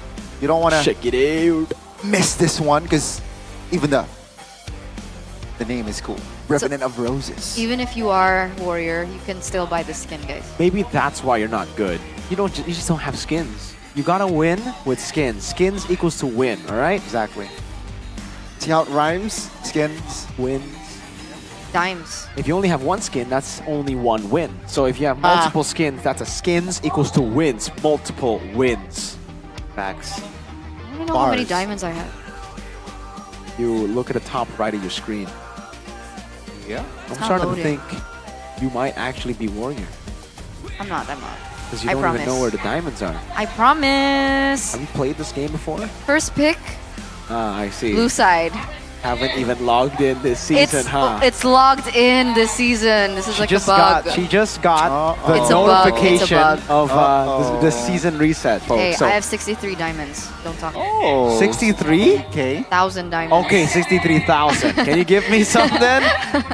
Connie wants a collector at the legend skin. You can get so 6 legend skins. Maybe Sir. I don't want one. You can, yeah, well, 62% win rate. You for already Ultra have one, Ego. Mirko. Wait, so is Dewa blue want side or 4. red side? Is Dewa blue side or red side? We'll see with Dewa right here as they show us the first pick red side win rate. The first pick win rate didn't move, but the red side win rate has now been buffed quite a bit. Maybe. Look at maybe. This guy, I don't know, man. Second pick selection for Alter Ego. Crazy. Okay. So, wow. That's their bad side, right? 33% win rate on red. Mm-hmm. Oof. They lost every single game. No, not every. It would Every be single game. 0%. In- It wouldn't be 33%. It would be Since- 0 if they lost One out every of Since three. season 4. One on red out of side. 3. They lost 1 out of 3. Don't trust me. Don't trust Aeterna. Aeterna. But you can trust me when I say that this is the second drafting phase. Presented to you by the official tournament smartphone Samsung That's not Galaxy even right. This is S25 not series. the second of the day. I didn't say of the the day. What is Oh no. Eve, CC, and the Moscow banned out by Dewa United, Alter Ego, Suyo, and the Jushin. Wow. Sir, That's going to hurt what's your them, command? I think. Your team Joy's going to be first picked here. And I think they are going to be fine, giving over to Harith, over to Alter Ego, right? Because, oh wait, they banned the Moscow. They'll take Harith, yeah. I didn't see the Moscow ban. They banned the Moscow, so it sets up for the Harith. Alter Ego are probably going to go Joy. Oh wait, Mathilda Alpha is up for grabs. Gebe, if I know something about Gebe, is he is better on the utility fighter picks than he is on the assassin. So, Mathilda Alpha is available. I don't know about Dreams Mathilda though. That is more question marky. He's more of a beefy kind of initiator tank. His play style. He's gonna be Luoyi here locked in. It was banned in the first game. Now, though, Zephyr, all right, he actually opted for that Luoyi, and it seems like they will take their time here. It's gonna be the Rangers, so another hero for Highs. This is Mathilda Alpha. This is Mueza and Ray. Remember how they beat Bigatron? Uh-oh. Mathilda Alpha. Uh-oh. The best team in the world as well. Exactly. Do it. Okay, we're gonna do it. New Do it. skin, Alpha, please, Ray! Oh no! New skin, Legend, please! I'm trying to yell because I want him to hear. And his, oh yeah, it was Ray with the retribution. Exactly. Oh my lord. With the Alpha and With the Mueza, Alpha. amazing Mathilda. Please do it. Please do it. Do it. Do it, Ray. Because otherwise, maybe Alter Ego would want to consider utilizing it too. Or banning it out. The second phase. They're taking their sweet dear time though, so they really are thinking about it. There it is. Yes. Oh. I mean, yes, but no. One but short of it. Matilda picked up Phoveus. Technically, the Matilda and the Phoveus does have synergy. But coming into the second phase, I don't think Alter Ego will let that go. So this should be a joy, right? Should be a joy. The joy works, right? Then perhaps limit more junglers in the second phase. Alpha That just makes ban. sense. Alpha ban, Nolan, maybe. The Julian. Well, okay, Julian, is it viable in the MPL? Well, Not yet. Ray has picked up Especially the with the Haya and Fanny. That's it. Fanny, Alpha, Suyo, Haya, and Joy. So Haya is the only hero that is still up for grabs. Lucas is actually the ban for Alter Ego. So there is still a chance for the Alpha to be picked up by Dewa. Yeah, I mean, I think Lucas has a very similar playstyle to the Alpha. You go in, you go for the fight, so having a Mathilda to bring you back is great. So they banned the Lucas. I think the Alpha should follow next here. Before Dewa United against the... They need to ban out Roman XP. I don't think they're too concerned about the God Bot, right? With this kind of composition. The Khalid. Oh yeah, Mathilda, ban out the Khalid, yes. Good stuff. Good response there. A very quick response as well. Forward side of Alter Ego. Hayabusa ban though. Yeah. So they're more afraid of the combination of Mathilda and Hayabusa in that wrong jungle position. I see the synergy. If he has 4 dashes, he has 5 with Mathilda. I see the vision. I'm just kidding, guys. What? You don't see the vision? I don't see the vision. Are you blind? A little bit. Okay. A little bit. I need some glasses. But that means the Alpha is still open for Dewa United to grab up, and it pairs perfectly with the Matilda, and the Matilda can also play with the Harith and the Phoveus too. I think it's a disaster right now. Glue banned out. I thought, okay, Hylos picked up by Alter Ego. CC is an option. Hilda and Alpha. Wow. Very quick picks. I didn't expect the Alpha. Yeah, I don't know, man. Oh man, it's so good for the Alpha to go up against Hylos too, by the way, right? Yeah. So, oh, the shred. I don't like the Hilda, to be fair, but I think they can get away with... Wait. Mathilda mid? Oh, you're right. Or... Mathilda mid, I think they're forcing this one. Oh, this is a brawl game right here. Shoutouts to Onyx PH, right? Because I think Super Fritz was the first to start the Mathilda mid. It was SPS. Alter Ego, what's their They need more ground control, no? This is also a great deny against Nino, by the way. Franco. I mean, do you see the deny on Nino? That's a Franco pick to end things off, but they pick up Hilda, they pick up Phobius. That's 2 heroes denied. They ban Blue, they ban Khalid, 4. Then the Hylos gets picked up, forced to be XP. Nino is on a pick maybe he's not comfortable on. Dreams on a signature, I guess, with the Franco. And technically, it does have synergy with the Luo Yi, right? Yeah. Insta burst, especially in the early portion of the game. The suppress. Joy can work into it. Granger can work into it. But I'm worried if they're overwhelming the Franco, who specializes in pickoff. What's to do? Hilda mid. Oh. Ladies and gentlemen, this is going to be round 2. Potentially the final game of week 3. Before we head on to the break, so Land of Dawn, here we go. Will it be Dewa United taking the clean sweep, or will Alter Ego find their rhythm, equalize the series? This could possibly be the final game to close things off, ladies and gentlemen. And it looks like this drafting phase for Dewa has taken up a notch, right? What? Hilda in the mid lane. Is it right? With a sprint. Yep. Octa, yeah, it's on Octa. And we were talking about him being a passive mid laner, but he's on a Hilda now, so he can't afford to be passive. Yeah, I was shouting out Super Friends for the Mathilda mid. Turns out we gotta shout out Mr. Hodge from Twisted Minds for the Hilda mid. He tried this out, I think it was last season when he was still playing for Blacklist. All right, taking a look at it, Season Hunter, Thrill, and the Wilderness Blessing here for Octa. Season Hunter for Mr. Ray. Everything seems pretty normal. Dreams though, pull yourself together, and the focusing mark. So really relying on that new patch with this Franco. By the way, the clear speed has been okay, right? For Octa as well as Mueza together, they've been able to roam around very quickly. Look at this though. Mueza very low. Octa here, trying to provide cover. It's going to be the retribution though for Dewa. So Gebe, not level 4. Dreams now face checking. That's a mistake. Flicker. Ray has level 4, and he will drew first blood. Ladies and gentlemen, things are not looking good early here for the side of Dewa United. His highs will force to use that flicker early.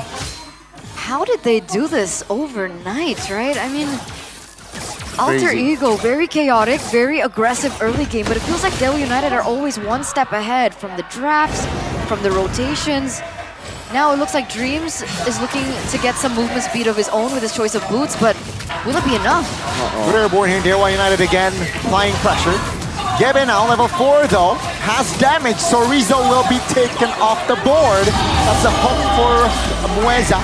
Nino though, isolated here in the back, and he is not level 4 just yet. The horse goes down. Alter Ego, they got 1, but they lost the Newt as well. Full control of the neutral objective, full control of the enemy jungle as well. Ray doing a good job here, oppressing Alter Ego, but in the bottom lane, Gebe is, denied! Cerezo! Good rotation! What a selfless play, Octa! Okay. He wants a new brand, man. Octa wants a new brand. He doesn't want to be known as the passive mid laner. Look at him go on to highs now. Now no flicker, still 4 highs, not level 4 even. He goes down first time here in game 2. Dreams misses the Aaron hook. And that is just Dewa. Minute 3, already 2,000 gold, almost. It's been 3 minutes. It's in 3 minutes and they're getting everything off the board. It's a wonder in the drafting phase why they went for the Hayabusa last ban instead of this alpha ban.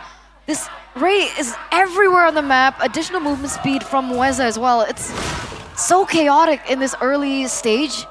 What's Alter Ego's winning condition at this point?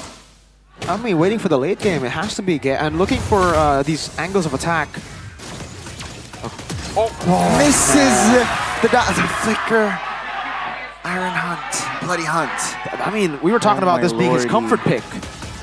So, I guess not playing it for a while has hurt. There's definitely some rust there for Dreams. And I was about to say the angles of attack to find a pick-off for Alter Ego could be an angle, but now for another 80 seconds it won't be. Ray level 8 right now, Gebe level 5. He's 3 levels below. There's no way Alter Ego can contest this. This is definitely not what Alter Ego wants here. Second neutral objective, nothing to play for. Bottom side maybe, but that's already a flicker already spent, so no surprise. But there you go. There's the suppression all towards Octa. The Hilda. Gebe claims the kill. So there's actually a consolation prize there. The turtle. Oh. See here with the teleportation on towards the orange. Gebe claims it. No, he doesn't find it. Now with a high loss, glorious pathway. Good hook. Ray trying to survive desperately, but that's a lot of damage that he is receiving. Dreams will secure that kill.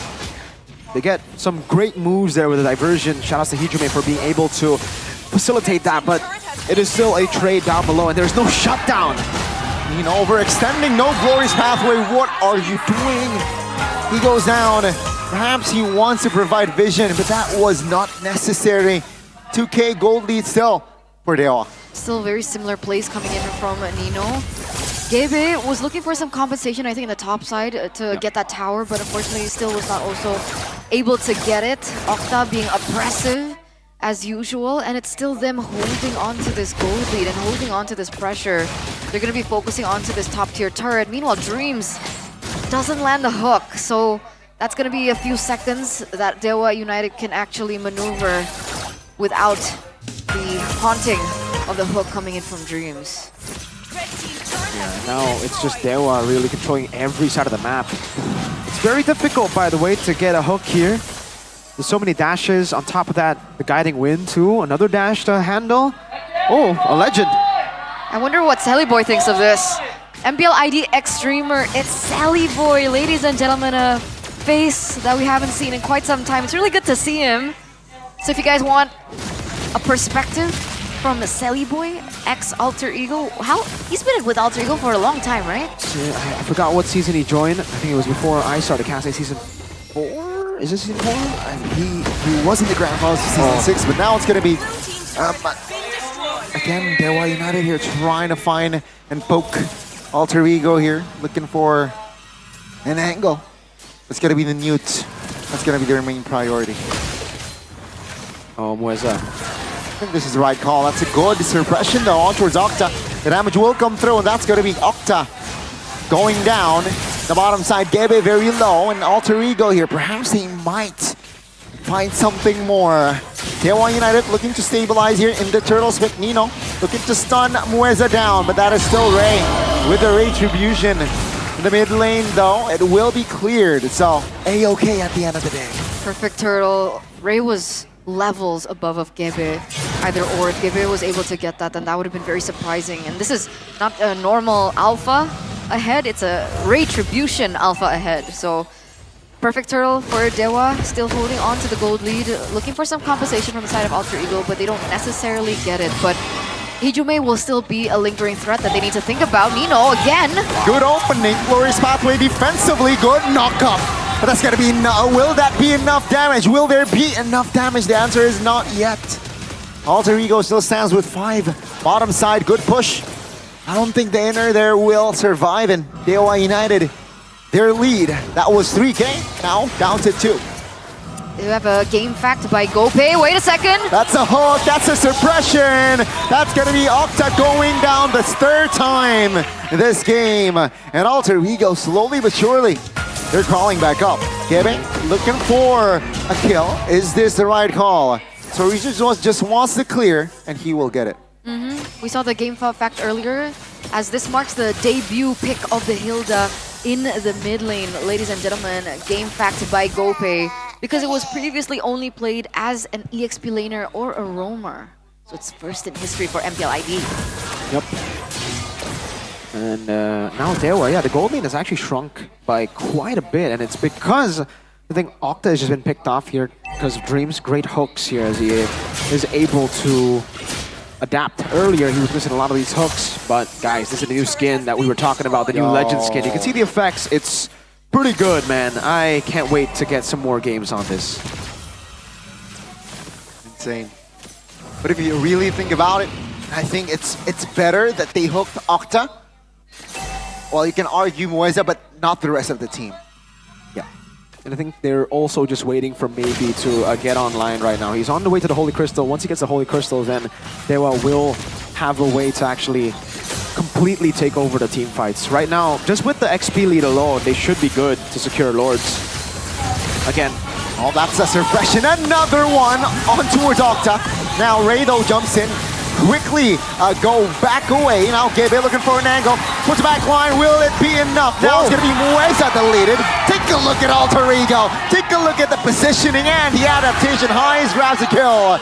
3 members now from Dewa United. They're down.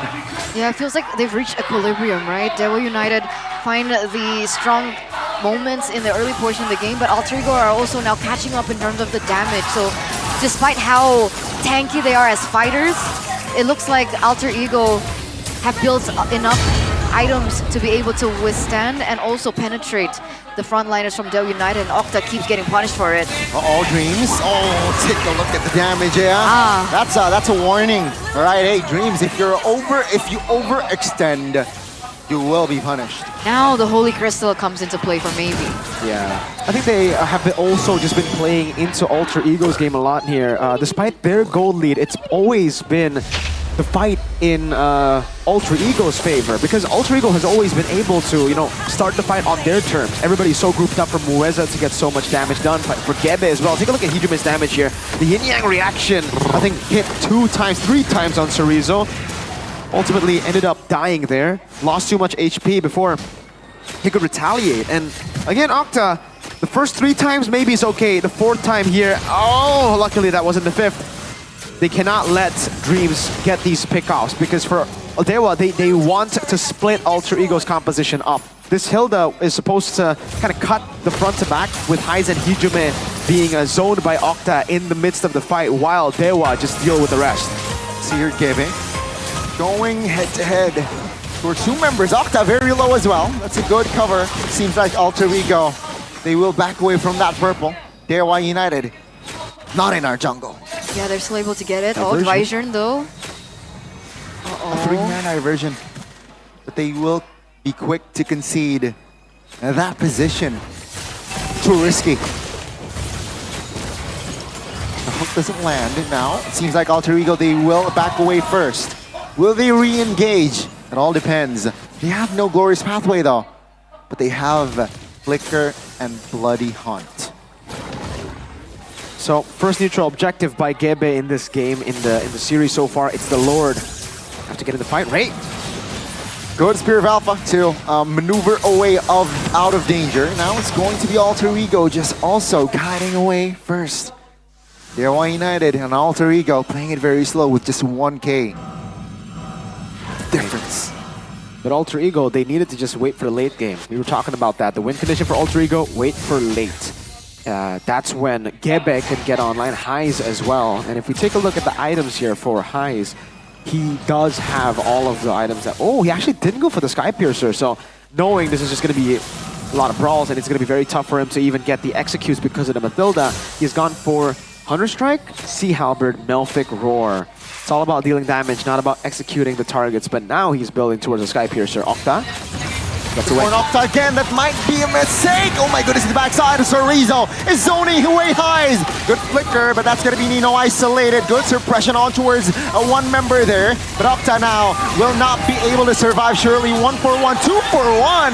That's going to be Gebe though, dealing enough damage towards Maybe, and he will find the kill and the shutdown. Diversion again, and that's might be the sneak attack that they wanted. Ray caught off guard. Mueza now very low. Haiz has the killing spree. Ray left man standing here. As Hijume and Haiz, they will take the turret.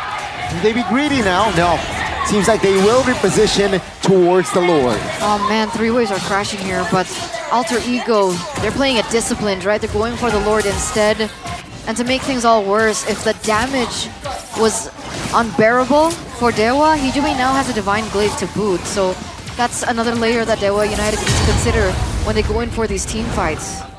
They have no way to shred Nino right now, because maybe instead of the Divine Glaive has gone for Concentrated Energy as his 4th item. So the Radiant Armor of Nino is enough to really deal with the magic damage, the only damage threat, by the way, in the late game.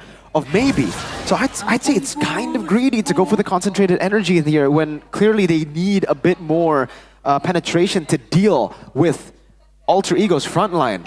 You saw Nino tank up everything, and remember, you can't really rely on Ray at this point of the game to deal with the frontline because he only has the War Axe. That's about it. Nino has Revitalized, so he can keep Ray at bay for such a long time. And by the way, that fight was already good for Dewa. Like, those are the win conditions of Dewa. Split up the back from the front, try to isolate, and then deal with Alter Ego. But again, they just couldn't get past the front line.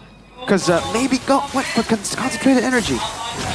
Here, 6,000 gold difference. Will it be enough to close the series and take us to game 3? Lord, taken care of. But now the base turn in the bottom side here. Juicy target for Alter Ego!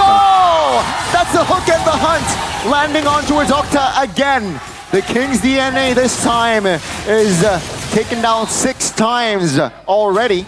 And Alter Ego, they apply more pressure. Nino, very low. That's a hook again on towards Sorizo though.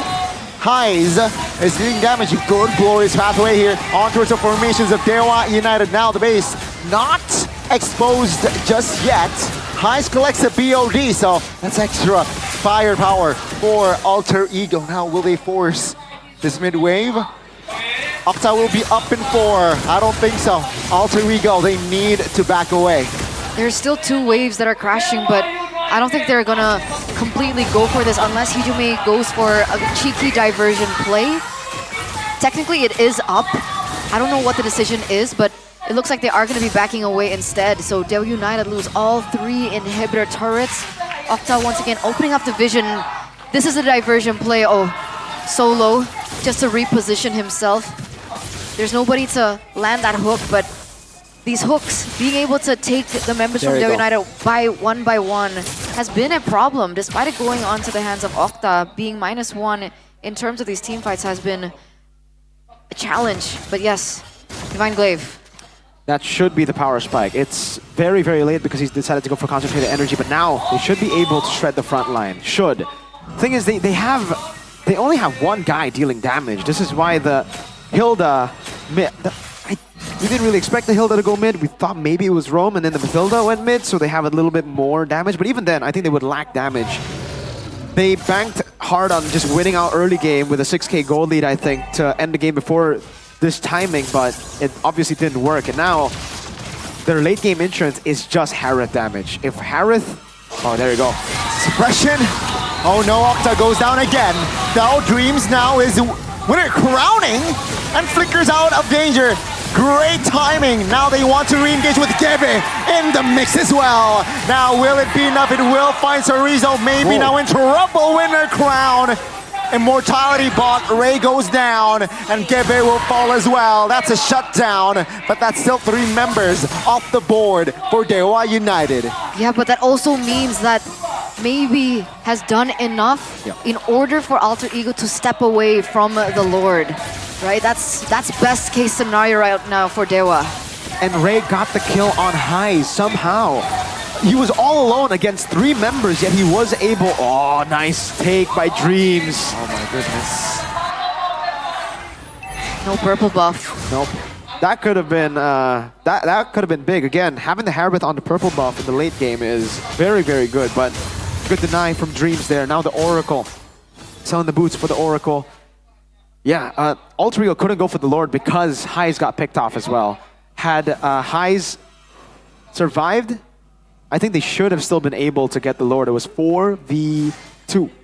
But now the Harith's online. You saw that damage. The Divine Glaive was all he needed to finally be able to, at least when he has the Saman Force, match Alter Ego's pressure. But still, Gebe is a problem for maybe. Yeah.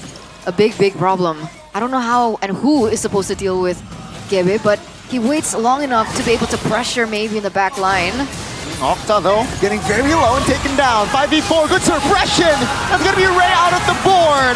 Now it's gonna be maybe now being the main priority as Highs flickers forward, finds Mueza, and ladies and gentlemen, Alter Ego, they dismantle Dewa United to force this series on towards a game 3. Fulvius recalling, but what can Sorizo do?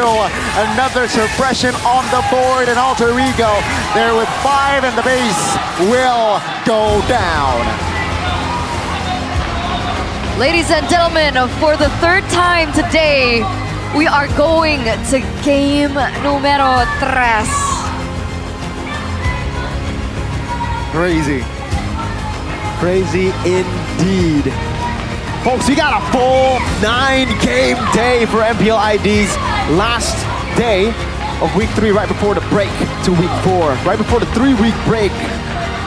We couldn't have asked for something better than this, man. 1-1 again for the 3rd time today. Alter Ego forcing it to match point for both. Equalizer. Despite the Alpha Mathilda, they, I think, put in too many of their marbles, all their marbles on the early game with the Hilda mid.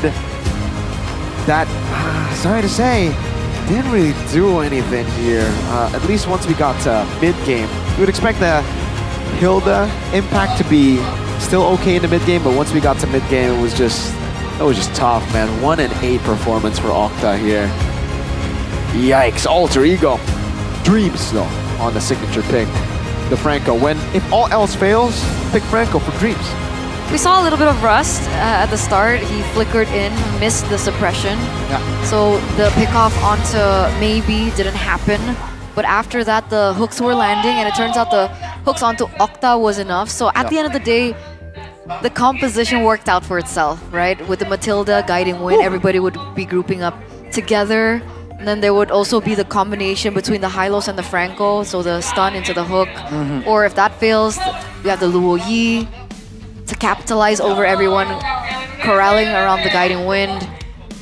I didn't think it would end like that. I thought this would be like this new out-of-the-box meta with the Hilda in the mid lane, because it did work out for a bit. In the early game. Until it didn't. But here's 9 minutes into the game. Yeah, this is the crucial moment for sure. Again, I gotta say, not bringing Purify on in this game for maybe as well hurt him for sure, because in these team fights, even though, yes, you're really just expecting the Bloody Hunt to be the pick that, or the ability to stop you, Hylos can stun too, you know, Hijime can also displace you in your Zaman Force, so not bringing Purify is a question mark for sure, and then the concentrated energy really for me is what kind of sealed the deal, because they desperately needed more penetration to deal with the front line in the mid game. He ended up getting the Divine Glaive in the end, but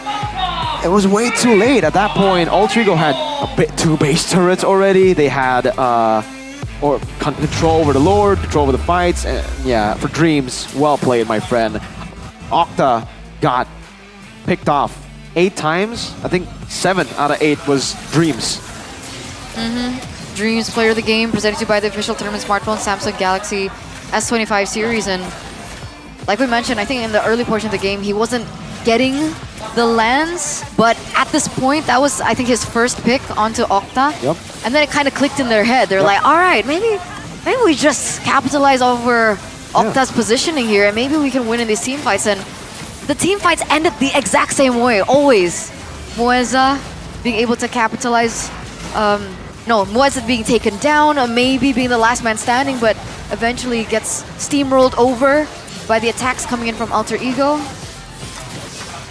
Yeah, you can see that, right? Again, Nino was tanking out everything. The Zaman Force was already used up by maybe, and then Gebe just went for the cleanup there. Wow, just really good stuff here from Alter Ego to evade and to play against the win conditions of Dewa. But again, for Dewa, dude, Octa was really a hook magnet these games, right? Some of these hooks didn't even make sense.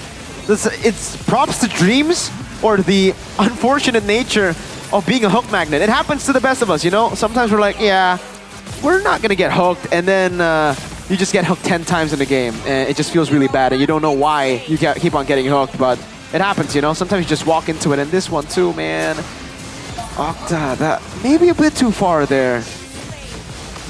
So many times, man. The front line got picked off before they could even do anything, and maybe don't go Hilda mid, you know? Maybe go for a normal mid laner, you know? I mean, like, the draft was already pretty good. You got Matilda Alpha, you got Phobius there too, you have front line. There was only one damage dealer. There was only Harith. special shout to Hijume though. He didn't die once this game. 2-0-18. Almost 100% KP. That was my second like shout. PLDG. Yeah. You're right. I agree. But other than the things that we've already talked about regarding Dreams on the Franco, he also did a lot other than kill-related things, right? Like the buff hooks.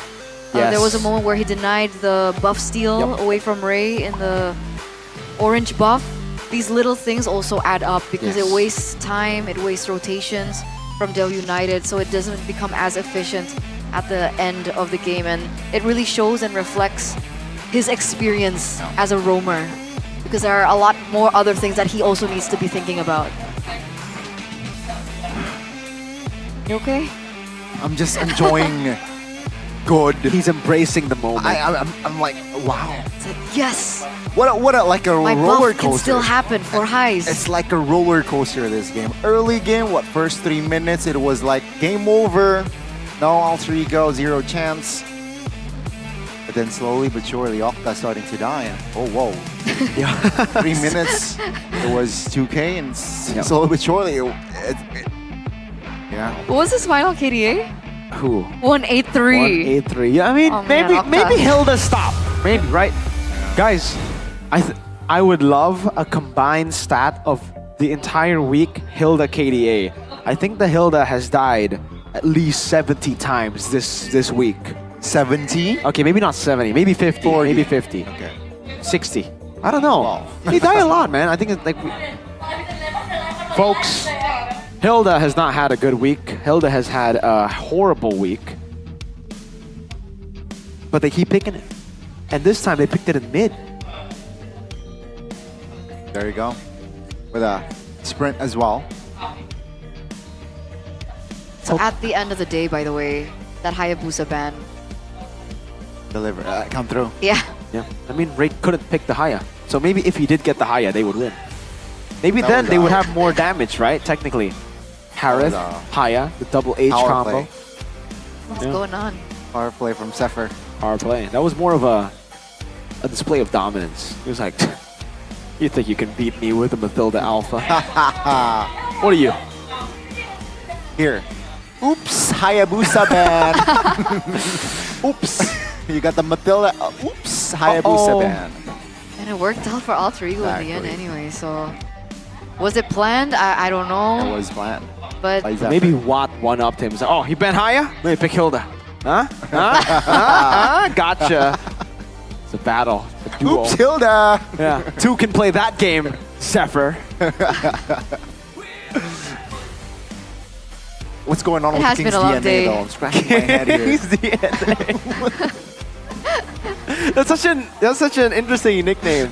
King's DNA. He's got the King's It wasn't DNA. given alright. by me. But we've got Alyssa, and Alyssa has got something for you. Yeah.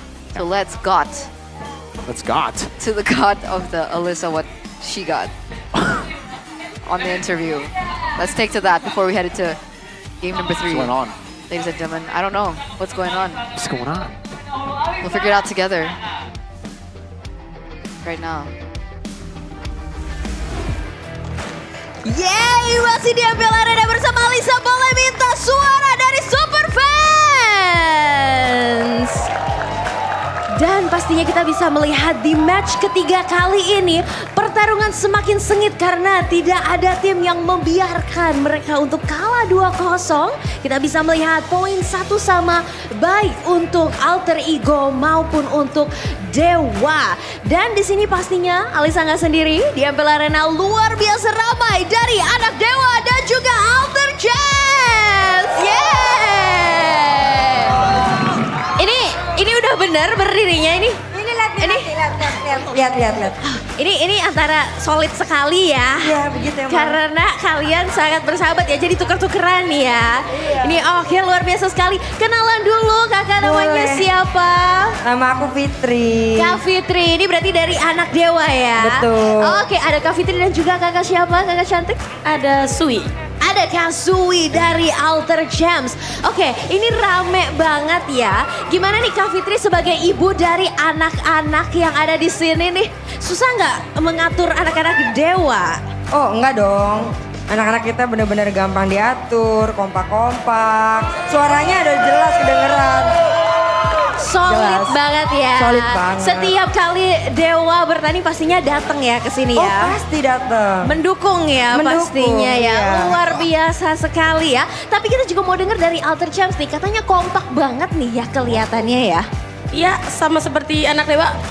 Susah diatur. Ya itu Alter Champs. Susah diatur tapi tetap kompak dan solid untuk Tetap mendukung solid kalau Alter tim Champs mah. kesayangan ya pastinya ya. Tapi kalau ngelihat dari anak Dewa nih kayaknya udah kompak banget mau Ramadan ya. Iya. Wah luar biasa. Habib boleh maju Habib. Assalamualaikum warahmatullahi wabarakatuh. Waalaikumsalam warahmatullahi wabarakatuh. Habib kita kenalan dulu namanya siapa? Namanya Mokers. Mokers. Dari mana Mokers? Dari anak Dewa, tukang doain Dewa. Tukang doain Dewa. Berarti harusnya malam hari ini harus bisa 2-1 ya? Insya Allah harus sih. Tadi nggak apa-apa ya, poinnya dikasih 1 dulu ya. Kasih Kak, 1 aja, dari- jangan banyak-banyak, ketagihan ntar. Oke. Nih kalau misalkan nih ya, udah lengkap nih. Ada anak Dewa, ada Habibnya juga. Aku mau denger chant-nya dulu dong buat semangatin Dewa United. Boleh. Boleh ya? Langsung saja kita dengar chant dari anak Dewa. Hei anak Dewa. Kayak mau pantun ya? Kita yel dulu ya, kita kasih tahu Alter Champ, oke? Yuk. Syalalalala. Oh dewaku. Syalalalala. Oh dewaku. Syalalalala. Oh dewaku.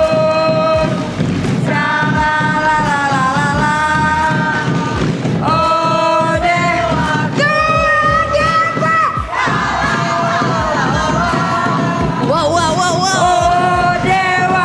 Sekali lagi.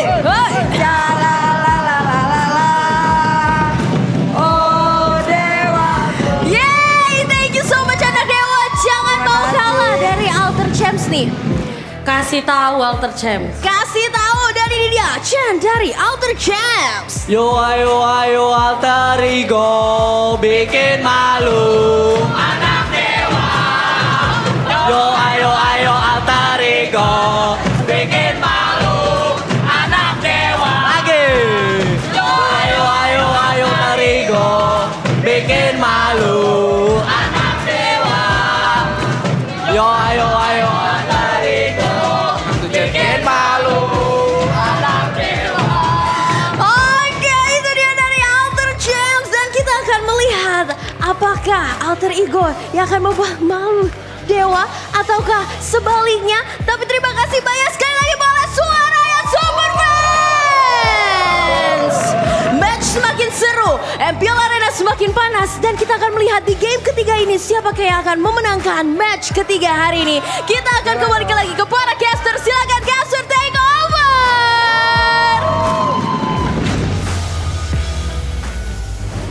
We're feeling the energy and we're feeling the hype. And thank you so much, Alter Champs. And of course, anak-anak Dewa or go, Dewa's anak Dewa. children. The children of The Dewa. children of Dewa. That The- sounds oh. better. Not Dewa's children. That's The weird. apostles of Dewa. Dewa's children. But yeah, we semangat. Let's go. Keep up the spirit. That lady over there should It's not weird. say samangat though. I will take Ranger Amasa's samangat, but not Naveen's. Naveen's? I honestly was almost violent.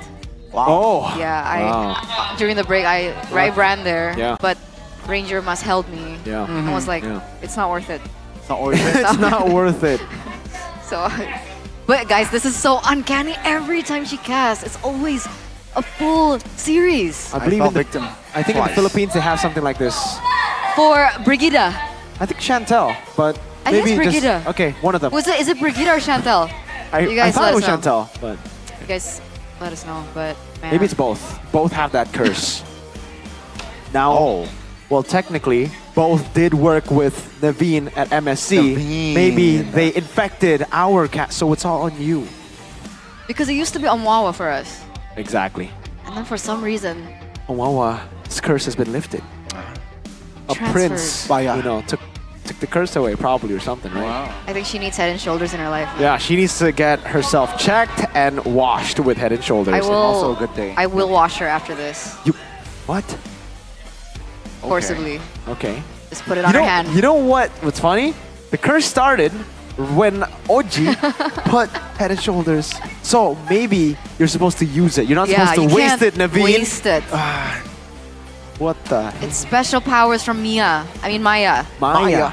What about Zilong here, right here? Zilong. Zilong. How's this? Zilong. Zilong. Zilong. I don't know. Rashi's better at this. Arashi. Yeah. Zilong. There you go. Arashi, how is it done? I need glasses. Ah. I'm kidding. We love you, Arashi. The pokes. Pokes by Dre, sounds by Steve. But we're back to a best of one between both of these teams. Yeah. Unironically, don't know what's going on. Hilda in the mid, and then we had the no ban on Tahaya, and then in the game, what is it called? This one? Concentrated energy. CE. You know, at this point, I feel like Nevin, they're working together with the teams, man. Dude, you know what? Something fishy going on. BTR, you got some explaining to do. Because they started 2-1. And then RQ, Cute, you got some explaining to do. Then Alter Ego or Dewa, one of them.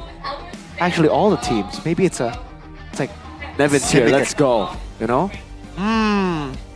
Who knows? Or they just love the fans so much. They want to give the best viewing experience. Let's go! Full 9 games to close out week 3 before we go on a 3-week break. If So that's I'm the loving case, it. Naveen should cast every single day of Every MPL single ID. day. So everybody gets a Let's taste go. of it. MPL. Put them there, everywhere. Naveen should get it. Concentrate that energy, Naveen. It sounds like the Indonesian casters are having some fun. They're having fun, we're having fun. It's the last game before a 3-week break. We gotta have fun. And there's enough time for you guys to actually hop over to the MPL arena. Come over. Okay, knowing, right? First game was 14 minutes. Second game was 18 minutes. Okay. So are we expecting a 20-plus game? 52-minute game. Let's break the record. 28 minutes and 28 seconds is our longest game It's this BTR season. versus Onyx. Oh. Game 2. So we can do better.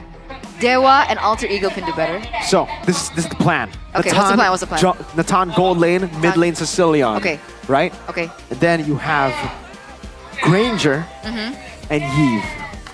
It's a full defense battle.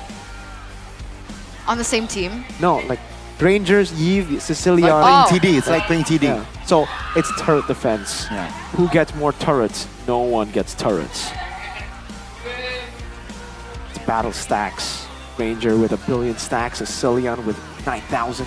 Then we have Aldos Whoa. come in to the Aldous. fray. Then we'll have 12 stacks. Badang with 50 billion Thunderbelt stacks. Yeah.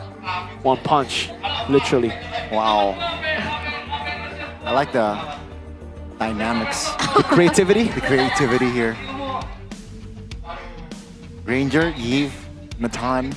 Aldos. Sicilian. Yeah. And everybody has Sky Piercer. Everybody's fully stacked up. 80 on the board for everybody. I'm sorry, guys. It's been a long day. 50,000 total kills. Hey, I'm all in for that kind of MLBB, man. It looks like the live chat is spamming start right now. Okay. I just want to let you guys know that we're also giving some time for the players. Yo, chill. They need to reset, okay? Yo, guys. That was an intense game number 2. Yeah, they picked Hilda. 3 minutes, it was 2K gold for Dewa. But they... Octa got bashed 1-8, man. He's gotta, you gotta some need time rest. to recover. Back, you know? Yeah. He's Exactly. feeling it, man. Exactly. And I'm pretty sure you guys need some time, so if you want to get your hands on some sucro, Ooh, right? There's still now. time. Told you it's gonna be a long day. Pay with GoPay to get more benefits. You can top up as well during the break. You can spin during the break. Get your Really? legend skin. Or, you know, have a good day with Good Day. Be a groovy cookie. You know what? They should. So, here's an idea, Mr. Okay. Good Day. So, good day is obviously for you to have a good day. For you to have a good night, it should just be milk. So you get to sleep well, and then during the day you drink coffee, right? So they'll have good day and good night. You're welcome. I'll take 50% royalties on That's that pretty one. good, actually. That's pretty good, I have to admit. So whenever someone says, yo, you want a good night meal? Guys! What? There you go. Rin is back into the roster. Gebe out. Oh, is this the first like sub Yes. this season 15? Yes, it is, right? The first sub. From when I cashed it. First mid game. Mid game Yeah. sub. Wow, okay, so Rin is back into the roster. This means Alter Ego is serious about this. Okay, I'm not saying that's not wrong. Gebe, you're a great player, but you know. You know. What? Okay. Dude, Alter Ego are here for the vibes, man. First pick. Blue side this time. Wow, I mean, Rin is back, right? Rin is back. Welcome, Rin. Oh, man. All right, 62% win rate on blue. They did just win on red, but blue has been actually a 0% win rate this series. So, looking at the pattern, blue side has been, okay, quite questionable. Second pick, though, is worse for Dewa, 40%. But I think that pattern is just, it's a coincidence. Yeah, just like Geek Fam starting slow every season, just like Naveen getting 2-1 games every single time she casts. We don't believe in patterns. We don't believe in patterns here. No coincidences. It's all coincidences. With Rin coming back, do you think the drafting phase will be different? Should be similar, no? Like should be similar. Should be better games for Alter Ego though, because I think Rin fits Alter Ego's aggressive playstyle more. He doesn't rotate around the turtle when turtle's low. He says, "That's mine." When turtlers are down, that's turtle. That's mine. That's mine. Okay. No paper straws. But also, there's a lot more heroes that Rin can explore in the drafts, right? So they're not too focused on Joy, Suyo, and Alpha. I guess. They can play the Ling, they can play the Hayabusa, they can play the Hanzo. It's a possibility, but it's still gonna be those three heroes are still going to be like the priority picks, right?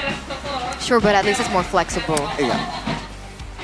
Maybe we'll see a Lucas from Rin, Maybe. This game. Maybe. We'll see, because we're heading straight, ladies and gentlemen, to the drafting phase. Be patient, viewers. Okay, we're in the drafting phase now, presented to you by the official tournament smartphone Samsung Galaxy S25 series. But no Lucas, no. Alter Ego have actually banned it out. Fanny also gone. Dewa respond with the Jushin and the CC. So 3 games, no CC. The only one bound by these chains. Furious. Dewa.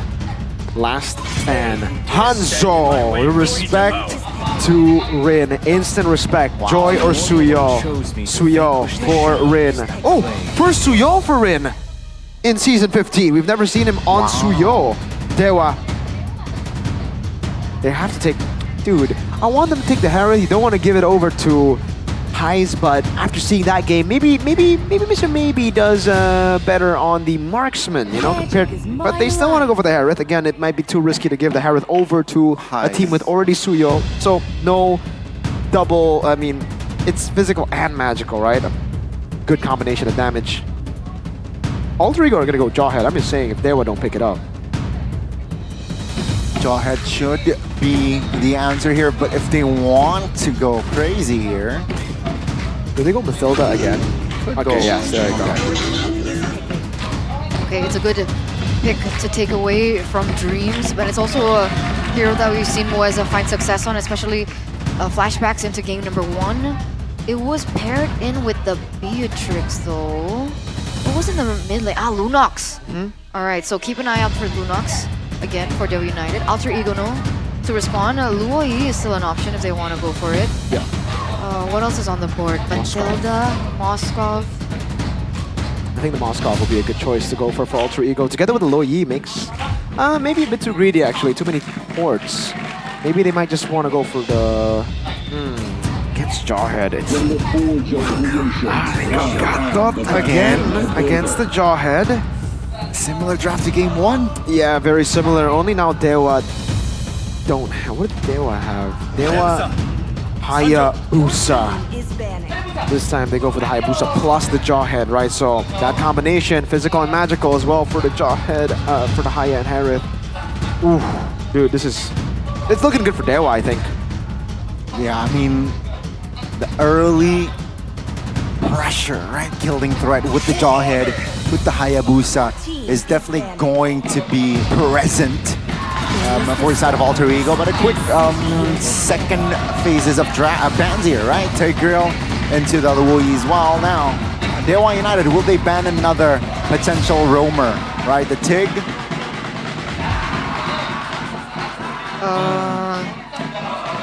Gatot already picked up. Jawhead Cho is an option. Technically, this Gatot is still flex. We've seen Khalid pop up as an option for them to take. So Gatot Khalid back in the EXP and Roam position. That's a possibility. United though. Other than that, will they commit or will they limit the mid perhaps? Still thinking about it right now. They ban out the blue. There we go. No blue, Alter Ego, did they ban? This still could be a Lunox better for Dewa United. They could just go for a guns blazing type of draft with the Harith, the Haya, the Jawhead, and then the Lunox. They won't have a lot of tanky members, but with the CC already banned out, I feel that's alright to go. And then they can go for something like a Hylos and XP for Chorizo, and then play with the Lunox, right? So they have the Jawhead and the Haya, Jawhead and the Hylos as frontline. Then they have this squad, the kill squad. I'll call it Harith, Haya, Lunox. And technically, it's going to be hard for them to get through that back line. Okay, maybe not a Lunox. They go Sicilian, still damage, kill squad. Okay. It's also a layer that they can utilize into the late game. Yeah. So there's not as much pressure for them to utilize this Hayabusa in the first few minutes of the game. Alter Ego, with the Gatot already being picked up, it's still flex. So do they want to pick up a hero for the roam or for the EXP lane? Looking at this composition, I think Gatot EXP.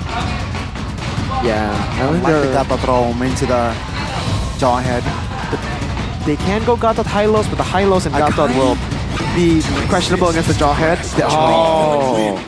They go Cho and the Veil. Cho is a good pick here. Should be Roam for Dreams. We've only seen it once. Dewa, last pick. I think the Hylos works to tank up. The only person who's picked up the Veil is Moreno, right? Yes. And they won on it? I don't remember the result. I believe they won on it. Alright, let's see here. That's a lot of crowd control though. Yeah, a lot of crowd control. Against the Haya, it's a great pick. 4 out of 5 heroes that were picked up by Alter Ego can technically crowd control. And maybe should be forced on a Purify this time. Should. Overall, what do you guys think about the drafts? Final game. Wow. I think it's quite even, honestly. It's just execution. Yeah. First 5 minutes should be crucial. I think so too. First 5 minutes is going to be crucial. Wow. Yeah, I think this is going to be a 50-50 for Dewa against Alter Ego. But personally for me, I would give a little bit over to Dewa with their draft. It does look like they have more ways to force out the early skirmishes with the Jawhead and the Haya Harith. It looks like the lineup rating favors Dewa as well. So this is the moment that we've been waiting for. Ladies and gentlemen, the final game of week number 3. Can Alter Ego claim number 2 despite losing a game over to Dewa earlier on? A reverse sweep. Is it possible, or can Dewa close this out and reclaim what is rightfully theirs? Nino is the one on Cho. That definitely changes things here. Okay. So yeah, the Gatot will, because the Cho has been a way to actually deal with the Jawhead, right? You can open up and use the Shanpu to escape from the ejector, but for the Gatot, once you get lifted, you revitalize. You try to deal damage to sustain. Yeah. I think because of that, I'm gonna have to go even more Dewa now. Pull yourself together. Nothing too crazy for the emblems here. Tenacity plus firmness for Gatot. Meanwhile, So no killing spree as well, eh? Yeah. Okay. Still Warcry, no killing spree. It does work better, I'd say, for the Hayabusa for now. Because when you go killing spree, you want more mobility, right? Mobility, and right after the kill, you want that. It's the movement speed, but with the Warcry, you deal more damage. And so that's what they're going to be prioritizing. Ray already rotating towards the top side of the map. Mueza quick to follow. Nino and Sorizo dealing out the damage with one another as we take a look at the audience prediction. 73% by GoPay. Only 27% for Dewa, so still a similar prediction for Alter Ego. And it's a slow start to the game. I think we're going to be waiting on a lot of action, especially when we hit that level 4 power spike for Mueza, for Hijume as well, even for Dreams, and Nino too. That's an opening ejector on towards Rin. Now with the shadow kill, it won't be enough with the revitalize in hand. Alter Ego, they will shift their focus now on towards the turtle as Dewa. They're low. I mean, especially Ray, right? That's half HP, so I don't think they can contest this first newt. He's also a level below right now. Nino looking for something, doesn't quite get it, still able to get out with the quad shadow. So yes, that will be an uncontested first turtle for Rin, for Alter Ego. Okay, Octa, Nino. Wave Dragon Flicker on towards Hijume, towards Mueza. It's gonna be Ray though, taunted with AOG connecting, and Rin will take him down. That's 2 members off the board. Alter Ego picking up the pace. Oh, they go. That's a fist crack on towards Rin. He's able to juke away the taunt, and Hines will pick up the gold. And that's just Alter Ego leading here, almost 2K. That's amazing for Alter Ego. An amazing start to the game. It's great moves from Mueza individually, right? Getting the ejector earlier as well. Nino being aggressive way up Dragon again. This time with Rin in the area. He will pick up the gold again. Alter Ego, what the heck? Instant impact. You can see the pace of the game for Alter Ego with Rin in the lineup. It's crazy. It really is. Like, he's always at the right place at the right time for Alter Ego. Wow, instant dominance here. Oh, look at the damage over to Octa as well. That's gonna force a recall now for Octa. What is this item so far? It's only just the boots and he's already dealing that much damage on Hijume. It's the cooldown boots for Mr. Rin. And again, Mueza. On towards Rin though, good dodge there. Calm and collected. But that should be enough for Derwatu to shoo the enemies on towards their jungles. So this was the chaos that we were expecting from game number 1, right? Which is why maybe a lot of the casters were also voting a 2-0 for Alter Ego. Meanwhile, Nino on this Cho has also had a better impact than he has in the past few games when he was on something more passive like the Hilda. He's been able to open up moments for his team, give Rin more kills. He's at 301 KDA right now, level 8, compared to Ray, who just hit level 7. There you go, free again. They're going for the fight. Let's see here, good Purify, but that's gonna be Mueza flickering away. Will he go home safely? Alter Ego still around the area, applying pressure, but Dewa United, luckily, they will not lose any member this time. If they wanted to brawl like this, I really feel like they should have gone for the Lunox, right? Against the kill squad, like we expected. Haya, Lunox with the Harith, but in the end, they went for the Sicilian, and you can see that, I mean, in the early game, it's not as impactful as an instant like Jawhead Ejector plus Smart Missile to the single target damage of Lunox, as we've seen in game 1. Sorizo. Good way of Dragon. Oh, Rin, wait for the right calculation, and that will be more than enough damage to take Sorizo down. In the bottom side though, they are looking for a cross-map play. Dreams now still able to clear. Great calculations. Yeah, there's not enough damage for them to take Dreams right now. Ooh, that was close. Seems like he was still able to get to the recall. Nino again on Octa. Yeah, that's a knock-up. Octa is low and Nino will do its job. That's a kill on towards the Sicilian. That's damage on towards Ray. Rin 2v1. Will Rin escape this time? Calm, collected, but this time Rin almost taken down, but he made the great escape. That was a 1v3 situation. Other people would have panicked maybe, but Even with a shadow kill as well, he waited around the buff to make sure that the damage would be placed on multiple members instead of him alone. So these small calculations by Rin, amazing, amazing stuff.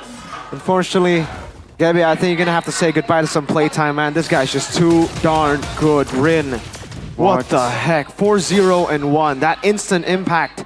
The early game is all alter ego here. It's something that we haven't seen in game 1, game 2. Full control. And he makes it look so effortless. Moisanel potentially isolated. Good angle there. He finds an angle to get back to safety. 4 members on the bottom side. Alter Ego committing bodies as well. AOG.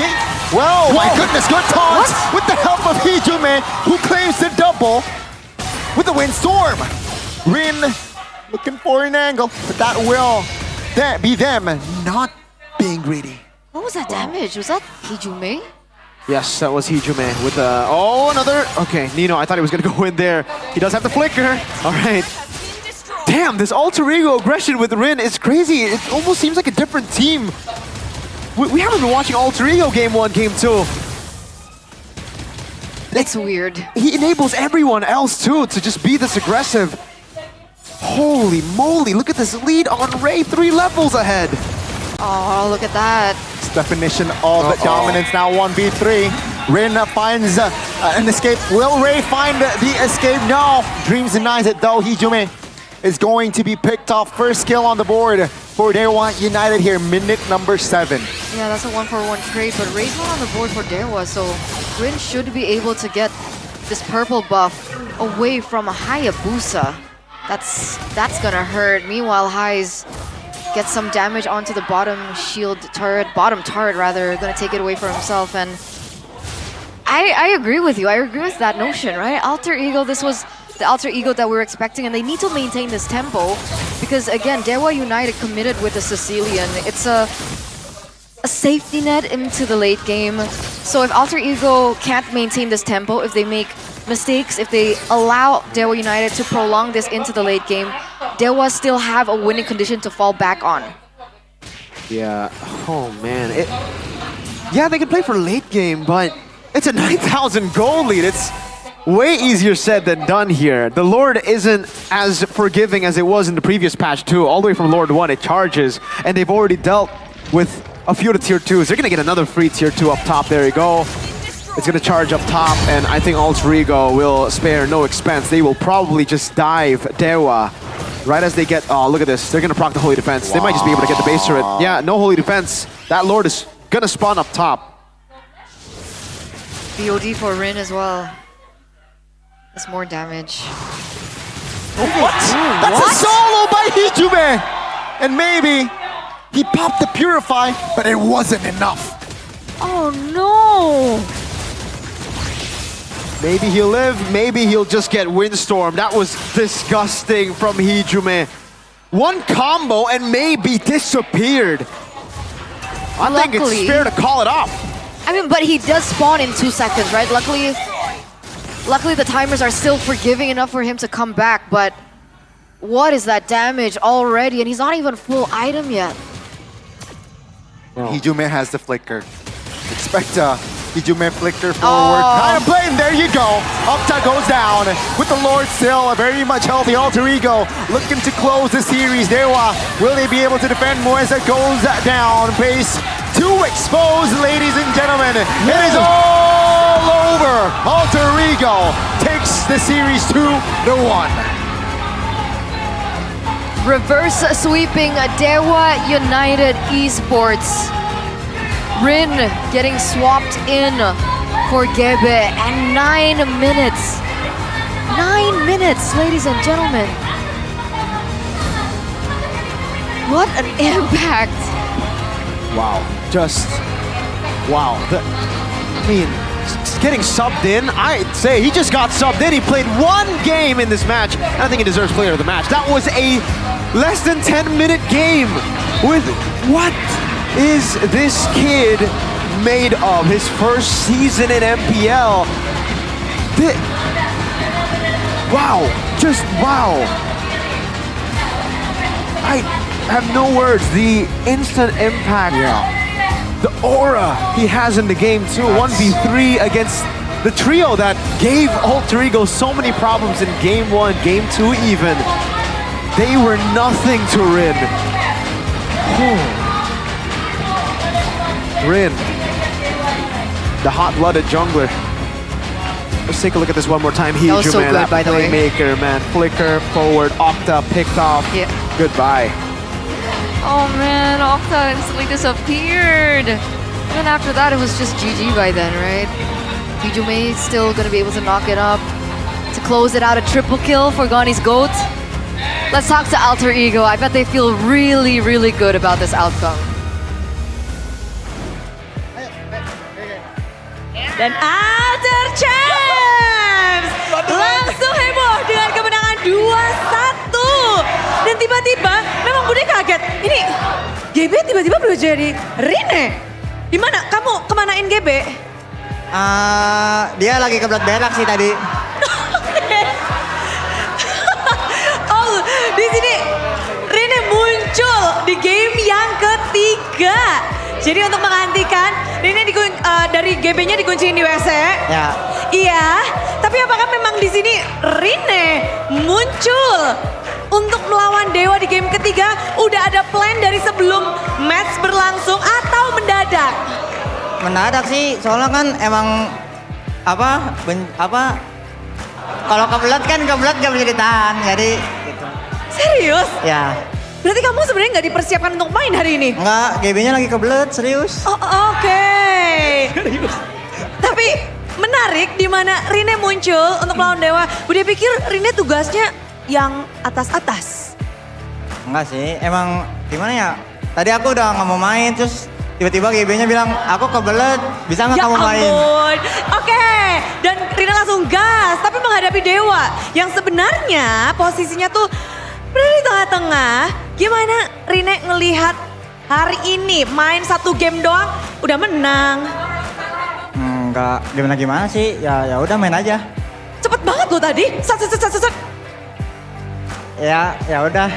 Sebelum game mulai, kamu ngomong apa sama temen-temenmu? Guys, kita main cepet ya. Atau ada sesuatu kah?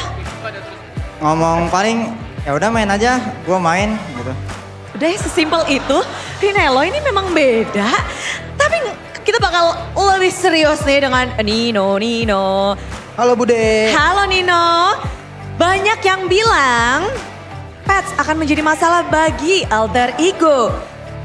Menurut Nino sendiri, Pets di kemarin itu ada dampaknya nggak buat Alter Ego? Nggak ada dampaknya sih. Emang kita kemarin kalah lawan RRQ itu emang RRQ lebih bagus aja mainnya dibanding kita. Oh, oke. Jadi bukan masalah patch. Jadi kalian udah beradaptasi nih dengan patch? Bisa dibilang udah. Walaupun itu sedikit. Yang penting ada progres aja sih Bude. Yang penting ada. Yang penting yakin. Ya, udah bener. dapet. Iya. Hasil 2-1 ini. Kalau dari Nino sendiri kemenangan hari ini. Apa nih yang membuat jadi kuncinya? Kuncinya apa ya? Yang nggak usah dipikirin kekalahan kemarin sih. Kita hidup buat masa depan bukan buat masa lalu gitu. Jadi ya udah. Ya udah, sebelum match mulai, apa yang kamu katakan kepada timmu untuk menutup minggu ketiga, match kalian juga? Oh, menangin match lawan Dewa aja sih, biar liburannya enak. Biar liburannya enak. Soalnya nih, kalau MPL kalah liburannya tuh kepikiran Budi, kurang enak. Tapi sekarang jadi lebih tenang. Ya, alhamdulillah lebih tenang. Lebih tenang, lebih nyaman. Tapi kayaknya tadi yang lebih tenang dan nyaman Dreams yang pakai Franco-nya muncul. Dreams ya? Oh iya. Dreams, kamu hero signature-mu kamu keluarin tadi di game kedua. Apakah itu pertanda bahwa ini harus kita menangin, jadi Franco-ku harus keluar? Lagi pusing Bude. Lagi pusing main Franco dah.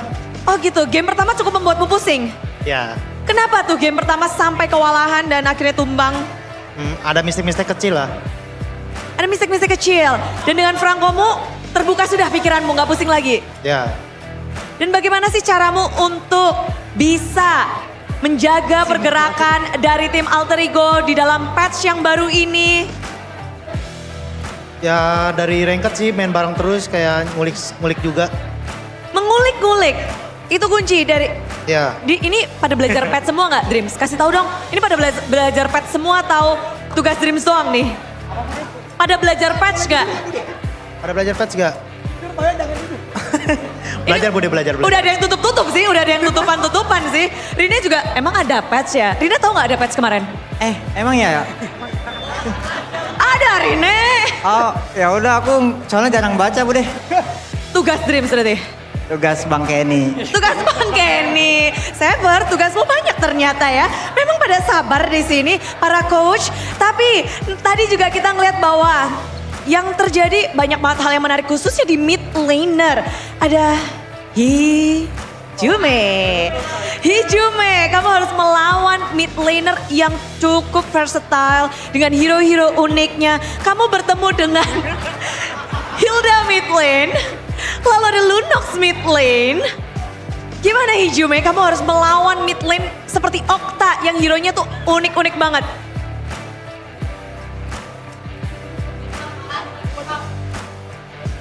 Iya. Nggak tahu sih Bude, kayaknya sama aja deh. Sama yang kemarin-kemarin. Sama aja? Iya. Hero-hero unik itu nggak membuatmu terusik? Nggak tahu sih, nggak pusing sih aku. Nggak pusing? Tapi kamu muncul dengan fail, apakah kamu juga kepengen, aku juga punya hero unik nih. Iya kayak gitu tadi. Sama di PDN aja sih Bude, sama teman. Oh ya? Ya. Siapa yang ngepedein kamu tuh? Bosa. Oh, Hais yang ngasih semangat. Kamu sekarang menjadi pemberi semangat anak-anak alter ego? Oh iya, jelas. Wow. Mereka butuh dikasih semangat. Iya, soalnya saya kan juga core, jadi saya harus semangatin teman-teman aku juga. Oh, gimana tuh cara kamu semangatin anak-anak alter ego yang kayaknya memang kalau main semangat banget sih? Adalah itu trik khusus tidak boleh dikasih tahu. No, rahasia. Oke. Tapi Hai sendiri. Iya. Akan ada break 3 minggu untuk tim alter ego. Sekarang posisinya kalian bisa dibilang menang ada di tengah-tengah, cukup nyaman. Dan apa yang mungkin direncanakan oleh Hayes dan juga alter ego? Yang direncanakan pasti liburan dulu ya. Terus abis itu kita gas lagi sih kayak biasa. Semoga kita bisa ke top 1 2 lagi. Top 1? Ya, semoga. Harapan aja. Harapan alter ego akan mengukir sejarah. Itu yang dinantikan? Amin. Nino kenapa kamu melongo? Kaget aja. Loh? Takut dengar itu. Loh? Takut banget. Soalnya Bude nih yang sebelumnya tuh komsnya tuh kita bisa menang ternyata nggak menang Bude. Nggak menang coy? Iya nggak menang. Season 9 juga kayak gitu, nggak menang juga. Ya kita harus sabar. Kita harus sabar.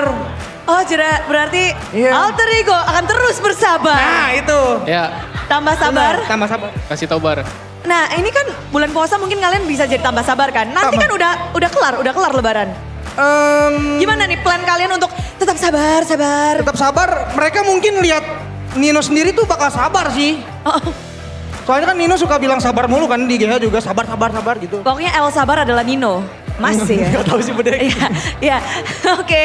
Dan ini tentu saja jadi pertarungan yang menarik untuk menutup minggu yang ketiga dengan kemenangan, ingin membuktikan juga patch bukan menjadi masalah untuk alter ego lagi. Jadi alter Sam udah nggak perlu ragu ya.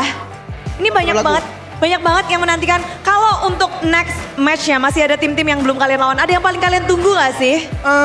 Semua tim ditunggu sih. Soalnya kan kayak ya kita bakal ngelawan mereka juga kan di leg 2. Jadi kayak ditunggu aja sih semua tim. Nggak ada yang spesial? Nggak ada sih. Semuanya tetap spesial. Oke, semuanya spesial sama rata spesialnya. Gimana ya? Rine, kamu ada jungler yang pengen kamu lawan gak sih di MPL Indonesia? Ada nggak? Jungler ya? Siapa ya Bude? Siapa tuh? Semuanya kayaknya. Semuanya ditampung udah pokoknya. Semuanya ditampung. Semuanya apa? Ditampung, oke. Artinya semuanya bakal dikolek, dicentang-centang nanti ya Rine ya? Iya bener. Sepeda itu Rine berarti? Enggak sih, emang mau main aja. Udah pokoknya Rine tuh main aja, nggak ada pikiran apapun. Seenteng itu ya Rine, berarti main tanpa beban? Ya, tinggal main. Teman-teman nggak ada yang membebani? Enggak sih Bude. Nggak ada? Nggak ada. Oke, pokoknya Rine cuma berpikir untuk main, menang, sesimpel itu ya? Ini junglermu untuk kali ini? Hah? Simpel banget Bude dia orangnya.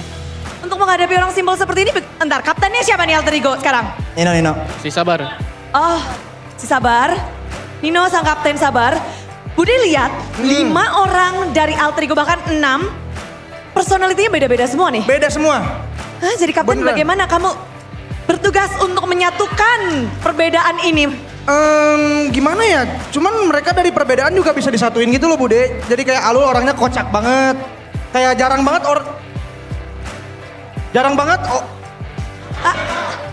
jarang banget nemuin orang kayak Alul. Soalnya emang beneran kocak banget. Beneran beda. Kalau Posta kan kayak kita lagi di samping kayak ngobrol bareng, Posta pindah. Oke, penyendiri. Kalau Dreams tuh asik orangnya. Kalau Jume dia suka ngecengin Alul. Oh, bestie ya ternyata ya? Iya, bestie kalau Jumeng sama Nino? Alul. Kalau Nino sabar. netral, sabar. Oke, tapi kesabaran kalian memang harus berlanjut karena udah tahu kalian pengen melanjutkan permainan, mungkin akan naik ke top 1 atau tidak. Perjalanan kalian harus sabar-sabar. Tapi untuk sekarang, mungkin ada yang mau disampaikan karena kita akan berpisah 3 minggu untuk sesaat. Mungkin untuk Alter Champs?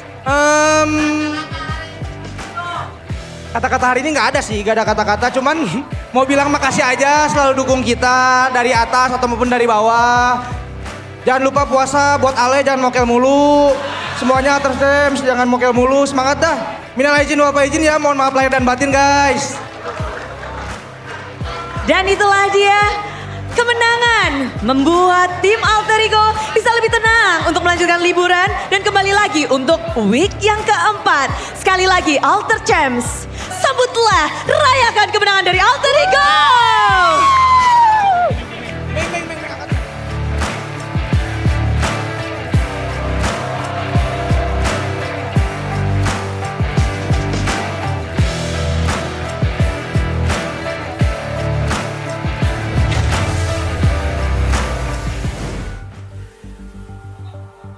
I'm pretty sure Gani one day wants to be a part of that. Gani, He wants remember that fist bump.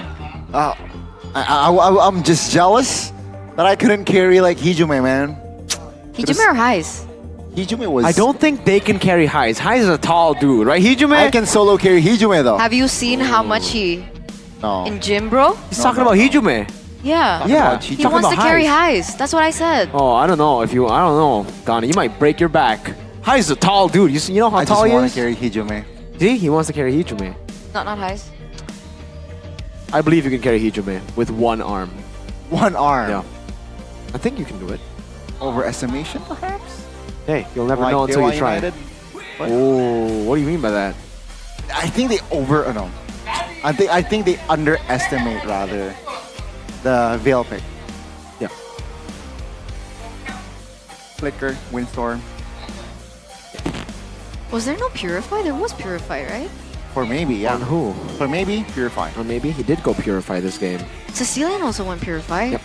So how did they underestimate the pick? The damage. Yeah, they played way too aggressive, I think. A lot of times they forgot how the Veil could just burst them down, but also I think good setup by Nino. He deserves an honorable mention. Nino? Yes. Yeah. First On 3 the minutes, sure. Cho.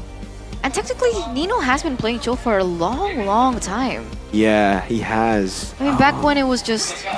In the gold lane. I Yeah, don't think right, he gold played lane. it a lot. I think he's more Benedetta, Esmeralda, not Cho, but he has played Cho, yeah. It's not a signature, but guys, he played one game, and he's our player of the match. And I'll be honest with you, he deserves it. I think he does. He deserves it. Like, this guy's good, dude. He's really, really good, and everything clicks. Everything clicks for Alter Ego when this man plays. Nino deserves a shout as well. He played amazing. Dreams, Hijume, everybody deserves a shout, really. But, man, the only question for Rin is why didn't he play game 1, right? All the way from the start.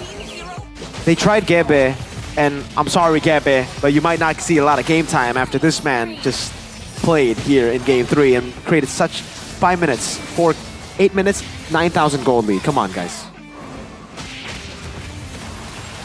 Oh, look at the damage.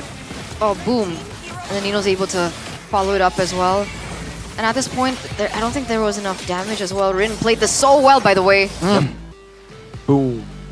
3 members Dodged. on him. Oh, he didn't dodge it. He actually took that damage, but was it enough? He brought 4 members up top for the Harith in the bottom lane, maybe, to get ganked by the other Alter Ego 4 members. Boom, boom, bada bing. Ray force back because of the wind blade or windstorm.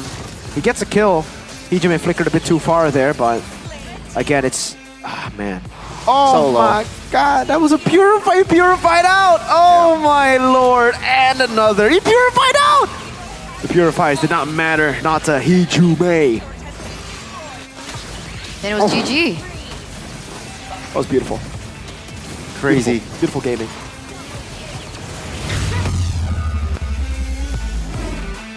Well done. An amazing game by Alter Ego, a valiant effort by Dewa. Yeah. But I guess there are things that they need to, For sure.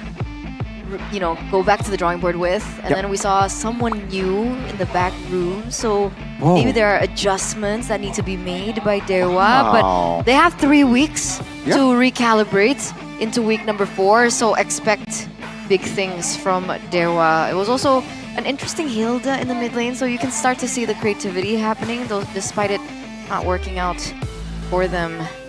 Yep. Ouchies. Oh jeez. Alter Ego. 10 minutes. Rin effect. Dude, that's crazy. 10 minutes and then full neutral objectives. Is the draft longer than the game? Oh, I don't know. I think it's close. 5 bans, 5 picks, you know? Someone time that. Tell us. Rin How effect. how long was the draft? Rin effect. Rin. W Rin in the chat. W. Get that W in the chat, my boys. Oh. Still don't understand. Rin. You don't understand? Let's restart the game. Yeah, let's restart. replay I agree, the let's go. highlights. Oh, I thought you want to redo the game. I don't think Alter Ego want to redo the game. I think they've done enough. I mean, if it's... Yeah, I don't... Yeah. Maybe they redo the game 3 with Gebe. Now, to see if it is Rin effect or if it's not Rin effect or if it's just a placebo. Maybe they... That's a maybe good point. maybe if Gebe played that last game, it would have been the same. Maybe they 7 could have ended minutes. in... Exactly. Wow. Maybe. Who knows? But maybe it's on Dewa's side, so we never know. I wonder if we have a loser interview. Watt has been taking a lot of loser interviews Maybe recently. or not. Yeah. I don't know what else he has to say, but... Here are the updated standings, ladies and gentlemen. Hey! At the end of week number 3, presented to you by the official tournament smartphone Samsung Galaxy X25 series. Ooh. RRQ Hoshi, Interesting. number 1. Evo set number 2. Bigatron have risen Yes. to number 4 with Onic and TLID also out of the red zone. So unfortunately for Dell United, that 2-1 loss has pushed them down into the red zone alongside with Geek, Fam, and Navi. Wow. Look at how close the season is, right? I think we say that every season. But this season, I think, usually we have 2 teams. Now it's another team that's competitive. Unfortunately, not Navi yet, but hopefully during the break they...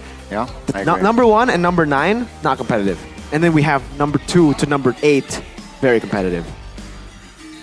All right. Feels like we've been in this position before. I don't remember what I don't season. think so. I think we have. Very but similar. Let's take a look at the Rookie of the Week, ladies and gentlemen, and it's Toy. Skylar, the next in line has emerged. Whoa, That is that's a quote cold by line. Ranger Emas. The next in line has emerged. I like that line. Mhm. Skylar, the next in line has emerged. So is he the next king? King Toy of Was RRQ. Skylar a prince or a king? I think he was He a was prince at the prince start and then became king. Became king, but he never. But yeah. So now, Toy. I mean, dude, I gotta give credit to Toy. This guy, I doubted him too. I was like, all right, if RQ are gonna do well, it's gonna be on the back of Dyron and Edok. But that is still true. But Toy has been amazing. Such a dependable gold laner. That's why he deserves it. So let's take a look at the player Mhm. of the week. This is back to back, right? Back to back. It's crazy how this guy, again, on the back of Edok. The only, I mean, I want Dyron to show up one of these weeks because he's so good too. Aggressive, oppressive, and a massive pillar to RRQ. I think this is a very accurate line. Thank you. From a I don't know who that is. Actually, Aether? Navi? I think she's a talent for Is it a she Alter or Ego. Ah, the side reporter from Friday. Still not gonna live it down. Still not gonna live it down. But yeah, no, seriously, this guy on every pick, right? You see him, his Tigreal fanned out. You get him on the Franco, you get him on the Jawhead. Any pick, really. This guy is so creative. The calls are amazing. Consistent. Hey, Edok, best player in RRQ and the best roamer in Indonesia. Right now, yeah. As of the second. Just the second? Just a second. What about now?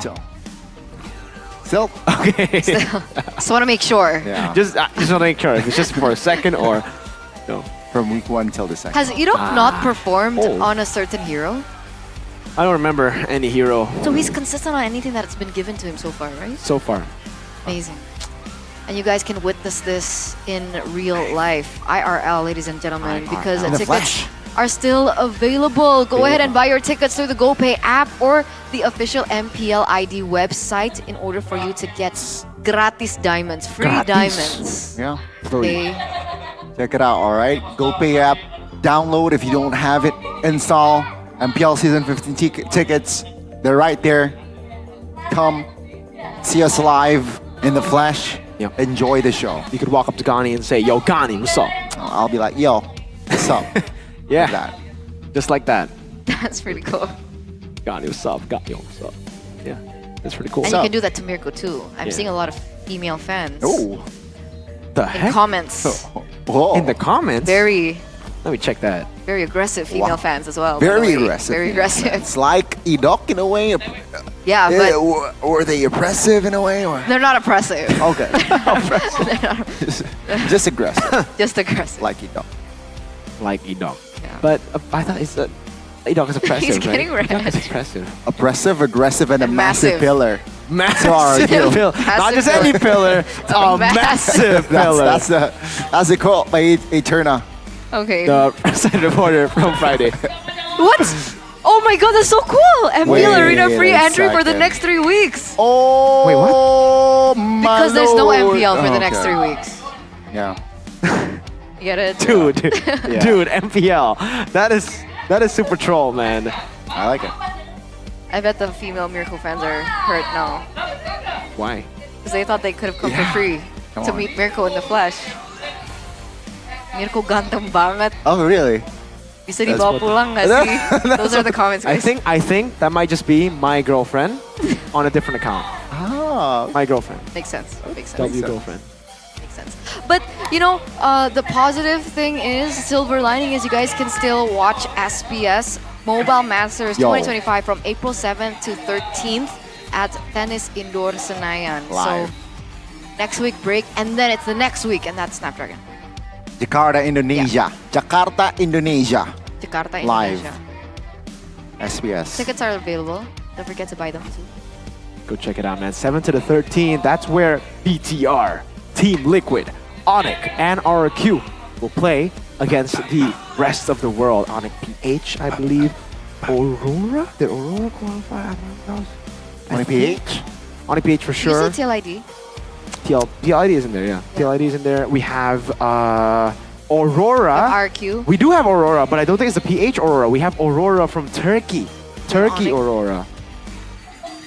And we got a lot of We have different RQ. teams. Huh? Yeah, I said RQ. I said Yeah. Bigatron RQ, Don't Team forget Liquid, Onyx TLID. ID. I did. I already said all the Indonesian Don't teams. forget here. Onyx. I already said Onyx. Yellow Both. Porcupines. ID and PH. PH. Okay. Are they gonna go back-to-back finals, Gani? Back-to-back grand finals. Yeah, because they Onyx went Bionic. all Onyx finals previously. Are they gonna I don't do it think again? so.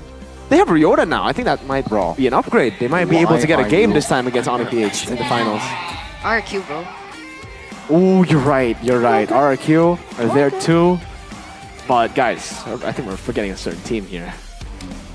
TLID. They were the The grand one, finalists the for one the higher series. up than the Liquid in the standing. Oh. I don't know. Evos, RQ. No, the one that's in. Alter Ego. That's think Alter in Ego qualified. Mobile Masters. I can't recall. Red team, Red Robots, Moreno, Eman, Light. Oh. Oh, Salango. Wait, are SRG in? I don't think SRG are in. Wow. So who's repping Malaysia? There's no Malaysian rep because they failed to qualify in A-Flag because Bigatron knocked them out. Seriously, I'm not even joking. I'm not even trying to. I'm not even joking. This isn't. I'm not even trying to Did throw you shade. see the smirko? Oh god. Seriously, that's what happened in the group stage. Don't you remember? I think it was your stream. It was stream C. Yeah. Yeah. I have bad memory. All right. But it's been a pleasure, ladies and gentlemen, once again to accompany so you much. alongside with Goni. and Mirko. and we'll see you in 3 weeks. 3. Or we'll see you at Snapdragon. All right. Thank you so much for tuning in. And minal aidin wal faizin, guys. Minal aizin wal faizin. Mohon maaf. Idul Fitri. Happy Idul Fitri for those of you who celebrate, because it's Later. important. All right. Want to make sure that you know that you guys are important to us. Don't forget Sucro snacks on break. Don't forget the GoPay app on break. Don't forget Head and Shoulders. Don't forget Good Day. Don't forget Miracle. Forget this, bad boy. Don't forget Gani. Okay. So we'll see you soon, ladies and gentlemen. MPL ID Season 15. We own this. Ya pastinya di sini Bude Clara Boxer gak sendirian. Yes, karena di sini ada Alisa. Kita berdua ingin berterima kasih kepada talent yang telah bertugas dan juga memberikan yang terbaik, khususnya bagi para tim-tim yang telah berjuang selama 3 minggu. Mereka terus mengejar poin demi poin. Hari ini semuanya berakhir dengan 2-1. Itu berarti semua tim sedang berkembang dan kita tidak bisa melihat sebelah mata. Betul sekali Bude, dan kita bisa melihat di puncak klasemen masih dipimpin oleh RRQ. Dan apakah ini akan menggeser di week-week selanjutnya, dan pasti kita akan melihat Bude, karena di week keempat nanti di tanggal 18 April akan ada pertandingan antara The Classic Derby. Tiap minggu pertama dari setelah break kita akan melihat adanya Classic Derby. Di mana Derby Classic biasanya semuanya pada ramai banget. Ditambah kedua tim sedang berada di pucuk. RRQ Hoshi dan juga EVOS. Mereka terus mengejar satu sama lain. Dan bisa saja itu mengubah klasemen dengan Derby Classic yang akan datang. Betul sekali, jadi pastikan para superfans tidak ketinggalan dan terus mendukung tim kesayangannya karena apapun bisa terjadi. Terutama di regular season ini, dan kita akan melihat apakah klasemen tersebut akan berubah. Dan pastinya Bude, di momen yang penuh berkah ini kita juga ingin mengucapkan sesuatu ya pastinya Bude. Benar, spesial. Karena tentunya semua telah bekerja keras di MPL Indonesia Season 15, bukan hanya tim juga, tapi juga para superfans. Support kalian terima kasih, dan juga tentu kepada para sponsor. Terima kasih karena MPL Indonesia Season 15 powered by Moonton, supported by PBSI, presented by official turnamen smartphone Samsung Galaxy. Dan kita juga punya official dari e-wallet, GoPay, official sponsor Head and Shoulder, dan juga ada official coffee partner Good Day. Dan kita juga punya partner in esports, ada Telkomsel, Dunia Games, dan IndiHome. Dan pastinya ada our advertiser, ada Kacang Sugro, dan our suppliers, ada RSV Helmet. Iyap, hari ini hari yang begitu memukau. Bukan hanya hari ini, tapi 3 minggu, 9 tim telah berjuang. Namun perjuangan mereka harus ditahan sejenak karena kita akan melalui 3 minggu break. Betul sekali, dan pastinya kita akan mengundang teman-teman dari talent yang juga sudah bekerja keras selama 3 week ini sebelum kita memasuki break dari Ramadan. Benar. Dan pastinya Bude, tidak hanya talent yang di sini saja, tentu saja ingin mengucapkan sesuatu dan mewakili seluruh keluarga besar MPL Indonesia. kami mengucapkan selamat Hari Raya Idul Fitri 1446 Hijriah. Minal aidin wal faizin. Mohon maaf lahir dan batin. Sampai ketemu lagi di week keempat.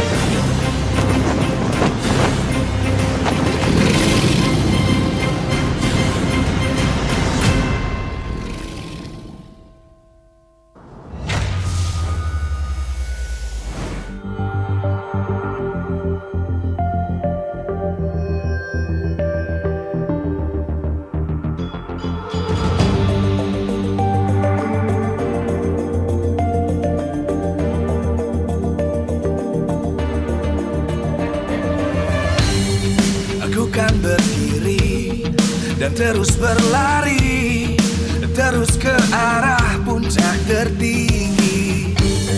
Ku takkan berhenti, hanya sampai di sini. Kemenangan abadi menanti. You know we won't miss if we unite our focus. And if you haven't noticed, we all live. Nyalakan apimu, hadapi semua tantangan, hadang semua serangan, jatuh bukan halangan. Bakar semangatmu, janganlah engkau menyerah. Kita akan buat sejarah. We all this, we won't miss. We all this, we won't miss. Saatnya beraksi, jalani ambisi. Aku kan menyawakan hari ini.